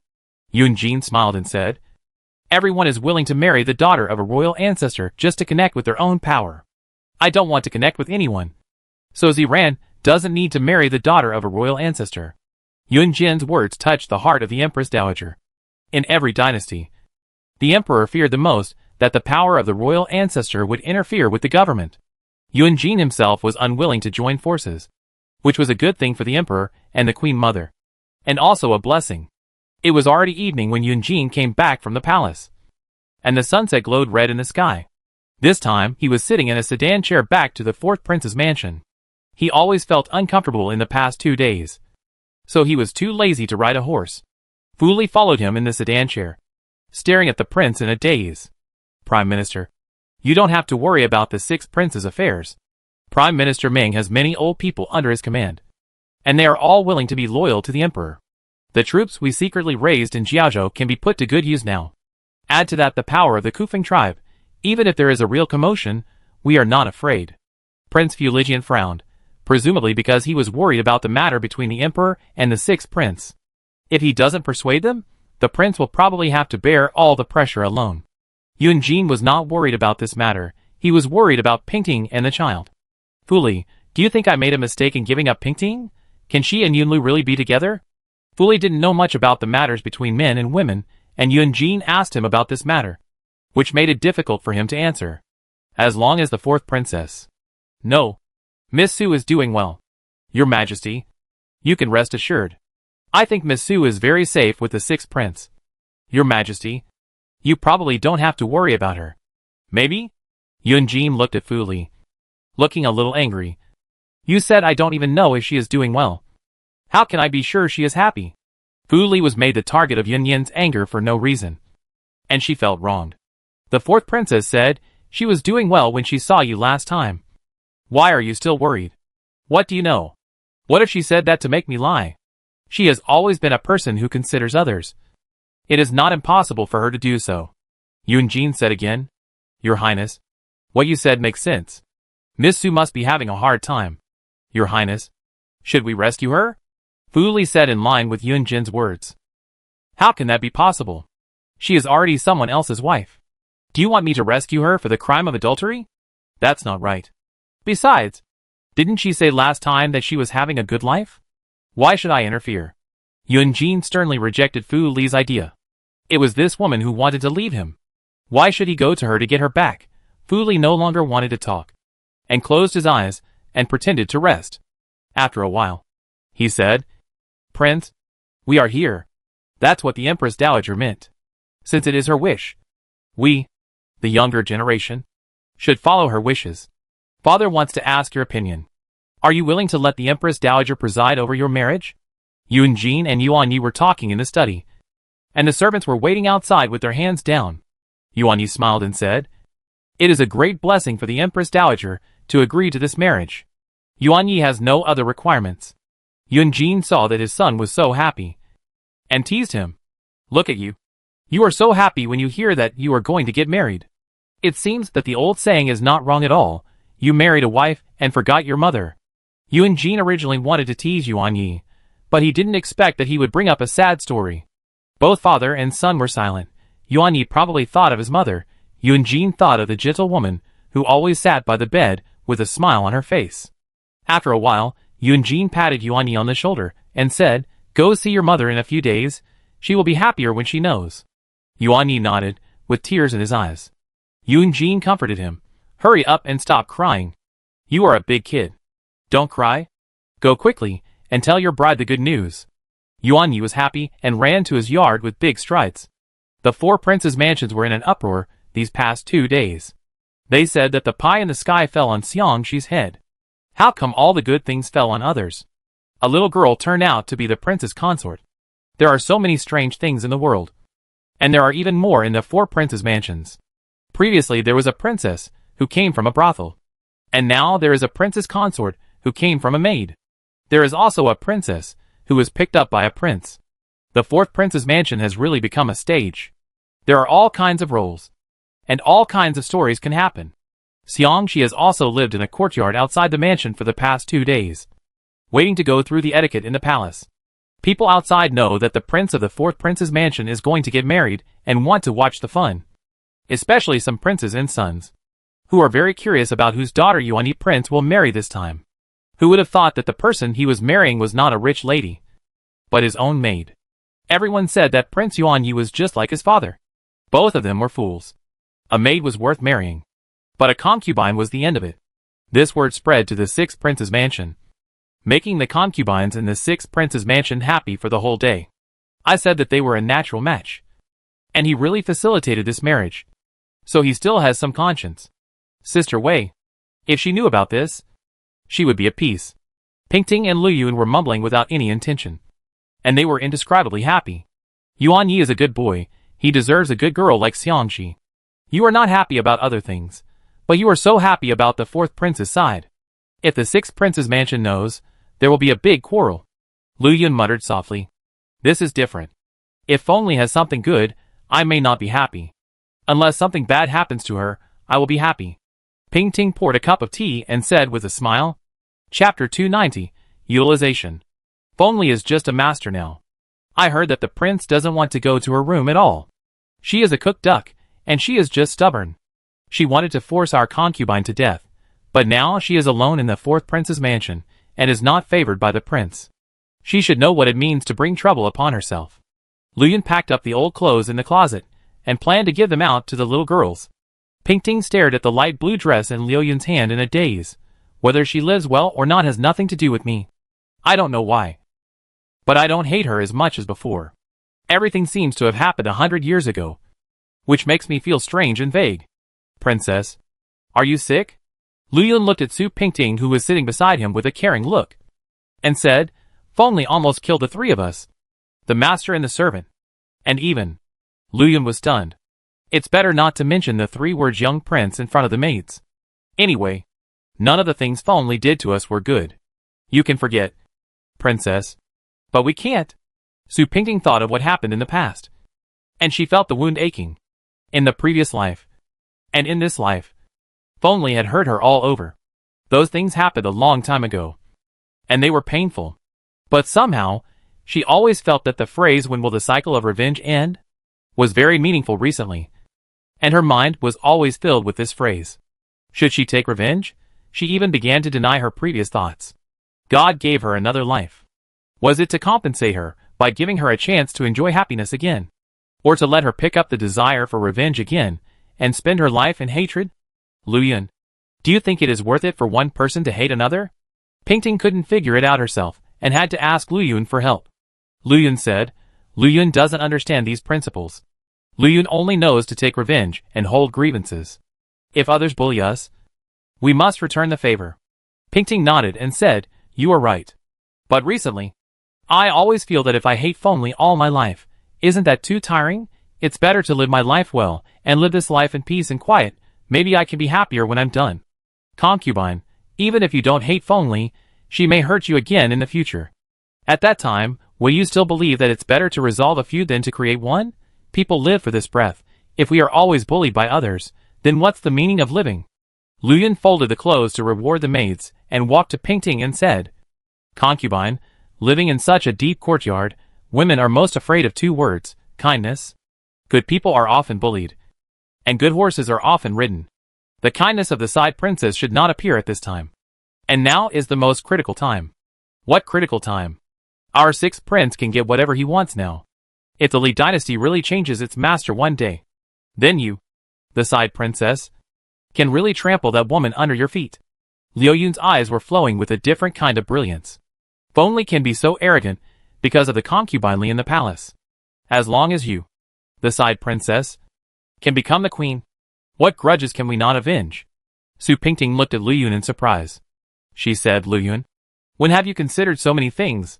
You really surprise me. Side princess, don't you understand after going through so many things? We women living in this world cannot be relied on by anyone. We can only rely on our rights. So you can't protect your children. Only those who truly hold power can bring themselves all the happiness. Only when we can stand firm anywhere can we prevent others from bullying us. Lu Yun has been with Su Pingting for so many years, and has suffered all kinds of hardships. She understands the necessity of a woman to rely on a man, and understands what the two words power represent. Concubine, don't be foolish enough to think that if you treat others well, others will treat you well. Never be soft-hearted to your enemies. Otherwise you will cut off your own lifeline. Lu Yun persuaded Su Pingting so much, just because he was afraid that Su Pingting would come in and let the two sisters go because of a little compassion. These two sisters are the most vicious and cruel. Letting them go is like letting a tiger go back to the mountains. Su Pingting can say such words recently, which means that she has let go of the hatred in her heart. Lu Yun knows how big the hidden danger is. If the two sisters of the Feng family are not eliminated, Su Pingting and them will never live a peaceful life. Have you put everything I asked you to put in the emperor's medicinal food? Yang Jining looked at the heavily made-up concubine opposite with a pair of fox-like cunning eyes. She has been very dishonest recently. Every time she is asked to do something, she will refuse. Concubine took a sip of tea and said slowly, "There are so many palace maids and eunuchs around the emperor. Do you think it is so easy to put drugs in his medicinal food?" Yang Jining's face immediately showed a trace of anger. He said, "So did you release him or not? I think the emperor is in better spirits these 2 days. Are you making up lies to deceive me? Lord Yang. Look at what you said. How could I deceive Lord Yang? It's just that Lord Yang is too impatient. This kind of thing can only be done slowly." Before Concubine finished speaking, Yang Jining threw the beads in his hand on the rosewood table with a smack. Concubine was frightened by him and couldn't say a word. "My endurance is limited. And my patience is even more limited. Concubine, if you were not the queen, I would not have chosen you as my spy. It is precisely because the emperor is now suspicious of me that it is not convenient to let the servants do some things. You are the queen. And you are the one who personally feeds this medicinal food to the emperor." Yang Jining walked to Concubine, leaned close to her ear and said, "Only when you personally give this medicine to the emperor, your mission will be completed. In my eyes, Concubine is a useful person." Concubine was so scared that she was shaking all over. Yang Jining no longer concealed his ambition. He was powerful, and would enter the capital as soon as the time was right, and push the sick emperor off the throne. Now everyone was rushing to curry favor with him. Concubine had already boarded the pirate ship early in the morning, and now she couldn't get off. As long as Yang Jining revealed the inside story of their collusion in front of the emperor, she would not be able to survive. If she betrayed Yang Jining, she would not be able to survive. The only way out was to continue to collude with him until Yang Jining was willing to let her go. "Don't worry, sir. I will definitely help you get this done," she agreed timidly. And her fear was limitless. No matter how scheming she was, she could only deal with those powerless women. For a warrior like Yang Jining, she would have been so scared that her hands would tremble. So there was no point in her scheming. Chapter 291. Yang Jining had made up his mind to use her from the beginning, and that's why he gave her a little bit of sweetness. It's a pity that Concubine Li's cleverness backfired, and she was completely taken advantage of by Yang Jining. Now even if she wanted to get away from Yang Jining, it would be impossible. She could only listen to Yang Jining, and do what Yang Jining told her to do. Feng Li arrived at the palace early in the morning, but today Concubine Li was not in Changchun Palace, and even the palace maids didn't know where the queen had gone. The queen took Yinar out early in the morning, and didn't ask the maids to make a noise. Feng Li had something urgent to do, so he had to wait in Changchun Palace. Concubine Li came back with Yinar in the afternoon. Feng Li waited for a long time, and finally saw her sister coming back. "I pay my respects to Concubine Li." Concubine Li saw her sister here, and she didn't react for a while. "Why is my sister here? Today is not the day for my sister to enter the palace?" My sister Feng Li quickly grabbed Concubine Li and whispered, "My sister has something to tell you. Let the servants go down first." Concubine Li gave Yinar a look, and Yinar took all the maids down. "Sister, if you have anything to say, there are no outsiders here. My queen, Su Pingting must die." Feng Li leaned close to Concubine Li's ear and said this. Feng Li's words were a bit unexpected, and Concubine Li didn't quite believe it. She asked in disbelief, "Sister, what did you say? You want to kill Su Pingting?"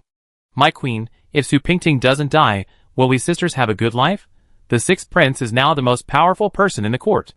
If the sixth prince ascends the throne one day, will Su Pingting still let you and me live? It's better to kill her before the sixth prince succeeds. Concubine Li is now in a difficult situation. She doesn't want to care about her sister's affairs, but Su Pingting definitely hates more than just Feng Li. If Yang Jining really supports the sixth prince to ascend the throne, then Su Pingting will be the real vice queen. At that time, I will be the concubine of the previous dynasty, and I will be at the mercy of others. Su Pingting will definitely not let me go, let alone my sister. Sister, what you said makes sense. But now Su Pingting is the concubine of the sixth prince's mansion. Who can get close to her? We can't get close to her. But the maids and servants of the sixth prince's mansion can get close to her. Feng Li's words have hidden meanings. She is very good at finding people to frame people secretly. I have bribed 2 little girls, who are on duty in Su Pingting's courtyard. The 2 little girls are newly bought, and once they have no foundation, it will be easy to deal with them. Concubine Li nodded and said, Sister, you are still thoughtful. Concubine Li was not worried about this matter. She was controlled by Yang Jining, and her sister was entangled with Yang Tianbao before. Now think about it. Wouldn't the 2 sisters be calculated by the father and son? Concubine Li immediately asked, Sister, why haven't you mentioned Yang Tianbao these days? Has he stopped harassing you now? If you hadn't said it, I would have forgotten that Yang Tianbao really hasn't come to trouble me for a long time. But I heard that his father Yang Jining now thinks highly of him. If he really inherits his father's position, then we will be in trouble. Feng Li is not stupid. She knew that Concubine Li had always been involved with Yang Jining. Now that Yang Jining's heart is known to everyone, how could Concubine Li not be implicated? She asked cautiously, My queen, you haven't had any unpleasant things recently, right? Although it was in front of her sister, Concubine Li was unwilling to speak out her own affairs. She wanted to use others, but she didn't expect that she was completely taken advantage of by others. She felt embarrassed to say it out loud, and she didn't want to worry her sister. No. What could possibly go wrong for me? Sister, take care of yourself. There's nothing wrong between you and the 4th prince, right? The drunken incident at Yuan Ye's birthday party had just passed, and Yun Jin had already said something cruel. She was anxious and wanted to kill Su Pingting to eliminate future troubles. Even if she died, she would drag Su Pingting down with her. He has completely disregarded our relationship now. He said that if Li Yuanyi died, he would not let me go. Concubine Li was so angry that her eyebrows were raised. What ability does he have to do this? He is just a prince who has lost his power. If the 6th prince succeeds in the future, he may not even be a prince. Sister, don't be afraid of him. It's him who ignored you and favored that bitch Su Pingting. You did nothing wrong in doing these things. It's Li Yunjin who was wrong. Sister, don't be afraid. No matter what happens, I will protect you. Feng Li has been living in hell these days. Now she suddenly heard such warm words from her sister. For a moment, she felt her whole body warm up. She held her sister's hands and said with tears in her eyes, Sister, you should also remember one sentence. No matter what happens in the future, I will protect you. The 2 sisters looked at each other. They each had their own difficulties now, and they were both in the same boat. Sister, you should be more careful about Su Pingting's matter. Whether it succeeds or not, you must handle the aftermath cleanly. Feng Li said, I know. Yang Jining is an old fox. You must be more careful when dealing with him. Understand? The 2 sisters talked until the sun set. The deacon eunuch began to urge Feng Li to go back. Feng Li helped Ener to sit in the sedan chair and returned to the 4th prince's mansion. As soon as they returned to the mansion gate, they saw a red wedding ball hanging on the gate of the 4th prince's mansion. Feng Li looked at the wedding ball and sneered. There are so many strange things in our 4th prince's mansion. This sparrow flew to the branch and became a phoenix. They are half-bodied and about to be buried in the ground. They are still arranging weddings. It's really unnecessary.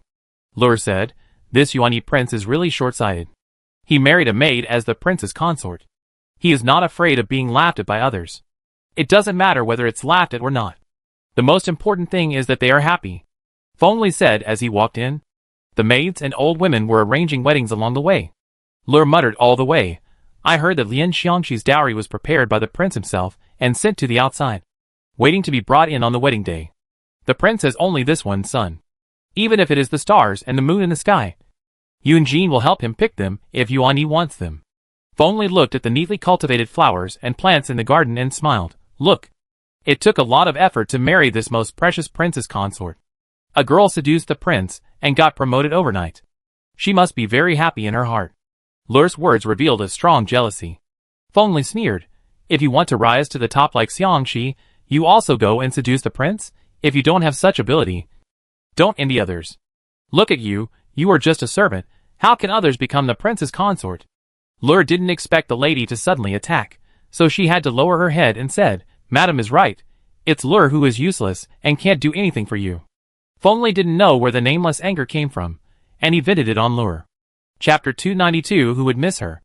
Instead of talking nonsense, you might as well think about how to help deal with that bitch Su Pingting. If you are really jealous of Xiangxi, would you like me to marry you off to a servant as his wife? Fengli scolded Lure in a low voice as he walked. Lure's face turned red, and she dared not utter a word. Ing followed Fengli on the other side. She didn't want to get involved in their quarrel. If Fengli's anger was directed at her, it would be a waste of time. It's my fault. I deserve death. Master, please don't let me marry. I will follow you all my life.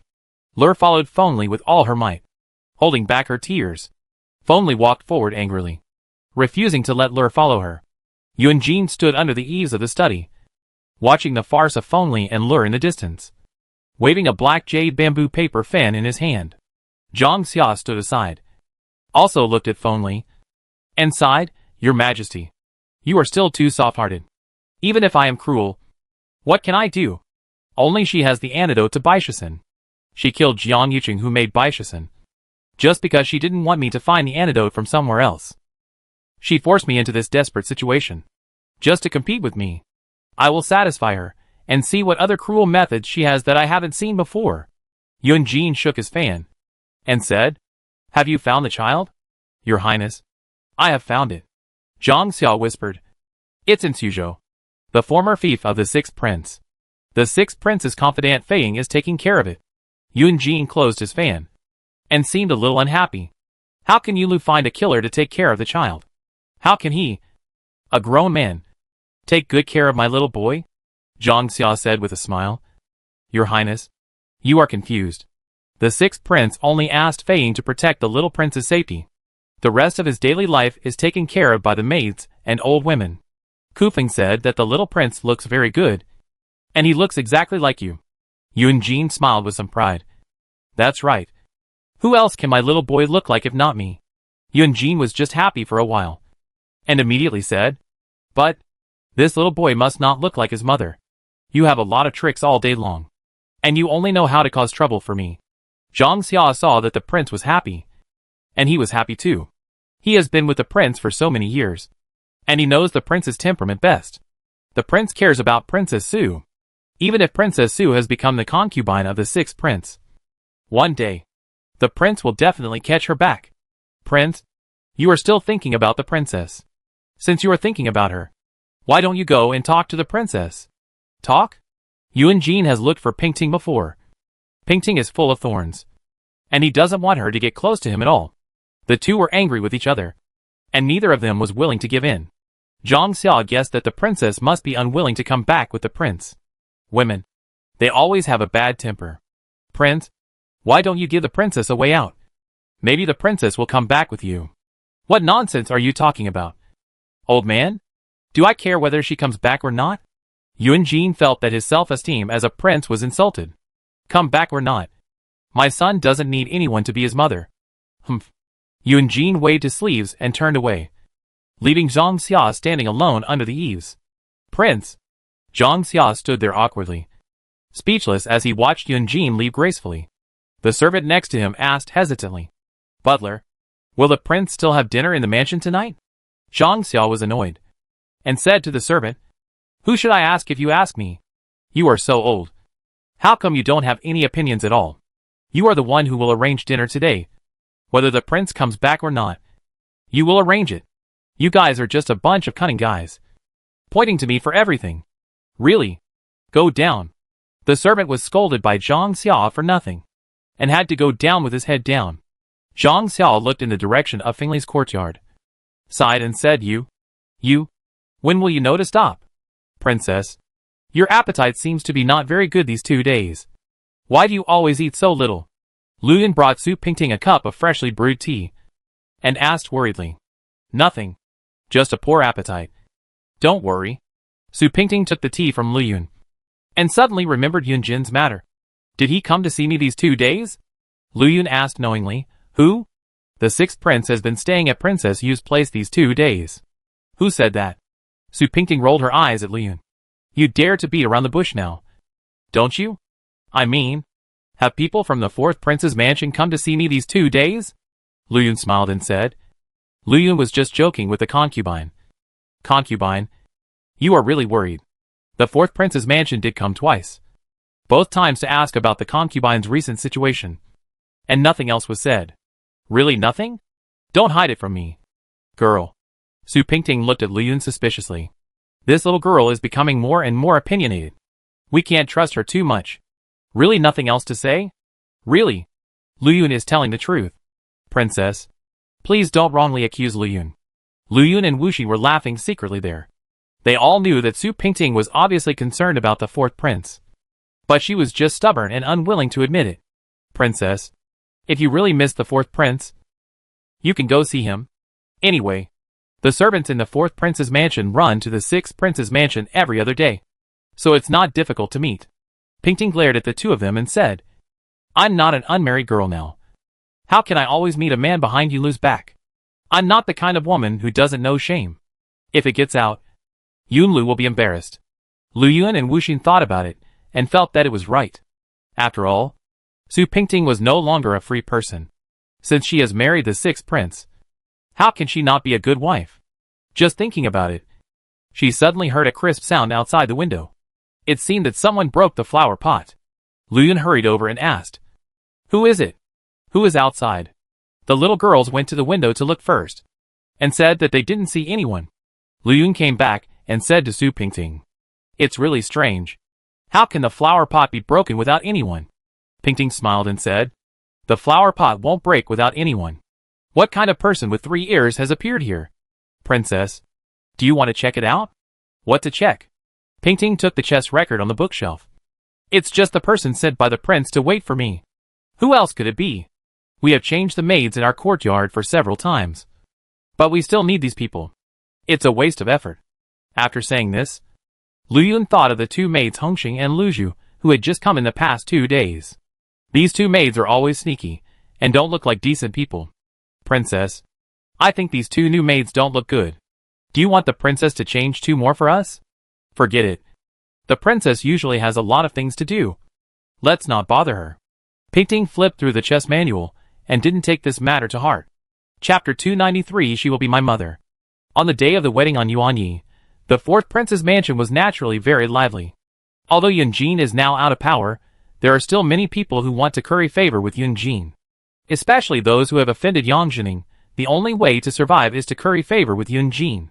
Yang Jining sent someone to deliver the gift early, but he refused to show up because he had something to do. He did this just to show those ministers that he, Yang Jining, and the 4th prince were definitely not on the same path. Yun Jin didn't care whether he came or not. He would accept the gift. It didn't matter if he didn't come. There were no people from Xiangxi's family. The women who came with her were from the family of Yue, the Minister of Works. The Empress Dowager gave Xiangxi to Yun Jin just to save his face. It was also a family honor for the Empress Dowager to give her an adopted daughter. This adopted daughter was to marry the prince. Yue, the Minister of Works, had always been a mediocre person.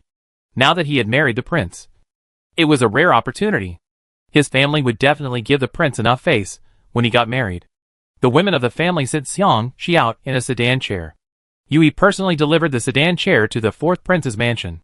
Yun Jin also showed a satisfied smile when he saw Yue. The 2 of them worshipped heaven and earth. After all the ceremonies were completed, the bride and groom entered the bridal chamber. Yun Jin was happy to be his parents today. He didn't care about anything else. Just drank and talked happily with the guests. Yuan Yi stayed in the back room for a while, and then came out again. The groom always had to toast the guests. Yun Lu was riding a horse to the 4th prince's mansion, and Tian Gui also followed on horseback. Tian Gui saw Yun Lu's face was a little ugly, and knew that Yun Lu was not willing to go to the 4th prince's mansion. Prince, if you don't want to go, we can find someone to send the gift over. Yun Lu thought about it. pulled the reins, and stopped the horse. Tian Gui, do you think I should go or not? Tian Gui thought about it. No. Yunlu asked, why not? The matter between you and the prince and the concubine. Even if you go, I'm afraid the fourth prince will not give us a good face. Tian Gui speculated realistically. How could Yunlu not know this truth? It was just that it was unreasonable for him, an uncle, not to go and congratulate Yuanya on her wedding. If I don't go, I will feel very uncomfortable. Yuanya and I have a deep relationship as uncle and nephew. Even if there is something going on between me and my fourth brother, I should not miss Yuanya's wedding. After thinking it over again and again, Yunlu still rode his horse to the fourth prince's mansion, took his gift, and went in to drink the wedding wine. The servants reported that the sixth prince had arrived, and the guests present stood in silence, respectfully waiting for the sixth prince to come in. Yunjin was already a little drunk, seeing that everyone was drinking happily just now. When they heard that the sixth prince was coming, they were all respectful and didn't dare to speak or make a noise. Just like seeing the emperor, Yunjin didn't have a bad temper. But when he saw that everyone was so afraid of Yunlu, he felt a little uncomfortable. Yunlu came in with a smile on his face. Tian Gui, who was behind him, followed Yunlu in with a servant holding a pile of gifts. The guests present stood there with their hands down, not daring to make a sound. Yuan Yi stood beside Yunjin, and seeing that his father looked a little angry, he also kept silent. I am here to congratulate my brother on his wedding. Yunlu first bowed to Yunjin, and then turned to Yuan Yi and said, Yuan Yi, uncle is here to congratulate you on your wedding. Yunjin said nothing. Yuan Yi was a junior, and he had to speak. Thank you, uncle. Come on. Take the gift from the sixth uncle. The servants came up and took the gift brought by Yunlu. Yunjin then said, Sixth brother has been busy with official duties recently, and fourth brother thought you would not come today. How can I not come to Yuan Yi's wedding? Fourth brother, I will toast you a glass here. Yunlu took the wine handed over by the servants and drank it first as a toast. Yunjin also picked up a glass of wine and said to the guests in the room, Since Prince Lu is willing to come to my place today, please give me some face and toast to Prince Lu. Yunjin said so. Who dared not to raise the wine glass? Yunjin called Yunlu Prince Lu in his words and deeds, and it was obvious that he wanted to distance himself from Yunlu. Yunlu didn't expect Yunjin to be so cold to him. When they met before, Yunjin's eyes still had a trace of brotherly warmth. Now, there is no trace of tenderness in these eyes that are so close to each other. Yunlu didn't know what he should say now. He could only say whatever he thought of. It is also the blessing of my fourth brother that Yuan Yi can marry such a virtuous prince's wife. How can I compare with you? My sixth brother? Everyone knows that my sixth brother enjoys the blessing of having many wives. The princess and the concubine are both rare and virtuous women. If we talk about being blessed, you, my sixth brother, are the most blessed. Yunjin seemed to be drunk and not drunk at the same time. This statement sounded intentional and unintentional. Yunlu smiled and said, My brother is blessed. I hope this blessing can stay with me for a long time. My brother will not live in vain. My brother, I offer you a glass. Yunlu smiled and raised his glass, and drank it towards Yunjin. The wine was just warmed up, and it felt warm after drinking it. The two brothers talked back and forth in words that others could not understand. Both of them were competing. Yunjin was holding the glass unsteadily, and he was very unhappy. My brother, as an elder brother, of course, I want my brother to be rich and prosperous all his life. I'm afraid that one day you, my brother, will lose your balance and take the wrong path. That would be disastrous. Yunjin was, of course, alluding to Yunlu's collusion with Yang Jining to drive the emperor off the throne. The minister standing near them didn't dare to speak, nor did they dare to pick up their chopsticks. They all stared at the dishes on the table without saying a word. Yunjin was so evasive in telling the story of Yunlu and Yang Jining that everyone was a little frightened for a while. Yunlu lowered his voice, Brother, you are drunk.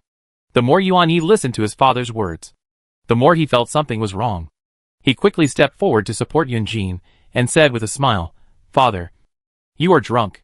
You should go to the back hall to rest. Your son is here to entertain the guests.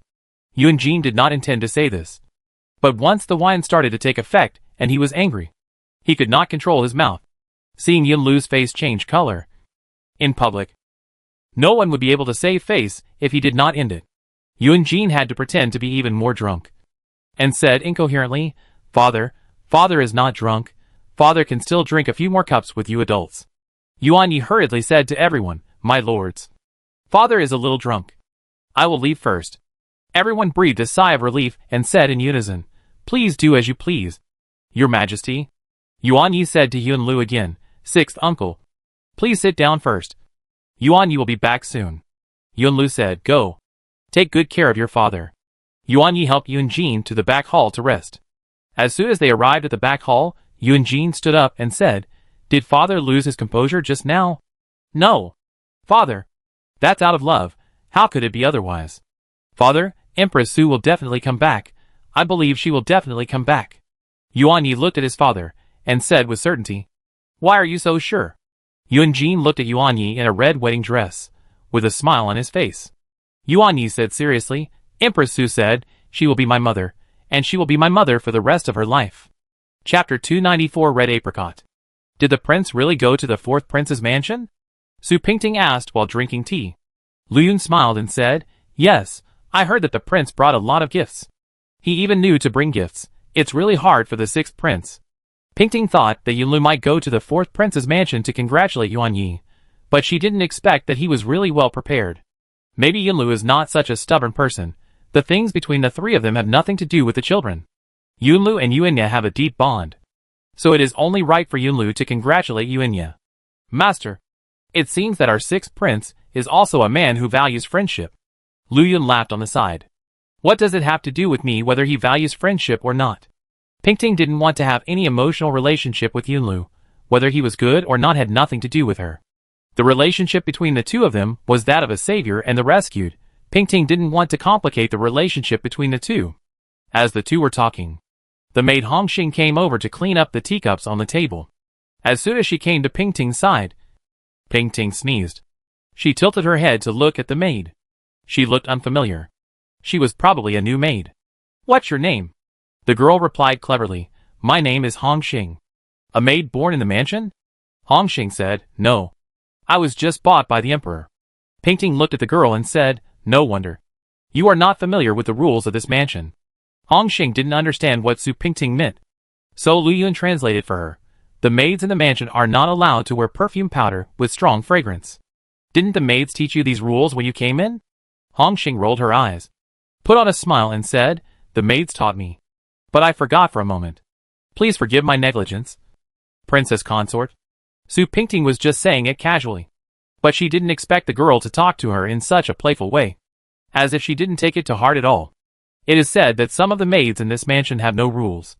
Yu Jisha has a good temper. She turns a blind eye to some things. Madame Li doesn't care about what she should care about, and cares about what she shouldn't care about.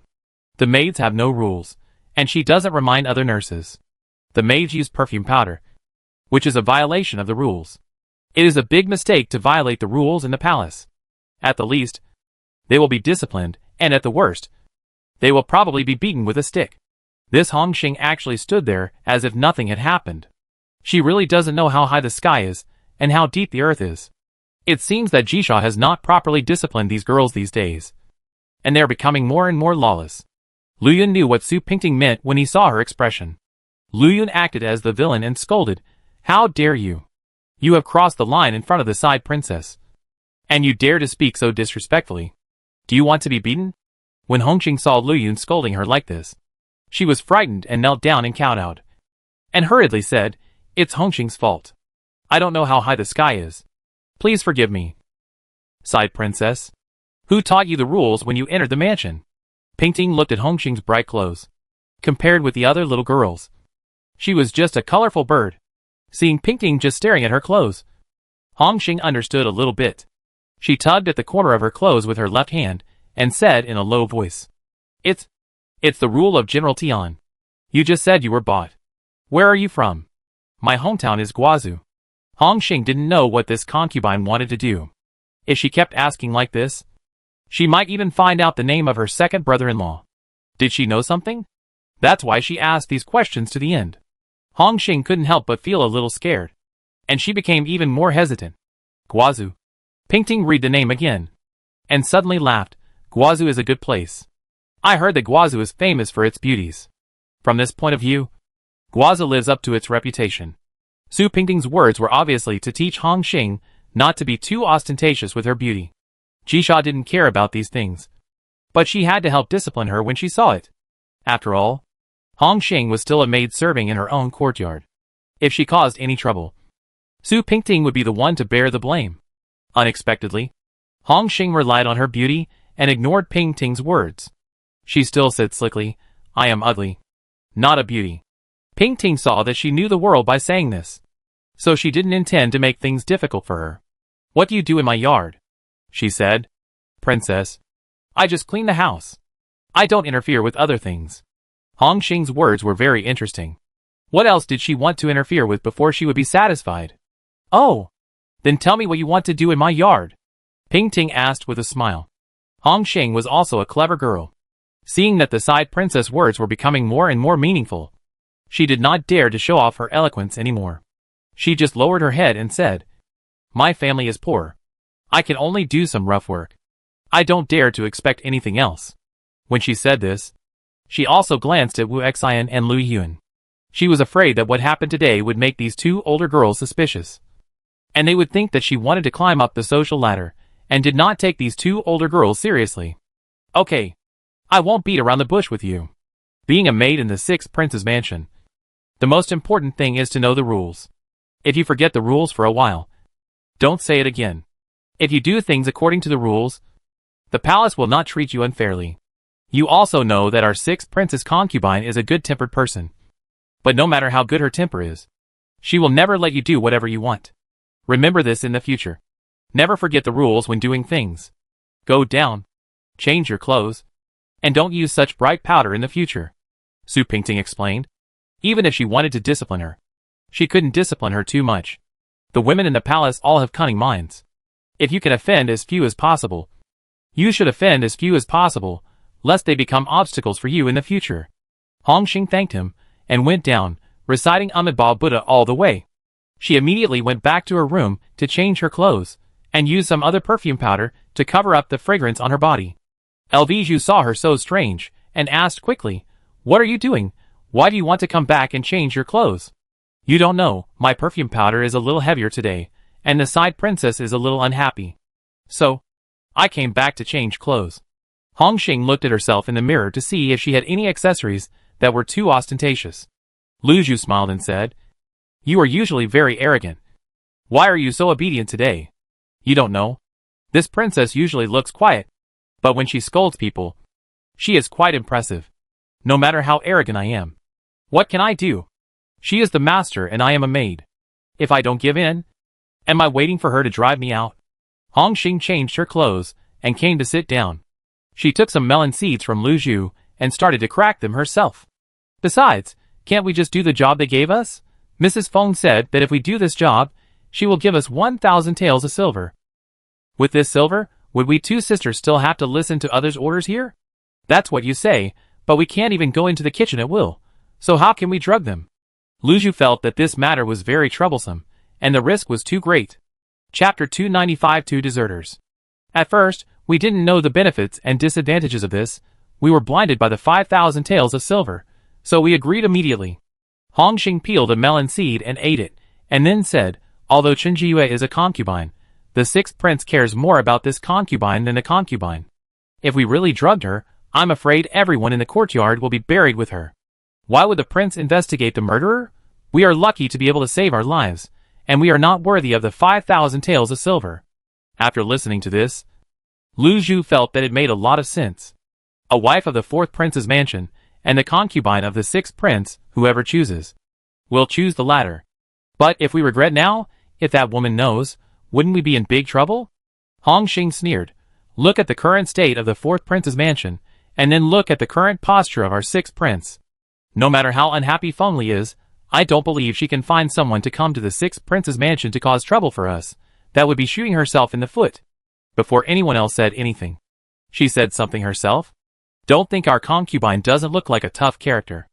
If she really uses some tricks, Feng Li might not be her opponent. Sister is right. Feng Li doesn't have the courage. Then I think we should observe for a while. If Madame Feng really doesn't look for us anymore, we can just stay out of the spotlight, and it will pass.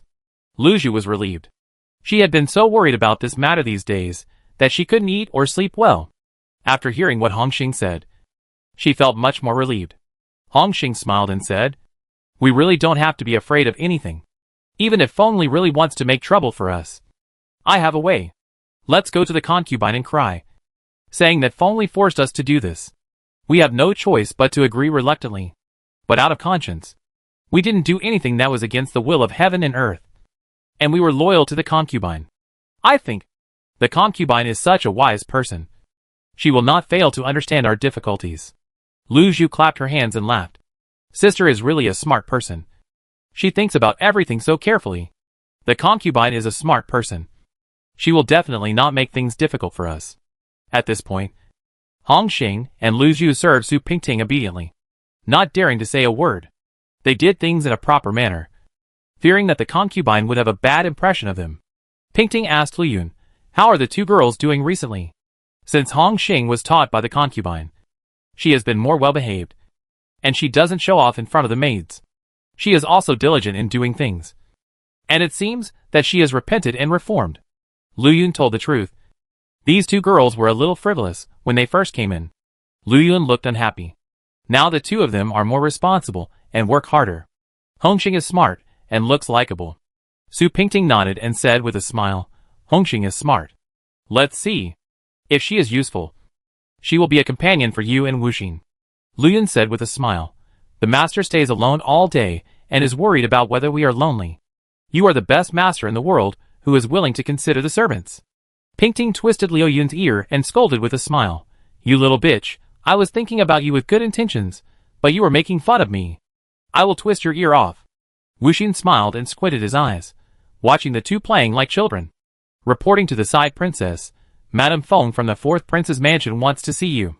The servant reported outside the door. The laughter of Pingting and Lu Yun stopped abruptly. Pingting said to the outside, "What wine brought her here? Why is she here?" "That's right. What is she doing here?" Lu Yun was puzzled and ordered the servant outside the door. "Please let her in." Fengli came here well prepared. She was dressed in gold and jade. As the saying goes, Buddha relies on gold and people rely on clothes. If she doesn't dress more decently, the people from the 6th Prince's mansion will probably look down on the people from the 4th Prince's mansion. As Fengli walked in, she could clearly feel that the people in the 6th Prince's mansion were no longer as enthusiastic as before. The servant at the door was also indifferent. It took her half an hour to walk from the door to here. In the past, she would have been invited in by flattering all the way from the door. Fengli was usually arrogant and domineering, and she could not stand such idleness. She came here with a lot of anger, waiting to see Su Pingting. She was also anxious this time. There was no news at all after these two people were sent in.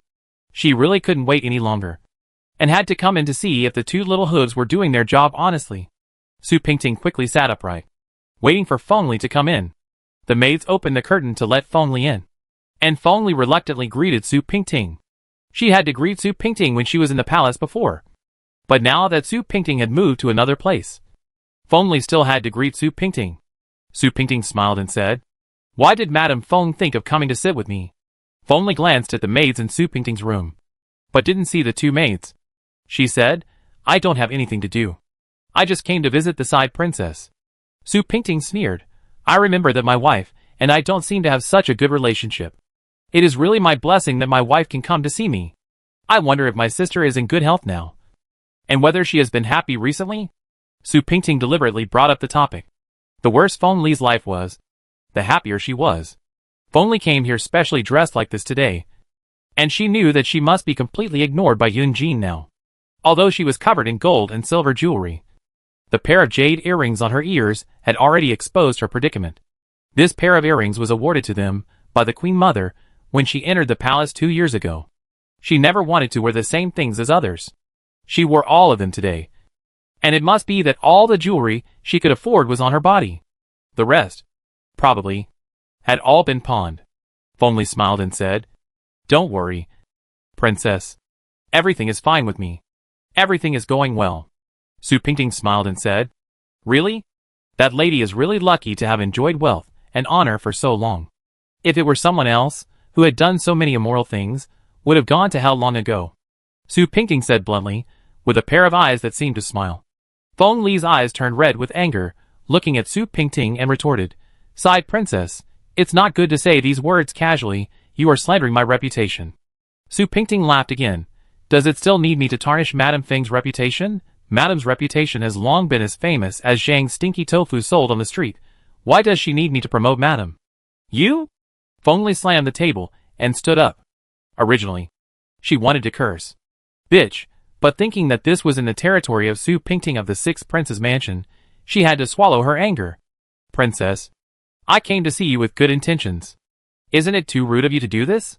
Su Pingting saw that Feng Li's face was already red, and she slowly picked up a cup of bilyuan beside her. "Madam, don't be angry. I was just talking casually and joking. I didn't expect that Madam would really be angry." Pingting smiled and said, "Madam, please have some tea.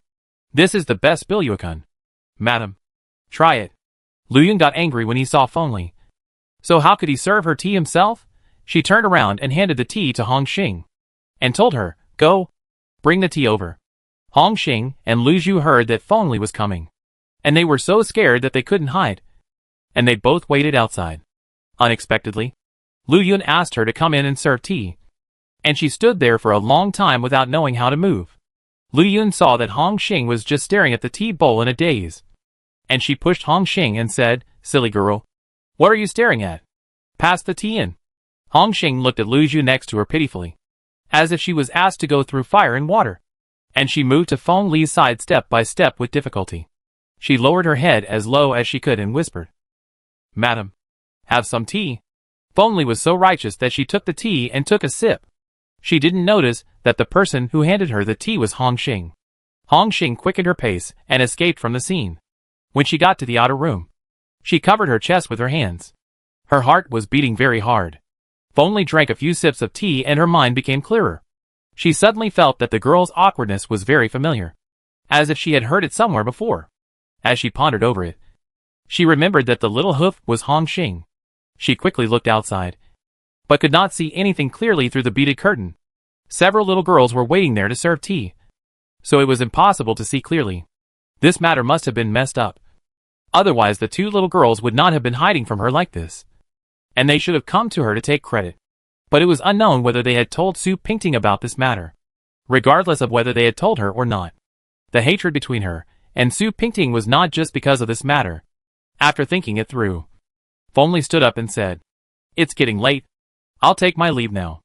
I have things to do in the mansion, so it's really inconvenient for me to stay for long." Su Pingting deliberately kept her and said, "Madam, you finally came to my place. It's still early now, so you should stay and have a meal before leaving. There's nothing else in the Sixth Prince's mansion, so this meal is not bad for you." Feng Li gritted her teeth and said, "No, I won't disturb the side princess's rest. I'll go back now." "Look, madam, you're being polite, aren't you? Well, since madam doesn't want to stay in the Sixth Prince's mansion for a meal, I can't force her. Madam, be careful when you go back. Watch out for slipping. If you fall, that will be terrible." Su Pingting stood up with a smile, and it seemed that she wanted to send Feng Li out. "I haven't been feeling well these past 2 days, so I won't send madam out. Please don't be offended." Feng Li glared at Su Pingting fiercely, and said with strong repressed anger, "I will be careful, and there is no need to send madam out." Feng Li held Lure's hand, and walked away in a huff. Su Pingting looked at her back and smiled. "It's like who is willing to send you out." Lu Yun came out from the outer room, with anger on his face. "This woman dared to come. How shameless she is. I was talking, and you hid away when she came. Who knew you were so timid? Leaving me alone and disgusted." Su Pingting picked up a piece of osmanthus cake and ate it, making fun of Lu Yun for being timid. Chapter 296. Pressing forward step by step. "These two little bitches. I knew they didn't do my job well. They hid behind me when they saw me today. I really underestimated them." Feng Li was so angry that she sat in the sedan chair and lost her temper. She had spent a lot of effort to select these two girls, but she didn't expect that they would change their minds after entering the Sixth Prince's mansion. Lure has learned a lesson now. When Feng Li is angry, she will never dare to say anything more. Feng Li became more and more angry, cursing, "Lure, you are a dead man. You talked a lot just now, and now you are pretending to be dumb?" Lure hurriedly sat outside the sedan chair, Madam, then do you want to find 2 people to get these 2 little hoes out and teach them a lesson? Fonley said unsatisfiedly. Find 2 people to get them out? Look at the 6 princes mansion now. Can we still enter and exit at any time? If we haven't got these 2 bitches out yet, we may make a fool of ourselves first. Su Pingting must be thinking about how to kill me now. But I don't want to leave any handle for her. I think this way. Find someone to spread the word. Tell them, as long as they keep their mouths shut, I can let them live. If they dare to do anything behind my back, tell them, even if I don't let them die, I will make them lose their arms and legs. Lua hurriedly responded, yes, I will send someone to pass the message immediately. Fonley closed his eyes to calm down the anger in his heart, and said, has the queen sent any message these 2 days?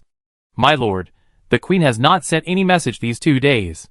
Strange, how could this happen? The queen always sent out messages every 5 or 6 days. It's been more than half a month now. Why is there still no news? Could something have happened to the queen? Fonley had a bad feeling. Now his situation was difficult.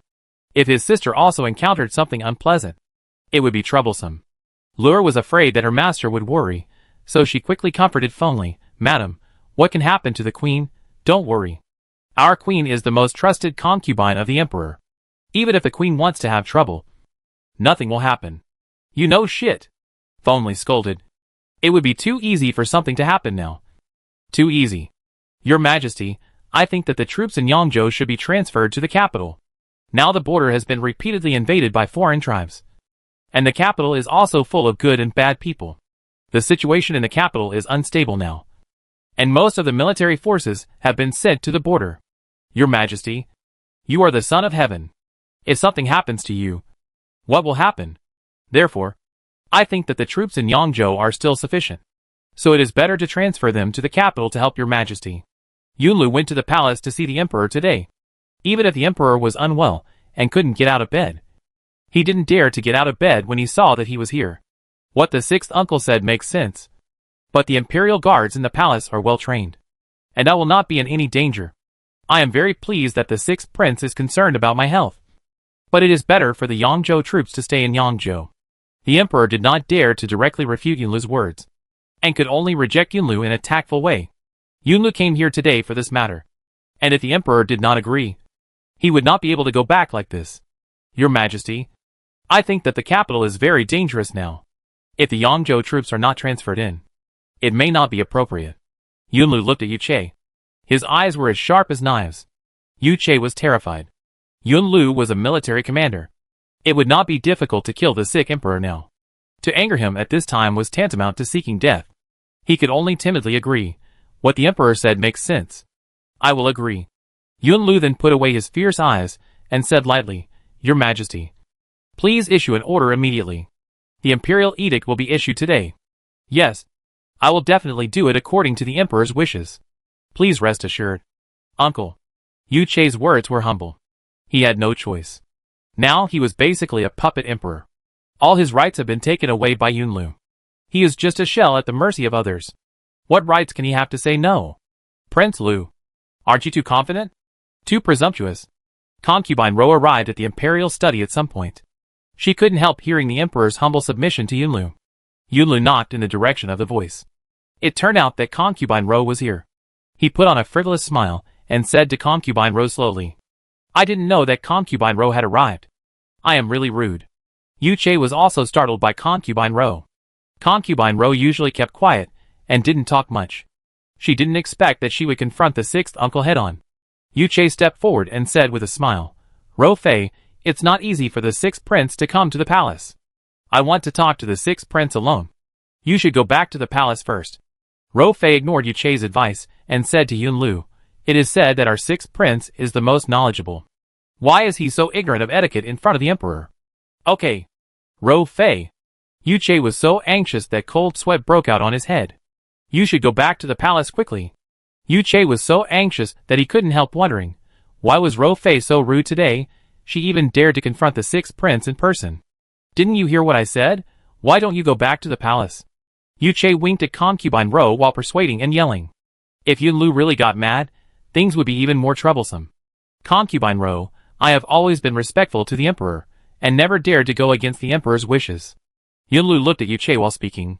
Right, your Majesty? Yu Che was anxious, but he still smiled and nodded. Of course, I will never go against my wishes. I will go back first. I will take care of this matter. Please don't worry. Uncle. Yunlu nodded and turned his gaze back to Concubine Ro. He smiled and said, I always thought that Concubine Ro was gentle. But after meeting her today, I found that Concubine Ro was also a heroine, which made me admire her very much. Yu Che was afraid that Concubine Ro would say something inappropriate again, so he quickly explained for her. Uncle, Concubine Ro has been feeling a little uncomfortable these 2 days, and it's inevitable that she will say something. Your Majesty. Concubine Ro speaks quickly. It's nothing. Yunlu just felt strange. How could Concubine Ro, who is usually not very talkative, speak so harshly today?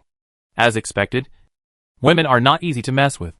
If you really make her angry, even a cat-like temperament will start to bite people. I have something else to do, so I will take my leave first. Uncle, take care. I won't see you off. Yu Che still maintained a basic smile and asked the eunuch to send Yunlu out of the palace. When Concubine Ro saw Yunlu leaving, she immediately complained, Your Majesty, how could you agree to the 6th prince to transfer the troops from Yangzhou to the capital? Isn't this just shooting ourselves in the foot? Yu Che sat back on the dragon throne sadly and said with a gloomy face, I know this is shooting myself in the foot, but the 6th uncle has already said it. I can't just agree. Right? Now I am just dealing with the 6th uncle, and sooner or later, the dragon throne under my buttocks will be his. What else can I argue about? What else can I argue about? Ro Fei knew that the emperor was upset. What emperor would not be upset after encountering such a thing? But being upset cannot solve the problem. Only by connecting with more powerful people can he be suppressed. Your Majesty, the 4th prince said people to come several times in the past 2 days, saying that he was asking about your health. The 4th prince is still very concerned about Your Majesty. Your Majesty, why don't you go and discuss it with the 4th prince? Maybe there is a way. Last time, you and the Queen Mother were so concerned about the marriage of the 4th prince's son. The 4th prince will definitely know how good the emperor is to him. Yu Che sat there with his face covered. His heart was already in a mess. Although the 4th prince has great prestige in the court, the 6th prince still holds the military power of the court. Even if the 4th prince is found, it is estimated that it will be useless. I am such a coward as an emperor. It is better for me to understand it myself. The emperor became more and more excited as he spoke. It would be unpleasant for anyone to be manipulated like this. Your Majesty, you can't think like that. You still have the Queen Mother, you still have me, and the princes. There are so many people standing behind you, you have nothing to be afraid of. Ro Fei walked to Yu Che and half squatted down, softly comforting him. Your Majesty, even if the 4th uncle has no power, but based on the friendship between the 6th uncle and the 4th uncle, with the 4th uncle around, the 6th uncle wouldn't dare to do anything. You mean, as long as the 4th uncle is around, I will be around? No. Even if the 4th uncle is around, Your Majesty, you may not be able to keep your throne. If the 6th prince loses his temper and wants your kingdom, the 4th prince will not be able to stop him. Yu Che was even more annoyed after hearing this. What's the point of saying this? I still don't have any solution. I can only sit here and wait to die. Concubine Ro held the emperor's arm and said, Your Majesty, the Empress Dowager has told me that the 4th prince will definitely help us. As long as we find a way to let the 4th prince reconnect with other forces, there is still hope. The 4th prince is also famous for his virtue. The scholars and talents in the world will definitely want to join the 4th prince's school. When the time comes, we will have the capital to fight against the 6th prince. But the 6th prince's soldiers are elite soldiers, who have been trained for many years. How can the people gathered at this time compete with the 6th prince's soldiers? Yu Che knew very well what level the soldiers in Yunlu's hands were. This is not something that an ordinary mob can compare with. I can only take one step at a time now. The 4th prince has been closing the door to visitors these 2 days. It doesn't look like he wants to recruit talents at all. It seems that I can't count on the 4th prince anymore. Yunlu had just returned to the palace when he saw Yang Zhening's sedan chair parked in front of the palace. Yunlu asked Tian Gui, Is the old guy here? Yes. He just came. Today. Fei Ying also came. Tian Gui whispered in Yunlu's ear when no one was around. Yunlu stopped and asked him, Why did he come back? Did something happen to the child? No. I heard Fei Ying say that he had something to tell you. Your Highness. Yunlu then walked forward again. Dissatisfied, Why can't you send someone to tell him if there is something? But you have to come here in person. What if something happens to the child? Tian Gui didn't respond, and could only follow Yunlu silently. Is this prince also strange? This child is not his own, but he cares about him in his heart. Chapter 297, Hitting the Nail on the Head. Yang Jining arrived at the fourth prince's mansion early in the morning, planning to have a good discussion with Yunlu about the Yangzhou troops entering the capital. Yang Jining also came here after hearing the news that Yunlu had entered the palace. The sixth prince was reluctant to take action, and he finally waited for the sixth prince to take action. He had to come here quickly to strike while the iron was hot. Oh, when did Lord Yang come? He didn't even come here to inform us in advance. I can send a servant to pick you up. The servants helped Yunlu change his cloak, and Yang Jining stood by with a smile, waiting. Your Highness, you are exaggerating. Yang Jining came forward. Your Highness, have we found a solution for our troops to enter the capital? The Emperor has already agreed. Lord Yang, you can rest assured. Yunlu sat down, picked up the teacup and said, Your Highness, this matter will require your attention. The troops in Yangzhou have always been under your control. Lord Yang, you must obey me after you come in. Yang Jining said with a smile. Of course. I work for you, Your Highness, and I will follow your lead in everything. After these troops enter the capital, they will obey your command. As long as you give the order, nothing will be impossible. Yunlu is not unfamiliar with Yang Jining's character. This old fox secretly trains troops. Who knows what other tricks he has in mind? Yunlu smiled and said, Everyone knows that Lord Yang is a good horseman. It was thanks to Lord Yang that the turmoil in the west was quelled. It is my fortune that I can unite with Lord Yang. Your Highness' words really terrify me. Yang Jining bent down, and did not dare to look up at Yunlu. The sixth prince is now well known for his shrewdness and suspicion. If you don't speak carefully, you will be plotted against by him sooner or later. No matter how capable I am only doing things for the prince. Only when the prince is well, I can be well. Lord Yang is being modest. I know Lord Yang's abilities very well. Otherwise, why would Lord Yang secretly train soldiers for me in the suburbs of Beijing? Yunlu was waiting for Yang Jining's reaction after hearing this, to see if this old fox could still speak eloquently. Yang Jining's heart trembled. This sixth prince must have known what to say to be so sarcastic. Prince reporting to the prince. The consort is here. Before Yang Jining finished his words, the servants came in to report. Yunlu waved his hand quickly, signaling Yang Jining not to continue. Yang Jining immediately shut up and stood aside, waiting for the consort to come in. Su Pingting did get the news and rushed over. She came here today just to see how big Yunlu's appetite was, and how much fat he wanted to eat. Su Pingting came in gracefully, and saw Yunlu sitting in front of the desk.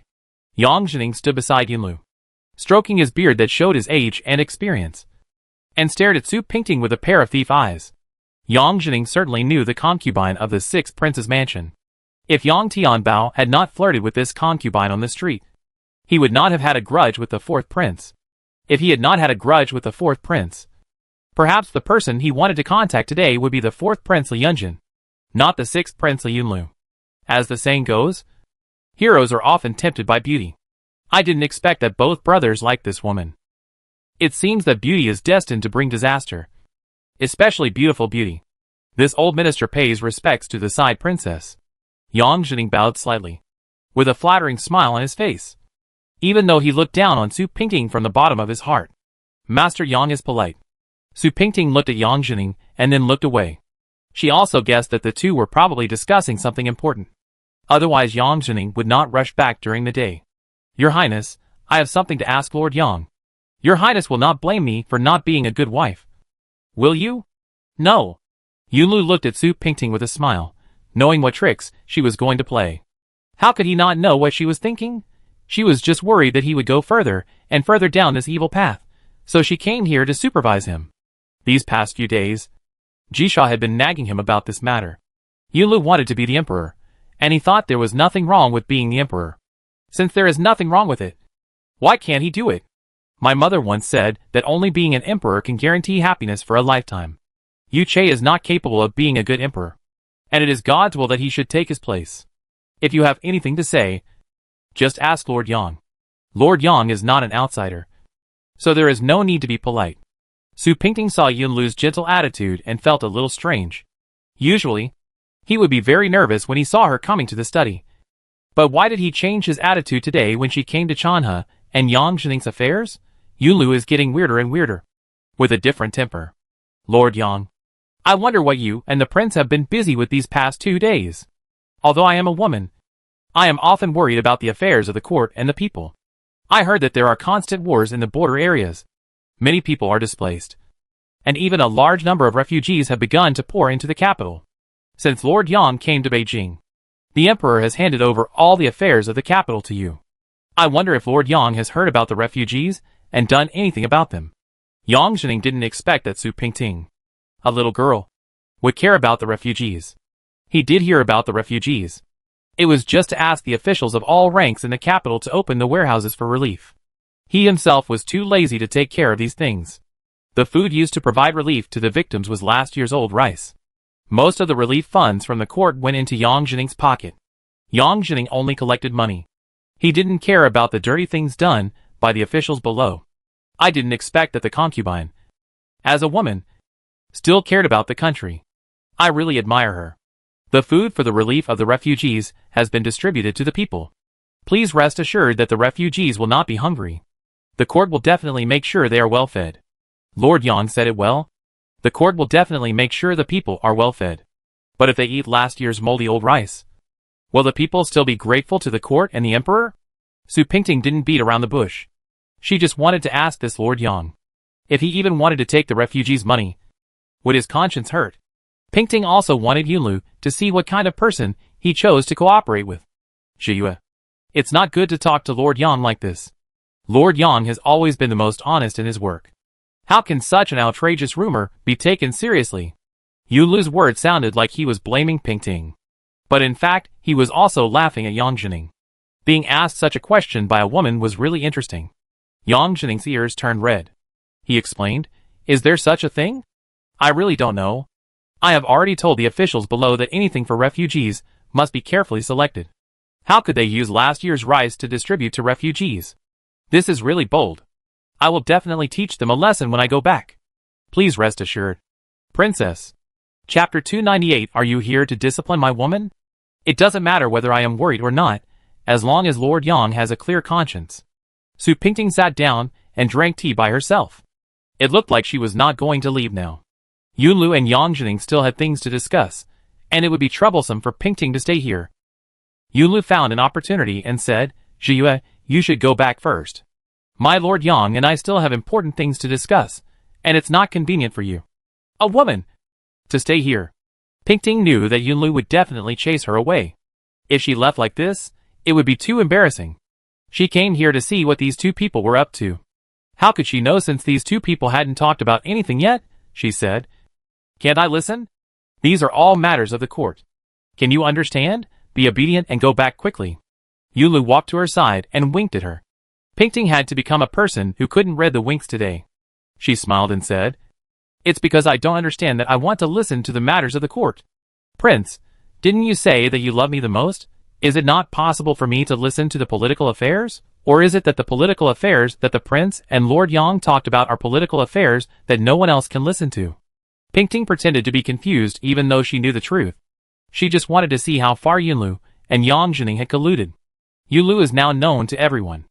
People outside are respectful to the sixth prince's mansion on the surface, but in fact, everyone is cursing Yunlu and Yang Zhining as treacherous kings and treacherous ministers behind their backs. If Yunlu really continues to go on like this, it will be very difficult to turn back. "Zhiyue, you are becoming more and more out of line. What can this prince and Lord Yang say that you can't bear to hear? Get out quickly. If there is something, wait for this prince to talk to you later." Yunlu doesn't want Su Pingting to be too presumptuous in front of Yang Zhining, otherwise this old fox will definitely regard Su Pingting's actions as an obstacle to their great achievements, which will be a huge hidden danger for Su Pingting. Pingting understood the meaning of Yunlu's words. Even if she was really sitting here, Yang Zhining would not tell the truth. She didn't want to embarrass Yunlu. What good would it do for her if he looked bad? Pingting rolled her eyes at Yunlu, picked up her skirt and walked out slowly. Yang Zhining looked at Su Pingting's back, stroked his beard and said, "Your Highness, your concubine is really different. She is not an ordinary woman who can have some insights into political affairs. However, It is not a good thing for a woman to be too sensible. Yunlu knew that Yang Jining would definitely think that Pingting was a beauty who brought disaster. As soon as Pingting left, he started to gossip about her behind her back. She just read a few books, so she naturally knows more than the average woman. Yang Jining continued, "It's not a bad thing for women to read more books. Nor is it a good thing. Your Majesty, when we men do things, we must not be bound by women. Otherwise, it will be more trouble than gain. I will discipline my concubine." "Do you want to discipline my concubine for me?" Yunlu's eyes were like knives, and they cut into Yang Jining's body. Yang Jining hurriedly said, "I made a mistake. Your Majesty, please don't blame me. Your Majesty is right. How can a man's work be delayed by a woman? I hope that your Majesty can also remember this point, and never fall into the hands of a woman in the future." Yunlu seemed to smile. He had heard about Yang Jining's romantic affairs in Yangzhou a long time ago. And your Majesty should understand what Yunlu meant by this. Yang Jining knew that Yunlu was mocking his past romantic debts, but he did not dare to refute. Now Yunlu still held most of the troops, and he was not strong enough to fight with the sixth prince. He could only hold Prince Lu's thigh tightly, and pray that he could become the founding hero of the next emperor. "I will keep in mind the prince's teachings, and will never forget them." "Okay, Lord Yang. Let's not say these things we don't want to do anymore. We have to hurry up and discuss the arrangements for the Yangzhou troops to enter Beijing." Yunlu picked up the teacup to end the topic, and Yang Jining agreed again and again. Su Pingting took Lu Yun back home. Lu Yun saw that her face was neither good nor bad, and he could not guess whether the prince blamed Pingting for barging into the study. "Master, let's go to the prince's study less often in the future. It is said that women cannot interfere in politics. If the sixth prince is really angry, what should we do? I don't care whether he is angry or not. I just want to know what I want to know. Has the prince been staying at the princess's place these 2 days?" Pingting asked. "Yes, the prince has always been staying at the princess's place. It's strange, the prince used to come to our place or sleep in the study. He rarely went to the princess' place, but recently the prince has been very diligent in going to the princess' place. He has been resting at the princess' place for almost the past few days. No wonder the princess has been in a good mood these 2 days." Xiao Lingzi told her all this news about Lu Yun. Xiao Lingzi. She and Lu Yun have been friends for a long time. When the three of them have nothing to do, they often get together. The three of them talk about everything together, and everyone knows the news at the first time. The three people had a common topic: why are their masters so strange? Yu Jisha hoped that Yunlu would go to Su Pingting's side. Su Pingting hoped that Yunlu and Yu Jisha could get married soon, and the couple could live in harmony. It's strange that the masters on both sides are also this way, making the maids on both sides confused. You say, do they have any problems with their brains? I think our master must have had a brain injury from giving birth. After Lu Yun got drunk, he shook his head and said. Xiao Lingzi also shook the empty wine bottle and said with a silly smile, our master has been acting strange for a long time. On the one hand, he is looking forward to the prince coming. On the other hand, he is afraid of him coming. And on the other hand, he is hoping that the prince will not come. Isn't it strange? The three of them were dizzy from drinking and fell asleep together. The maids in charge of the 2 courtyards could not be found, and they were so anxious that they were almost furious. The three of them were sleeping soundly in a small abandoned house in the prince's mansion. When Su Pingting heard that Yunlu had been visiting Yu Jisha frequently these days, she suddenly felt happy. Really? Does the prince really often go to the princess' place to rest recently? Of course, Xiao Lingzi told me herself, it can't be false. Lu Yun patted his chest and said, no wonder Jisha has been smiling these 2 days. It seems that Yunlu has lost interest in me. This is really great. Pingting thought to herself, and couldn't help showing a relieved smile on her face. Master, are you laughing now? Lu Yun asked in disbelief. Yes, I am laughing. Pingting had already laughed out loud. Isn't this worth laughing about? Master, are you so happy? Lu Yun had no expression on his face. Of course I am happy, I am very happy. Pingting felt that she was about to shout out with joy. After so much effort, Yunlu finally began to be cold to her and considerate of Jisha. Chapter 299 Flying Eagle. I think we can't persuade him about this matter. Yunlu is determined to be the emperor now, and no one can persuade him. Jisha invited Pingting to her room for tea, and Pingting could only tell the truth. With Yunlu's current strength, who can stop him from becoming the emperor? Jisha also understood what Yunlu was thinking, and he wanted to be the emperor for a long time. Could it be that he wanted to be the emperor in order to keep Su Pingting by his side for the rest of his life? Yu Jisha thought about it and looked at Su Pingting, and a strange expression appeared on her face. Sister, do you think our prince can become the emperor? I don't know if he can become the emperor. I only know that when he really becomes the emperor, he will not be as happy as he thought.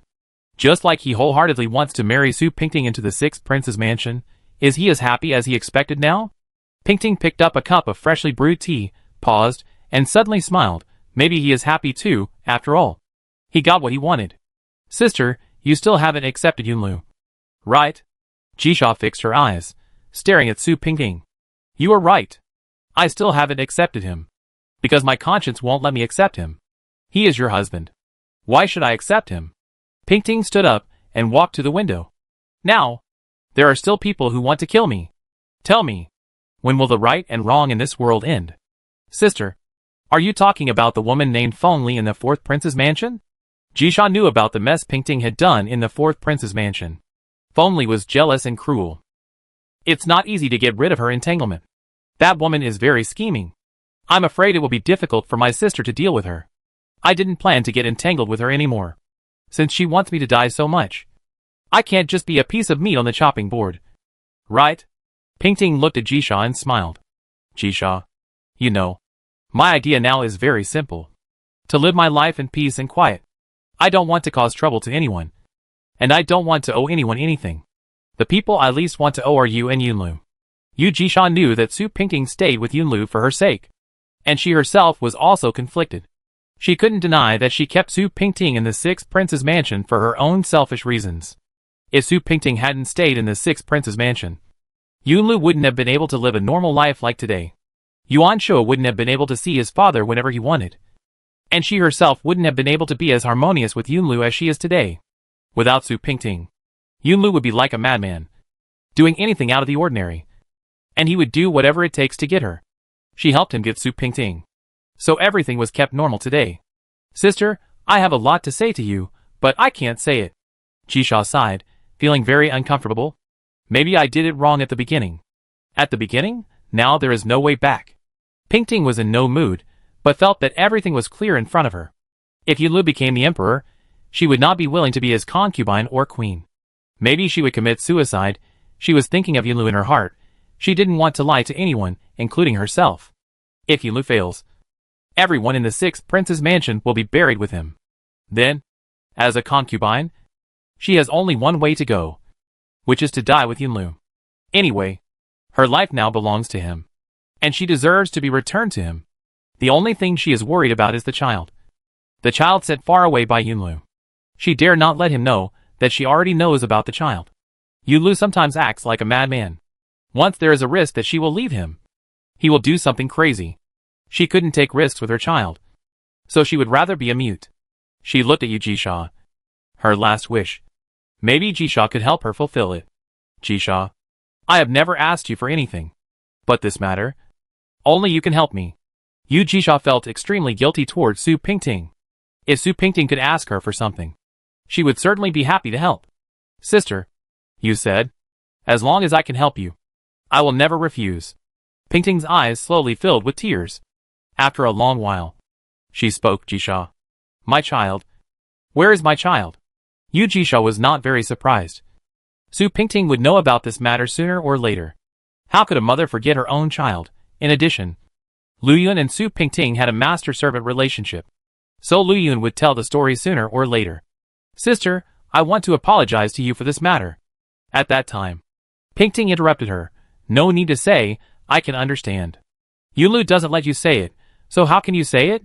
I just want to ask you one question. Is the child safe? Your Highness, the child has always been fine, but... Fei hesitated. This matter was a disgrace to his reputation in the secret guard circle. It's just that I'm afraid this child can't be hidden anymore. Yunlu put down the secret letter and frowned. What do you mean by this? Kufeng, who is beside the 4th prince, has already appeared beside the child. I think the 4th prince should have already got the news about this child. Fei Ying's voice was very low. He wore a silver mask on half of his face. His face outside the mask was very handsome. He didn't look like a cold-blooded killer at all. How did you do things? You couldn't even hide a child? Yunlu was very afraid that the 4th brother would know the whereabouts of this child. He didn't want to lose Su Pingting. Nor did he want to lose this child. If you come back now, what if the people from the fourth prince's side take advantage of the situation? No. I have sent many people to guard the child. They won't have a chance. Kufeng came back half a month ago. With his speed, he won't come back so soon. The others are even less to be feared. The child will be very safe. Fei Ying's confidence is not in vain. In terms of Qigong, no one in the world can compare to him except Kufeng. In terms of martial arts, he and Qi Fuli are tied for the best in the world. How could such a person take ordinary petty thieves seriously? You can find someone to tell me these things. Why do you have to come here in person? I still can't rest assured if you are not with the child. Fei Ying did not beat around the bush with Yunlu. He said directly, Prince, do you plan to keep this child? Or not? What do you mean by this? Yunlu went to the bookshelf next to him to find a book, unwilling to answer Fei Ying's question directly. Your Highness, this child, you should not spare his life. Fei Ying stated his point of view. This child is the fourth prince's child. Apart from Prince Yuanyi, he is the biggest obstacle for you in the future. Fei Ying, I know you are cold-blooded, but I didn't expect you to be so cold-blooded. This is my brother's child. Do you think I can kill my brother's child? Yunlu flipped through the book he had just found. This book was very old. It seemed that he had never seen this military book before. Your Highness, who among those who have done great things in the past has cared about brotherhood? Your Highness, you are going to do great things. You should know this better than me. Fei Ying stepped forward slightly, hoping that the prince could make this sentence clearer. He knew that the prince had committed a big taboo, the biggest taboo that an ambitious person should not commit, being soft-hearted. Fei Ying, I don't need you to remind me of these things. Yunlu showed a little anger. He knew this truth, but he didn't want others to tell him. You should take good care of the child, which will help me relieve my worries. Your Highness, Fei Ying has been with you for so many years, and everything he said and did was for you. Fei Ying did not say much. Only this sentence. Yunlu turned around and looked at Fei Ying. Fei Ying, I know everything you said. I also know your painstaking efforts. You should return to Suzhou as soon as possible, and nothing must happen to the child. I want you to take good care of the child, and no mistakes can be made. Fei Ying could only bow and say, Fei Ying knows. Please rest assured. Your Highness, the Emperor told me that Yunlu has asked him to transfer the troops from Yangzhou. It seems that Yunlu is really going to take action. Yunjin called Kufeng and Fuli to the study. Yunlu made such a big move this time, and Yunjin had to make some response. Chapter 300. It is better to forget than to remember. But half of the imperial court's troops have been sent to the border to defend against the enemy, and most of the rest are in the hands of the sixth prince. If we confront the sixth prince head-on now, I am afraid we will have no chance of winning. Fuli calmly analyzed the current situation. Although the fourth prince has the troops of the Ku family and Jiaozhou as his backing, if he really confronts the sixth prince, there is no chance of winning. I did not say that I would confront Yunlu head-on. I still want to talk to him again. Yunjin did not just talk about this matter. He wanted to talk to Yunlu about the child and Su Pingting. He couldn't force Pingting to come back to him. But the child was his, and he couldn't give up on her. Kufeng said, the sixth prince has always been ambitious about the throne of the emperor. Even if we want to help the emperor, we may not be able to help him this time. I think the sixth prince doesn't seem to be so hostile to us, and he seems to be focused on the throne. Are you missing a string in your brain? The sixth prince wants to be the emperor. So how could he not regard us as a stone in the way? The sixth prince doesn't want to alert the enemy, so he won't do anything to us. When he really takes action, we probably won't even have a chance to fight back. We must be prepared in advance and prepare a retreat. Fuli looked at Kufeng with disdain. Kufeng had never made a correct analysis of this kind of political line. Your Majesty, maybe there is another reason why the sixth prince has not taken action against us. Yunjin raised his head and looked at Fuli. What is the reason? The sixth prince may want to win you over, but he is embarrassed to say it out loud. This idea has been lingering in Fuli's mind for more than a month. The sixth prince's attitude towards work is obviously such a signal. Yunjin said, okay, don't say these words anymore. No matter what the sixth prince is thinking, I will not do anything out of line. Fuli bowed and said, Fuli said something wrong. Please don't blame me. Prince. Kufeng rolled his eyes at Fuli and thought, it's right. You are smart. You know what the master is thinking. You are doing this for my own good. How can I blame you? Okay. Train the soldiers in Jiaozhou secretly, and then talk to the adults. Don't let the sixth prince take advantage of it. Yunjin sat down and closed his eyes tiredly to rest. Fuli and Kufeng also said goodbye and left. The two quarreled all the way, and the maids were infatuated with them, and stayed away from them. Didn't you say that you understand the prince's mind the best? How didn't you make the prince angry? How do you know that the prince is angry? How can you be so simple-minded? I don't even bother to say anything to you. Stop right there. Do you feel uncomfortable if you don't scold me for a day? I'm afraid that you will be laughed at if you act so stupidly every day. She Fuli. I warn you again, don't call my name in public. Before the afternoon, the Empress Dowager issued an order to summon Yunjin to the palace. Yunjin had expected that the Emperor and the Empress Dowager would be restless and summon him to the palace to discuss a strategy to deal with Yunlu. Yunjin changed his clothes and rode into the palace. He thought a lot along the way. When he met the Grand Empress Dowager in the palace, the old lady would surely persuade Yunjin to help the Emperor through this difficult time. But once Yunjin agreed to the Grand Empress Dowager, he would have tacitly acknowledged the fact that Yunlu was rebelling. Yunjin still didn't want to believe that Yunlu really wanted to drive Yuche off the throne. He was not that kind of person. At least when Yunlu grew up with him. Yunlu was not such a person. Jiner, I really have no other choice. You raised the Emperor by your own hand. You, the Emperor's uncle, must help him. Yunjin was really shocked when he saw the Queen Mother this time. It seemed that the Queen Mother's hair had turned white overnight. She was so old that it was unbelievable. Yunjin said, Mother, don't worry about this matter. The Emperor is in his prime, and he has the ability to solve these problems. Mother, you are not in good health now, and you can't work so hard. The Queen Mother's face was full of worries, which showed that she must have been upset and irritable, and didn't rest well in the past 2 days. Seeing that this great country is about to fall into the hands of others, who can sleep well?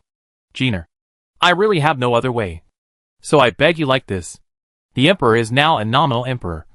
And Prince Lu is in charge of everything.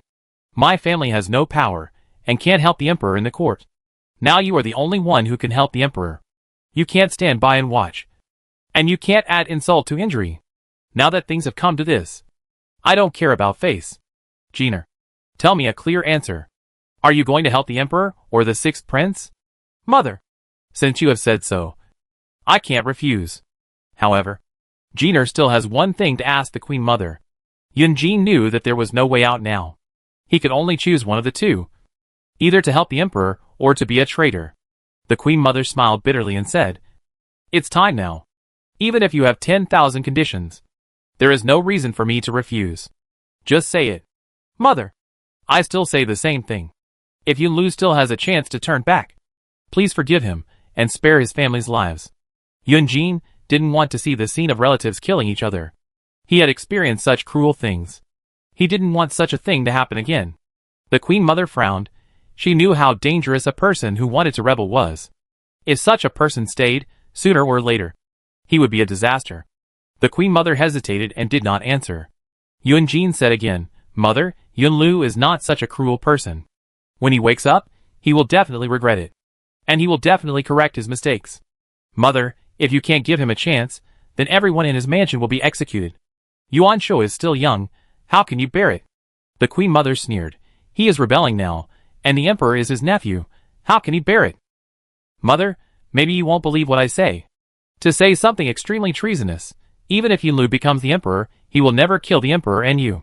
He just wants to be the Emperor. He will not do such a cruel thing. Yunjin explained to the Queen Mother anxiously. The Queen Mother is old, and naturally she has more thoughts than ordinary people. She considers things that the Emperor cannot consider, and she is completely right to think so. How can I let others sleep peacefully beside my bed? No ruler will forgive a rebel. Unless the ruler is not very smart. Or has no brains at all. Jiner, you make me very embarrassed. The Empress Dowager turned her body to the other side. She did not want to agree to such an unreasonable thing. Yunjin said sincerely, Empress Dowager, Yunlu grew up with me. Please let me deal with Yunlu. Seeing that the Empress Dowager did not respond, Yunjin bowed to the Empress Dowager sincerely. He said, Mother, even if you don't believe Yunlu, don't you still believe Jiner? If Yunlu is stubborn, there is no need for the Empress Dowager to say anything. Jiner will be the first to not let him go. The Empress Dowager thought for a while. She knew that she had no choice in the current situation. If Yunjin didn't help the Emperor would surely lose. If Yunjin helped the Emperor to barely defeat Yunlu, things would turn around. At that time, there would be capital to discuss this issue. Yunjin always kept his word. So she had to gamble with Yunjin for the sake of the country. Okay, Jiner. As long as you can help the emperor stabilize the country, Prince Lu's affairs will be left to you. Yunjin showed a happy expression, and quickly kowtowed to the Queen Mother again, and said with a smile, please rest assured, Mother, I will definitely help the emperor to keep the country. Long live the Queen Mother. Our prince has picked up the hottest potato in the world this time, but he is still reluctant to throw it away. Kufeng and Fuli went to the nightclub in the village to drink. There are always spies in the capital who can see them, and they are uncomfortable doing anything. What do you know? The prince is concerned about the relationship between brothers, and is afraid that the sixth prince will really be doomed. Fuli peeled a peanut and sighed. Our prince is too emotional. Otherwise, many things would not have happened at all. I think our prince is stupid. A big fool. People have taken his wife away, and he still moved Gushi for others. Do you think our prince is stupid? Kufeng drank a glass of wine fiercely. He has been running around these days. It's not easy to come back. He has to drink to his heart's content. Fuli rolled her eyes at him. Do you think the prince is a drunkard like you? He doesn't care about anything except drinking every day. The prince certainly has his own considerations for doing this. Otherwise, he wouldn't let you go to Suzhou to find the child. Since the princess is already the princess of our fourth prince's mansion, why should the prince treat her like this? It's better to forget such a woman. Kufeng turned the blue and white wine glass in his hand. It didn't seem like he was talking to Fuli, but more like he was talking to himself. Fuli paused for a while, then said, okay, these things are not our business. We just need to be loyal to the master, and do whatever the master tells us to do. Thinking so much, I am more tired than you. The eagle is back. Kufeng poured another glass of wine and drank it in one breath. You still can't forget that thing in the past. Fuli stared at Kufeng's eyes, feeling a little distressed. Forget it. Don't you love drinking the most? Just put these things in the wine, and forget them after drinking. I am the same as the prince. If I could really forget, I wouldn't be as painful as I am now. Kufeng had a helpless smile on his lips, drank a few glasses of wine, and hummed the flowery tunes in the brothel. Each word was more joyful than the last. Only Fuli, who was sitting opposite, knew how bitter Kufeng felt. Send the invitation to the sixth prince's mansion, and tell him that I will visit the sixth prince tomorrow. Yunjin called Zhang Xia over to give him instructions. Zhang Xia agreed and asked the servants to draft the invitation. Zhang Xia was reluctant to leave, and just looked at Yunjin without saying anything. Yunjin looked up at Zhang Xia. If you have something to say, just say it. Why are you acting like a woman? Zhang Xia then slowly said, Prince? The princess. No. The concubine of the sixth prince's mansion is here. The brush in Yunjin's hand fell diagonally on the paper with a smack. The whole painting was ruined by this stroke. Chapter 301 An Unexpected Meeting. What is she doing here? Yunjin pretended to be calm. His heart was already turbulent, but he pretended to be calm on the surface. Zhang Xia smiled sensibly. What else can she do? Of course. She came to see you, Your Majesty. Yunjin then put the pen in his hand on the table, and said calmly, Where is she? She is sitting in the front hall. Zhang Xia immediately ran to Yunjin's ear and said, The side princess came here alone with her maid, Your Majesty. Do you want to make good preparations? What should I prepare? Yunjin was already very happy, but he was still unwilling to give in. Pingting has come to see him. Of course he has to dress up well. If I hadn't had nothing to do today, I might not have had time to see her. How about this, you go greet her first, I'll go change clothes in the back and come back. Zhang Xia said with a smile, Well, I'll go now. Your Majesty. Don't worry. Seeing Zhang Xia leave, Yunjin hurried back to the bedroom. He asked the maids to bring the newly made clothes and try them all out. How about this one? Yunjin looked left and right in the mirror, but still felt dissatisfied. Qinger smiled and said, Your Highness, you are so elegant, and you look good in anything you wear. Your Highness usually doesn't pay attention to these things. Why are you so nervous today? Nothing. I just want to wear it today. Is this one okay? Yunjin brushed it off lightly, still looking at himself in the mirror. Is this one really okay? Qinger looked at the prince's abnormal behavior today in confusion, and smiled. It's really okay. Your Highness, you look very energetic and very suave in this. Yunjin smiled, his mouth almost reaching his ears. That's good. That's good. Zhang Xia. Pingting impatiently put the second cup of tea back on the table and said, "Is the fourth prince coming or not? He has already drunk 2 cups of tea. Where is he? Oh, prince? No. Concubine. Don't worry. The prince will be here soon." Zhang Xia hurried over to persuade Su Pingting, fearing that she would get impatient and leave. That would be terrible. Concubine, have another cup of tea.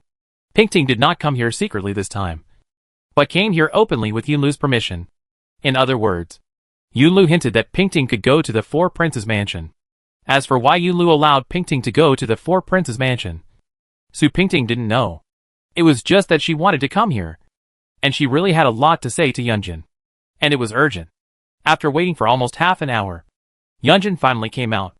If he had come a little later, Su Pingting would have really left.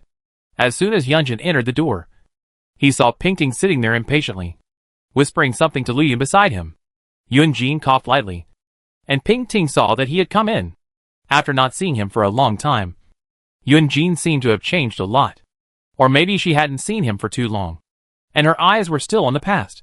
So she felt that Yunjin had changed a lot. Pingting was busy coming here today, and she didn't have time to change her clothes. And she still wore ordinary clothes at home. She didn't dress up much, and had an ordinary spiral bun, and only a few red hairpins on her head. But in Yunjin's eyes, Pingting was still so beautiful, and so warm. Just now, she leaned sideways to talk to Luyun. Just such an ordinary posture, Yunjin felt happy.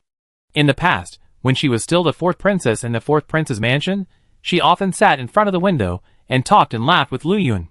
Yunjin sat on the bed and watching his eyes fall on Pingting. His happiest and warmest moment was at that time. "I came here today because I have something very important to tell you." Pingting kept dodging Yunjin, and didn't see Yunjin staring at her blankly, reminiscing about the past. Yunjin was still immersed in his past memories, and didn't hear Pingting's words at all. Pingting and Luyun looked at each other, and had to say, "Fourth prince, I have something to say to you alone. Should all the maids leave?" "Ah? What did you say?" Yunjin finally came to his senses, with a comfortable smile on his face. "Okay. Let them all leave." All leave. Everyone left, leaving only 2 people with 4 eyes looking at each other. Pingting sat down on the chair first, and said slowly, "You should have heard about Yunlu's affairs. You should have a good talk with him. You are his brother, he is confused for a moment. You can't watch him walk into the endless abyss. Yunlu is a little crazy now, no matter how Jisha and I persuade him. He won't listen. You watch him grow up. He will listen to you more or less." Yunjin was standing at first, but after listening for a while, he sat down. "If he doesn't listen to what you say, how can he listen to what I say? Don't fight with me now. Okay, I just don't understand why Yunlu wants to be the emperor. Whether he becomes the emperor or not, he can be powerful. Jisha and I have tried to persuade him, but he won't listen. There may be something I don't know. Pingting doesn't want Yunlu to die in vain, and she doesn't want Jisha and Yuanxue to die in vain. This rebellion is not a dinner party. It can be started and ended casually. If it fails, the whole family will be executed. What's more, this happened in the royal inner court, so all the scandals must be nipped in the bud. The emperor looks depressed now, but he will not be the sickly person he is now when Yunlu fails. The emperor will never stop until all the remnants of Yunlu are eradicated. From the fact that the emperor took back the military power from Yunjin in order to please Yunlu, we can see what kind of person the emperor is. I have already told the Queen Mother that if Yunlu fails in the future, I will take care of everything about Yunlu." Yunjin didn't know whether it was right or wrong to tell Pingting about this at this time, but he just wanted to reassure her. Pingting nodded and sighed. The Queen Mother is still reasonable, but it is not easy for her to agree to such a request. "Don't worry about Yunlu's affairs. I will take care of it." Yunjin didn't want Su Pingting to worry about such things all day long. This is what men should do, and women don't need to worry. After a long while, Yunjin talked about the child again. "I have found the child." Pingting suddenly raised her head and looked at Yunjin. "Where is she?" "Suzhou." "Where is Suzhou?" Yunjin said, "It is Yunlu's former fiefdom. The child is doing well now. Yunlu has sent someone to take care of her." Pingting breathed a sigh of relief and said slowly, "He still has a conscience. I should thank him. I owe him another life." Yunjin looked at the extremely depressed Pingting and immediately felt distressed. This is all my fault. I didn't protect you well. It's not your fault. It can only be said that it's fate. Pingting didn't want Yunjin to say anything more. She couldn't give him anything. Chapter 302 I don't deserve him. As long as he is well, I don't ask for anything. You don't know how I have been through these days. I thought he would be in trouble, and asked people everywhere to find out about him. But no one was willing to tell me about him, except Jisha. Jisha was also unwilling to tell me all the news, because she was afraid that I would go to find this child. If I could really find him, I can't fly out of the 6th Prince's mansion even if I have wings. Unless Yulu wants me to come out. Then I still have a chance to come out. Pingting lowered her head, and spoke her mind. It's not that she didn't miss the child. What mother in the world would not miss her child? Even if she missed the child, she couldn't show it in front of Yulu. Yulu doesn't know that I already know about the child. If he knew, there would be another fuss. Yunjin smiled and said, Why do you say that Yulu seems like a child? Who only knows how to make fools. He is like a child. And like a madman. Pingting stood up. And she left at this time. She just stood up. And didn't say she was leaving. Yunjin took 2 steps closer to her. And said with a smile, Is there anything else you want to tell me? Pingting took a step back embarrassedly. How dare I tell the prince? It's getting late. I should go back. Have you named our child? Yunjin stopped her from behind. He didn't want her to leave like this. It was rare for them to get together. And if she left like this, he would be very sad.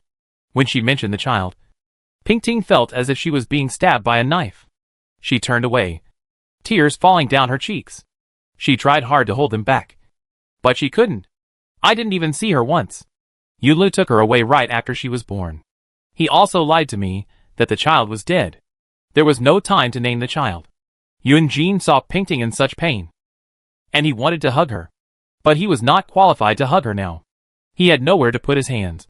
As if he was disabled and had lost the most basic functions. He could only say with deep affection, Don't cry, he will come back to you one day. I have already thought of his name, Yuan Rua. I don't want a name that is too grand, just this ordinary word Rua. I just hope he can be ordinary and live in peace all his life. Pingting quickly wiped her tears with a handkerchief, and it took her a while to recover. She thought for a while, and said, This name is good, I also hope he can live in peace all his life. This name is good, let's use this name. Don't be sad, everything will pass, you believe me? Yunjin didn't know why he said such a thing. Maybe he just couldn't bear to see her sad, can't bear to see her having a bad life. Everything will pass, don't worry so much. Pingting didn't dare to look directly into Yunjin's affectionate eyes, and asked, I just want to ask you one question. For Fengli, how do you want to deal with her? Pingting knew that Yunjin was always worried about her, and it was because he was always worried about her that she was even more worried. She has always been brooding over the matter of Fengli, not for her own reasons, but also for Sister Wei. Sister Wei was killed by Fengli. This is a fact with solid evidence. Yunjin has not touched Fengli until now. Could it be that Sister Wei died in vain? Don't you want to give Sister Wei an explanation? Yunjin didn't expect Su Pingting to ask about this matter suddenly. Clearly the two of them were still a little ambiguous just now. Why did she suddenly ask such a serious question? Yunjin looked at the window and lowered his voice a lot. This matter cannot be explained in a short time. I will tell you in detail when I have the chance. Now don't worry about anything. Don't ask anything. Go back to the 6th Prince's mansion and be your concubine. One day, everything will be settled. At that time, no one can force you to do anything you don't want to do. You will be free. Do you think I stay with Yunlu because he is better than me? Pingting's eyes lit up and suddenly looked at Yunjin. You are wrong. No one forced me. I am willing to stay with him. Yunjin was a little confused. What do you mean by this? Don't you understand what I mean? Pingting smiled coldly. Do you still think I still love you deeply? 4th Prince? Prince Jean. You'd better wake up soon. What lifelong love, unswerving companionship, those words are just said to fool children, Your Majesty. Please don't take them seriously. Every time Pingting said something, Yunjin's face became more confused. What do you want to say? Your Majesty. You should know what I want to say. Pingting turned around, and deliberately made her voice even colder. I am willing to marry Yunlu. Do you think I will wait for you until the end of my rope, and live alone for the rest of my life? No one needs you to save them, so don't do those self-indulgent things. Yunjin's voice was shaking with anger. You said I was self-indulgent? Pingting sneered. Your Majesty knows who I am talking about. I am living a good life now. Please don't worry too much. It is most important to take care of your own affairs. Your Highness, please do not interfere with other matters. It is getting late. I am leaving now. Pingting pushed the door open without looking back, leaving Yunjin alone, half confused and half angry. After a long while, Yunjin seemed to come back to his senses. Looking at Su Pingting's long-lost back, he murmured, "Is this girl crazy? Master, why do you have to hurt the prince's heart like this? Argue still." Lu Yun heard a few words outside the window. She felt a little uncomfortable for the fourth prince. Everyone knows that the fourth prince loves the master wholeheartedly. But the master clearly loves the prince and still wants to hurt him like this. Isn't this self-torture? Lu Yun, these things are not just about whether I like them or not. Don't you know my current situation? If Yunlu fails, I will have no way to survive. I can't let Yunjin worry about a dead person. I can't watch him suffer like that. As long as he can bring up Yunru well, my life will not be in vain. Pingting felt more and more sad as she spoke. And her mood, which had just improved, became worse again. I don't have any delusion. As long as Yunjin and Yuan Ru can live well, I have no other request. Pingting felt sorry for the prince. And Lu Yun felt sorry for Pingting. She knew her master's temperament very well. Even if the sixth prince was fine in the future, it was unlikely that the master would return to the fourth prince. She felt guilty and unworthy of being with the fourth prince again. Chapter 303 Danger is imminent. Your Highness, are you still sending the invitation to the sixth prince's mansion? Zhang Xia saw that Yunjin looked unhappy. If he had just quarreled with Su Pingting, he might not be able to go to the sixth prince's mansion. Yunjin knew that Zhang Xia was the best at understanding his thoughts, but this time he was wrong. Of course I have to send it. I want to have a good talk with the sixth prince. Go early, so that the sixth prince can be prepared. Your Highness, I thought, if the sixth prince is unwilling to listen to you, does he really want to fight? Zhang Xia was a little unruly today, but he had been holding back on this sentence for a long time. The sixth prince grew up with the fourth prince. If he really rebelled, the relationship between the two would be too awkward. Will the fourth prince follow the sixth prince to establish a new dynasty? Or will he follow the emperor to consolidate his rule? This is really a question. Yunjin laughed and said, when did Grandpa Zhang of the fourth prince's mansion become so afraid of wolves in front and tigers behind? Oh, Your Majesty, please don't tease me.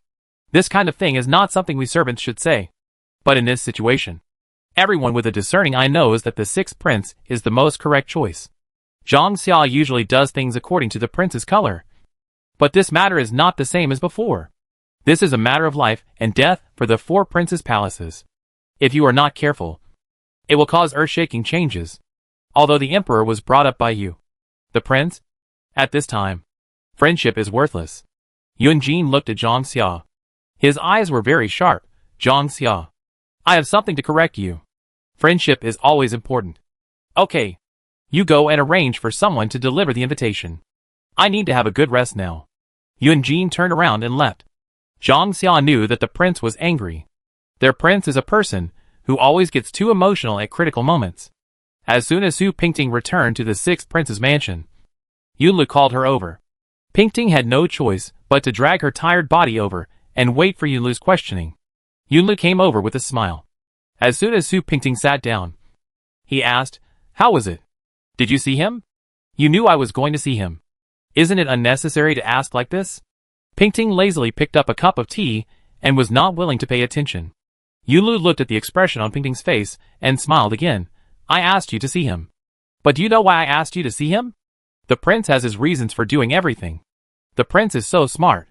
How can I, a little girl, guess what the prince is thinking? Pingting didn't intend to respond to Yunlu's words.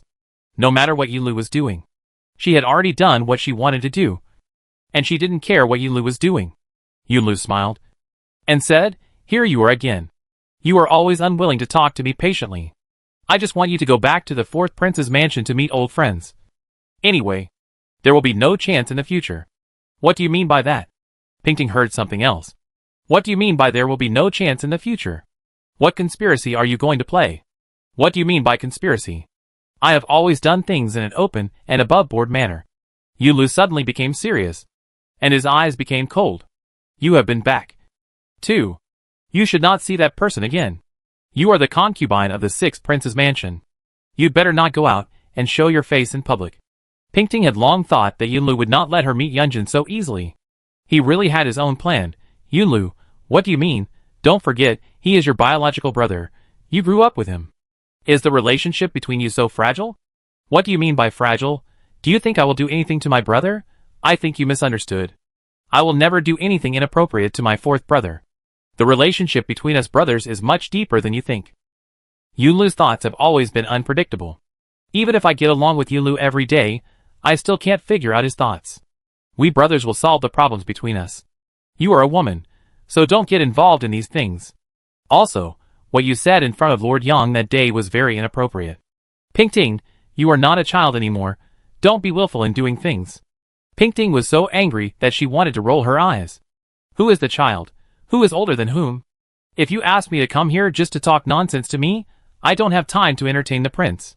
Yunlu grabbed Pingting, who was about to leave, and said meaningfully in her ear, I don't care whether you still think about him in your heart, as long as you are still by my side, as long as you are still the concubine of the sixth prince's mansion, you are still my woman.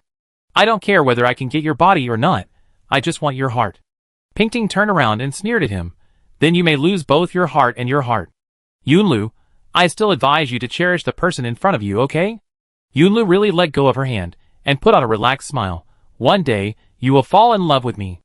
As soon as the Yangzhou troops entered the capital, Yang Zhining rounded them up in the sixth prince's barracks. It was said that they were used to defend the imperial city, but they became Yunlu's private troops. Even if a minister reported this matter to the emperor could do nothing. The troops from Yangzhou came to Beijing to become a sharp sword pointing directly at the emperor's heart. And this sharp sword was placed on his chest by the emperor himself. Even if the emperor wanted to move this sword away, he was powerless. Yu Che sat in the study in a daze, not knowing how to get through the day. At noon that day, Yu Che was staring at a bow in the study again. The eunuchs outside the study reported, the Empress Dowager has arrived. Yu Che was in a trance, and did not hear the Empress Dowager coming at all. He was still staring at the bow. The Empress Dowager came in, with Madame Lu, and saw Yu Che staring at the bow on the wall. The Queen Mother walked silently behind the emperor, and also looked at the bow and said, this is the bow your father used when he was young. He used this bow to kill the rebels at that time. I hope you can also use this bow to pacify the country like your father did. Yu Che was frightened by the Queen Mother's voice. Seeing that it was the Empress Dowager, he immediately saluted and said, when did the Empress Dowager come? Why didn't you hear the eunuch's announcement? These little guys are getting bolder and bolder. The Queen Mother smiled and sat down. Looking at Yu Che, you were too absorbed in it. And you didn't even hear the eunuch's announcement. Yu Che was upset. But he couldn't let the old lady worry too much in front of the Empress Dowager. The Empress Dowager is not resting in the palace. The Empress Dowager's health has just improved a little, so she shouldn't run around too much. I already know everything about the court, Your Majesty. There is no need to hide it from me. The Empress Dowager stopped beating around the bush. The situation is critical now, and no one can stay out of it. Chapter 304. Pingting is unfilial. The sixth prince has a strong army now. It is impossible to take back the military power from him. Only your fourth uncle has some troops now, and can barely resist Yuan Yi. Your fourth uncle is a generous man. He will not care about your previous affairs. But even if the fourth uncle helps me fight against Prince Lu, the court still has no chance of winning. I am afraid that I will disappoint the great expectations of the Empress Dowager, and I will not be able to defend this country. The emperor still lowered his heavy head, and did not even have the courage to look up and look at the Empress Dowager. My father spent so much effort to conquer the country. But now he has to give it to others. Isn't this a huge shame? The Queen Mother stroked Yu Che's young shoulders and advised, the sky has not fallen yet. And you, the emperor, must not fall. Stand up straight for me, and show your subjects whether you, the emperor, can bring peace and prosperity to the people of the world. Su Pingting didn't plan to enter the palace at this time. But the situation was getting more and more serious.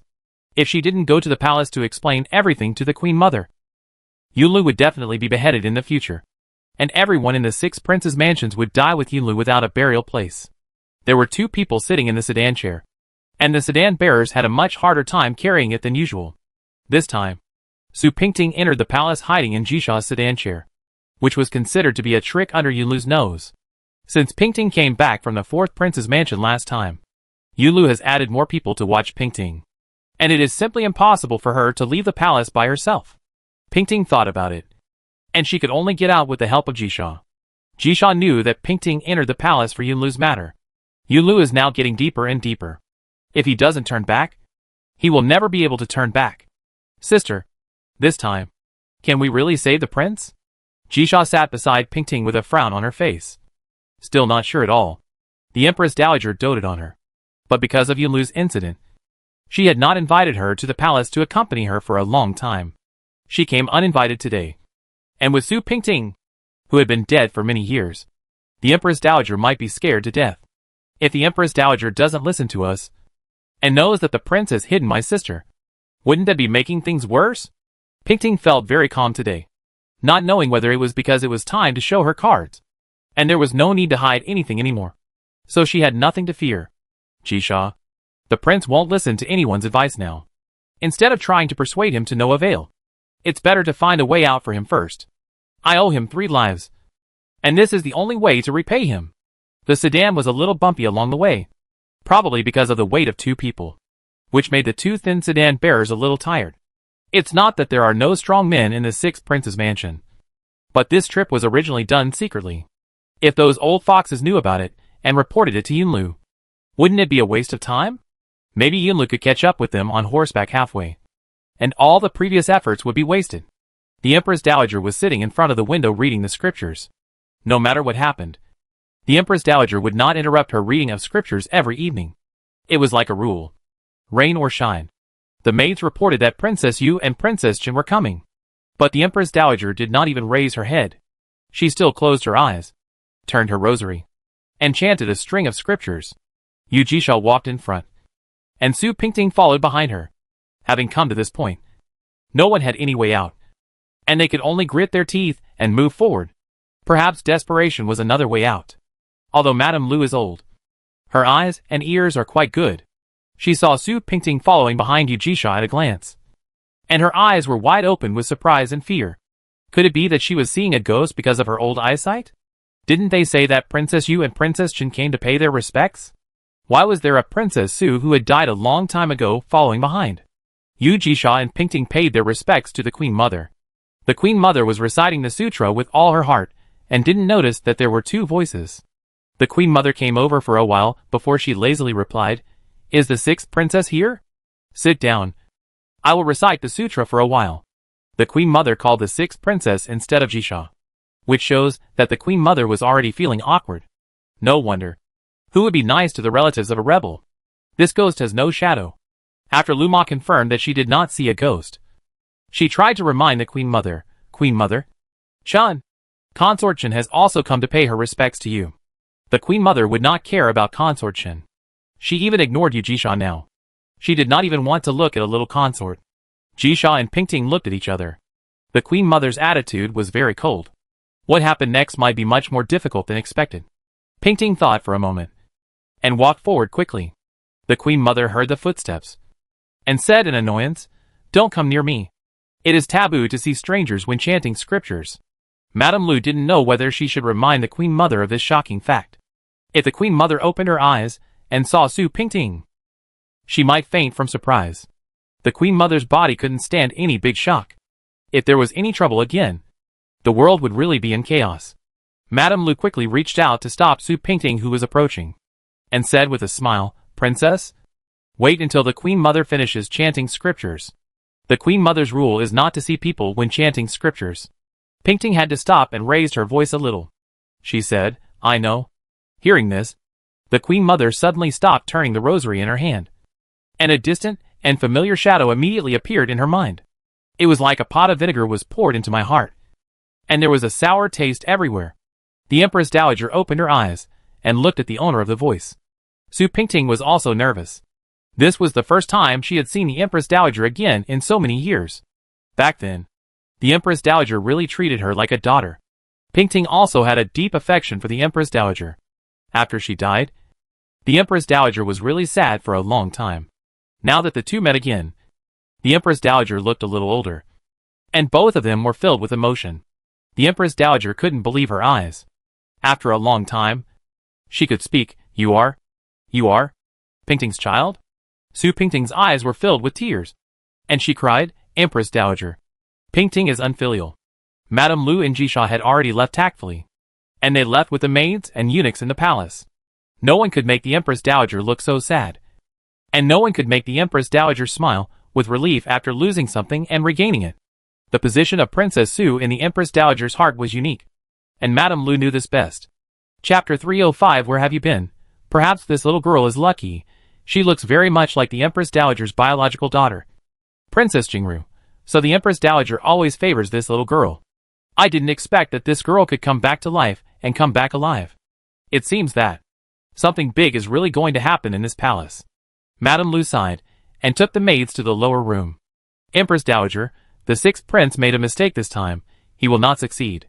Please, the Empress Dowager, please consider Yuan Shua's young age and let the prince go in the future.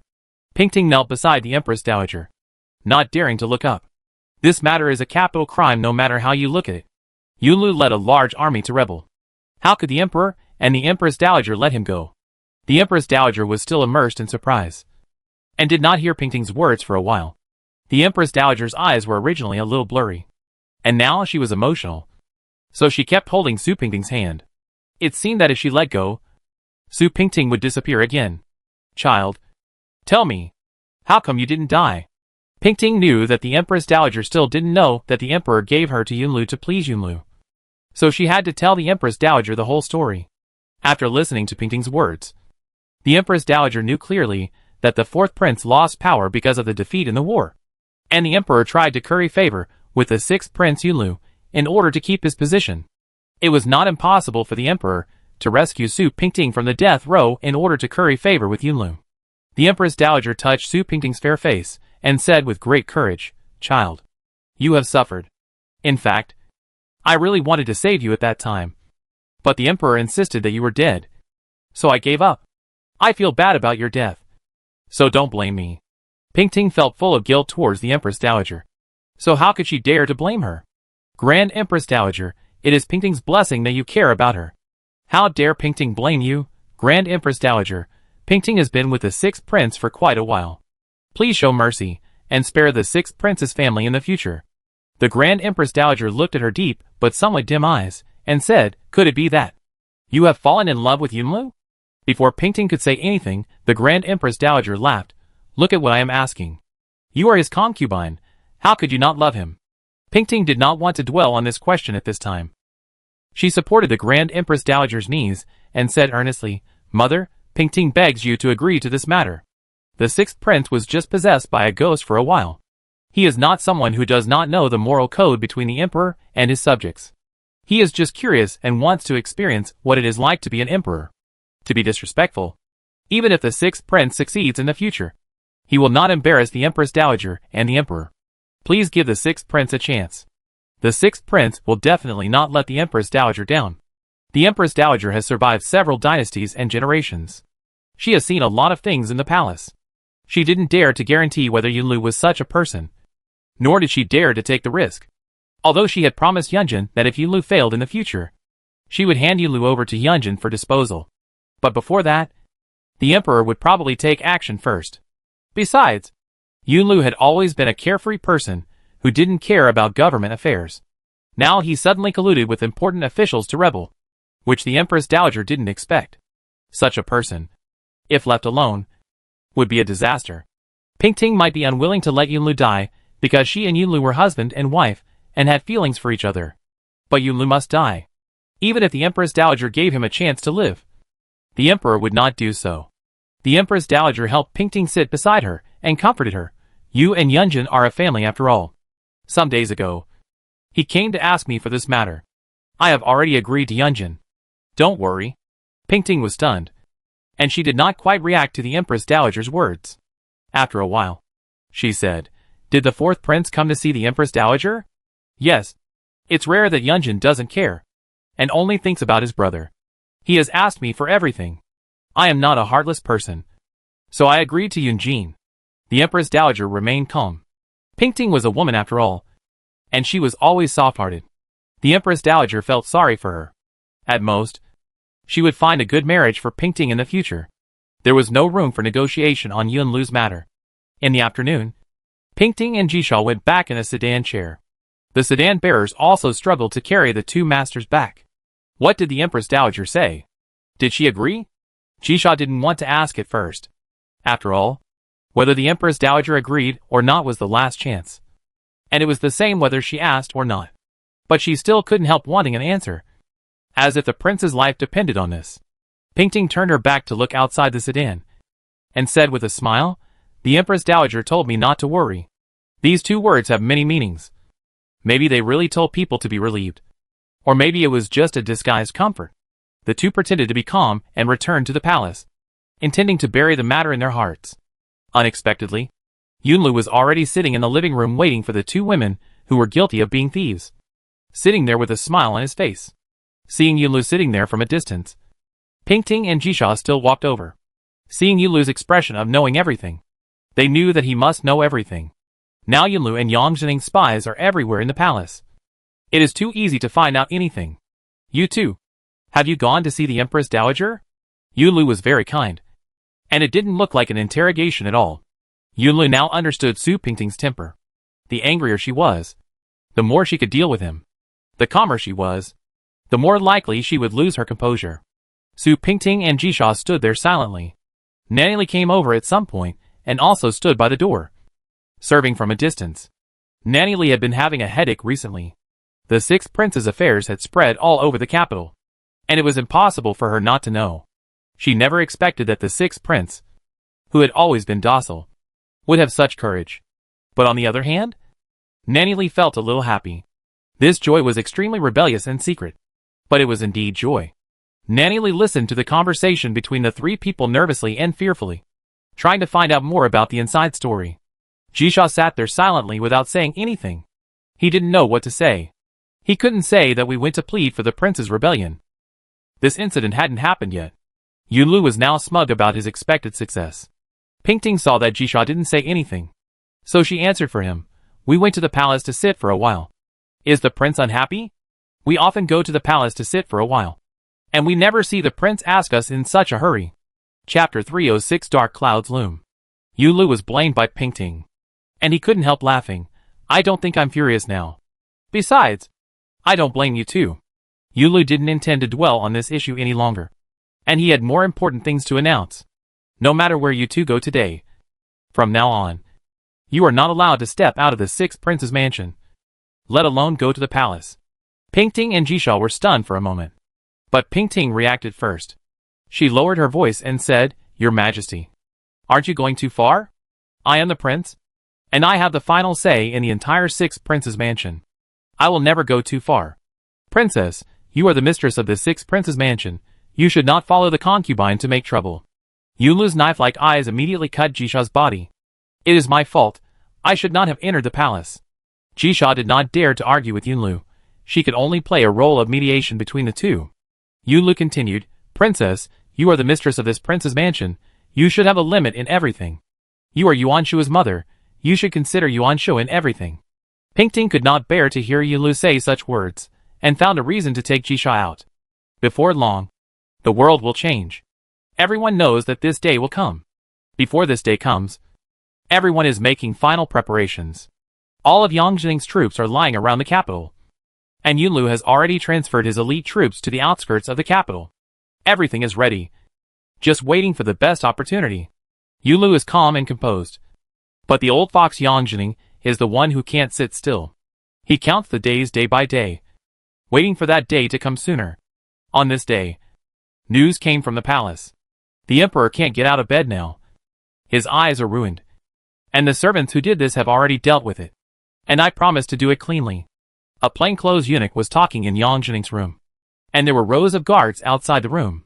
Yang Jining nodded approvingly, and said with a smile that the future glory and wealth of this eunuch would all belong to him. When this eunuch walked out of Yang Jining's secret room, he realized that he was just a tool like the dead girl, and he would be useless after being used. Several sharp swords were inserted into the eunuch's chest at the same time, and blood spurted out from the swords. These guards were elite soldiers who had been trained for many years, and their movements were clean and neat. Yang Jining walked out slowly, and with a smile, he looked at the eunuch Hong who had worked for him for many years lying in a pool of blood. and said earnestly, "Eunuch Hong, you are also a smart man. But when you came in today and saw these rows of guards, these swords, you should have known what was going on. Go. I will not treat you badly. I have prepared your coffin for you. Have a good journey." At last, he laughed faintly. The emperor lay on the dragon bed, dying. The concubines of high rank knelt outside the emperor's bedroom according to their positions, crying in groups of 3 or 2, with handkerchiefs in their hands. Only concubine Li and concubine Ro followed the empress dowager, and the queen to guard the emperor's bedside. The experienced imperial physician of the Imperial Medical Bureau looked left and right in front of the emperor, taking his pulse and prescribing medicine. The emperor had taken several doses of medicine, but he still lay motionless on the bed. At first, the emperor could still say a few words, intermittently, as if he was dreaming. Now he is just in a coma, unable to say a word. The empress dowager was anxious, but she couldn't show it on her face. The people in the palace were already in a panic. If the empress dowager cried and shed tears, then the palace would really be unstoppable. Concubine Ro had wet eyes, but she just stayed by the emperor's bed and didn't want to leave. Concubine Li couldn't stop crying, and she was dressed in a simple and decent manner, fearing that the empress dowager would make trouble for her. If you don't do anything wrong, you don't have to worry about ghosts knocking on your door. She did such a thing, and she was naturally scared to death. The imperial doctors were busy, and the emperor's bedroom was full of the smell of medicine. The empress dowager was old, and her tuberculosis was not cured, so she was very weak. Madame Lu persuaded the empress dowager to go back, and the empress dowager waved her hand and said, "I have taken care of the emperor since he was a child. As long as I am here, nothing will happen. The emperor will be safe and sound and get through this hurdle." When concubine Li saw the empress dowager say this, she echoed, "The empress dowager is wise, and the emperor is the son of heaven. God will definitely bless the emperor with great fortune." The empress dowager nodded tiredly and closed her eyes to rest. Just after closing his eyes for a while, he heard the sound of the curtain being lifted. Yuan Jin rushed over when he heard the news from the palace. This incident was too sudden, and everyone was a little confused. Yuan Jin came here on horseback. He was thinking about a question all the way. If Yun Lu really did this, should he plead for Yun Lu in front of the empress dowager? If Yun Lu did everything, then his brother would not forgive him. Yuan Jin went to see the emperor first. The emperor looked very weak and lay on the bed without any life. In addition to the sudden blindness, even if the emperor wakes up, he may not be able to accept this blow. The empress dowager was exhausted, and the two went to another place to talk. The imperial physician said that the emperor's illness is strange, and no one would go blind for no reason. In addition, the emperor had no symptoms before, and such a sudden illness must have been murdered. The first person in the empress dowager's mind was naturally Yun Lu. In this situation, no matter who thinks, Yun Lu is the biggest suspect. Although Yun Jin was unsure, he still defended Yun Lu. "This incident is strange. We should investigate it further. I don't know if there is a traitor around the emperor. There must be a traitor, but I can't decide who is behind it. A maid has died inexplicably. She was the maid who served the emperor. It seems that someone has tampered with the emperor's food. I and Prince Jean were on guard, but we didn't expect to be tricked by others. This person's methods and schemes are really vicious." The empress dowager was furious and anxious. The emperor became ill and lost his sight.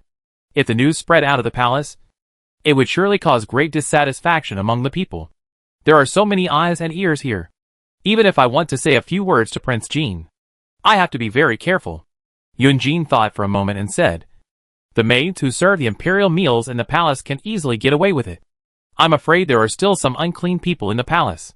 The food in the imperial kitchen is tested for poison by the eunuchs before it is sent in. We are also very careful. According to common sense, it is absolutely impossible for the emperor to be poisoned." The empress dowager did not think of this. She thought that it was Yun Lu who instructed the maids to poison the emperor's food. Thinking this way, there must be another traitor in the palace. The empress dowager immediately called the palace guards over and gave them detailed instructions. The empress dowager did not let Yun Jin go out. She just wanted Yun Jin to know that she treated Yun Jin as her own. Yun Jin could only work loyally for the emperor to live up to her trust. The next day, the palace immediately began a major purge. Everyone in the palace was in danger, fearing that the empress dowager would find out about them. Who in the palace has not done a few dirty things? If they can't find out this one, They will find out that one. And whatever they find out is bad. The masters were worried. And the servants served them more carefully, fearing that the masters would be in a bad mood and take action against them. Yang Jining cleaned up all the traces early. And concubine Li was safe for the time being. But she still couldn't sleep all night. And she was scared when she heard any small disturbance. Ener came to persuade her several times before she could barely fall asleep. Your Majesty, why do you worry so much? Lord Yang said that everything will be handled cleanly. So you can rest assured. Concubine Li's eyes were red. Not tears, but a very complicated emotion. What do you know? Yang Jining is such an old fox. He is so scheming. Who knows if he will protect me in the end? If he pushes me out, I will be doomed forever. Concubine Li bit her lower lip tightly, almost biting it to bleed. Ener was also worried. After all, the queen's family had no power or influence, and only a lady of the fourth prince's mansion to rely on. The younger brother, who was the minister, was weak and useless, not to mention the cowardly old father. Ener held Li Fei's shoulders, and was silent for a long time. And suddenly said, Your Majesty, let's go to the fourth prince. After all, the fourth prince is now the one that the Empress Dowager relies on. And our eldest daughter is the fourth prince's wife. If we can. Stop talking, Li Fei said impatiently. She knew Feng Li's current situation too well. Both of them were on pins and needles. And no one could help anyone. Chapter 307. The palace was in turmoil for several days before it calmed down. The Empress Dowager did not catch anyone. And the ones she caught were just small fish and shrimp. The Empress Dowager was very unhappy. It should be a good thing that no one was caught, but it was definitely not a good thing for the Empress Dowager. The Empress Dowager did not find out who was involved, and she is angry in the palace now. The Emperor has been unable to get out of bed, so it is better for the prince not to wade into this muddy water. Fu Li had just returned from the palace, and had found out everything clearly. The Secret Guard Bureau and Kufeng have 1,000 connections, and it is as easy for him to get any information as taking something out of a bag. Yuan Jin has been considering whether to go to Yunlu to have a good talk. But now it seems that there is no need to talk. Yunlu is determined to be an emperor, and no one can persuade him. Then, is she willing to be her queen? When he thought of this, his heart suddenly tightened. Pingting certainly didn't want to be Yunlu's queen. Even if Yunlu got the world, Yu Jisha should be the queen. Yunlu was getting crazier and crazier day by day. He often stayed out all night, probably thinking about his grand plan of becoming the emperor. The emperor was dying in the palace, and he never even looked at him once. He was no longer willing to put on a show. He was going to be the next emperor. He was no longer willing to pretend. Everything was ready. He was just waiting for the right opportunity. He would rush into the imperial city and drive the sick young emperor off the throne. He would not let the emperor and the Empress Dowager suffer too much humiliation. He just wanted a throne. After getting the throne, he would not do anything crazy again. After getting the throne, he would make her the queen, which was something that no one else could ever give her. This time, it was not only a contest between Yunlu and the emperor and the Empress Dowager, but also a contest between him and Yunjin. One day, they would confront each other and decide who was better. Before that day came, something big had happened to Yunjin. Yuan Yi suddenly fell ill and lay in bed like the emperor, unable to move. Xiang, she was extremely anxious, and stayed by Yuan Ye's side all day watching the doctor's prescribed medicine. She didn't dare to cry, fearing that if she cried, Yuan Yi would really get into trouble. She couldn't let herself be defeated by this incident. Yuan Yi was a person who never gave up, and his wife must also be a person who never gave up. That night, Feng Li was lying on the ground with bruises all over his body, and Yun Jin, who was holding a horse whip and panting, stood beside him. Yun Jin's eyes were red, full of murderous intent. He almost yelled at Feng Li, who was covered in blood. Will you hand over the antidote? Feng Li didn't know if she was dying. Yun Jin had been beating her like crazy for half an hour, whipping her again and again. She was almost dead. Even if I die, I don't think you will hand over the antidote. Besides, there is no antidote in the world. I even burned down the pharmacy. Where can I get the antidote? Feng Li sneered a few times. She lay on the ground dying, like a ghost. This was the last handle she had that could drive Yun Jin crazy. She was crazy. He no longer loved her, so he could only hate her. He hated her for the rest of his life, which was also a kind of eternity. Yun Jin really didn't know how to treat this woman. It didn't work to persuade her kindly, nor to beat her up. What on earth did she want? Yunjin collapsed. The whip in his hand suddenly fell to the ground. His legs softened, and he knelt down. He almost pleaded with the madman. I beg you, give me the antidote. The grudge between us has nothing to do with the child. I beg you. Please give me the antidote. Feng saw Yunjin kneeling in front of her so powerlessly, and she felt a sense of satisfaction instantly. He was kneeling at her feet. He was just an ordinary man. How dare he not love her? Feng had fresh blood on her lips. She smiled. Your Majesty, you are the high and mighty prince. You don't need to ask anyone for help. Yunjin had collapsed. He just wanted to save his son. He knew how toxic and strong this poison was, and it would not take 3 hours. Yuanyi would die. Yuanyi was the child he raised, a piece of flesh that fell from his body, and the most precious person to Jur. Even for the sake of Jur who died, he couldn't let Yuanyi die like this. He couldn't do it. He really couldn't do it. This is my plea to you. Don't make the same mistake again. You killed Xian Ruan, killed Jur, and almost killed Ping Ting. But I won't bother with you about all this. As long as you can hand over the antidote to save Yuanyi, I will let you go and give you enough money to live on for the rest of your life. From now on, you go your way and I go mine. And no one owes anyone anything. I beg you. Yunjin held Feng Li's bloody shoulder, and he was in a state of panic as if he had been shattered. His mind was now filled with his son, and he didn't know anything else. Feng Li looked at him and laughed. And it got louder and louder, and crazier and crazier. Li Yunjin, you didn't expect that you would have this day. Yes, I did a lot of bad things. And I know that God will not let me go. And I will die sooner or later. More blood flowed out of her mouth, and the blood indirectly stained Yunjin's snow-white robe. But there is only one thing I have never regretted. That is, I married you, Li Yunjin, to be the wife of the 6th prince's mansion. Yunjin looked at this woman, and for a moment, he felt heartbroken. Why? All love can turn into hatred. And this hatred has become something even more terrible. Today, I only ask you one question. Have you ever truly loved me? Have you ever loved me like you love that bitch Su Pingting? A kind of black blood suddenly gushed out of Feng Li's mouth, and Yunjin was shocked when he saw it. He suddenly realized, and tightened his grip on her hand, saying, You took poison. Feng Li smiled bitterly. Yes, I took poison. I drank the strongest poison in the world. Crane's beak poison. Even if Hua Tuo were alive, he couldn't save me. Your son Yuanyi is destined to die, and I want him to be buried with me. Yunjin was furious and said, You crazy woman. You are really crazy. You are really crazy. Someone, call the imperial physician. Call the imperial physician. If Feng Li died, Yuanyi's life would not be saved. It's too late. I'll die soon. I drank a lot of Headinghong. 3 times more than an ordinary person. Even gods can't save me. Feng Li was dying, and even his voice was faint. I know. I know you hate me now. But I still want to ask you. Have you ever loved me?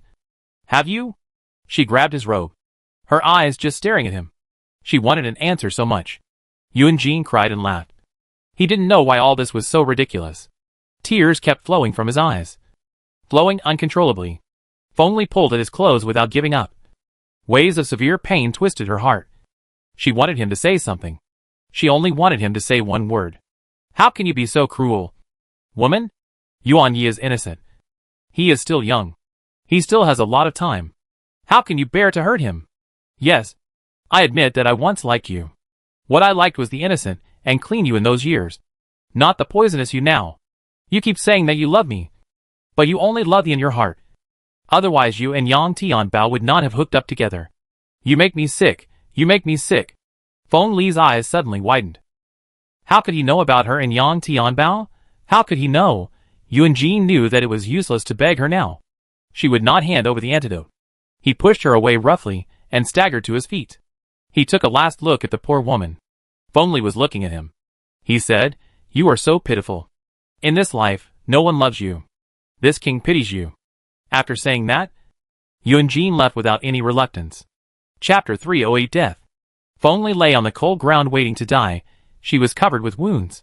Blood and pain soaked every inch of her skin. This seemed to be the quietest moment in her life. No one disturbed her. Her life experience flashed quickly in her mind. So many scenes filled her head at this moment.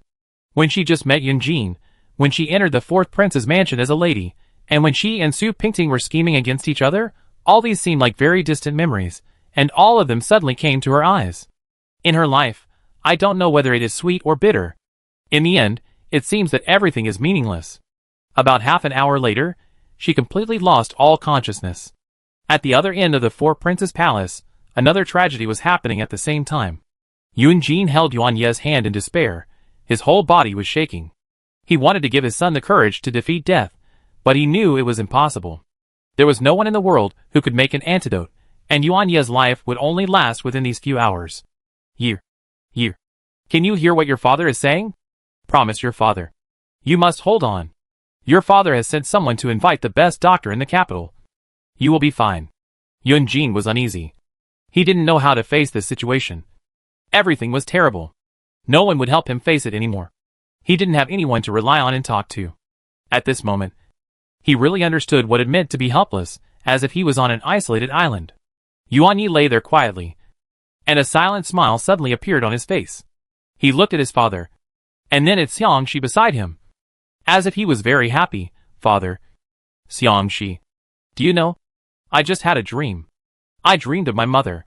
Yuan Jin and Xiangxi heard Yuan Yi say this, and their hearts sank. Yuan Jin held back his tears and stroked his son's handsome and pale face. Yuan Yi. Your mother loves you. Don't be afraid. Your father will never let anything happen to you. Yuan Ye's body is full of young muscles. But at this moment, they are no longer energetic. Yuan Yi still smiled at his father. Father, I'm not afraid. Year knows everything. Year has known everything since father asked someone to make a prescription for Year. Even if Year can't make it today, please don't be sad. Father, all this is fate, and it is not up to people. Yuan Jin's tears flowed out at once, and he could no longer control it. He was shaking all over. Year. Father is sorry for you, and you should not bear the responsibility for the crime committed by father. Father would rather have this disease himself than you. Year, father is sorry for you. Yuan Jin held his son's hands tightly. He could not find any reason to shirk his guilt. Yuan Yi also held his father's hand tightly. He didn't have much time left. Father, Yuan Yi has no regrets in this life. Yuan Yi has a father, a mother, and a lovely wife. He then turned his eyes to Xiangxi. Prince. Xiangxi's eyes were red. She couldn't bear to see her husband suffer like this. Before this, she had never thought that one day Yuan Yi would leave her. And leave in this way. She held her husband's hand tightly. She felt uneasy. But the only thing she could do now was to hold her husband's hand. Prince, I beg you. Don't say that. You will be fine. You will be fine. Xiangxi. You know, you are the best gift God has given me. Yuan Ye's eyes were sparkling. And he didn't look like someone who was about to face death. Being able to marry Xiang, she is his greatest wish in this life. Before he dies, he can complete this wish. And he can die without regrets. Don't cry. I am really happy. Xiangxi. Promise me to live well. Even if I am gone. You have to live well for me. You are me. And I am you. Prince. Xiangxi finally couldn't help crying. She threw herself into Yuan Ye's arms. Enjoying this last warm moment, Yuan Jin silently stepped aside and wiped his tears with a silk cloth. Yuan Ye's time was running out, and the young couple should say goodbye properly. At this moment, Zhang Xia came in through the curtain and whispered in Yuan Jin's ear, Prince, the lady in that courtyard has just passed away. Yuan Jin didn't even frown. He said in a very normal tone, don't alarm the people outside. Keep it in the mansion first. I will arrange the future. Zhang Xia agreed and retreated. There were still a lot of things waiting for him. The chief steward of the palace to deal with. Before leaving, he also stole a glance at the weak Prince Yuan Yi on the bed. When leaving the bedroom, Zhang Xia sighed.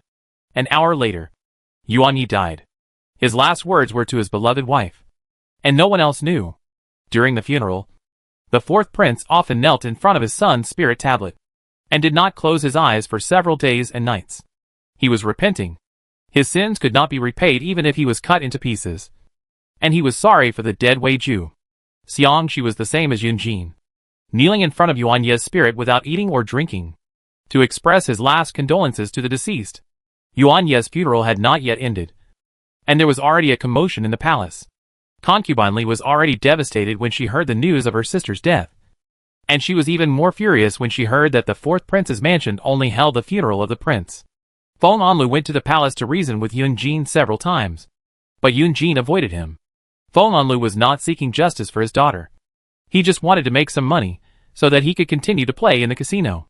He was sad that his daughter died. But with Feng Li's death, he lost another cash cow. But this sadness has a limit. Because compared to this, not being able to go to the casino to gamble properly makes him feel itchy and extremely sad.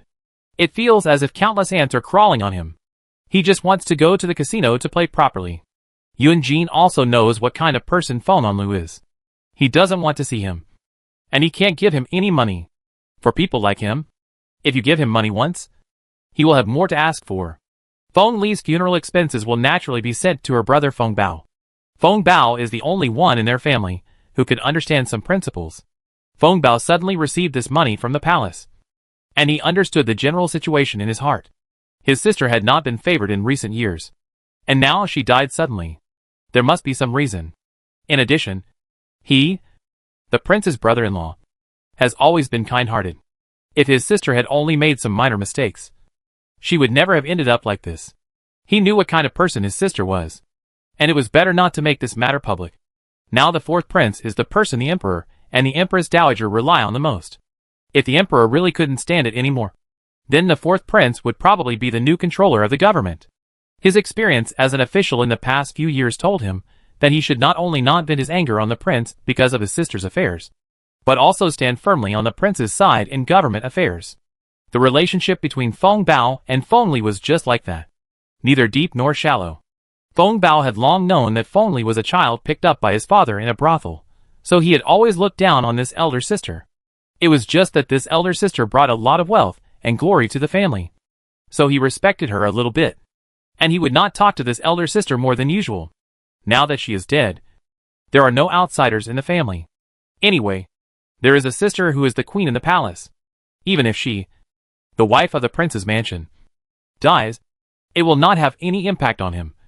An ordinary minister, accepting the silver peacefully and working honestly under the fourth prince, would probably be his best choice now. Chapter 309 Reality and Dream. Yuan Yi is dead? Ping Ting couldn't believe it. She couldn't believe her ears. Yuan Yi was fine all the time. How could he suddenly die? Impossible. Don't try to fool me. She turned her head away. She would never believe any word this man said. Although Ping Ting thought so, she felt something was wrong in her heart. She became confused, breathing rapidly. Yunlu felt bad, no matter what. Yuan Yi was his nephew. No one would feel good if he suddenly passed away like this. What I said is true. The funeral in the fourth prince's mansion has already ended. Ping Ting, I don't need to lie to you. I am also very sad. Will he be sad? Ping Ting would not believe it. He is a person who wants to be the emperor with all his heart. Yun Jin's son is dead, so he has one less opponent. Then the chance of him, the sixth prince, defeating the fourth prince is even greater. He should be very happy in his heart. No one believes that he will be sad. She said with a straight face, "Why didn't you tell me earlier? You are so cruel that you didn't let me see Yuan Yi off." Yunlu held a withered flower in his hand. No need. The person is gone. Going to the funeral is just a formality. You are sad for him here, and he will know it if he has spirit in heaven. Why go to that place? That place is in a mess now. Ping Ting sneered again. I didn't expect our sixth prince to consider things so carefully now. You are right. The person is dead, nothing matters. In fact, sometimes I think, it's better to die, death is clean, and all troubles will be gone. This can be regarded as a disguised threat. Now only Su Pingting herself is Yulu's biggest weakness. If you want to threaten him, you can only threaten yourself. Yunlu was really provoked. And his brows immediately frowned. What do you mean by this? This is not a casual statement. Prince, I don't have the courage to go against you. Those who go against you will not have a good end. I am a woman. How dare I provoke you? She just wanted to be quiet. She didn't want to say anything to him, and stood up to leave. There is one more thing I haven't told you. You will be very happy to hear it. He understood her, and thought he knew everything about her. He seemed to know everything about her likes and dislikes. The woman surnamed Feng died. He sent her off personally. Ping Ting stopped, turned around, and saw him smiling. Do you think I would be very happy? Isn't it? Ping Ting smiled. This smile was very simple. Just a smile. She went back and had a deep sleep. She dreamed of many people and many things. The first person was Sister Wei. She was still the same as before. She didn't speak, but just looked at her and smiled. Pingting wanted to say something, but couldn't say a word. The second person was Yuan Yi. He was so smart and so young. He was still alive, with a confident smile on his lips forever. She still couldn't say a word, but she was heartbroken. The last person was an old friend. She never thought that she would dream of her. This person was probably the person Su Pingting least wanted to see in her life. Su Pingting still remembered how Sheer looked when she died. That day was the Lantern Festival. Sheer died under those gorgeous lanterns. The two of them were originally enemies, and she shouldn't have come into her dream. Do you think you won? Sierra had a smile on her face. An expression she never showed before. Pingting was puzzled. I don't know if I won. But you must have lost. Your master is dead now. I think you should repent. Repent to those innocent people who died in your hands. Sierra smiled with a row of teeth. Her lips were unusually red. You lost. And you will know you lost soon. You will never win in this life. You are more pitiful than me. When Su Pingting woke up from the dream, the pillow under her neck was soaked with sweat. She broke out in a cold sweat. She was actually mocked and threatened by a ghost. She was scared. From that day on, she began to worry. She began to miss the son she had never met. She could imagine what he looked like from Yu Jisha's words. His eyes must be like Yun Jin's, black and bright. His lips might be like hers, two thin lips. When I was a child, the elders said that people with thin lips would not be very lucky.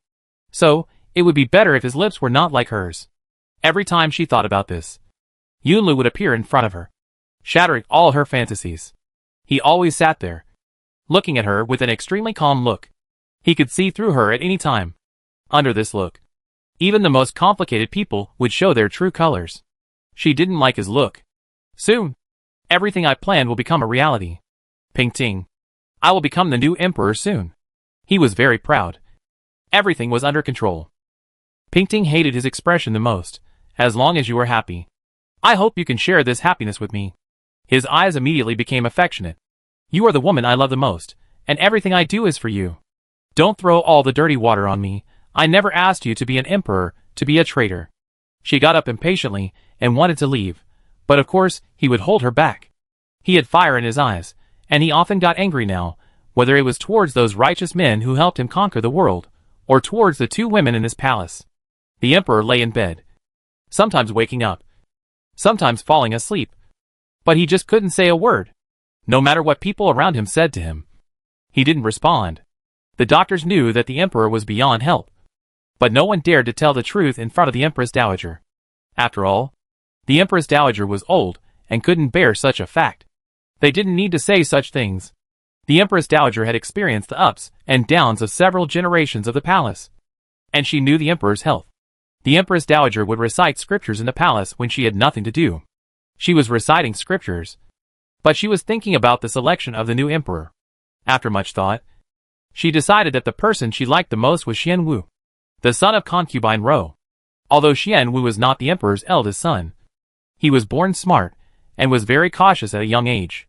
He looked like an emperor. However, if she did not make the eldest son the emperor, the ministers might criticize her. When the Queen Mother read the 8th page of the scripture, she made the final choice among the princes. Chapter 310, Tensions are high. Concubine Li is still angry about Feng Li's death.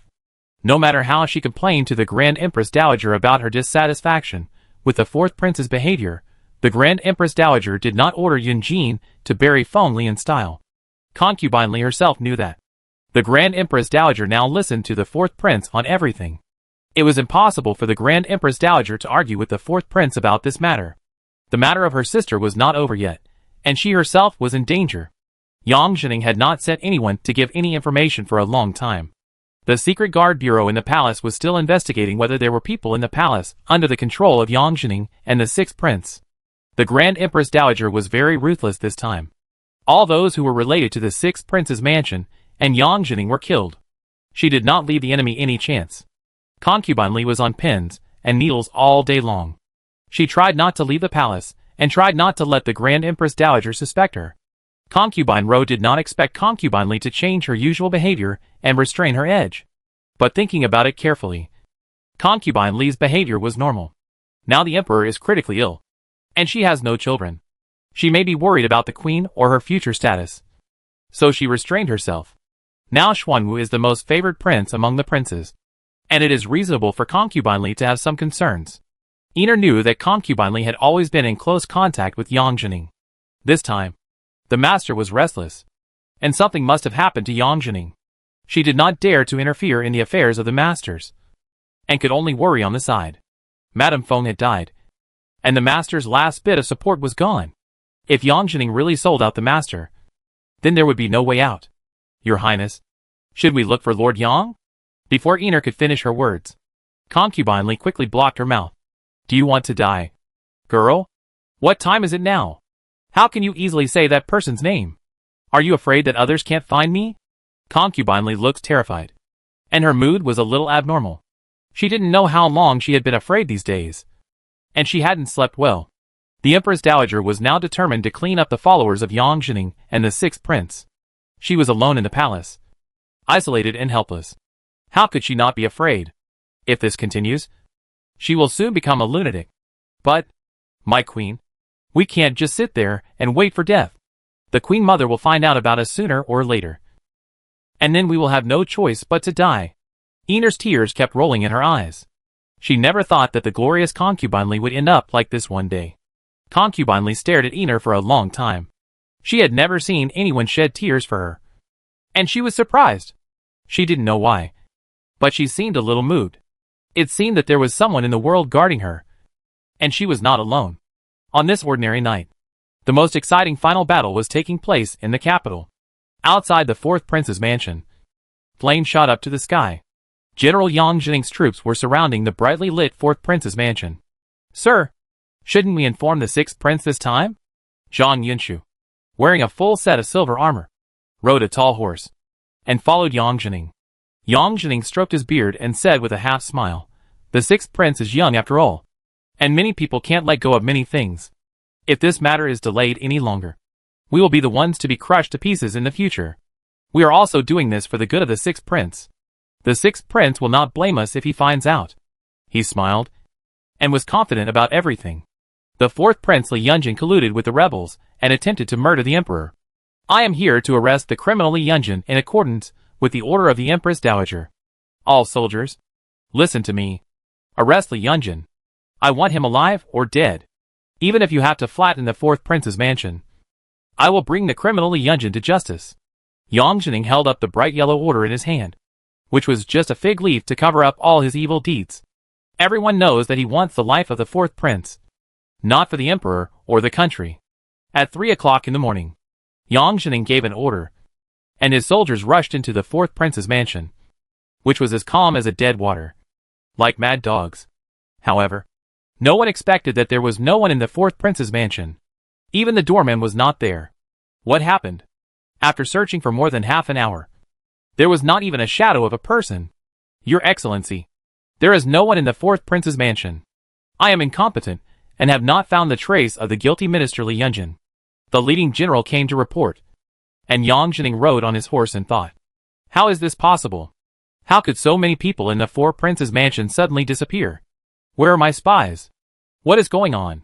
Yang Jining was furious. Zhang Yunshu immediately sent someone to find the two spies, who had been spying outside the four princes' mansion all day. The person came back after an instant stick of time. He stammered in front of Yang Jining, Sir, the two spies committed suicide by taking poison. What? Yang Jining's face changed, and he immediately understood. He shouted, Waste! All of you are waste. You didn't even know there were traitors like this around you. What use is there for me to have you? Before Yang Jining finished speaking, he heard the sound of soldiers and horses coming from the long half-street behind him. Zhang Yunshu pricked up his ears alertly and said hurriedly, Godfather, something is not right. Yang Jining hurriedly ordered all the soldiers to gather and wait in front of the fourth prince's mansion. In less than half an instant's stick of time, the fourth prince Li Yunjin appeared in front of Yang Jining with a large group of soldiers. The fourth prince was wearing a golden python battle suit, and was accompanied by two personal guards, one white and one black. Looking at this situation, this might have been planned for a long time. Yunjin played an empty city trick and lured Yang Jining, the old fox, out of his cave. The two teams were facing each other on Chang'an Street. The street was unusually quiet. Only the sound of horses' hooves could be heard. Lord Yang, long time no see. How come you have time to bring so many brothers to the little prince's mansion today?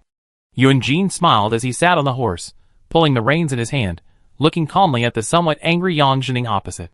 Yang Jining probably never thought that the person who sold out his entire sneak attack would be his own son Yang Tianbao.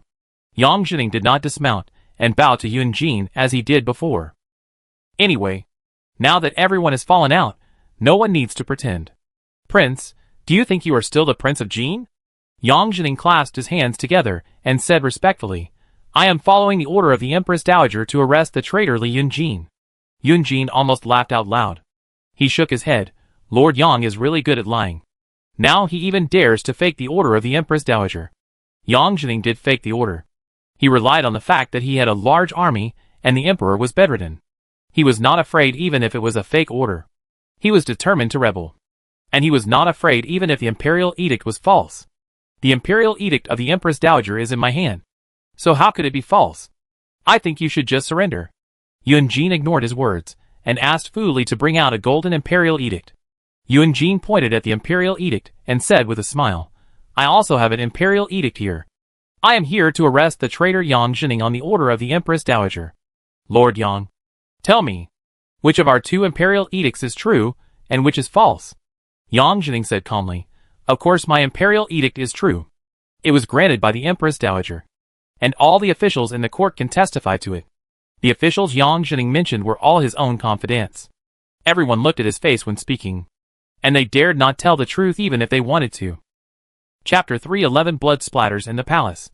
Yuan Jin and Fu Li exchanged glances, and Fu Li passed her eyes to Ku Feng behind him. Ku Feng dismounted and walked into the crowd. A white jumping figure quickly disappeared in the vast night. Yuan Jin turned to look at Zhang Yunshu beside Yang Jining. Zhang Yunshu avoided Yuan Jin's eyes, and tilted his head to look at the torches in the hands of the soldiers in front. Yuan Jin shouted to Zhang Yunshu, Master Zhang, it's been a long time since we last met. Master Zhang seems to have changed. Zhang Yunshu looked at Yang Jining at the side, with a guilty conscience. Yang Jining did not speak. Zhang Yunshu had no choice but to answer reluctantly, I am just an unknown person. Lu Yong. I really don't know the Lord Zhang that the prince is talking about. Yuan Jin smiled and stopped talking. Yang Jining couldn't sit still any longer. In a short while, a big battle would be on the verge of breaking out. The sleeping people on Chang'an Street would be awakened by the fighting. Fu Li said softly, Your Highness. Get ready. The old fox can't sit still any longer. Wait a little longer. There is still one person who hasn't arrived yet. This good show can't start yet. Yuan Jin looked at the other end of the long street from time to time, as if he was waiting for someone. With such a big commotion, he couldn't possibly not hear it. Yang Jining tightened his grip on the reins. A voice lingered in his ears. Kill. Now is the best opportunity. If he kills the fourth Prince Li Yunjin, he will have no worries. This world will soon have a new master. This person will be easier to control than Li Yunjin. Yang Jining gave an order. Kill. His soldiers rushed forward.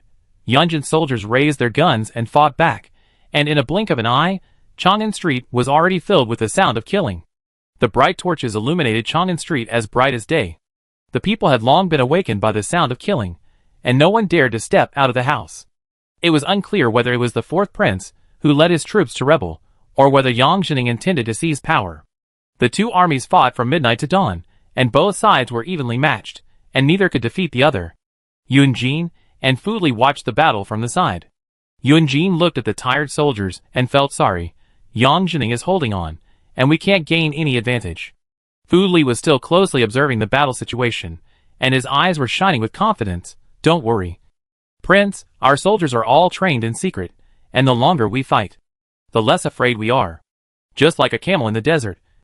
No matter how thirsty it is, it can persist. If it were an ordinary person, it would be fatal. Your Majesty, please look.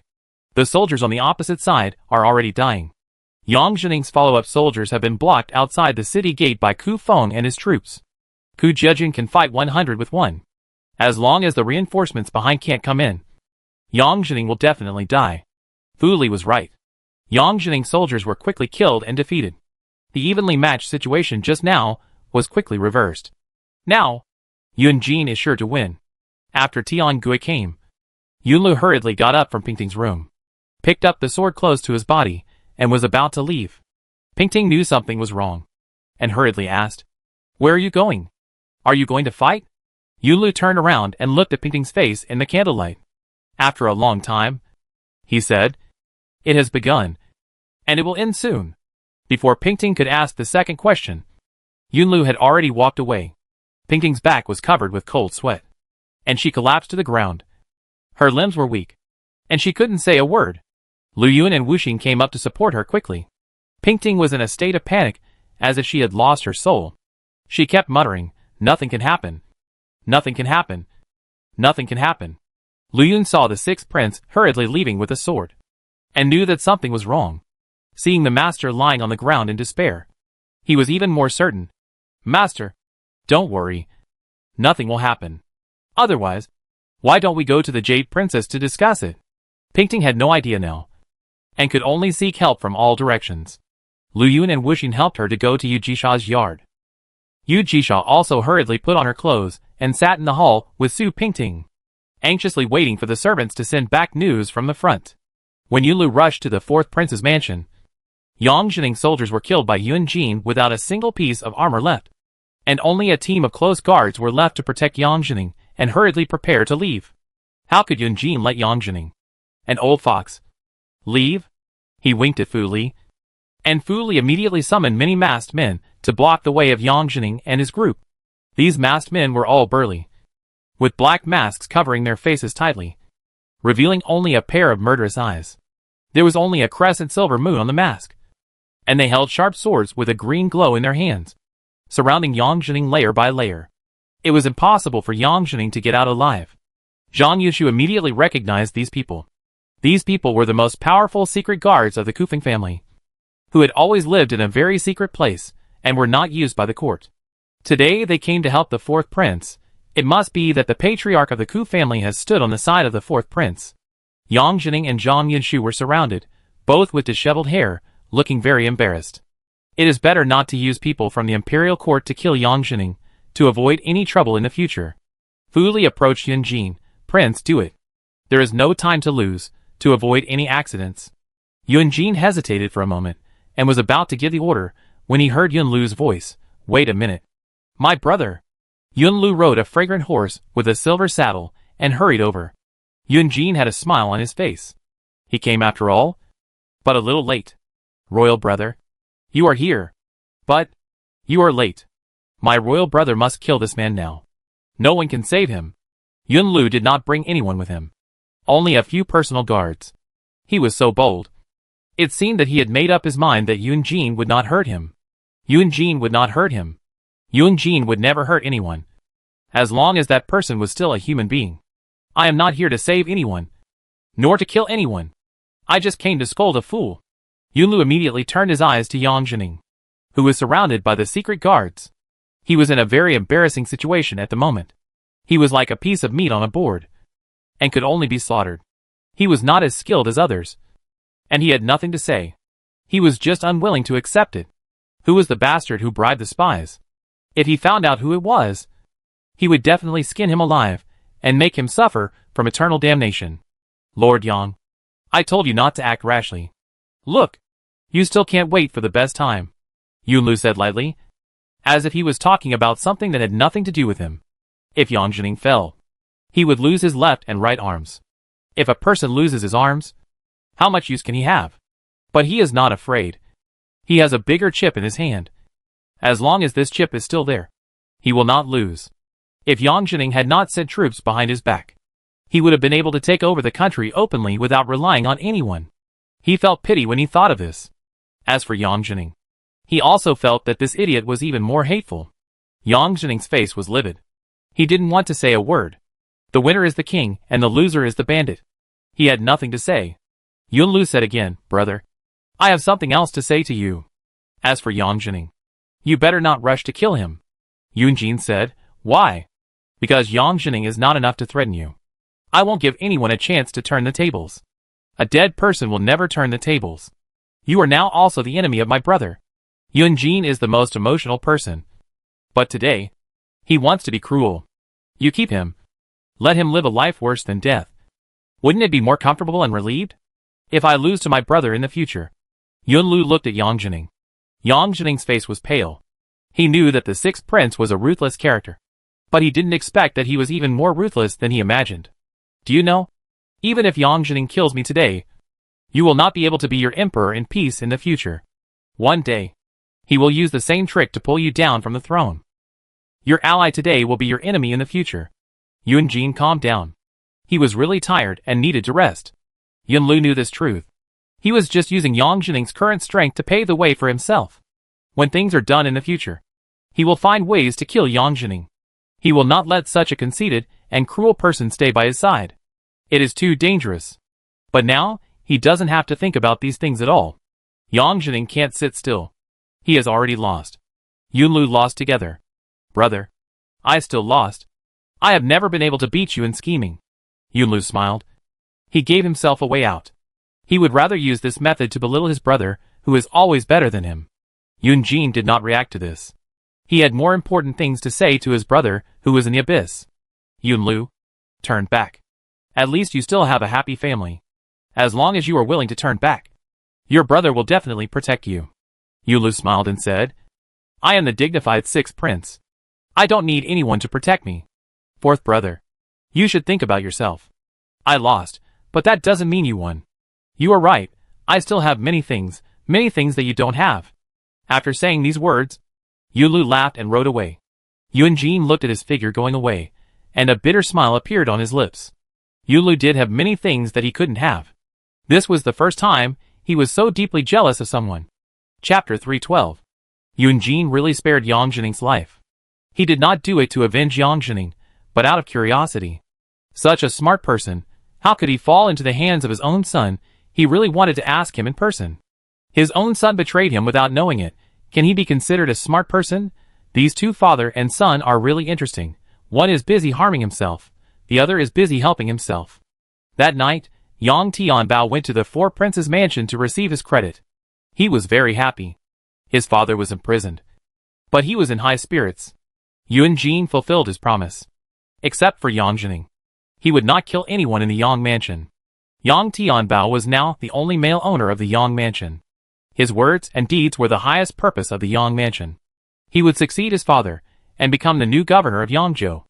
This was what he wanted most. He had been waiting for a day for too long. Not long ago, he even thought that if his father was still alive, this position would definitely not belong to him. My father's favorite student will take away everything that belongs to him. Now, no one can take it away. Before leaving, he was still comforting his heartbroken mother at home. He said, without his father, he could still let his mother live in wealth and glory until old age. Who knew that his mother was still crying and making a fuss? He had to send servants to watch her, and then he dared to go out. He walked with a breeze. This was the most carefree and proud day for him. Yang Tianbao.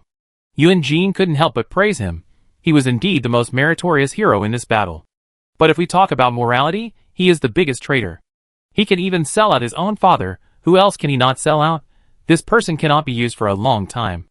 Not only Yun Jin knows this truth, even Ku Feng, who has always been carefree, knows that Yang Tianbao cannot be used. He is too cruel and cold-blooded. His blood is even colder than that of a killer. Your Highness was able to capture the traitor because you are brave and good at fighting, and it is also the blessing of the Emperor and the Empress Dowager. How can it be said that it is the credit of this humble minister? I am really unworthy of it. Yang Tianbao bent down heavily to show the loyalty in his words. Yun Jin looked at the young man with a peaceful smile on his face. He knew Yang Tianbao's thoughts too well, just as he knew Yun Lu's thoughts very well. Very good. You have done everything you promised me. I will fulfill my promise, and you will become the next governor of Yangzhou. As for your father, I think you should forget that you have such a father. Of course, I will never forget the kindness of the prince to me. As for that guilty minister, I will pretend that I never had such a father. Such a traitorous minister deserves death by slow slicing. Yang Tianbao said these words without blinking. Fu Li, who was standing by, shuddered. Is this something a human being can say? Ku Feng was right. His blood was colder than that of a killer. From then on, all the remnants of Yang Jining were arrested by the fourth prince and put into the heavenly prison. No one could stop the fourth prince's purge. and Yang Jining's military power naturally returned to Yun Jin's hands. None of the fence-sitters in the court who once stood on Yang Jining's side can sleep well now. Those who remain neutral or stand on Yun Jin's side are secretly glad that they have a pair of wise eyes. The Empress Dowager immediately issued an order that Yang Jining should be executed for committing treason and falsely conveying the imperial decree. However, considering that Yang Jining's ancestors had made contributions to protecting the country, he was spared and imprisoned in Tianlao forever, and could not be released until he died. His son Yang Tian also made contributions to protecting the country and succeeded him as the governor of Yangzhou.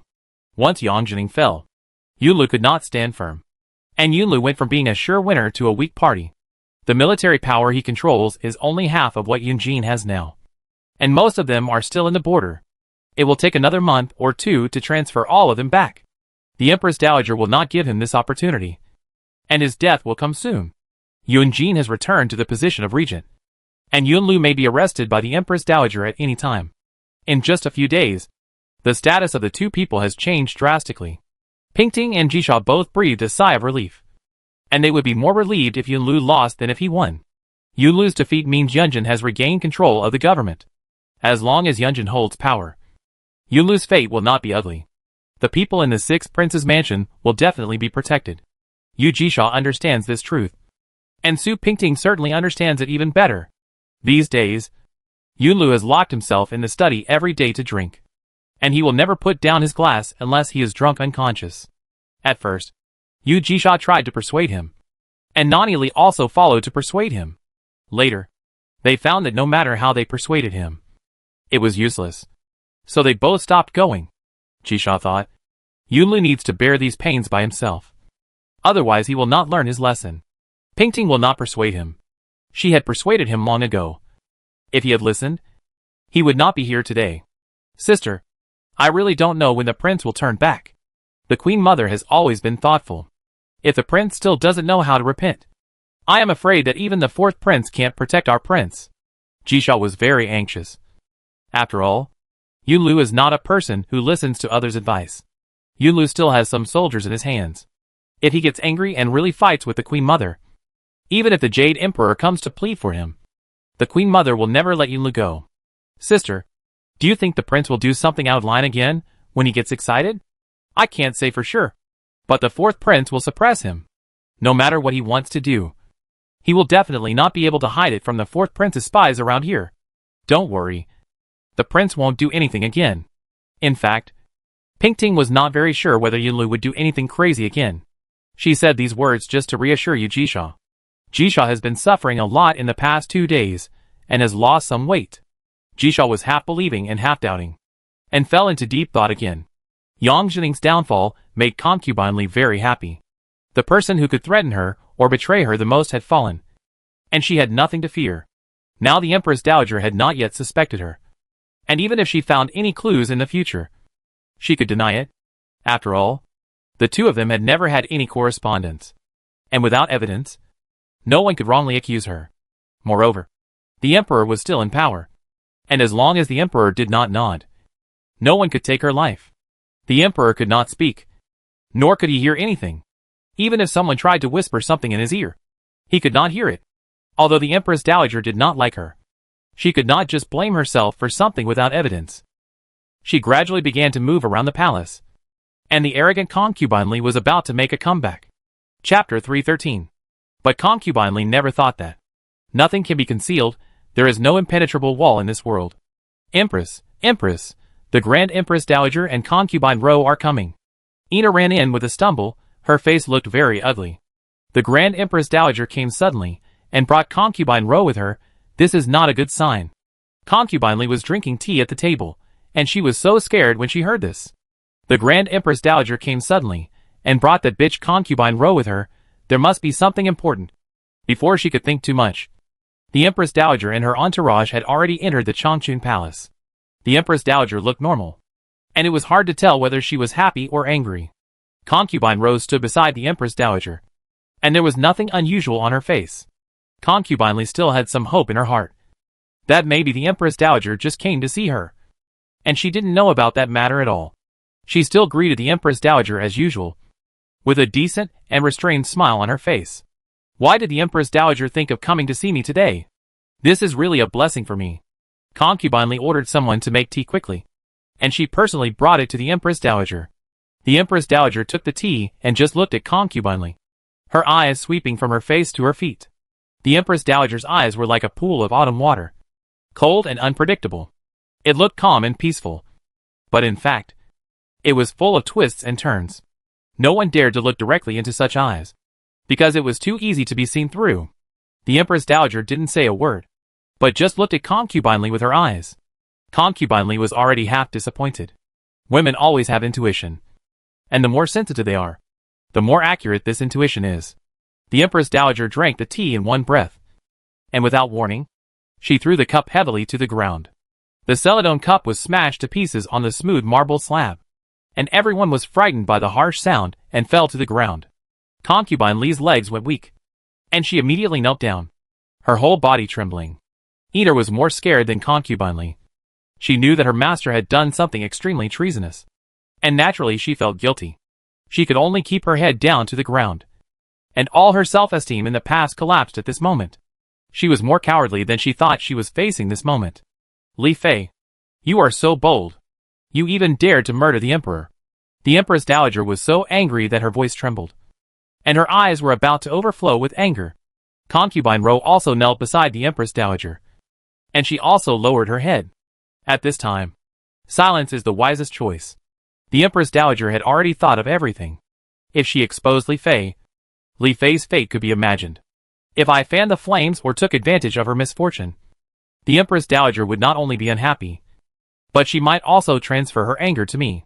She just needed to watch the show quietly from the side. She was of course happy that Concubine Li could fall. It was not for herself, but for Xian Wu. Concubine Li was very vicious. If she lived, she would always be a threat to Xian Wu. When Concubine Ro just entered the palace, Concubine Li made things difficult for her everywhere, and fanned the flames around the Empress Dowager, saying that Concubine Li was born in a lowly family, and was not worthy of entering the palace as a concubine. The Empress Dowager almost believed Concubine Li's words, and drove Concubine Ro out of the palace. Now the situation has changed, and no one can blame anyone else. No! Concubine Li crawled to the feet of the Grand Empress Dowager, crying and hugging her legs. Grand Empress Dowager, I am innocent. I really did not murder the Emperor, she cried. Her voice was sharp and helpless. The Grand Empress Dowager leaned down and looked at Concubine Li kneeling at her feet, her eyes full of contempt and disdain. You want too much. Do you have enough? For so many years, the Emperor only favored Concubine Ro and you, and even the Queen was thrown behind the Emperor's mind. Ask yourself, what has the Emperor done to you that is not good? Why did you help the traitor Yang Jining to do such a cruel thing to the Emperor? The Empress Dowager poked Concubine Li's head a few times, and the tassels on Concubine Li's head rustled. Concubine Li's face was full of tears, and she could only shake her head and say, No, I really didn't. I really didn't. You dared to quibble. The Empress Dowager was furious, pointing at Concubine Li and scolding. Yang Jining's confidants have confessed everything, and there are several concubines Li in the palace. Empress Dowager, be careful. When Aunt Lu saw that the Empress Dowager was so angry, she hurried up to persuade her. Grand Empress Dowager, there are palace rules to punish Concubine Li for her mistakes. If the Grand Empress Dowager gets angry and gets sick, it's not worth it. How could the Grand Empress Dowager's anger be easily dispelled? Concubine Li murdered the Emperor, which is a huge crime. She always thought that Concubine Li was just a jealous woman who wanted to gain more favor. She never expected that Concubine Li would be so bold and cruel. She was still young, but she could do such a cruel thing to the man beside her, the monarch of the world. If Concubine Li really ascended to the throne one day, wouldn't the world change hands?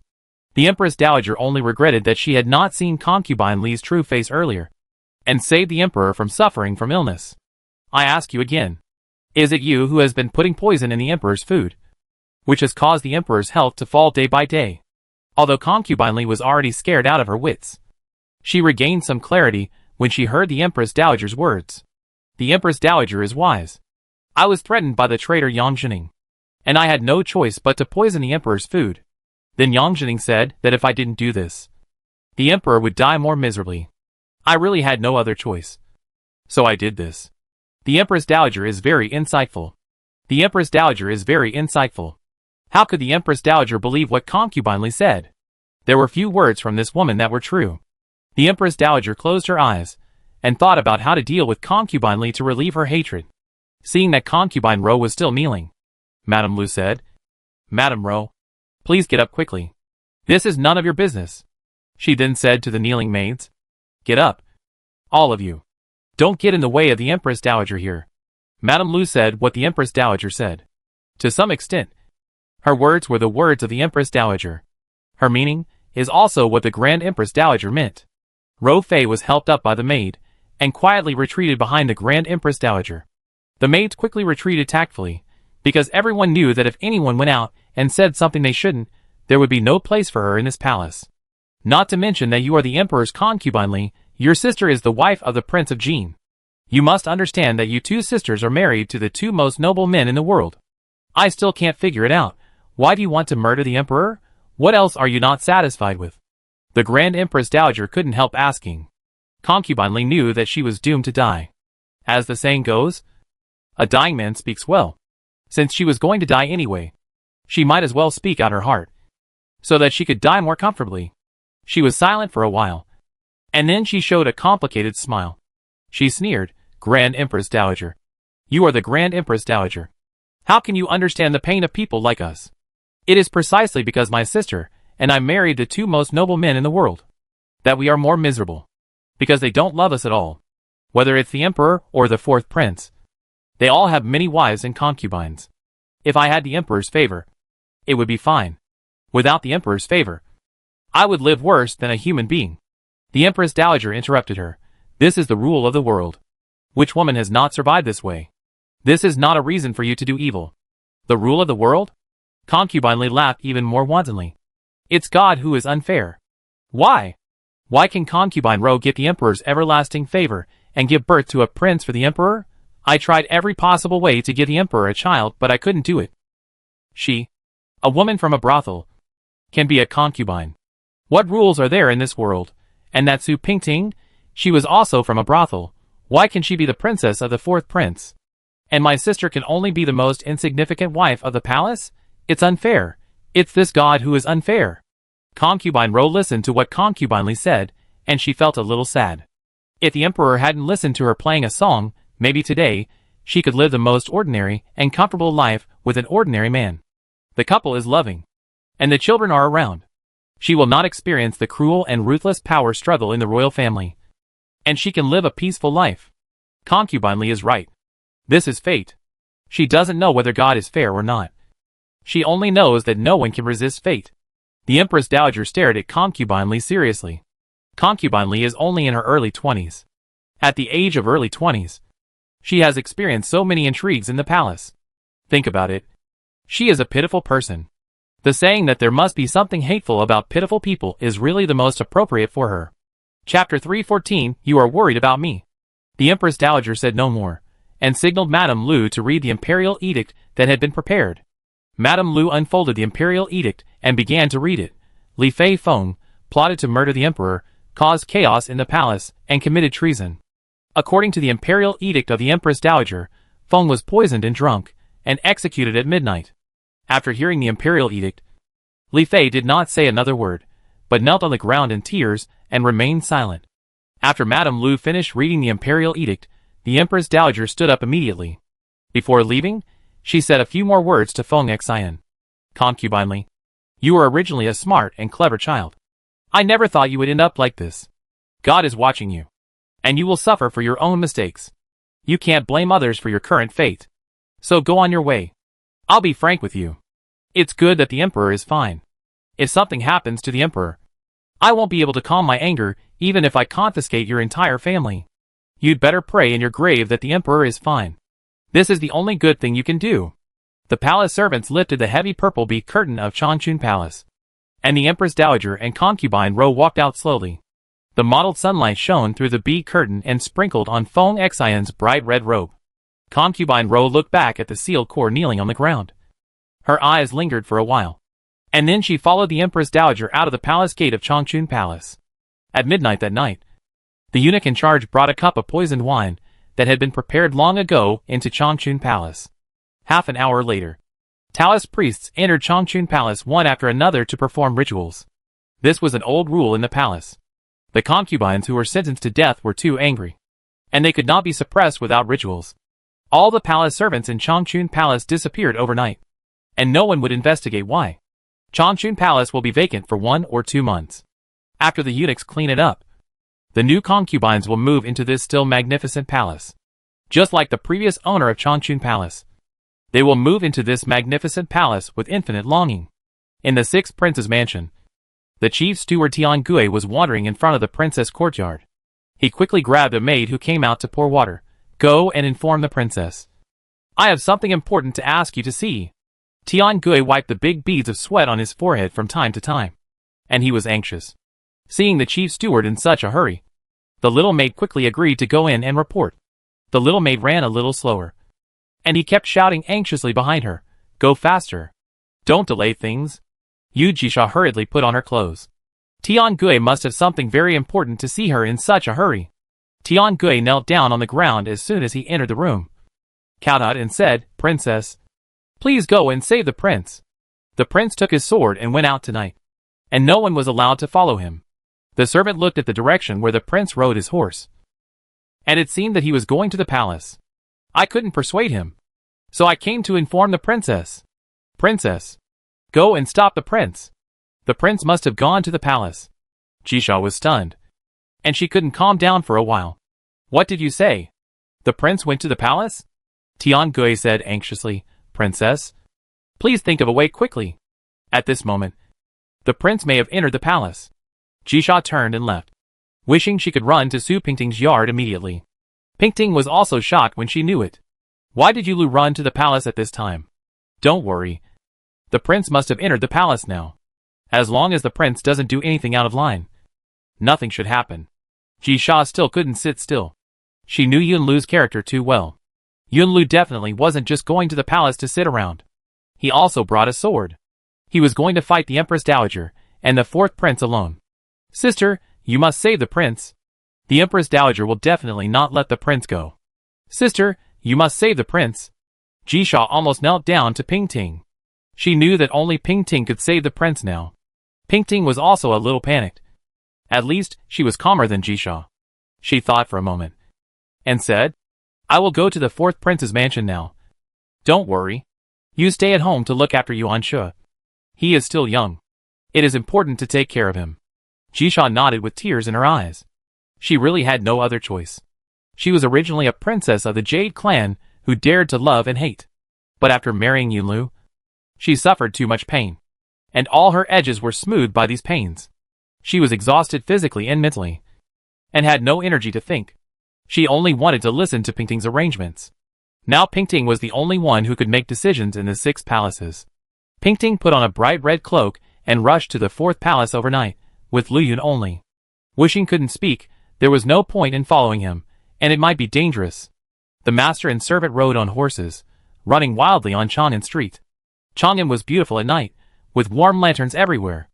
The sweet singing of the singing girls, and the intoxicating aroma of wine drifted out of the teahouses and taverns. Everything showed the wealth and tranquility of Chang'an City. Chang'an is such a paradise.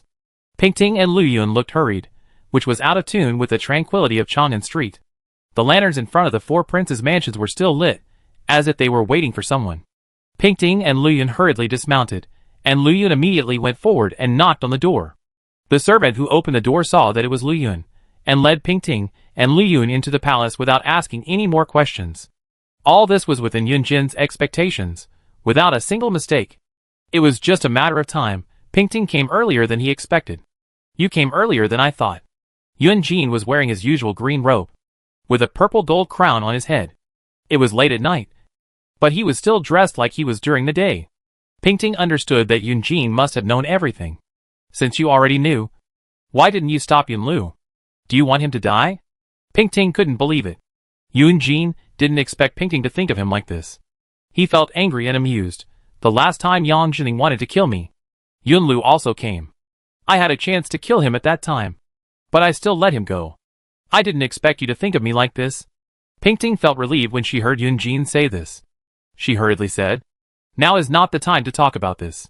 If you don't go to the palace now, The Empress Dowager will most likely kill Yunlu.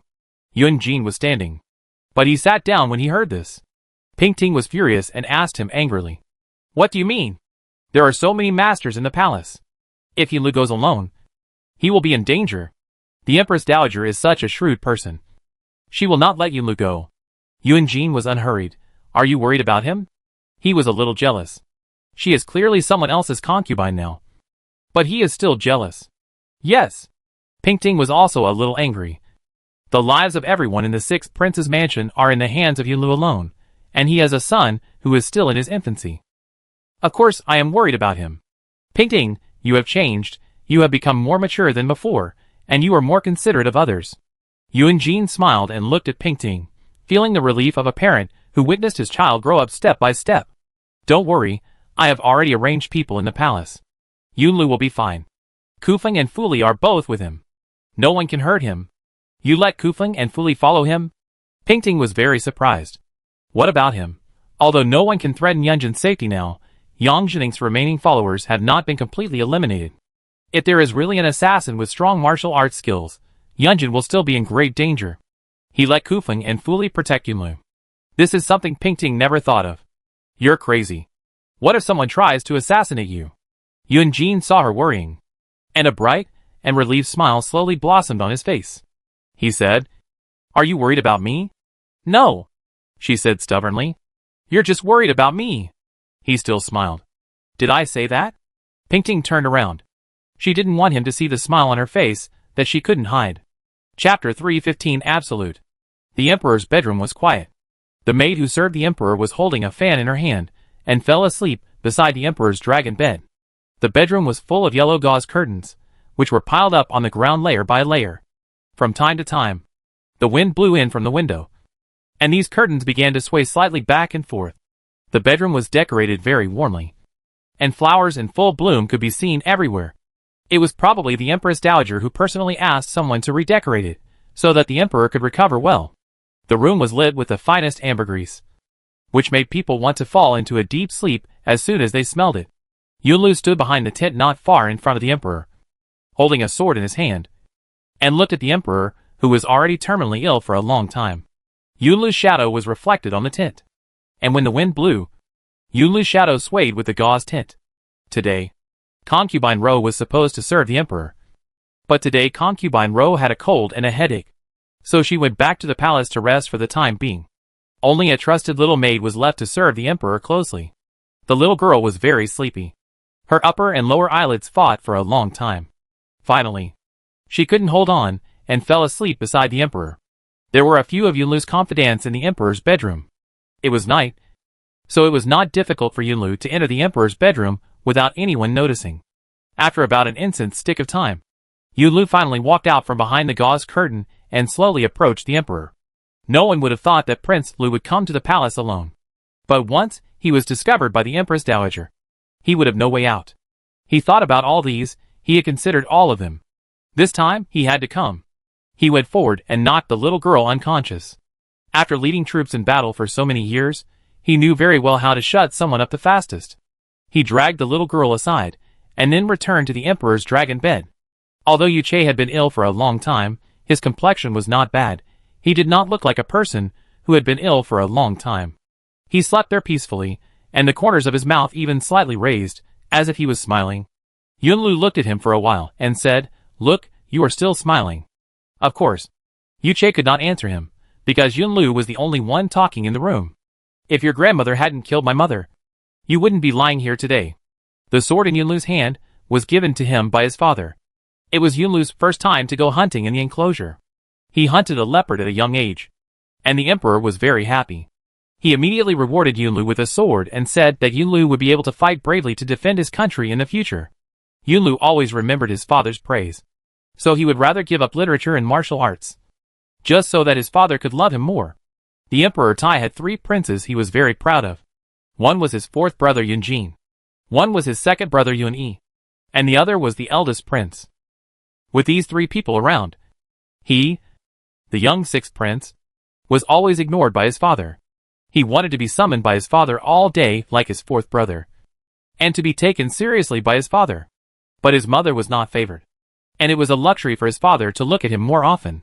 Later, his brothers fought for the throne, and Yunlu had to play dumb to protect himself and keep himself away from this royal hunting ground full of right and wrong. Yunlu thought of these things in the past, and his eyes immediately became wet. His mother died unjustly that year, and it was all the Empress Dowager who watched coldly from the sidelines. If she could say a few good words for her mother at that time, perhaps her father would not be so angry, and her mother would not have died so early and so miserably. He always remembered the Empress Dowager's cold expression at that time. He was still young at that time, but he would never forget that scene. He and his mother can only be a foil forever. He was unwilling to be a foil again. Yunlu drew out his sword, and the candlelight reflected on the sword became more dazzling. The sound of the sword being unsheathed was very harsh in such a quiet room. He slowly put the sword on Yu's neck, and the tip of the sword touched the pale neck of the emperor. He had not yet exerted force. As long as he exerted a little force, the emperor's neck would be pierced by the sword, and blood would flow all over the bed in an instant. His mother's revenge was avenged. Even if he was killed in the end, it was not a loss in the end. His mind was rapidly going through all the things that had happened in the past 2 years. From Bai to Su Pingting to Yujisha. He didn't know why he thought of these things at this time. He hesitated, and the hand holding the sword began to tremble. Your indecision will hurt yourself. An old but powerful voice came from behind Yunlu. Yunlu knew she was coming, and a smart woman like her would definitely send a few more spies to the emperor's bedroom. Today, his every move was in her eyes. Grand Empress Dowager, you are still as sharp as a sword. Nothing can be hidden from your eyes. Yunlu did not look back. He still held the sword in his hand, and he could not relax at all at this moment. The Grand Empress Dowager came in alone with a cane. She did not bring any guards. If the guards had rushed in first, Yunlu would have killed the emperor with a knife. Yunlu, I am sorry for your mother for what happened back then. I didn't expect that the Grand Emperor would blame your mother like that. The Grand Empress Dowager took a few steps closer. She was old, and she would pant every few steps. Her words were sincere, but Yunlu didn't believe her. Yunlu's expression was very strange. He sneered, this is really the biggest joke I have ever heard in my life. Even if I argued for your mother back then, your mother would have had the same ending. The Grand Empress Dowager was extremely calm, but her eyes were still following the sword in Yunlu's hand. Every time Yunlu's hand moved, the Empress Dowager gasped. You are talking nonsense. Yunlu was very angry. If you hadn't stood by and watched, how could my mother have died? There is a saying that there is no greater sorrow than a dead heart. Your mother died because she was disappointed in the emperor. Nothing can be more serious than a woman being disappointed in a man. The Empress Dowager did not lie. The emperor did not intend to execute Yunlu's mother at first. It was Yunlu's mother who wanted to die. The Grand Emperor gritted his teeth and fulfilled Yunlu's mother's wish. There were many footsteps outside the palace, and the palace guards had surrounded the emperor's bedroom. Yunlu smiled faintly. The Grand Empress Dowager has indeed come here with full preparations. You want to assassinate the emperor. I have to make full preparations. She was neither humble nor arrogant. Even if her life was in Yunlu's hands today, she would save the emperor's life. The emperor is now equivalent to a dead man. Why should the Grand Empress Dowager care so much? Perhaps I will let the emperor die, which is the best relief for the emperor. Yunlu's face showed a trace of evil, and he used the sword in his hand more forcefully than before. The Empress Dowager finally began to show a nervous look. She leaned forward, wanting to hold the sword in Yunlu's hand that could take the emperor's life at any time. Sixth Prince, I beg you, don't hurt the emperor. If you think I was wronged by your mother, you can come after me. It's none of the emperor's business. Yunlu didn't expect the Empress Dowager to say such a thing. He always thought that the Empress Dowager was the coldest person. The noise outside the door was getting louder and louder, and it was impossible to leave this palace alive. Time was short. He could only kill one of the two, the Grand Empress Dowager and the Emperor, to accompany him in death. He made a choice quickly. Seeing Yunlu was hesitating, the Grand Empress Dowager took a few steps closer to Yunlu. Kill me. I'll exchange my life for chairs. Yunlu looked at the Grand Empress Dowager, her gray hair, and her trembling steps. No matter how powerful she was when she was young, at this moment, she was just an old woman who wanted to save her grandson's life. Yunlu wanted to kill the emperor, so that the Grand Empress Dowager would live in guilt for the emperor for the rest of her life, which would be more satisfying than killing the Grand Empress Dowager. Even though he thought so, the sword in his hand just couldn't stab down smoothly. It seemed as if an unknown force was pulling his angry arm, preventing him from stabbing with his sword. He was extremely twisted and struggling in his heart, wondering whether he should stab with the sword. He must stab with the sword. This was what the Empress Dowager owed his mother, and he had the right to get it back. He raised his arm with all his strength, and was about to stab with the sword. The Empress Dowager rushed over immediately, but her steps could not keep up with Yunlu's stabbing speed. "Stop!" Yunjin shouted. Yunlu was distracted. At this critical moment, Yunlu's sword was kicked away by a black shadow, and he fell to the ground. He was kicked hard in the chest, and a bloody feeling rushed up from his heart. He wanted to get up, but he couldn't. The kick was not light, and he didn't even have the strength to stand up. "You are crazy!" Yunjin rushed in and slapped Yunlu in the face. Yunjin's face was red, and his eyes were full of blood. He had never hit his brother before, and this was the first time he hit Yunlu. "You are really crazy." Yunjin's voice was shaking with anger. Yunlu spat out a mouthful of blood. Looking at Yunjin, "I just want my own things back. This woman owes me. The Empress Dowager owes you. Why should the Emperor pay it back? Where have you read all these years of sage books? Have you read them into a dog's stomach?" Yunjin roared. He was hoarse.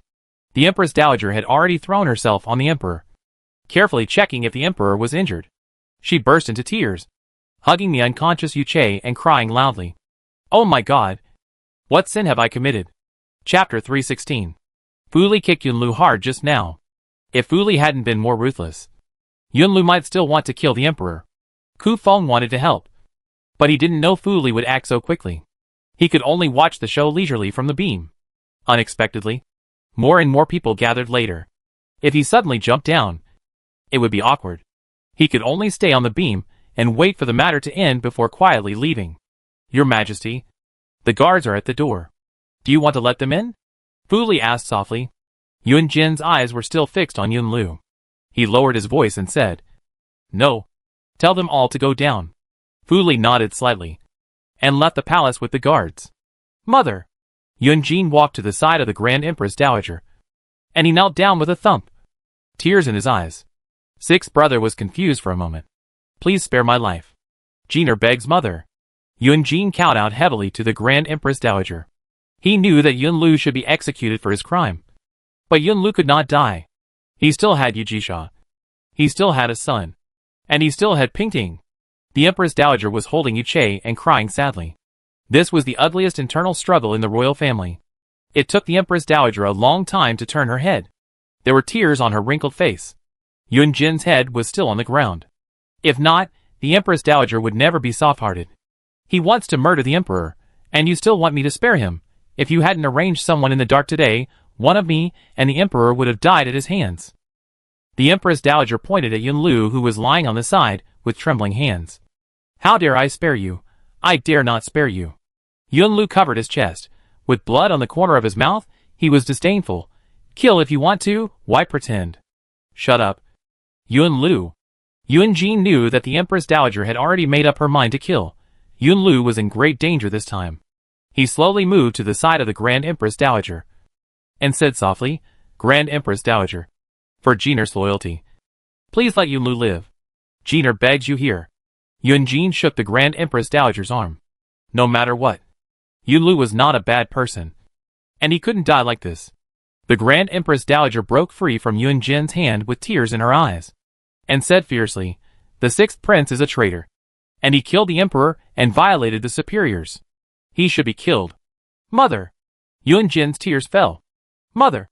Think twice. If Yunlu dies, Jeaner would rather die with him." These words were like thunder in Yunlu's ears. He opened his mouth wide, and a lot of bitterness welled up in his heart. He suddenly remembered that when he was a child, whenever he made a mistake, his fourth brother would always protect him. No matter how angry someone was, his fourth brother would stand firmly in front of him to block all punishment. Yunlu shed 2 lines of tears, and he suddenly felt empty. He had wasted more than 20 years. The Empress Dowager was shocked by Yunjin's words. She couldn't believe Yunjin's words. "Jeaner, why do you want to risk your life for such a person? He is the one who stole your wife. Even if you have a deep brotherly love, you really shouldn't do this. Jeaner only knows that brotherly love is not easy to come by. Jeaner promises, sixth brother will never do it again. I only asked the Empress Dowager to spare my 6th brother's life. Jinner has never asked the Queen Mother for anything, and I also asked the Queen Mother to fulfill her previous promise to Jinner. Jinner will protect the Emperor's kingdom. 6th brother will be under Jinner's full control. Yuan Jin had no choice but to bring up the previous agreement with the Empress Dowager, which was his last bargaining chip. If the Empress Dowager still insisted on executing Yun Lu, then there was no other way. At dawn, a sedan chair quietly entered the 6th prince's mansion. Yu Jisha opened the curtain of the sedan chair with trembling hands, and her pupils trembled with her hands. She couldn't help it, and threw herself into the sedan chair and burst into tears. A month later, the new emperor ascended the throne, changed the country's name to Chong, and the 3rd son Li Xuanwu succeeded to the throne. A month later, the palace issued another imperial decree, saying that the 6th prince was ineffective in suppressing the rebel Yang Jining, and all his titles were stripped, demoted to a commoner, and not allowed to enter the capital for life. The door of the sky prison was slowly pushed open, and the sun's rays went straight into the prison. The prisoners had not seen such dazzling light for a long time. The eunuch from the palace read out the imperial edict. The new emperor ascended the throne and issued a general amnesty. All ordinary prisoners in the prison were free to return home. The prisoners cheered and jumped up. Some even shed a few tears behind their backs. Only one person, curled up silently on the dark straw bed in the prison, unmoved. He could not enjoy such a favor. He was an unusual sinner. Unless he died, he would never be able to leave this cage. Yang Jining, someone is here to see you. The prison boss knocked on the prison door with his saber, turned around and smiled flatteringly at the visitor. Sir, please come in. Yang Jining slowly raised his head and saw a young man in purple standing in front of him. It was Yang Tianbao. Why, you don't recognize me? Yang Tianbao looked at the destitute old man, without any ripples in his heart. He even felt a sense of superiority. Yang Jining lowered his head, without speaking. Are you wondering if I was the one who betrayed you? Yang Tianbao continued.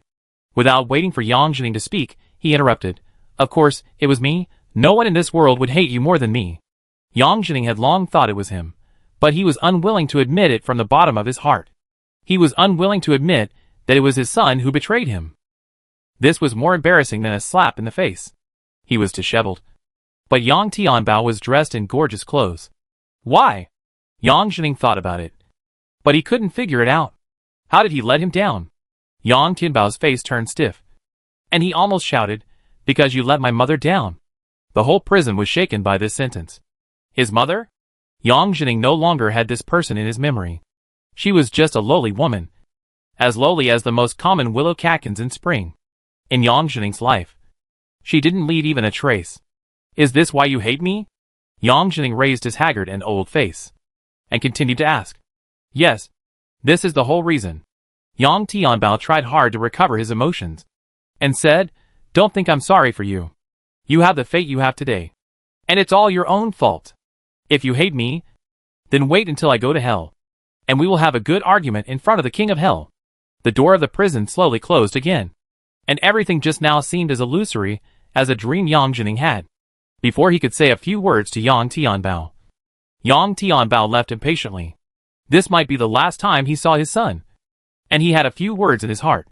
He knew very well that Yang Tianbao would not live for a few days, and the Empress Dowager would not allow the son of a traitor to continue to control the Yangzhou regime. Yang Tianbao did not have any military power, and it was too easy for the Empress Dowager to deal with him. The day when the father and son confronted the King of Hell would not be too late. Probably at the autumnal equinox this year. At the autumnal equinox this year, the court would elect officials, and the new emperor would naturally need new court blood. These old and rotten things would no longer make sense. Chapter 317 End. There is a peach mountain outside the capital, and there is a large peach forest halfway up the mountain. This mountain belongs to the 4th prince, and since the new emperor ascended the throne, the residents at the foot of the mountain have seen people moving to live on the mountain one after another. Yuan Shuo, don't run around, be careful not to fall. Jisha followed Yuan Shuo around in the small yard. Yuan Shuo had just learned to walk not long ago, and he ran around in the yard like a little bird all day long. A few little girls were cooking and washing clothes nearby. The scenery in the mountains is always very beautiful, and there are large patches of moist green in the eyes. With the smoke from cooking, looking from afar, it really feels like a paradise. The little tiger hat on Yuan Shuo's head was bought by Ji Sha at the market at the foot of the mountain 2 days ago. Yuanshu opened his 2 twinkling eyes beside the stall, selected left and right, selected, and finally chose this little tiger hat with 2 big eyes. Mom, I want it. I want this one. His chubby little hand pointed at the little tiger hat, and his 2 round little eyes were full of desire for this hat. Yujisha had no choice but to buy the hat with a smile. The vendor happily accepted the money from Yujisha. Yunjin stood outside the yard without knowing when. He looked at the scene with a smile on his face. He felt happy. This was a happiness that could not be exchanged for anything. When little Yuanshu saw Yunjin standing there, he smiled and jumped into Yunjin's arms step by step. Uncle! Uncle! Hug! Hug! Yunjin handed the fan in his hand to Fu Li beside him, and smiled and picked up Yuanshu. Let Uncle hug Yuanshu, and see if little Yuanshu has gained some weight recently. While he was hugging Yuanshu, he reached his hand to Yuanshu's waist and tickled him. Yuanshu was twisting and turning in Yunjin's arms with laughter, and he kept saying, Uncle is bad. Itchy.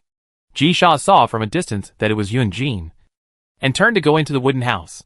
After a while, she pushed a person out of the wooden house. Yunlu was wearing a crescent-colored robe and sitting on a special wooden chair. This wooden chair was specially made by Yunjin and had 4 wheels under it, so that Jisha could push Yunlu around. This little thing has gained a lot of weight recently, and it's all because of his mother who spoiled him. If he keeps eating like this, his father, will go bankrupt. Yunlu was very jealous when he saw Yuanshu getting so close to Yunjin. But let alone Yuanshu getting fatter, even Yunlu himself got fatter. Yunjin walked in with Yuanshu in his arms. Smiling, Yuanshu held the jade pendant on his waist and refused to let go. You're still talking about Yuanshu, your own face has become rounder. Did you steal Yuanshu's food? Yunjin pinched Yuanshu's round face, and couldn't hide his smile. Fourth brother, you're just making fun of me. Yunlu smiled helplessly, and shook his head, looking at Yuanshu and asked, Sure, who do you think is better? Daddy or uncle? Although Yuanshu is young, he is very smart in this regard. He is a little kid with a lot of smartness. He speaks sweet words to make people happy. Daddy is the most handsome in the world, uncle is the smartest in the world, daddy and uncle are both good, but only Shore is the most handsome and smartest in the world. This made everyone laugh. Yunjin said with a smile, You are really a little kid with a lot of smartness, as smart as your dad when he was a kid. After a while, Yunjin put Yuanshu down and let him play by himself. He looked around, and didn't see the shadow of that person. He bit his lip subconsciously, and asked Yujisha quietly, Where is she? Yujisha asked with a smile, Who did the fourth brother ask? She obviously wanted to tease Yunjin. Yunjin opened the fan and fanned himself. It was autumn, how could it be hot? He hesitated and said, Pingting, where did she go? When he came here a few days ago, Pingting was still recuperating here. Since the last incident, perhaps because of excessive running around and working hard, Pingting's body was a little uncomfortable, and she could only recuperate slowly in the peach garden. Seeing that Yunjin was really anxious, Yujisha stopped teasing him. Sister. She's gone. Gone? Yunjin's voice suddenly rose. Where did she go? Why didn't you stop her? Yunjin was so anxious that he asked Fu Li to go and get the horse. Jisha smiled and pulled Yunjin, Brother. Do you know where my sister went? Where are you going to chase her? Yunjin was sweating anxiously. Then why don't you tell me quickly? I'm afraid I won't be able to catch up if it's too late. Jisha and Yunlu smiled at each other. Yunlu was also laughing secretly there. The two had already discussed and planned to play a trick on Yunjin. Seeing that Yunjin was really anxious, it was not good to continue the trouble. Yujisha whispered something in Yunjin's ear. Yunjin's anxious expression immediately turned into a happy expression. He immediately took the horse from Fu Li's hand, and rushed out with the whip raised. Fu Li didn't know what happened yet, and could only ride the horse to catch up. Prince, wait for me, where are you going? Fu Li waved the whip, but she couldn't catch up with the prince. The prince seemed to be loaded with cannonballs, and he was so fast that he couldn't be caught up. Yunjin looked back at Fu Li. His eyes were full of smiles. Yunjin said 2 words loudly, and Fu Li immediately understood, and she rode as fast as she could to catch up with Yunjin. Half a month later, they passed the territory of Suzhou.